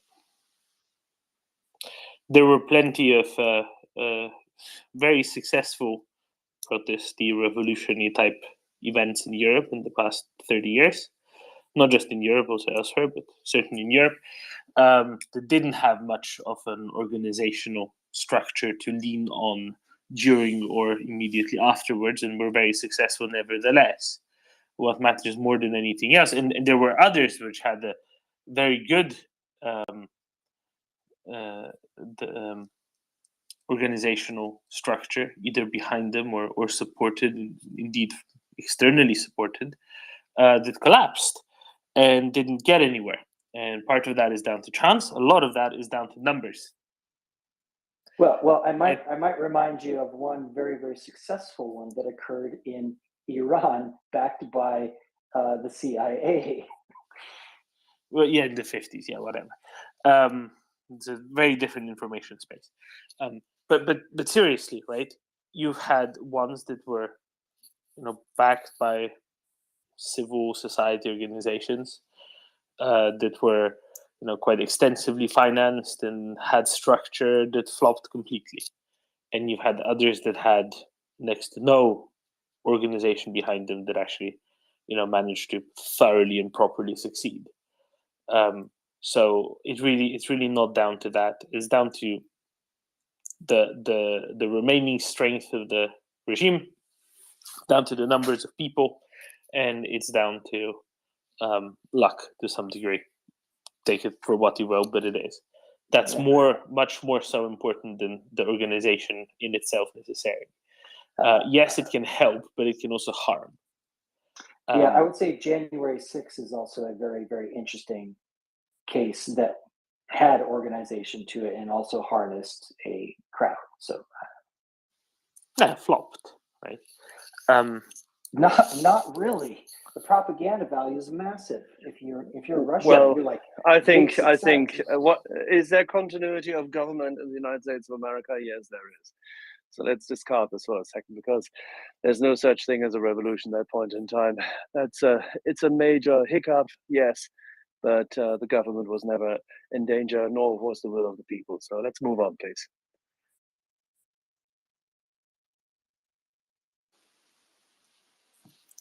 Let's move on. Let's move on to Michael and then to Jens. Michael. Hi, thanks, Damon. Good morning, y'all. Sorry, I might sound a little bit hoarse. I was at the Phillies Braves game last night and a little. Hoskins! So I am okay. At most a zebra. Yeah. So, it was a very disagreeable. where were you sitting? Where were you sitting, and how high did you jump when Hoskins did that? Oh no, I'm a Braves fan. So I Oh, was a pilgrim. poor I was a you. pilgrim in a very unholy land. So Michael, sorry, but hey. it's okay. We'll win game 4. But I did want to just comment a little bit about Ali and Nina. So first off, as far as Iran goes and Ali, I do hope and pray that this one is the one. I remember 2009 and the protests and what happened to Netta and everything, and it was really disappointing and heartbreaking to see that fizzle out. I hope that's not the case. In terms of what it takes to have a successful kind of overthrow revolution, I think each one has its own different components. So I definitely kind of agree with what you're talking about, Doman, in terms of you need to have a little bit of luck, but also if you do have, you can overthink these things. If you do have an opposition, the regime in power can sit there and spend years to demonize it. That's exactly what happened to the opposition in Venezuela under Chavez and Maduro. I think that's a really good example. In terms of what Nina was talking about in terms of Iran, Nina, what I would say to you is there's so many different countries and components out there right now. It's really hard to keep up with what this regime or what this dynamic has to do with the Ukrainian conflict. And I was going to give you kind of a bit of an example. So Doman and Axel, I like to do a couple of quick trivia questions. What's the number one Spanish speaking country in the world? Is it Mexico? Yep. What's the number 2 Spanish speaking country in the world? I think that's when you get to Spain. It's the United States of America. We've got over 50 million Spanish speakers. And yeah, but that's not a Spanish-speaking country. It's a country where Spanish is spoken. Okay. Exactly. Yeah, fair enough. Reason why I bring that up is just the dynamic right now in the Spanish-speaking world. I'm a little bit concerned about. In the number one news program, the nightly news program in the United States is not NBC or CBS. It's actually Univision. And some of the Spanish-speaking news that's coming out there right now, and I just use this as an example, is a little concerning. It's a little, they'll have a little bit of whataboutism in there, and my concern is you've got, say, in a place like California where you've got nearly 11 million Spanish speakers, in combination with some potential, you combine that with another population who may not be particularly friendly to this conflict, you could have an opposition to what the administration's doing spring up. And I'm very concerned about what AMLO has been saying in President of Mexico, floating a 5-year truce, for instance, also saying, yeah, the Pope needs to broker this, and we'll throw in the Pope, and we'll throw in another right-wing leader somewhere around the world for good measure. So wait, Michael, are you telling us that we seeing the resurgence of a left-wing media organization being dominated by Catholic right-wing utopianism, and therefore harnessing the power of both fringes by means of using the projection power of the Pope? Yoo-hoo! Must be Spanish. Well, no, it's not just that, unfortunately, but it's also the Biden administration has been so unwavering in its support of Ukraine. The left in Mexico has been using that. If you did see, and I'm very glad, I was very concerned because in the Organization of American States, Mexico and Brazil did not sign on to the statement, condemning the annexation. But Mexico did vote the right way in the General Assembly, and I monitor from time to time the Mexican media, and there were some reports out of AMLO's party that the Biden administration bullied Mexico into it, and those type of reports really do scare the crud out of me. My kind of back to my original point, kind of just over to Nina, is that there's so many different factors that are going on out there. Some of them will concern you and they'll drive you a little bit crazy, but I think we just have to focus on what's going on the ground day to day. Hope that we continue to provide the support, across the globe, and that hopefully we see some of these things like what you see in the Spanish speaking media right now. Those get how do I put this? That they hopefully will get countered by a better narrative, and the people who want to get the Pope involved and people who want to get score a few crass anti-American points will get sidelined.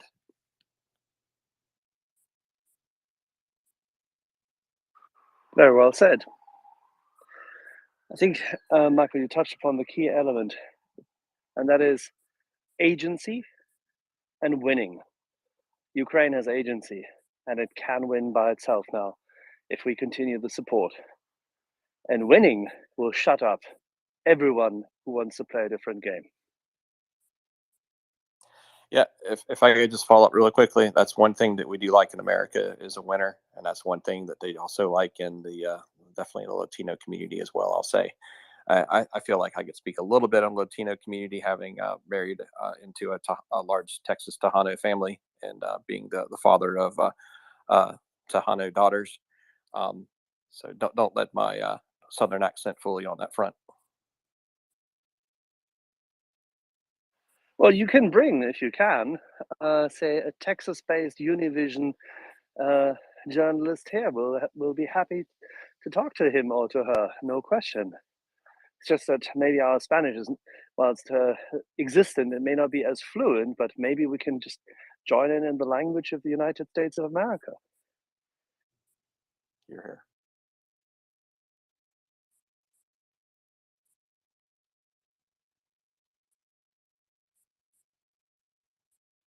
Jens. Yeah, if I for a moment could bring us back to Ukraine, I would. We talked a little bit about security guarantees, and where I am probably in Axel's camp, where I think NATO is the answer. If we assume that Ukraine do not consider signatures on paper, a great guarantee, looking back at the last 8 years. How would you see a NATO presence in Ukraine post-war? If we assume there'll be some very motivated people who will speed up NATO accession. I assume we already begun with the kind of weapon we are delivering. Do you see like a NATO, like a Baltic model where Ukraine will tell NATO that we have a few free lots we would like you to maybe occupy? Axel.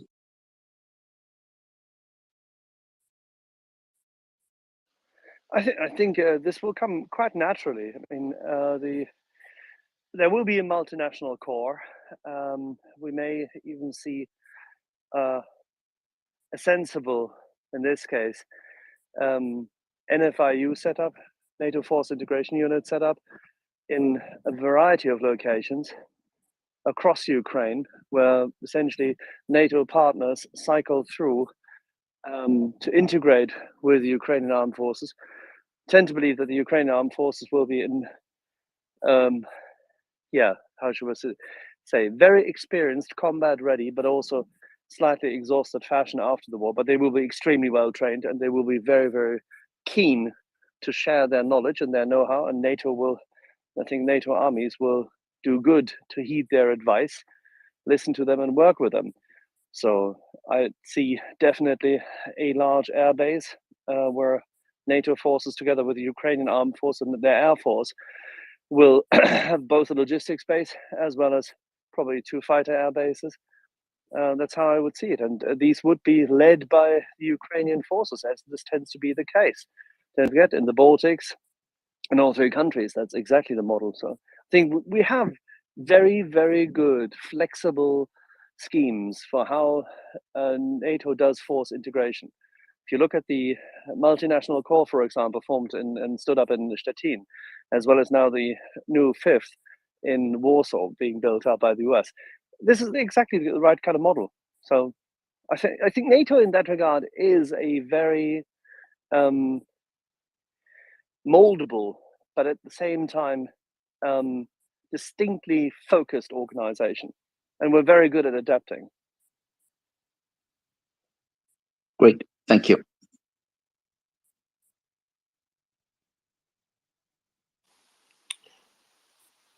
Thank you, Jens. I think we have a War Doggo, and then a Miko and a Chris. War Doggo. Yeah, one point reflecting still on the language importance, or those who think that the language is not important. One point that I would like to mention is I think that the only thing that doesn't care what language you're speaking is the Russian origin rocket flying towards you. I haven't seen, to be honest, any rocket in Ukraine. Before approaching the civil building, it would be asking how many people in that building speaks Russian or Ukrainian. So I assume it really doesn't care which language you're speaking. But on the other hand, though, that rocket approaching the civilian building, the Russian rocket approaching the civilian building, in some sense in direct sense, is the consequence of Russian imperialism that is also based on the language of one component. So these are other way. If somebody thinks that is not important, is that important?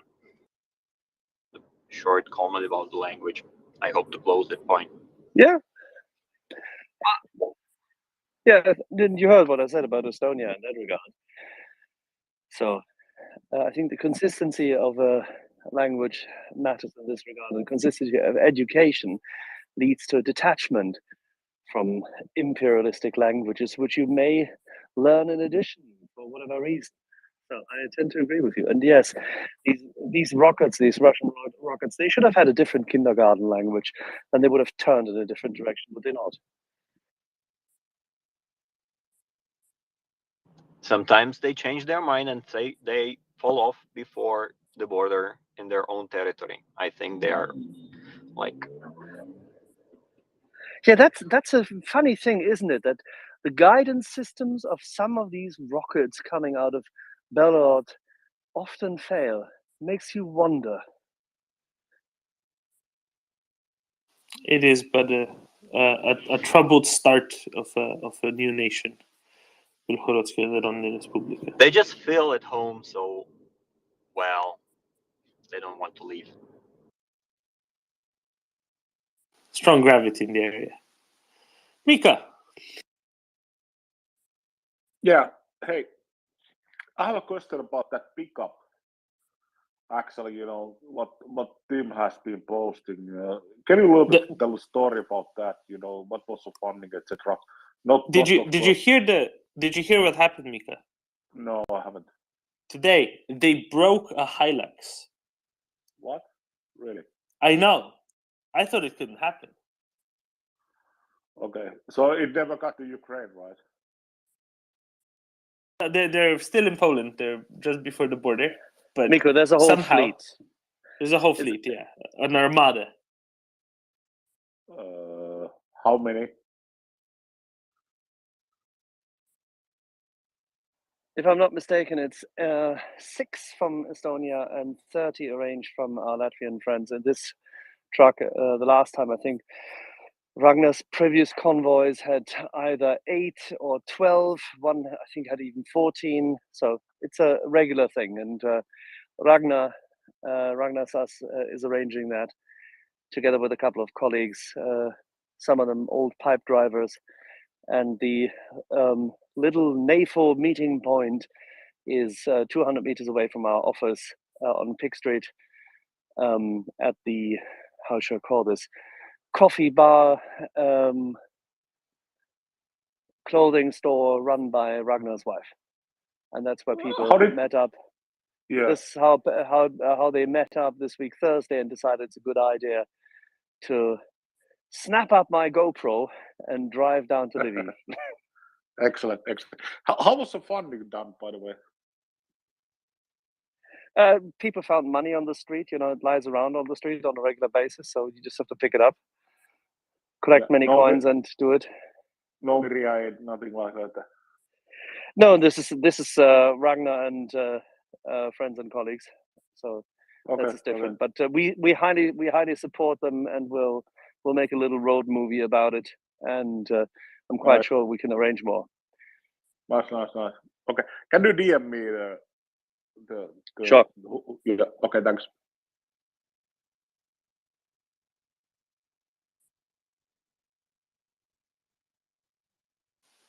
Thank you, Mika. Let's go on. I think we have a Chris and then a Vishnikovsky and a Michael. Chris.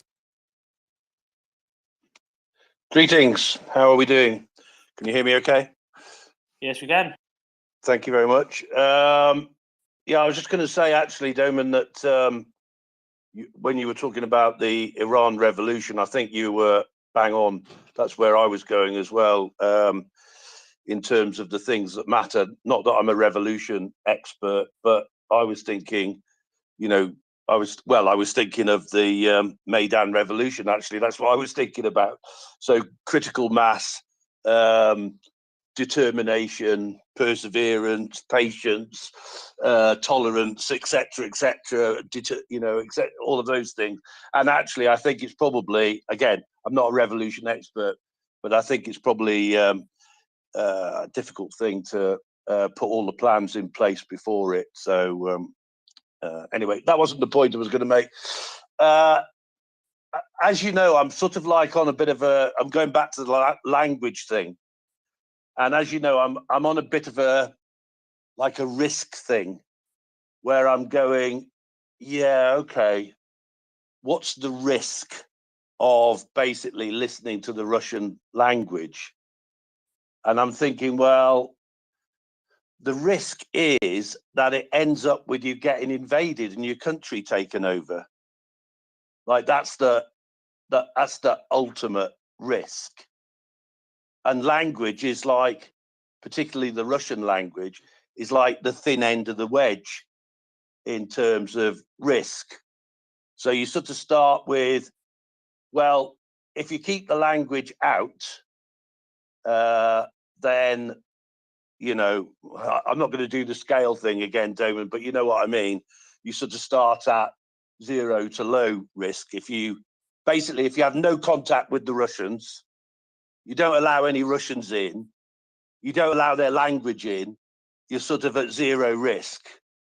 But the minute you start on that slippery slope of letting the language in, which brings the culture in, letting the people in, everything else like happens to me, or the risk increases. So that's why I say, you know, actually where I am is I don't want to know anything about anything to do with Russian. So, because there isn't anything to learn from them. What is there to learn from them? Nothing at all. So as far as I'm concerned, you know, I'd like a Russian filter around me that just like filters out anything to do with Russia. You know, unless I happen to be, you know, doing some intelligence thing where I need to, you know, like explore what they're going on about. But anyway, I think you get the gist of what I'm saying. I honestly think it's overstressing the effect of it.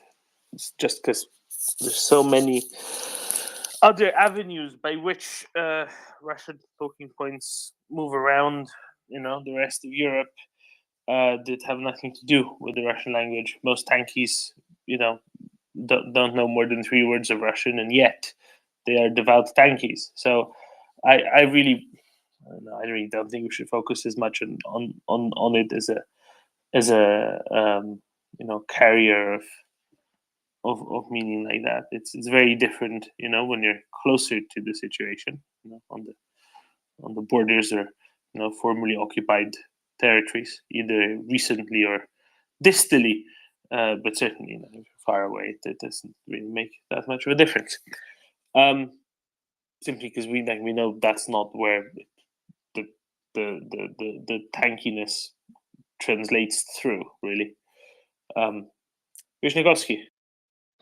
Yeah, thank you. I wanted to add to this language point, which seems to be going around for quite a while now.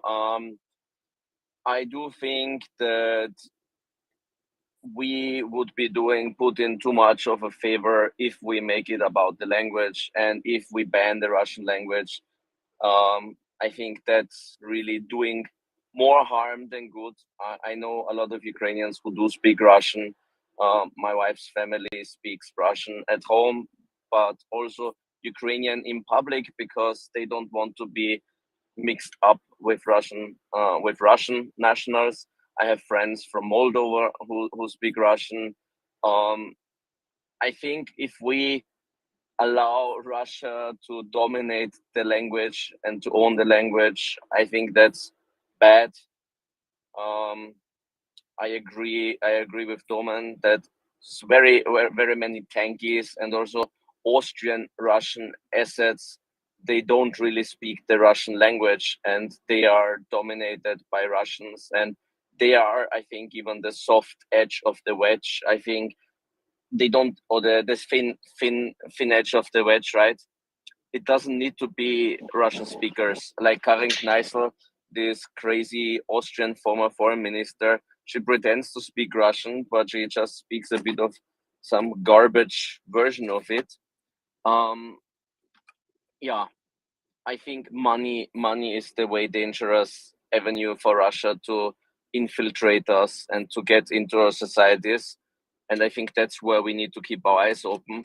But I would very much be against any ban of languages, because here we're moving into exactly this territory where Russia is, right? This Orwellian world where you ban books, where you ban language, where you ban language itself in terms of what words are allowed to be said or not, like with the special military operation versus war, right?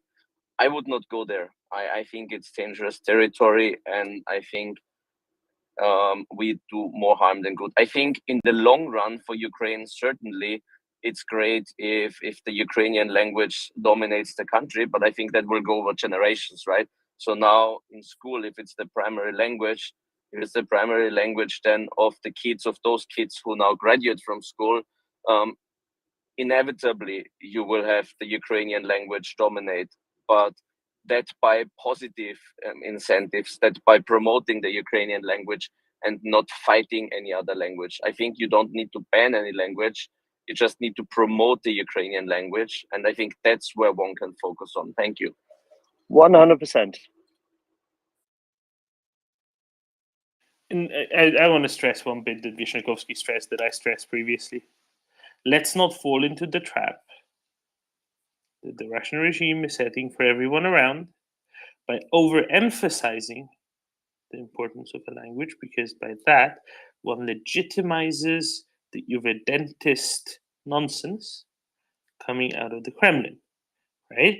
Yeah, so again, 100%. there are tens of thousands of Ukrainians fighting in Ukraine for Ukraine on the front lines who speak very little Ukrainian, and that's fine, because that's not what matters nearly as much as their devotion to their country, to their nation, and to a free society. That's way, way, way more important. Among our volunteers here, we have a good number of Ukrainians. Some of them spoke Ukrainian at home, some of them spoke Russian at home. All of them speak both. Right? That doesn't make some of them better people than others. It doesn't. It really, really doesn't. We literally have two Victorias. One who spoke mostly Russian, one who spoke mostly Ukrainian. That doesn't mean that one Victoria is better than the other Victoria. They're both Ukrainian Victorias. They're both our volunteers in different capacities.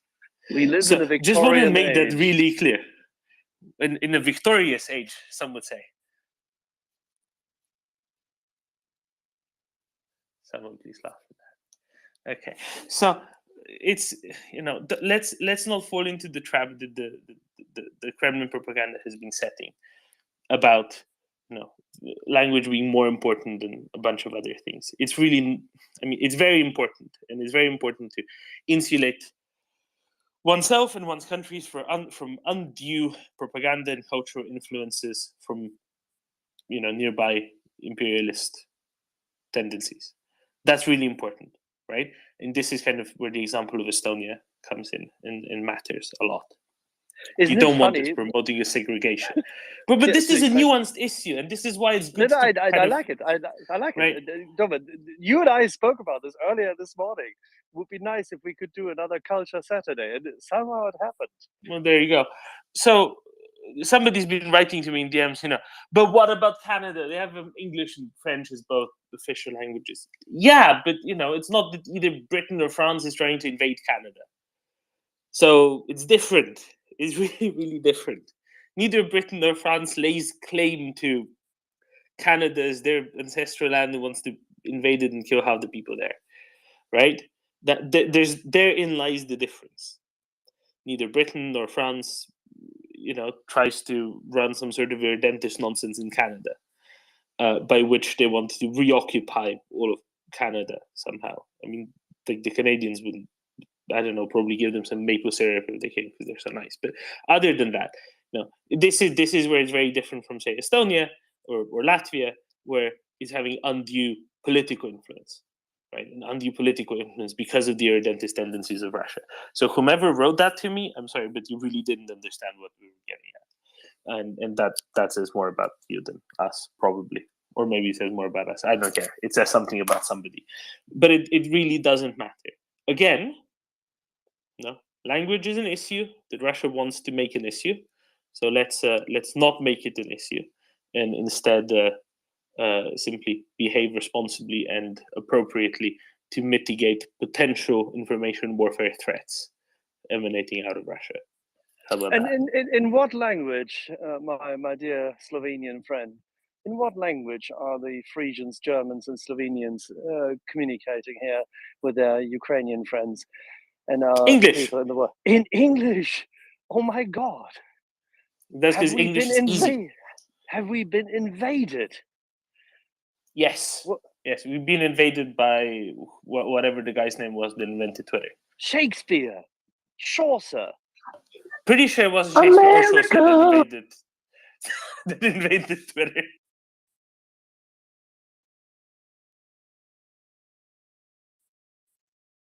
Well, we do allow our North American friends to make moves here, I have to say, and we're very, very, very dearly enthusiastic about the fact that they are yet again saving the free world. But during European hours, our friend Doman and I will carry on with proper English. Oh yes, it's like that lift elevator joke, right? Is that what we're doing today, Axel? We're gonna fight. We are.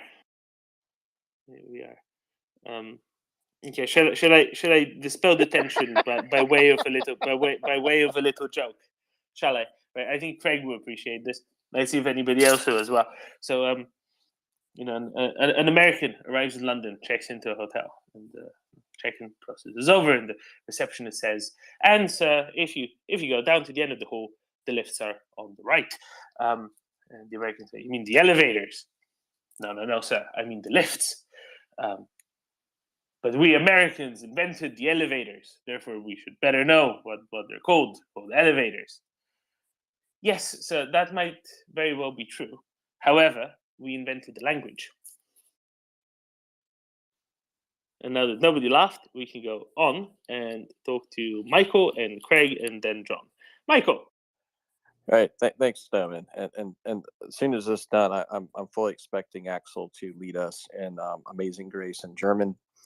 I just want to say you made my point really well, which was, the language has that cultural aspect, but it also has the informational aspect of it, and that is, we can't cede the ground when it comes to languages. We have to make sure that the right message is getting out there. So, God bless BBC for having Russian language broadcasts. And one thing I've learned through this is the DW network over in Germany, their English language. I've learned a whole lot just by watching some of their news. Some of the stuff is good, some of the stuff not, but more good than not. Just point being that, I think we have to make sure that the information that's out there in that language, that, there's going to be a lot of garbage out there, but we have to make sure that there's good information out there. The last point I was going to make, and then I have to drop because I think I'm probably not doing anybody any good with this voice, is wanted to touch on a little bit what Axel was talking about in terms of what NATO and the NATO presence in Ukraine would look like down the road. And I think the blueprint for that you could see is going back about 15 years. I know General Ben Hodges has spoken really eloquently about this, much more than I ever would. And he told the story about some of the initial exercises when NATO started doing exercises in Poland, and how there was an initial ceremony, and how there were locals there in Poland who came out to see this ceremony and were absolutely in tears because they were seeing American troops and other troops from NATO that were there at that point. They were taking over a base that was formerly from the Soviet occupiers, and how that was just such a moment to really crystallize what being in NATO is all about, what being in a free society is all about.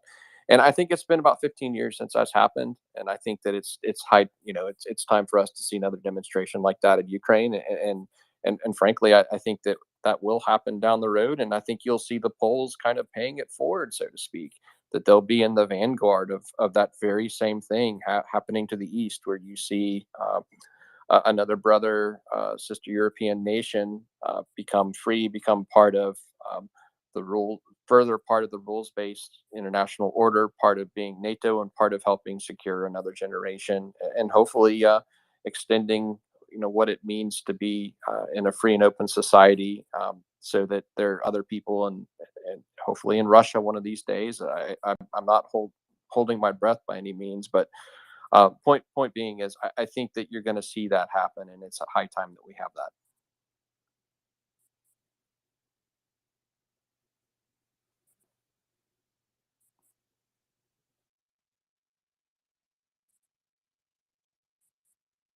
Thank you, Michael. Thank you. Your voice isn't too zebra, I have to say. It's quite all right. Craig.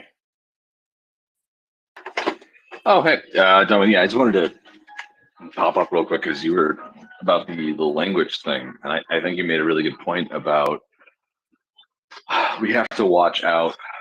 One of the important things in like propaganda and in information warfare and just kind of in discourse online in general is we don't want to do Putin / his propagandists work for him. You know, when they say that like, right, it's Russia versus the world, it's Russia versus the West, Russia versus NATO,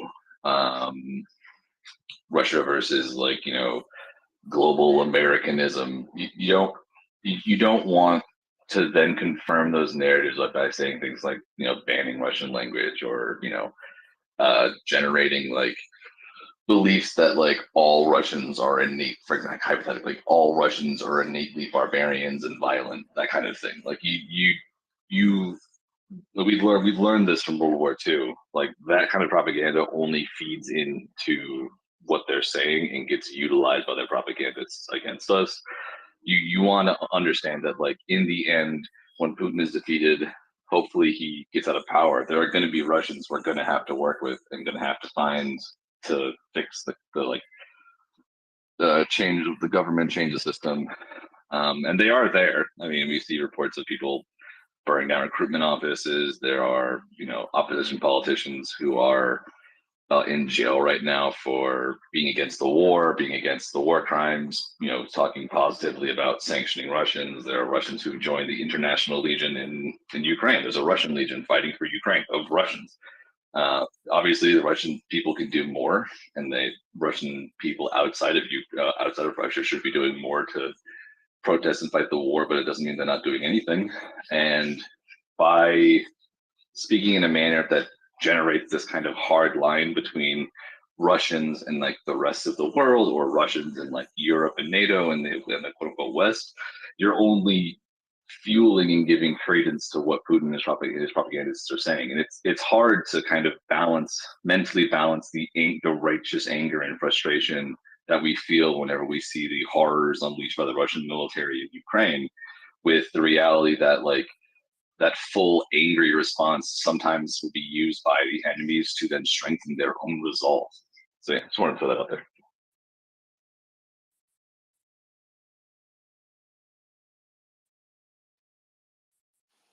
See, this is why I leave my prescription pretty simple, right? Give Ukraine everything Ukraine needs to kick Russia out of Ukraine, and then continue and completely isolate Russia until it figures itself out. Because right now, you know, you can do whatever you want to say, but at the end of the day, Russia is currently definitely a threat to all around it. Certainly all its neighbors. Also countries much farther afield still. And until they decide they want to be a normal country, and that's on them to change it from the outside, because it's from the inside, because it sure as hell isn't going to be changed from the outside, because nobody's going to be driving tanks into Moscow. Apparently, nobody's going to be driving tanks into Moscow, not even Russians, because Russians are seemingly intent on having all of their tanks turned into scrap metal by Ukrainians. No, that's why that will have to come from within. And until it comes from within, it will be very difficult for anything really to change.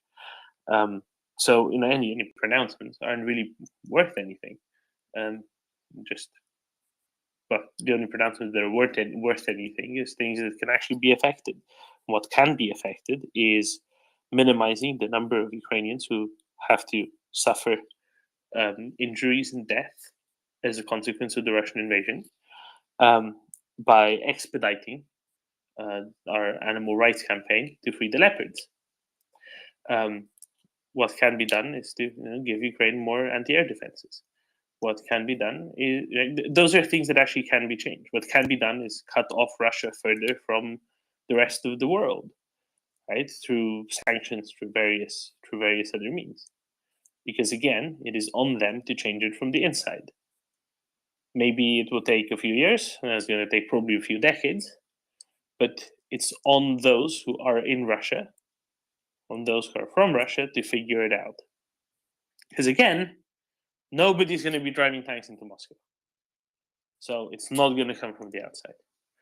And it had been tried, honestly, truly has been tried this is something that's often forgotten, to change it softly from the outside by financing opposition media and financing, things that might lead to a build-up of democratic institutions, and it really didn't work. It really, really, really didn't work. I mean, look at it now. Does it look like anything useful has happened from the? Someone can tell me how much it was. Hundreds of millions, billions of euros going into financing of opposition media in Russia, and building up some semblance of democratic institutions. No, because there seems not to have been sufficient will from within. Right, and that's a very high level assessment. Sufficient will from within to actually lead to changes, and it doesn't matter what you want to talk about, national psychologies or whatever else. It is how it is. You can't change it, certainly not from the outside, and certainly not quickly. Therefore, let's do things we can do, which is help get Russia out of Ukraine. Yeah, no, I agree with that last bit, of course. I was just, the reason why I'm saying this is that I know everyone makes parallels between Nazi Germany and current Russia because everything is made parallels to Nazi Germany. But the German question or the German problem is very analogous to the Russian question and the Russian problem today. And I caution against making the same mistakes some people made about the German question. Because I mean, there are plenty of people in 1942 who were like, see, these Germans, they're innately violent. They've started 2 world wars. The Prussians have been starting wars for hundreds of years. They reject democracy. We try to civilize them. They build up a semblance of international institutions, and then they reject them, and then they attack us again.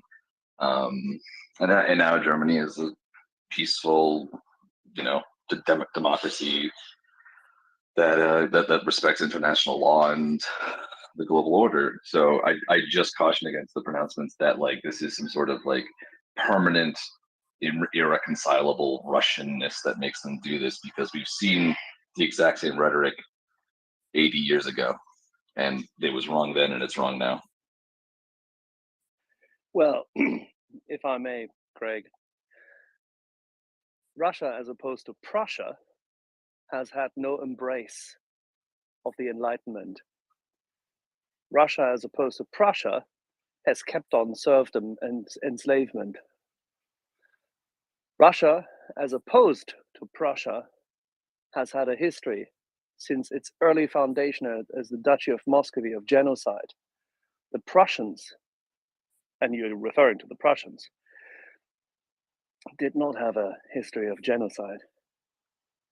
It is the radical, national, socialist, utopian, fascist movement which usurps Germany, and Germany is not just Prussia at all at that time, which permeates like poison the minds of a whole population and fosters the usurpation and utilization of existing authoritarian trends.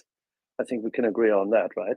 So whilst it was definitely wrong then, because the country of Heinrich Heine, the country which actually was, by the way, the home of those of the Jewish faith who wanted to enjoy freedom of engagement, having property rights, and be left of persecution over hundreds of years, the home turned into a disaster.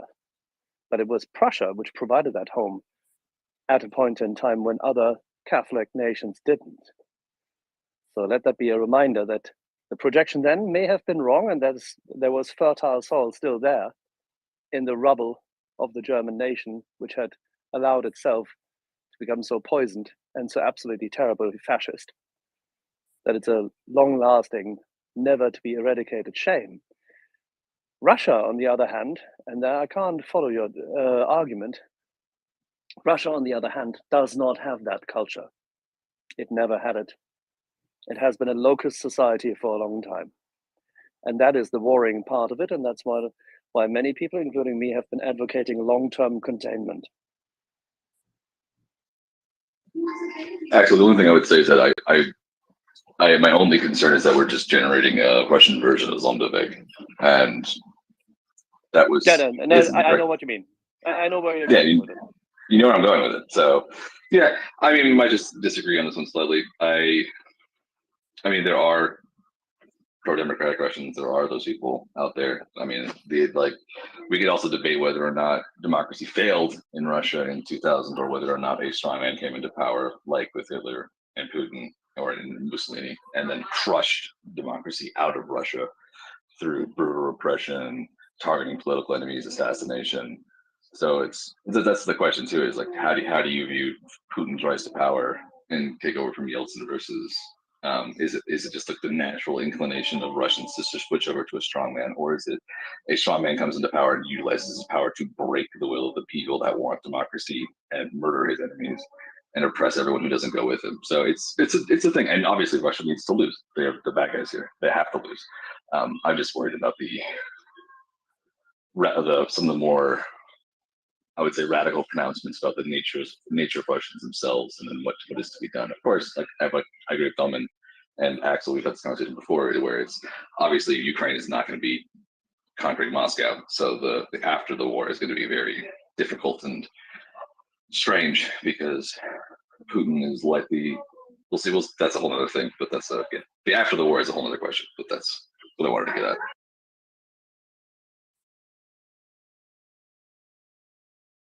And it's very interesting stuff, at least for me, because this is what I study. So it's complicated and not easy, and it's full of historical contingencies and very real and very serious emotions, and it all matters. So a well thought out and well planned response to Russia and what Russia is doing is definitely required. And so discussions like this are definitely needed. I couldn't agree more. But then again, we both agreed already that we'll have a little session on this matter. Let's maybe focus on the coming weekend. Yeah, we'll talk.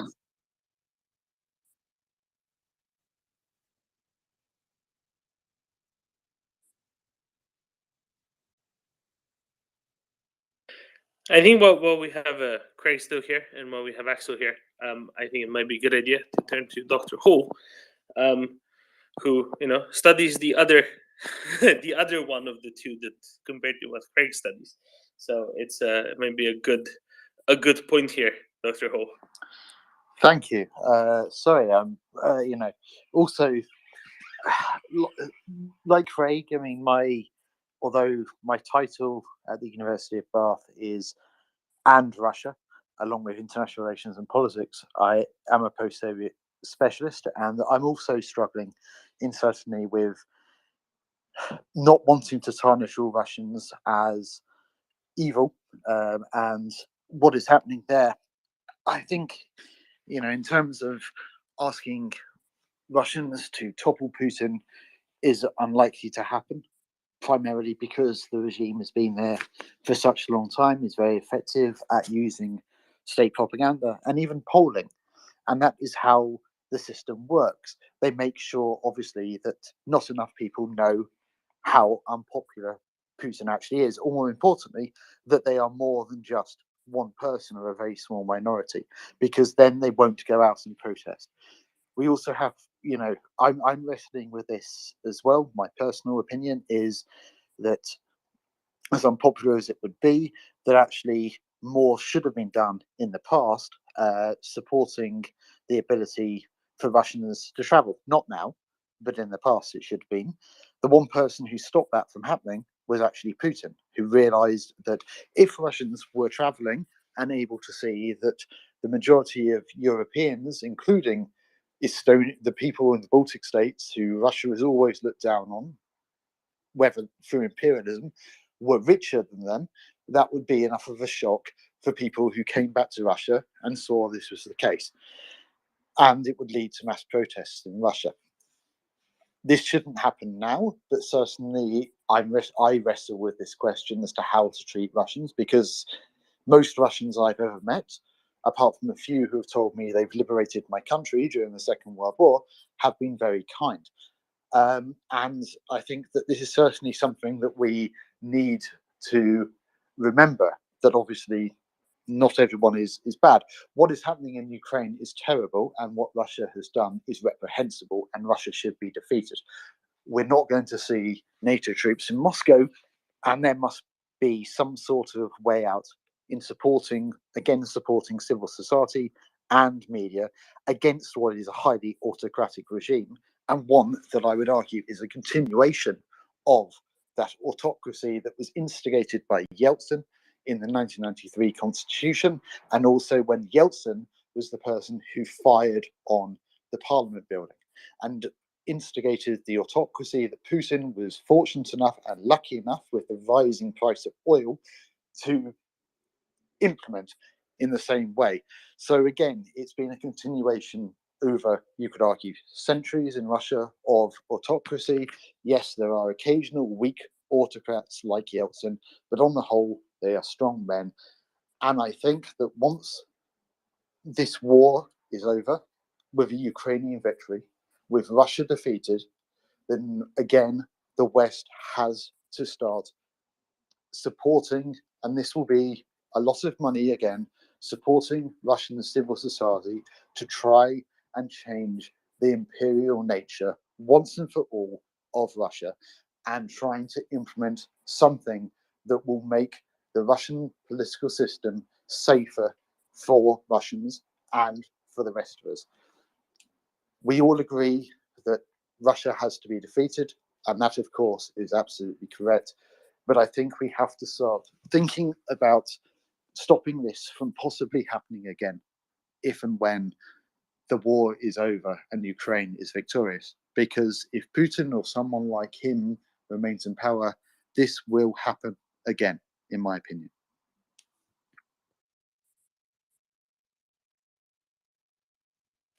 How would you do this? Because my problem with the suggestion, supporting opposition, democratic values, etc. in Russia, is that this was really tried already, right? There were, endless projects and media companies in Russia that were supported from the outside, trying to drive democratic values. It just really didn't catch on, And for quite a while, they weren't even, particularly limited by the government. There just seemed to be next to no interest in them. Certainly not interest that would lead to any changes. So, how do you do it other than just doing it way more than was being done before? I think this is always the difficult situation, because especially if Russia is defeated, it's likely to cause resentment amongst many people in Russian society that the West is involved, and trying to undermine Russia.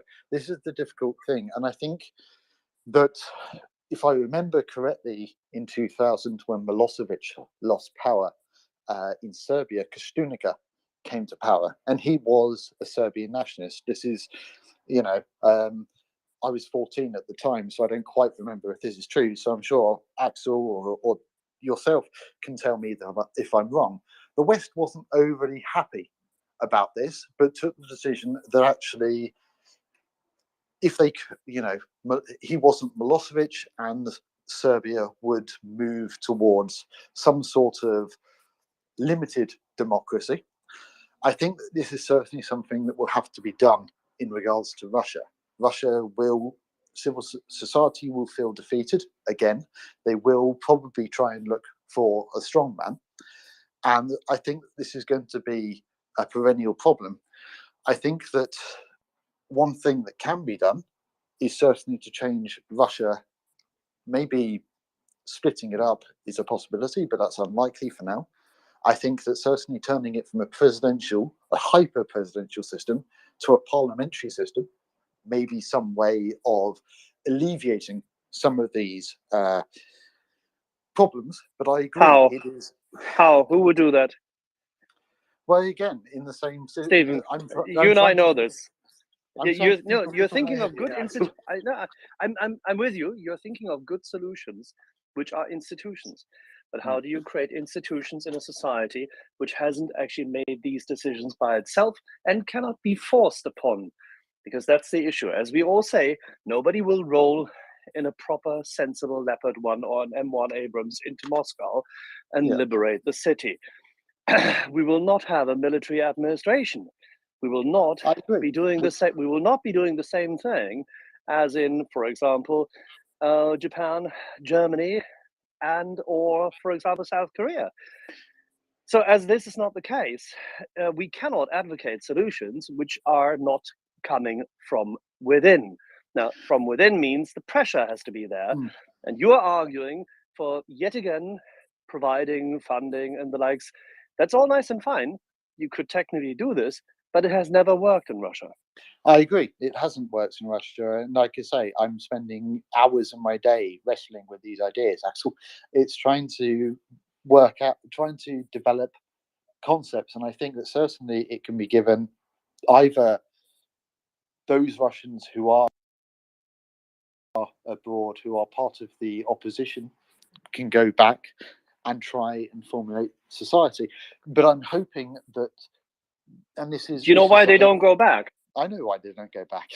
No, why? Do you know why they don't go back? Please enlighten me. Risk for life and safety. Well, I understand, but I'm trying to say, but if what we are hoping that if Russia is defeated, then the current regime would not be there. There would be a new, similar to the 1990s, beginning of the 1990s, with the collapse of the Soviet Union. Russia has to be defeated. We're all hoping for this. We all want Ukraine to win. That should lead, hopefully, to some change in thinking within Russia. That there has to be then that comes to internal security now and the activities of the police, property rights and freedom of rights, and the freedom from violence. The culture of violence is institutionalized, is in Russian culture since hundreds of years. This is something which cannot easily change. If you see the videos of female kindergarten carers hitting children, I can definitely attest to the fact that, having lived and worked in Russia, that this culture of violence transcends the horror stories from the army. It transcends every part of society. That violence is there everywhere, families and everywhere. So as it is, they'll have to probably battle it out amongst themselves first. Yeah, I agree. There is no with what will happen with Russia. It is very possible that we could be seeing a Yugoslavia type scenario again in the 1990s, that there will have to be significant change in society. Obviously, I'm trying to think of a solution that doesn't end violently, but I agree that Russia does have a long history, a centuries long history of violence, and society does not have a perfect or effective, I should say, system of democratic institutions, but it does, at least in regards to Veliki Novgorod, have some sort of symbol that it could possibly, that the elites now could hark back to. But again, this is all a what if at the moment. And I was merely raising the question that at some point there has to be some support given or something given in terms of trying to change Russian society for the better. Whether that's possible remains to be seen.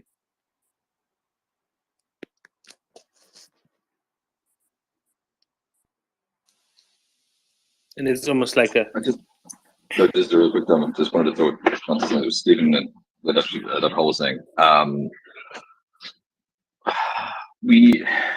Not every fascist state is Nazi Germany. Even Italy was Nazi Germany. And I would agree with Axel. I think Axel and I will talk about this at some future point, that Russia definitely hits most of the hallmarks of a fascist state now, especially after the significant shifts in internal propaganda. But we have seen other fascist states collapse, and we have seen them undergo popular democratic reforms and revolutions. So just because I just want to say, like, just because Nazi Germany and Japan were occupied doesn't mean that that has to be the necessary requirements for a serious change within Russia as well. Greece changed, Spain changed, much of South American places changed, a few others as well. So it is possible for internal dissent, especially internal dissent triggered by losing a war, to provoke a positive change. Yes, I agree. There is always that chance that there will be change. We can hopefully the regime will be significantly weakened. There will also be the opportunity, perhaps, for either someone like Navalny or Navalny himself to be released, because the regime will want to legitimize itself in some ways. Putin has tried to do, possibly by trying on a new leader like Patrushev, trying to liberalize, at least on the face of it. That may serve or provide an opposition that is viable. But this is all hypothetical and at the moment. I mean, Patrushev is the wrong person to quote in that regard. He is the one who advocates, writes, propagates the Russian way, the Russian society, and the likes. And he's an absolute nutter. Oh, I agree, Axel. He's a bastard, but he's also a survivor, and has also talked about change at various points as well. Patrushev may be the worst example I could think of, but I can imagine that whoever comes after Putin, even Putin, would talk about liberalization again in order to try and get as broad a support, because that is how an autocracy works. You try to legitimate yourself or co-opt as many elites as possible.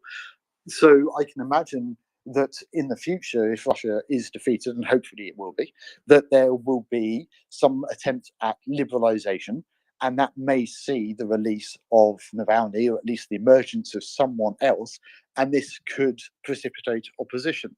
This is always the autocrat's dilemma. But again, this is hypothetical at the moment.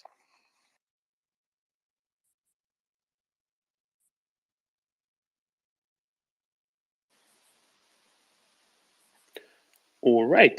Thank you, Dr. Hall. Thank you, Craig. Who are we going to go to next? I think Jens, Jens, go ahead. Yeah. Well, I'll just say first that I've proven to be totally immune to education on all levels. So who am I to lecture? But I think maybe we should put down Anna Karenina, and if we want to understand Russia, we should go visit Irpin and Bucha, and all the other places where Russia has shown their cultural value. I think right now it's not unfair to say that Russia in its entirety is very, very unwell.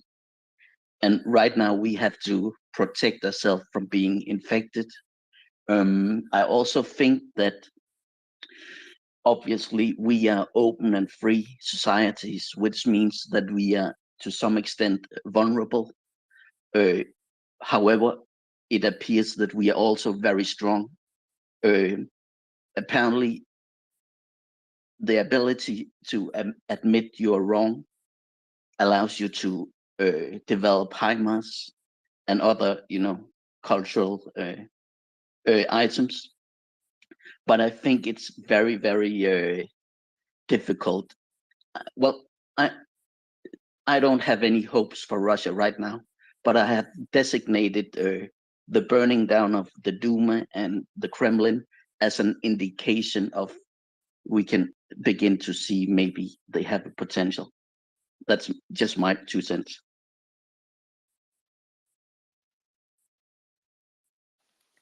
All right. Thank you, Jens. I have a lot of complaints that we've been going on about this for too long. I also have an airborne artillery officer who has news for us about, I think, Kherson, because there have been things going on in Kherson for the last 22 hours, I think, roughly, if I got my bearings right. And if it's all right with everyone, I'd like to hear what's actually been going on in Kherson. So, CJ, what's been going on in Kherson? land of watermelons, all that. Let's see if I can tie it all together here. So obviously, very important to understand all of this because Russia is, the aggressor here. So understanding their state of mind is key.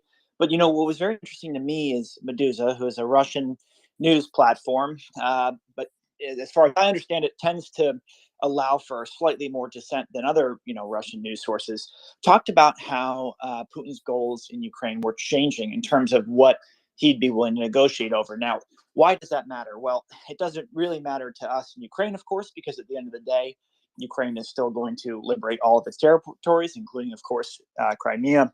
But it was an interesting shift. He basically, in this sort of, again, if it's to be believed, this new negotiation was not as adamant about holding on to all of Kherson, just some sort of protection in his mind for the Crimean water supply and the parts of the recently annexed areas. And the reason why that matters, or it's a change, is because it's not necessarily the entirety of the oblast. And remember, in Donetsk and Luhansk and Zaporizhia this week and Kherson, Russia has lost between 20 and 30 of their so-called Russian towns that were part of the sham referendum. So what this change of language means is that it might mean that there might be some opportunities on the battlefield where Russia is reprioritizing. We heard previously that they were going to be adamant about holding on to all of Kherson, and this language would be changing. And it seems as if the situation on the ground is changing as well. So with the past week of shaping operations, we saw a lot of Russian artillery and Russian ammo depots, including ones that Russia had put in schools, which that's actually a real war crime amnesty, just in case you weren't clear about that, were captured by Ukraine. And, for my question, of course, with all this was, when were these captured? Because a lot of the fighting kind of died down last week and the trenches solidified, but it appears during what we call the back clearing operations, or after you take a village, you send people back through to make sure that there's no mines in the other areas and everything like that, that there was all this ammunition and weapons found. So what you're referring to, Doman, is, of course, that there have been some attempts to break through in Kherson recently. Unclear exactly how successful they are. If Garoman says they were unsuccessful, then I have hopes that they actually have advanced a little bit. But please let me know what you know, because I'm a little bit out of the loop here. I don't know what I know, CJ. I'm very confused. I've been confused for many hours. And CJ drops, but Yehuda's coming up, and maybe Yehuda will be able to help us out. What's going on with CJ's internet? Is CJ's internet tied to a parachute as well? It's a flying internet. Huh, interesting. Yehuda, good morning. Yeah, good morning. I heard part of it, but I'm feeling a little marginalized that you just look at me and CJ. We just come on and we're like an open tap. Just turn it on. All right. I don't even know what you're talking about. Turn it. I thought you were listening to what CJ was saying. No, I had something to do, but I'm sure whatever he said, I agree, said David Rubin. What was he talking about? Kherson? Yeah, he was asking me what I know about Kherson, and I told him I don't know anything because I'm very confused as to what's going on in Kherson over the past 24-ish hours. Enabling operations, that's what's going on. They're enabling operations to set the conditions in which to get back. 1 second, please. It's too noisy here. Sorry about that. Just a little secret. I will admit, I did hide in the bathroom because it's quiet, but then the kids now have to leave. All right. I know. Okay. So, Kherson, hold on a second. Yes. We're going to go. So Kherson Oblast, what's going on is that enabling operations underway to set the conditions to conduct another counteroffensive. And we're going to see movement here and there.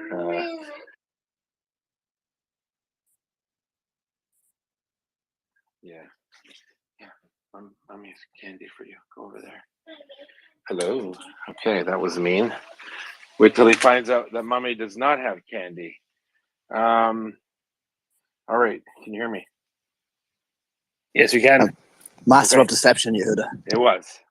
I mean, he is too, so it's kind of a little unfair. I'm horrible. She's gonna scream in about 30 seconds. I wanted to say I have candy. I meant brush your teeth. All right. Yeah. So we're definitely seeing stuff move in Kherson Oblast. The question is, when's H hour? And that's when Ukrainians kick off, and it should be grand, as David would say. We're looking at more and more reports as well from Russian telegrams and Russian social media. They're very disorganized. It looks as though they already began some form of thinning out of lines near Kherson. I think certain people want to get back on the right side of the river for them. What's interesting is that there is very little command and control. On balance, if you're to listen and collate all the reports from conscripts and actual more seasoned soldiers, command surprisingly is cut and run.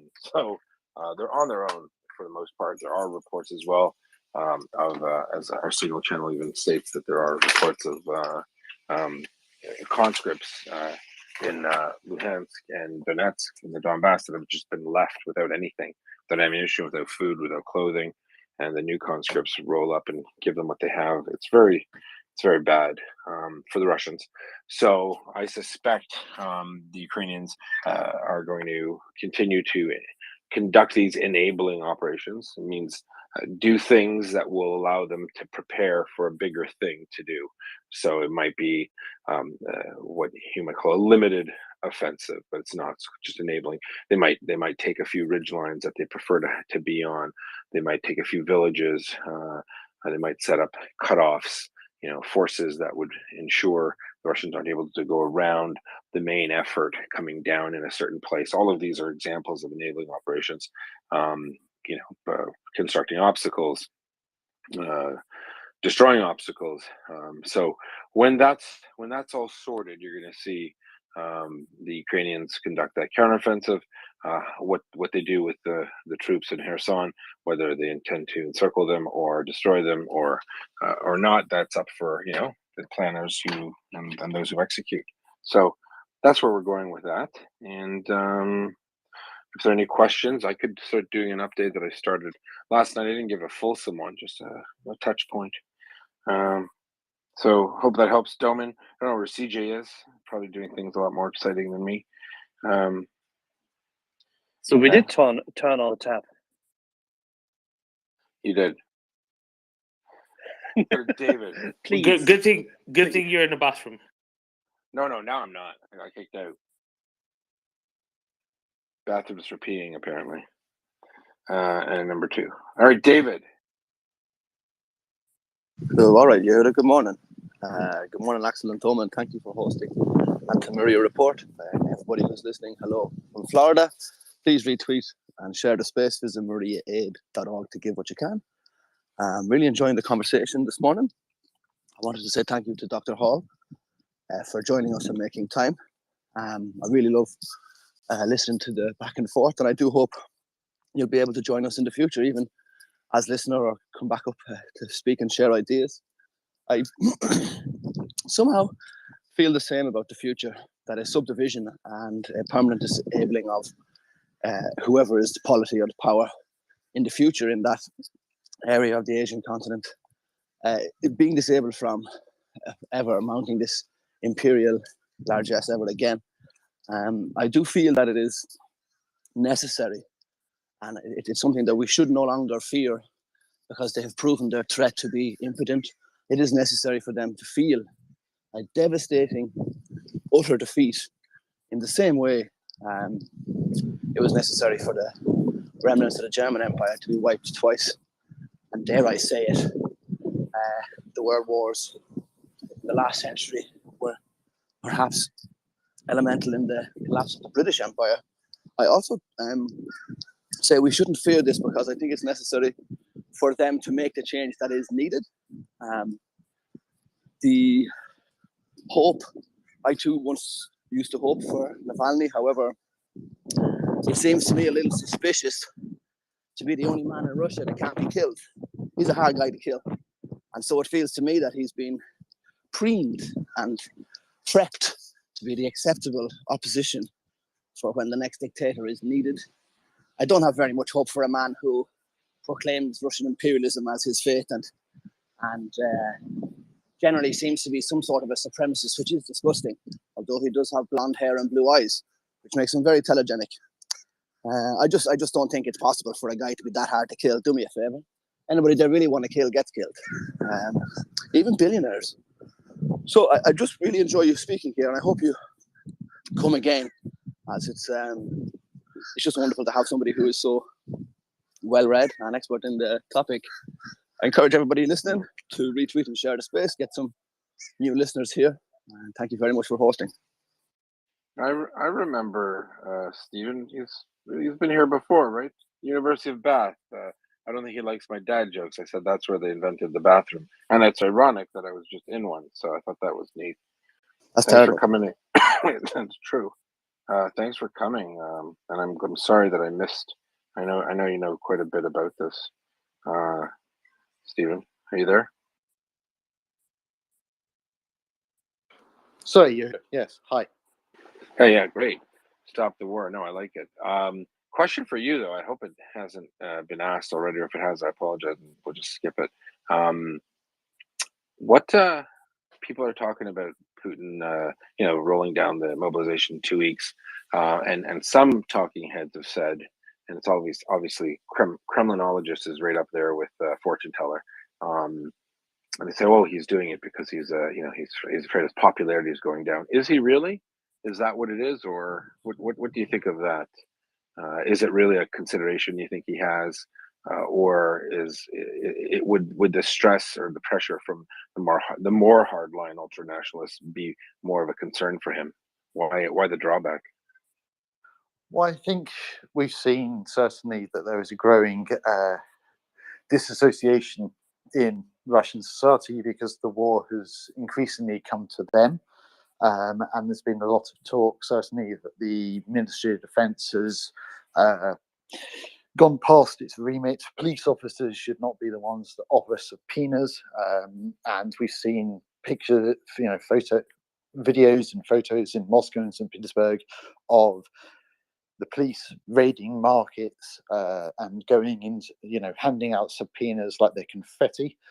They've also started going through the university enrollments because men realized that they could enroll at university and they wouldn't get called up. I think that Putin is backtracking for this reason, because he sees that it's angering too many people. The ultranationalists are relatively small as a group. And at the moment, I think that the missile strikes were certainly an answer to them. So he seems to be trying to somehow, as he's always done, balance between two very different boats. Whether that will be effective remains to be seen, but he is trying to row back and gain as much legitimacy from as wide a sector of society as possible, because the war, I think, is becoming less popular. And he's under increasing pressure from all sides. What do you think about the notion that he, when it comes to the pardon me, I lost my train of thought. Someone flashed a light at me. You know what? I'm sorry. I'm going to park it. I will come back. Okay. My apologies. Yeah. Let's just go to Jerry. I'm going to think of that question. I had a child issue here, so I'll be right back. Morning, Jerry. Good morning. How's everybody? I'm enjoying the cultural morning we're having here, and I know David Farrell will enjoy this observation. After I have to kind of say I'm on the same par with Jens. After nearly 2 decades of Jesuit education, the only thing I learned was the best revenge is eating well. And but one of those Jesuit instructors did give me some insight into the current topic, and that is this: that he's kind of simplified things in Russian studies and say that if you take Berserker Vikings and weld them to Mongols, you come up with Russians. and that the identity, or Axel would refer to it as culture. I'd say it's more identity. Their identity is an identity of cruelty. As a matter of fact, this Jesuit instructor used to say, respects to Soviet Union, was that Russians, unlike other members of that group, Russians do not have a communist ideology. They have an ideology of cruelty. Cruelty is their ideology and their identity. And if you look at kind of their progress, as it was explained to me, and someone could disagree. Like I said, the only thing I learned was how to eat well. But you look at that progress, you'd have to say cruelty is the common denominator throughout the ages. So if we're dealing with cruelty, especially a cruelty that doesn't respect personal property, which is really endemic, then we've got something that needs to be extinguished, because the rest of the world kind of understands personal property, and in fact venerates it here in North America. It was the one thing you should defend. Every man's home is his castle, all that stuff, and I have to agree with Axel. It's a long period of containment. If you've molded cultures over centuries, maybe eons, maybe it's just in the DNA. The cultures were themselves cruel and sought cruelty as the means, as the identity. Then, boy, you got a lot to deal with there. And it doesn't. And Doman's prescription is, for the present, the only rational one. Let's remove the conflict by removing the aggressor. Let's do what needs to be done by supporting that. Let's ignore all the hyperbole and all the nonsense about the potential suicidality of the leadership of that country, and just to say, look, they're not going to. The one thing that they won't do is burn themselves. It's really funny. They'll scorch the earth, but they won't scorch themselves. And, they're too selfish. So self-absorbed and such. So, hey, let's produce and export as much defensive material as possible. Let's put it in the hands of people who are willing. Let's give the means to, secure the skies and the ground. And ultimately the oceans to the south, and let's use abundance as our most potent weapon. This was the tool that won the Cold War. Everyone says it's Reagan or Truman, or no, it was abundance. And let's use that abundance, the innovation that comes from respect and veneration of personal property, to contain these guys when this. And let's elevate Ukraine as an example of that abundance made manifest, because they get it. Clearly, they get it. Maidan proved that. There's no central figure. It was a national movement that got it. So, let's.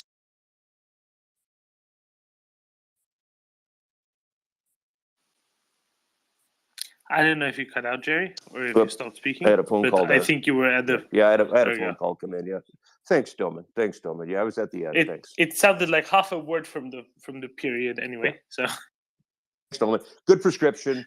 Hey, their identity is cruelty.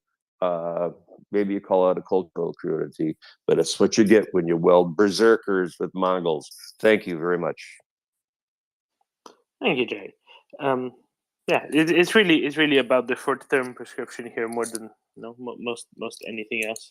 That just matters so much more. Agree. And there's some other short-term things that need to be done outside of Ukraine to insulate. Release the cats. Insulate societies. Absolutely, animal welfare is really important. We need to get all the green groups on side. I think maybe they can help us make a difference. But outside of Ukraine, there are important things to be done by insulating societies from undue Russian influence, political information war You influence. mean like Mexico, where there's more GRU than any other country? Yeah. Yeah. I mean, yeah. That everywhere. I mean, I know, Oh, yeah. Jerry, but I'm I a mean, little concerned every about single Mexico. European country for a start. Yeah, Right? yeah. I don't know why we don't. I don't know why we don't move them out of the salvage operations in the U.S. The Russians, the Russian mob, and all that shit. So I don't know. That's just me talking. I got to shut up. I do have to take this call. Thanks.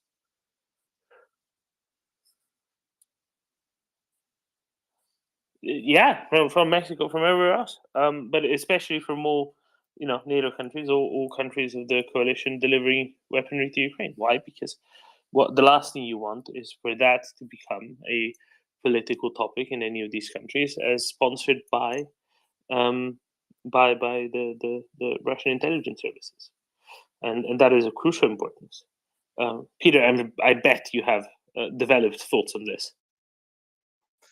I love Jerry's reflections there. Jerry, thumbs up. I thought that was great, especially the idea of the merger between Mongols and Berserkers. That was cool. Hey, on that note, I just had two quick interventions regarding the topics. I think we're moving in two different directions, and I like both of them. The first one on this question of whither goeth Russia in the future.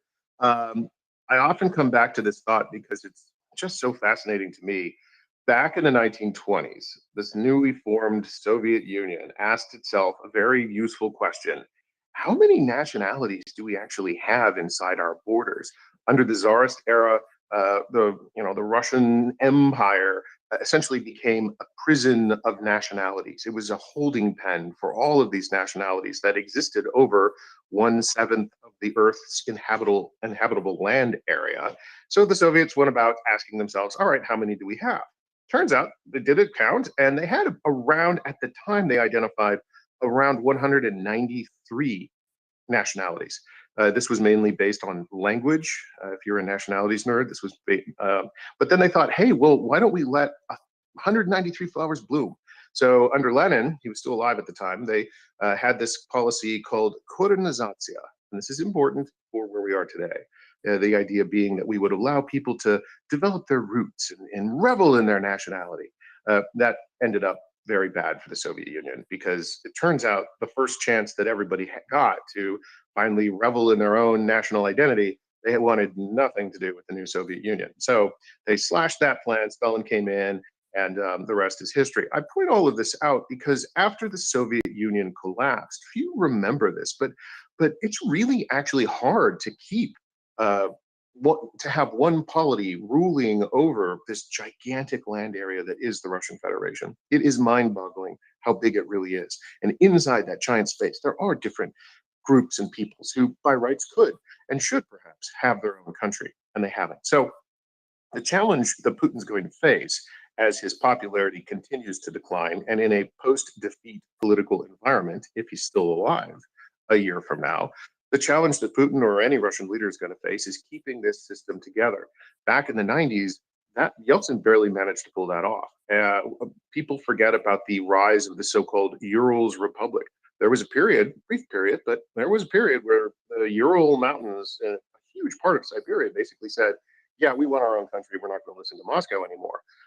That effort failed, but we will again see efforts to, I believe, pull away from Moscow. Anytime in Russia's history that Moscow has been extremely weak, the periphery starts to pull away, the threads start to tear, and you do see movements to break away from the center.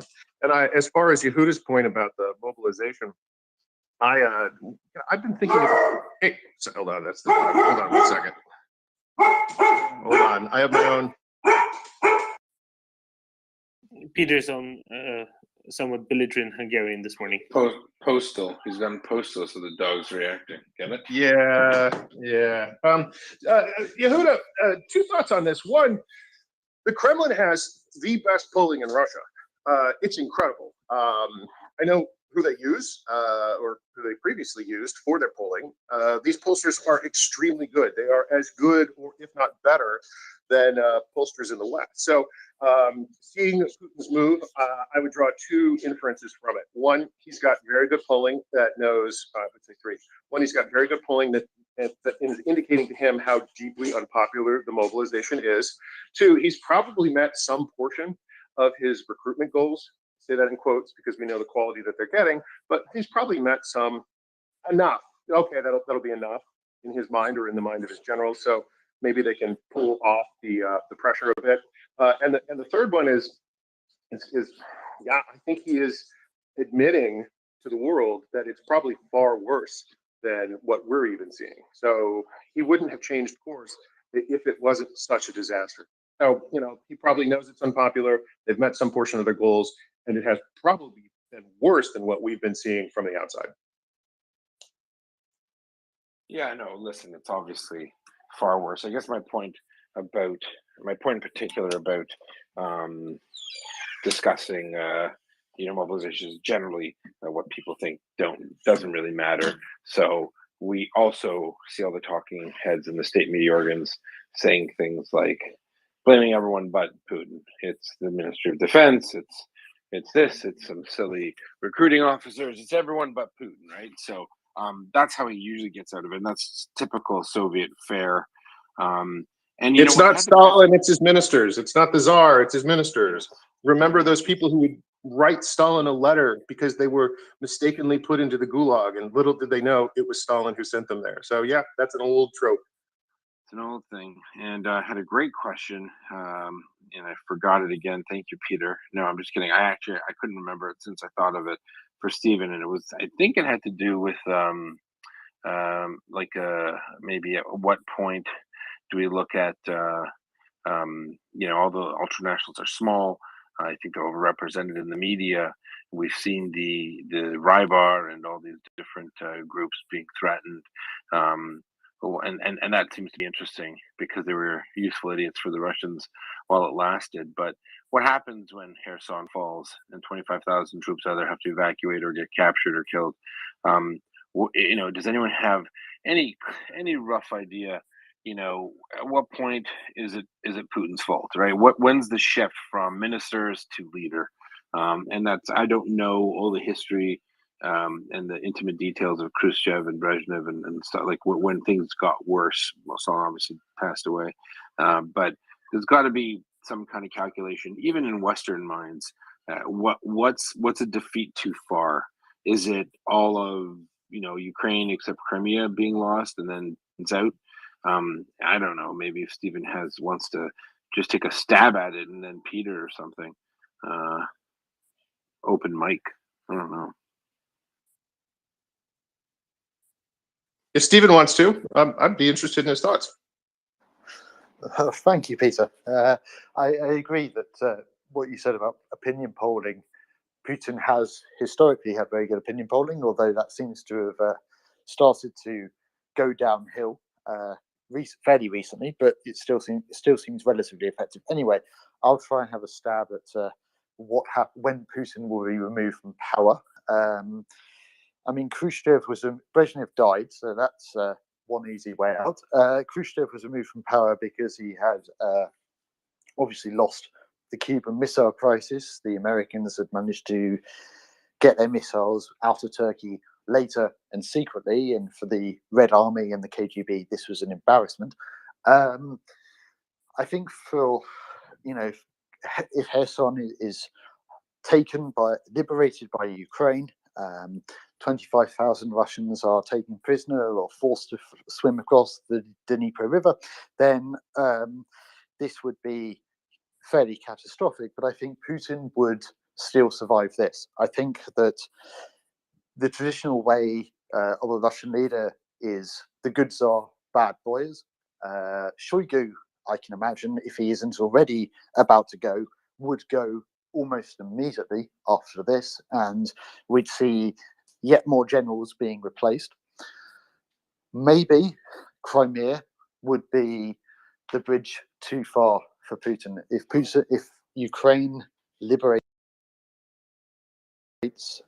Crimea, then I think that really is a step too far for Putin in terms of staying in power, and they will try and find someone else, because Crimea, he's nailed himself to the mast of Crimea. Crimea is Russian. It's where Vladimir the Great, or Vladimir as he should be called, became Christianized. It's the basis of Russia's civilization. All of these things that he said back in 2014. So if the Ukrainians enter Crimea, then I think this probably is the beginning of the end for Putin. But he will desperately try to find someone else to blame for that. And that's where like I think it will go. NATO, like NATO, USA, right? Well, of course he The, will the blame bla- NATO and the USA, but I mean in terms of he'll find someone internal to blame and try and get them removed from power. Again, the idea that he's trying his best, but the boyars aren't doing what he says. This has been a historic Russian trope for centuries. And Putin has also always played this particularly well. We remember the Premier Linia, the phone calls that lasted 4 or 5 hours, where he'd get phone calls from people in the far east of Siberia who would say that I don't have electricity in my house. He'd ring up the governor and say, get this sorted tomorrow, because that's the person he'd blame. So that's, I think, what he would try to do. But Crimea, I think, would be too much of a step, and we could certainly see a very disaffected elite try and remove Putin from power, or at least there be an attempt to do so, which would lead to regime infighting. Again, this is all hypothetical. That's my stab at this idea. Fair enough. So let me refine the question. So it's got you would agree that it could be a confluence of factors. So it could be land and say other things. So let's say Crimea not in the cards for the winter. Let's say it's most of Kherson or all of Kherson city. Maybe some area towards Melitopol, Luhansk gone. Russians retained Donetsk and a foothold, like a land bridge, but that's it. Then you've got 4 months of increased crippling secondary sanctions on top of the primary sanctions, and all sorts of shenanigans that the West has up its sleeve to punish Putin's Russia. Would that perhaps add to the mix, add to the ability, not add, sorry, would it create a situation where that could lead to that change as well, or is it just territorially based? Could it be a collapse of the Russian economy, a using up of the rest of the foreign reserves, however many 100 billion is left or not from the original 6, then minus 300, then they've used up 150-ish apparently. Let's say they don't have enough and the prices of eggs go up by tenfold. Is that, I mean, I'm asking a stupid question because obviously these factors play into it, but is it something is that a bridge too far in that point? A horrible economy, people rioting, or will he just bring out the Rose Guardian and start, sending people to Gulag to mitigate it? What do you think? I mean, this is all very, very hard to see, but certainly I think are we talking about regime changes in protesters, or are we talking about regime change? Circle elite? No, I mean, I'm not saying a change in structure. I think that's a little creative, fantasist like. But I'm talking more about Putin gone. I think that certainly Putin has said before that he reserves the right. In 2012, he did briefly mention in one speech that he would order the security guards to open fire on protesters.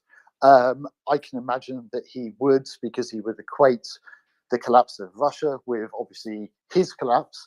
Therefore, this would be something that he would, certainly if there were mass protests, I can imagine that he would take the Yanukovych option of opening fire on protesters.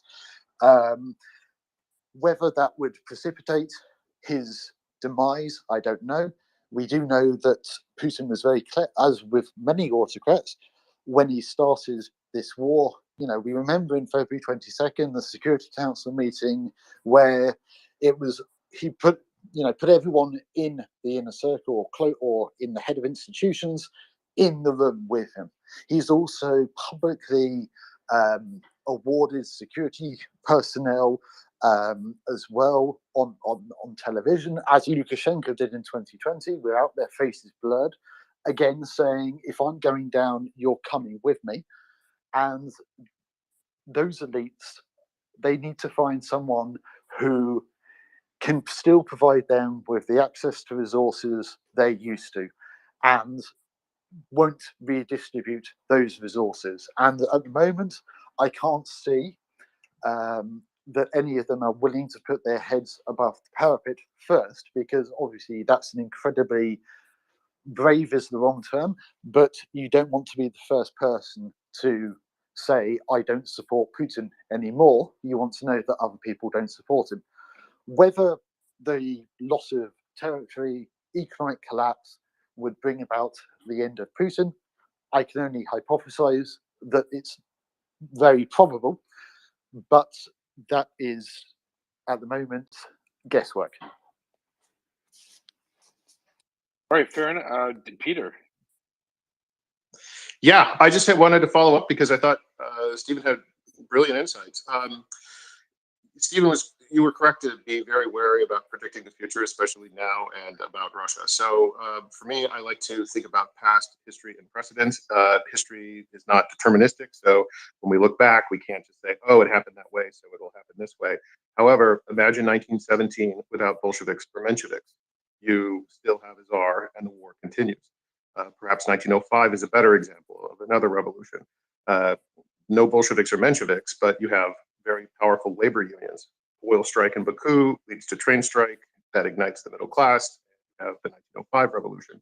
That one also was interesting because the catalyst was a mixture of high unpopularity of the government plus catastrophic defeat on the battlefield, in this case against Japan.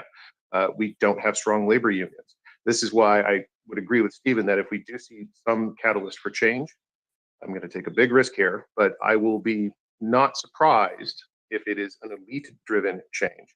So therefore, Yehuda, the answer to your question is, how do we piss off the elites? We take their money. I've been working on this very actively over the past 6 weeks. I keep teasing it, but it's coming up very shortly.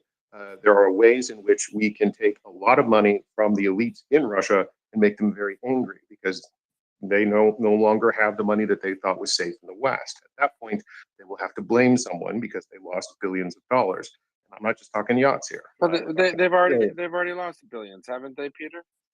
Nonsense, man. I mean, the closest number we have is that there was $16.8 billion in elite assets stashed in the West, and that is an undercount by a large margin. So there are mechanisms that we can employ to identify beneficial ownership, et cetera. It's complicated, but the answer is we can do more to basically, you mentioned secondary sanctions. We can do more to make sure that whatever bank they're dealing with, we don't even have to know, their bankers know. So we don't have to go after them individually. We just have to go after their bankers and say, if you're holding any of this money by, here's a list of 1,000 people, you can no longer do business in the United States or access capital markets in the West. That's secondary sanctions that we've talked about. So there are ways in which we can turn up the pressure on the elites in order to turn up the pressure on Putin. That said, again, don't get your hopes up because an elite-driven change in Russia will probably give us more of the same, not rainbows and flowers. Disallow every Western bank holding funds of those named persons. I think Peter knows exactly what I mean. Disallow them from holding US treasuries and acting in repo markets. Simple act by Treasury. Bingo. There you go. And thank you, Axel. Axel, you're stealing my thunder. This is one of my main policy recs coming up. Yeah, but Axel just stole the 3 paragraphs of the middle of the argument. That's such a spoiler. Yeah. So anyway, but that's that's the flanking support. Flanking support. Thank you, Axel. But that's the point, Yehuda. There is much more we can do to impoverish the elites, and they will have one person to blame. At that point, the kind of change that the goal here is to stop the war, and they will stop the war. What comes after that is way into the fog of the future, and I wouldn't even dare to predict. Interesting. I was asking a silly question when I said, didn't they have all the money taken? Because we know that they have millions of shell companies, or thousands, really, realistically, of shell companies, and they do funny things. But I'm partial to the military. I disagree with the assessment, or perhaps I would lower the presented the probability of that being the factor. I think I suspect it might be on balance that, but more so the degraded nature of the Russian military. And I think eventually there will be a critical mass of those in the defense and the Siloviki, the strong men of, and I can't say and women because there aren't any in Russia that have those roles, apparently, misogynist society. The strong men of Russia, including those in the defense world, I think that's where things are going to go south. I think when there is such a large number of mid-level and senior officers and people who are in the FSB as well, who realize that Russia is completely naked before the world, that they've spent everything on this crazy, idiotic fantasy of Putin's. I think that's when he's going to go. I think that's his base. I think the elites are important, but I think we also saw, and I'm not trying to, it's not a position of authority because I'm not an expert, but just from many of the experts I have heard speak, they, from almost the onset, poo-pooed the idea that the elites not having their money would end it, which doesn't seem intuitive. You'd think that would be a big deal, but apparently not, even though they didn't have all their money, they were bothered by it. And to a narcissistic billionaire who's probably got there from getting their way, not being able to travel to Paris to take his wife or his 4 girlfriends shopping for Chanel bags or Louis Vuitton. I think that's enough of a stress to piss people off. I think the degradation of Russia's military might, well, whatever was their might, I think that's going to be a really important factor in it. I don't disagree that the elites are a factor. I just don't know how big of a factor, if that makes sense, Peter.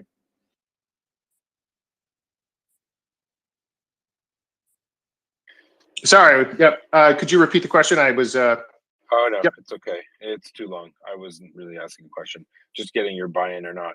Let's go to one of the Bradleys. Go ahead, stick some hands, Yehuda. Thanks so much. Yeah. No worries. It was just I was just commenting on what you said and then doing a follow-up comment, but I don't remember everything I said. So I'm going to take that as a yes. Thanks, Peter. I agree. That's Dave Rubin. Bradley or Bradford? I think Heitman was first. Thank you.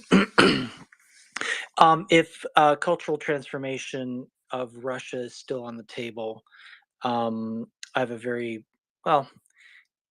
medium length explanation for how I'd call it one piece of the puzzle.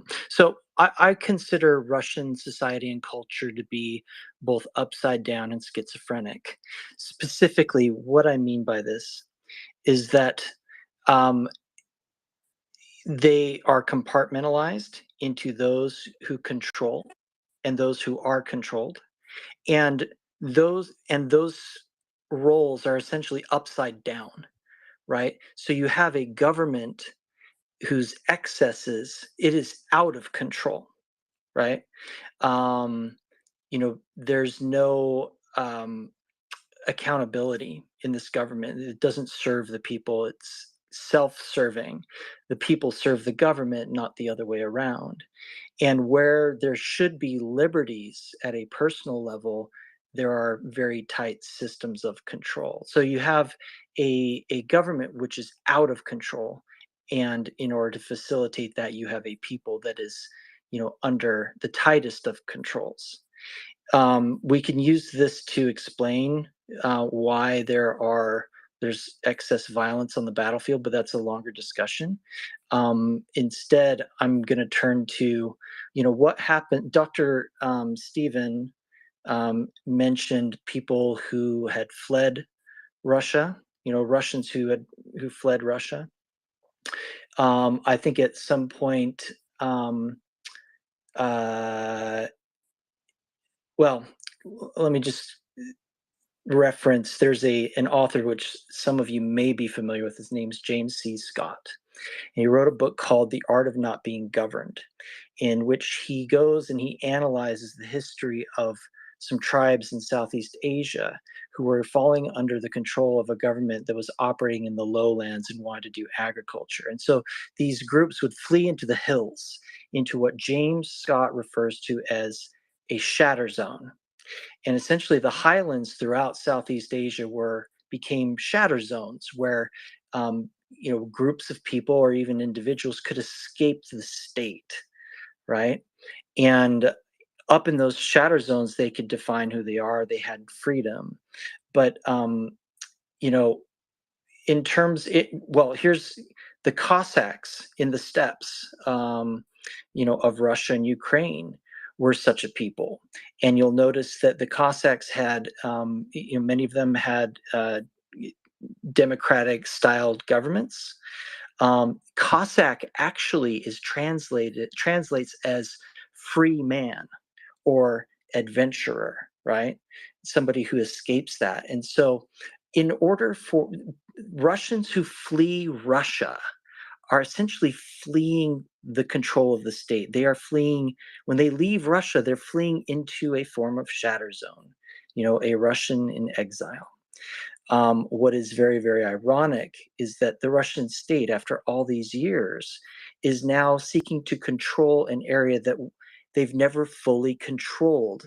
They're seeking to control essentially an ungoverned space, well, ungoverned to them, which is Ukraine. And my argument for how transformation comes to Russian society is that Russia needs to become a shatter zone. In other words, it's not enough for regimes to change. The state has to change. The state has to be shattered.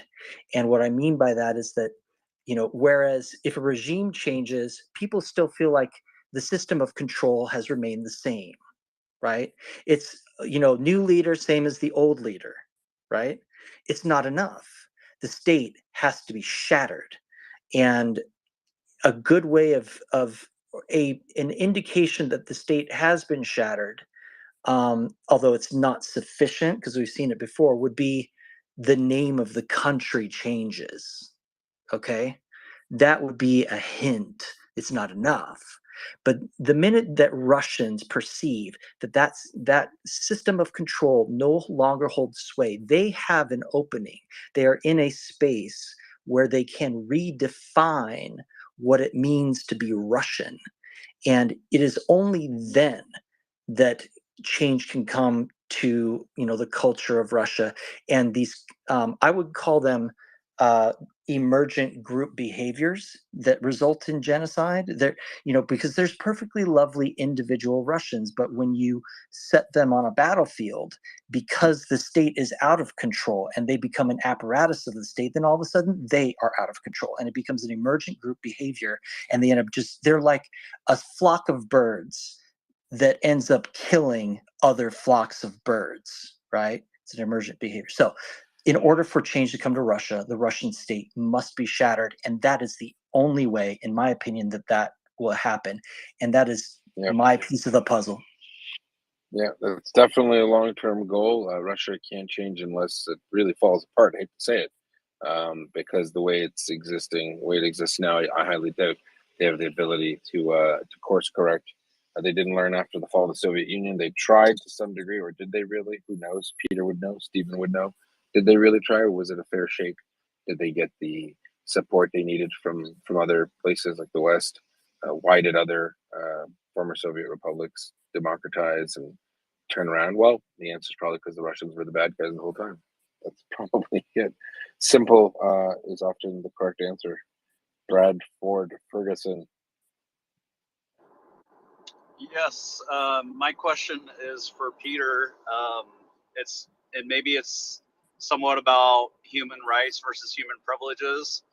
I'm wondering about canceling of visas for the tycoons and their children, removing them from school in the U.S. and Canada and Europe. Wondering your thoughts on that. Yeah, it's a controversial one. Different people have different opinions on it. This issue is far bigger in Europe right now than it is in the United States, simply because there's a lot of Russians with Schengen area visas who can move freely through the Schengen zone. So, my view is right now, Russians, if they want change, they should be working for change in their country and not fleeing. The people who are fleeing are the ones who are most likely to bring about positive change in Russia. And by leaving, they're foreclosing on that country's future.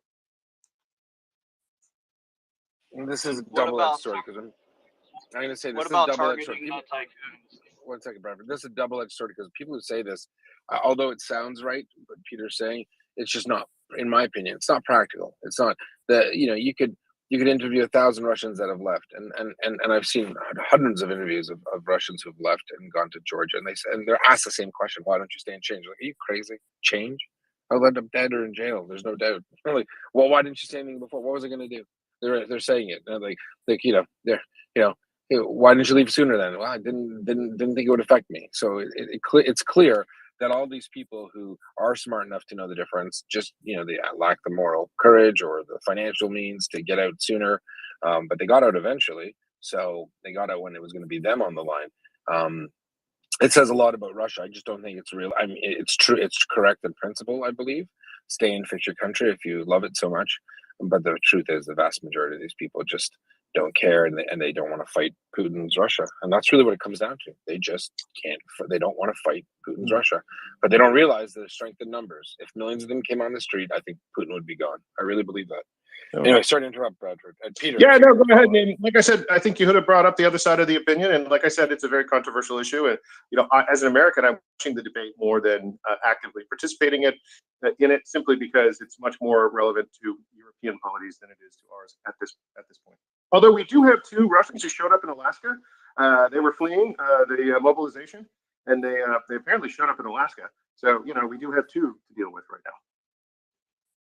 Yeah, and there are examples, like, for example, the Orthodox Jewish community of Moscow, which, and obviously Jewish people are pretty aware of genocidal, the effects of genocidal behavior. So they all got up and left, and that was quietly in March and April. By May and June, almost, I think now it's 85% of them are gone. They just picked up and left. They did quietly. They didn't want to get harassed on the way out. But there are people who moved. Like, there are people who saw the writing on the wall at the beginning of this war. About 800,000 Russian professionals left Russia in the first month. So those are the people Peter's talking about that could have changed. Maybe not the Jewish community, obviously, but the status quo Russian professional who doesn't face any discrimination based on his religion or color or ethnicity. Those guys are gone. They're saying, forget this. Let's just make a better life for our family in the West. Guess what that leaves Russia? All the dregs. Uh-oh. Right, Peter? Bradford, sorry. I guess is he there? No, he dropped off a bit ago. Right, Peter? I was waiting for another Yehuda joke, so yeah. Also, but on a serious note, think about it though. How many, like, who's left, right? The people who don't care, the people who drink the Kool-Aid, and right? And I see a lot of hands, and I want to hear what others have to say, but I would add this last thought for everyone to think about in the week ahead. The big difference between authoritarianism and totalitarianism is that under an authoritarian state, the state doesn't control your body. You basically stay out of politics. This was Putin's, grand bargain with the Russian people up until 14 to 22. Stay out of politics, keep your head down, play video games, go about your business, just don't get political, and you can do pretty much what you like. Now, the state has come for your body.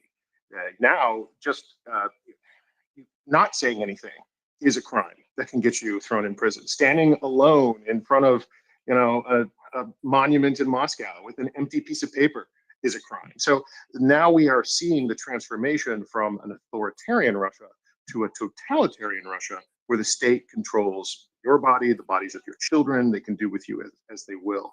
That is a significant change, and we have not seen that since 1991. That's true. That's true. But again, I did want you to address that one point real quickly. We'll skip it. It was the 800,000 Russian professionals and what that means, right? Because obviously not out of every 10 people that everyone is a quote unquote professional, whatever that means. But we're talking about the more educated Russians, and losing almost 1 million of them in a month out of a population of 150 million. That's pretty insane. That's a huge exodus. So, well, the art of surviving in Washington is learning how to not answer a question that you don't want to. I don't understand the question, so we'll go on. No, I'm just kidding. See, I did what you just said. The art of not answering a question. All right. Who is next? I think we have Abdullah, and then we have our friendly Georgian. Abdullah. Hello, yes, thank you very much. I see that some of our friends are still preaching the failed policies towards Russia of engagement of Hillary Clinton and Barack Obama and George Bush. Folks, there is a genocidal war underway. The Russian language talk is a rabbit hole that the Russian dictator will love us all to go down, all day. And they're pushing this, this oppressed Russian speaking narrative. That's why the Kazakhs are freaking out, because they have a big Russian speaking population in northern Kazakhstan. Remember, there are a lot of Russian speaking communities, in the former Soviet Union. And I'm sure many of these countries are thinking about whether they're next in the language protection program of the Russian Federation. I think we can say that the overwhelming majority of the Russian people want a strong man in power to protect their imperial ambitions. Even what do you call Navalny, our so-called liberal icon, liberal hero, is a supporter of the Crimean annexation. Just ask their neighbors of the Russian problem. The problem must be contained. Problem just like we contained the Soviets during the Cold War. No more resetting of relations. No more appeasing Putin. I just hope that we stop, funding the civic organizations in Russia and wasting so much money that we could have spent in protecting defensive, in defensive weapons for Eastern Europe and of Ukraine. When Putin is defeated, the people will yell in Russia. That's how Russia works. Because my father spent a long time there and he went to school. The Russians will just find another strongman when Putin leaves the picture. That's how the Russian people operate, and that's what more than likely will happen. We just can't keep expecting a different result, folks. And I know a lot of our thinkers and in academia think that we can rehabilitate the Russian people. I think it's just not gonna. It's just not in our lifetime, folks. I know you can never say never, but it's just gonna take a long time. Look what's happening in Ukraine. If that's not gonna change your viewpoint, I don't know what is. Maybe that the guy just nukes us all. Thank you so much. Yeah. No worries, Abdullah. That's a good point. And fun fact for those wondering what Abdullah was referring to about a lot of Russian speakers in different countries like the north of Kazakhstan or possibly Georgia.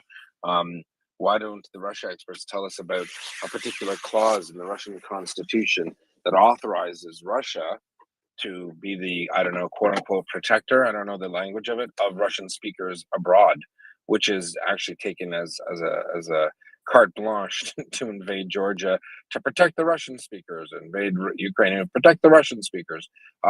What is that clause? Can anyone speak to that? I don't know if Stephen. It's the Medvedev doctrine. The Medvedev doctrine. Yeah. So why don't you speak? What does it mean practically? It means war in Ukraine. Yehuda, the fun fact, people pointed out, wait a minute, we have a lot of Russian speakers in Brooklyn.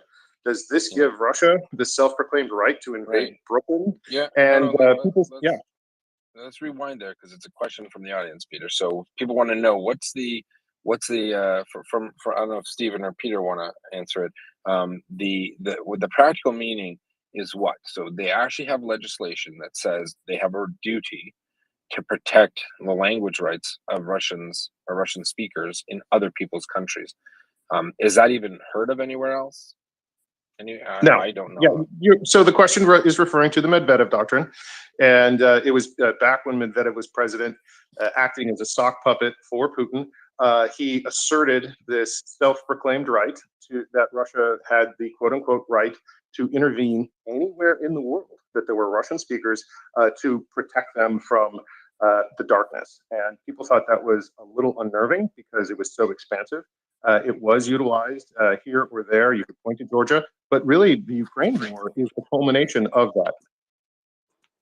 100%. And why that's so scary is that for those who are unaware, because not everyone's an expert like you, there are millions of Russian speakers in the former Soviet Union, from Tajikistan, Kyrgyzstan, Russia, Kazakhstan, all over, that have large populations that speak Russia. So it almost looks like a get out of jail free card to invade all of the former Soviet republics. Is that not the practical meaning of it all? Yes, include Latvia, Estonia. I mean, we could go on, but that is the that's the danger. 20% of Estonia speaks Russian, or ethnic Russians. I'm afraid, or 24% even. Axel? Yes, that's true. Belarusian, Ukrainian, and Russians who do speak Russian, often also at home, but nevertheless, many of them, meaning approximately 90% of the population in Estonia, speaks Estonian in one way or another. But there's a hard core which resists, and to those this is directed. And when it came up, Estonian politicians said it very clearly. This Medvedev doctrine, or this Medvedev decision, imparted into the Duma and then voted upon unanimously in the Duma, by the way, is what? A declaration of war. Or might we say that this Medvedev policy or whatever doctrine, or do you think this, it almost seems as if they planned this war in Ukraine for years, Peter and Axel. Oh no, really? I don't know. Who It just seems, Peter, does this, I mean, I don't think they meant it for the Russian speakers on Coney Island. You really missed out on a joke there. Jeez. You could have called Jeez it not whiz. very sober. Yeah, there you go. But you see where we're going with this, audience? For again, and I'm speaking to those naysayers, wow, Russia, victimized Russia, just trying to help out. I don't think so. I think they've been planning this for quite a few years. So, sorry, Peter, I didn't mean to cut you off. I just you knew it was a softball, so you took it and then you smacked it out of the park and went to the next hardball. But I wanted to address it for some of the other people. So if you wanted to finish off your other point. No, that's fine. I just want to. Is Brooklyn under threat? Axel expressed my views there. Oh no. Well, obviously, because the Americans wouldn't do that. But, it again, and just to juxtapose it, it's like Mexico with nuclear weapons wanting to invade Texas because they heard someone say, why don't you speak American around here? And then, that's a cause for war. That's literally, they'll take these anecdotal stories of a Russian speaker having a bad day in some country that, was subjugated by Russia, and saying they're attacking Russia, well, let's lay the groundwork. We need to invade them. Northern Kazakhstan looks juicy, right? Georgia looks juicy. So it's just a joke. And for those uninitiated, it is basically a scam that the Russians have been planning for a long time to give themselves some form of, fake legitimacy, Russian legitimacy, into their, imperialistic goals and desires. It's absurd. It's almost laughable.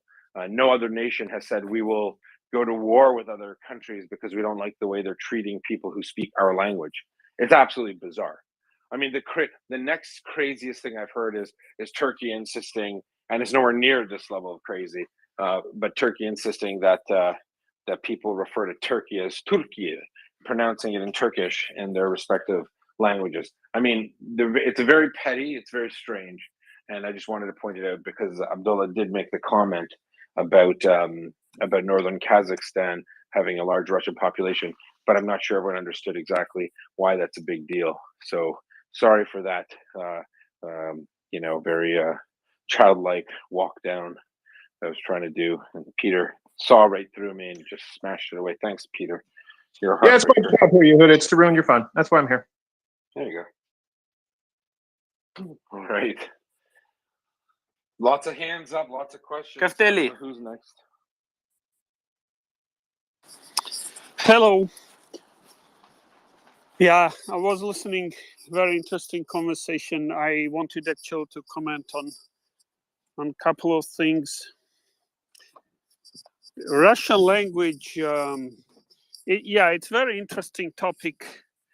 Actually, I saw a footage. Not a footage. It was I think somebody was writing. So she wanted to immigrate to Uzbekistan, trying to flee the war, obviously. But she was asking, why is it mandatory in Uzbekistan to speak Uzbek language? And was trying to find a school where kids would not have to study Uzbek language, but can go along with Russian language, you know. And there was a kind of communication with somebody saying, like, why do you want to come to our country in first place, you know, with such a disrespect to our language? And that's an old, very old, actually. So Russians, wherever they lived, especially in former Soviet Union, they believe they do not need any local language. It's actually up to locals to study Russian because they had Pushkin or whatever. So yeah, it takes some time and education for Russians to realize that, you know, it's and actually you would notice that if you are traveling somewhere, and probably things have changed since the beginning of the war. But one thing that shocked me when I was in New York, in Brighton Beach, I was asking something in English. I usually got reply in Russian. They didn't want to speak English there. It's they had their mini Russia there, and that was actually quite annoying how much they think of their Pushkin. Yeah, that was one comment, but it will take time. Alex, but to be fair to them, they probably thought you were a Russian speaker, maybe. They probably thought I was a Russian speaker, but it was like, no, you would not hear anybody speaking English. Like, maybe because it's subway and English-speaking people did not even take subway. At least they are. I'm not sure what was the reason, but it was definitely they wanted, and it was very, you know, very dirty there, like comparing to the rest. Maybe I haven't been to really dirty places of New York. There must be some, but you know, comparing to other places, it was quite dirty. So they looks like they lived in comfort of their kind of homeland, which they were kind of missing there. So yeah, but anyway, yeah, there was also another comment. So yeah, it will take time, and sometimes we do not even realize the depths of reforms Russia will have to go through, because honestly, they never ever existed. Well, not in last few hundred years, except for being a nation that is colonizing others and subjugating them, and then not allowing those local people to even learn the local language. That was, I mean, even today in places like ethnic minorities, where ethnic minorities live, their local language is kind of banned. They are not allowed to have more than a couple of hours at school. So they have to become Russian. That's the idea. 100%. Thanks, Alex. Actually, the only country I've ever heard Russians not want to speak Russians, believe it or not, is Italy. They love to try to speak Italian. It's the funniest thing. I don't know. They're fascinated with Italy. And who wouldn't be? All right, I don't know who's next. Danny, Doggy, Cajun. What is it, Doman? I think we had Danny next. Thank you. I appreciate that. On the comments of using a certain language and how that is promoted, they're not even limiting themselves to doing that. And I mean, asking others to speak Russian. They're teaching other, let's say, extremist minorities from all over Europe to make the same type of demand for their language. And let me give you an example. There are many fringe Romanians that are part of the alt-right or support kind of extremist parties here that use this as a talking point and say, well, Ukraine deserved to be invaded because they don't treat other languages with respect, or speakers of other languages with respect. And they'll give an example of ethnic Romanians that supposedly are prevented from speaking Romanian on the territory of Ukraine, which is false. It's just that Ukraine does not promote the official use of any other language than Ukrainian in their formal state administration, right? Except for languages of nations that do not have their own territory, right? So Romanians, guess what? There's a huge country called Romania where you can go speak your language in with the state.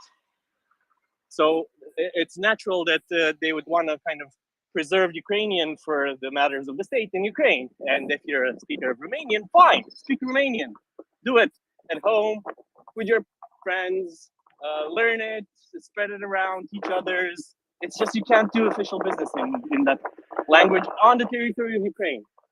And similarly, you can't use Hungarian to do official business in Ukraine, etc., etc. The only ones that they recognize as official in usage are for people that don't have their own territory to live on and speak their own language on, like the Tatars, right? And now they're kind of teaching others to make similar demands to the demands that they're making in the hopes that this will legitimize their effort. And we've seen it. There were calls for Transcarpathia to be given back to Hungary, in quotes, because given back is not the appropriate thing to call this. Or they would say, give back territories that at one point in history belonged to Romania, back to Romania. Because look, our Romanian speakers are being oppressed over there in Ukraine. So they're teaching others to do the same with their languages, because it will legitimize them saying that about Russia. And in the hopes that, of course, pressure from others would cause a bigger rift in society, or kind of build on their agenda to promote quote unquote separatism, right? So it's not even relegated just to Russian. They're trying to do the same with other languages and teach others to kind of say the same.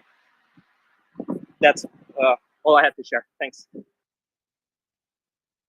All right. Axel, if you need me to co-host with Doman while you do your gardening, that's fine. Doman, I don't know who's next. I think it's Doug. Actually, I have a question for you that I've been asked by many listeners, and it's a military question, but it's also a Canadian question. Okay. And you know what's the national animal of Canada? You know how much of an animal rights organization we are here, right? How is that a military question? We'll get to it. What's on your 5-cent coin? I know what the national is. You don't have to tell me what's on the nickel. Okay.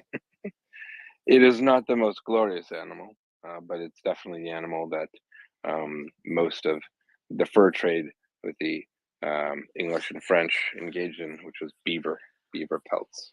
See, the reason why I'm asking is because we're all about freeing the leopards here. However, the German government has freed 16 beavers, or beavers as they call them, onto the steppes of Ukraine, which I think is very nice, very kind of them. But see, there are many people asking here, is that really useful to the Ukrainian army, or is that more like, oh, it's nice to have, but it's not that particularly useful for people's understanding? They're not furry beavers. They're sort of a tank chassis with a foldable, expandable bridge on top of them.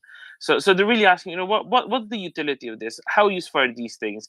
Are they going to be really useful to the Ukrainian army, or are they just gonna sit around and aren't exactly that necessary? So what would we call these, Doman?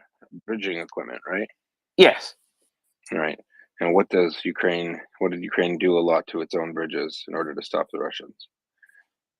Decorate them with flowers. No, sorry. Blow them up. Yeah. Blow them up. Blow them up. And in order to allow for mobility across the battle space there. Ukrainians are going to need to get to places that they can't get to because certain bridges have been denied to the enemy and also in effect denied to themselves. So they're super important. I don't know that platform personally. I do know the effect it delivers. So being an effects-based person trained to be a commander, a battle group or a brigade group, I would say that the more the merrier. I hope they're good. I'm sure they are. I'm also not an engineer, so I have never been a brigade or battle group commander. Just saying those are the courses that all combat arms officers have to take in order to get promoted.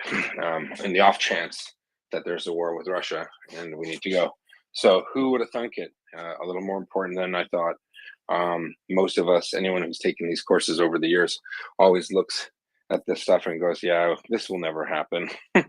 And then sure enough, it's happened, and sure enough, we're requiring to know and study these things. But bridging equipment, for example, to get granular, a battle group commander, the most important unit right now fighting in Ukraine, will have engineering assets assigned to that battle group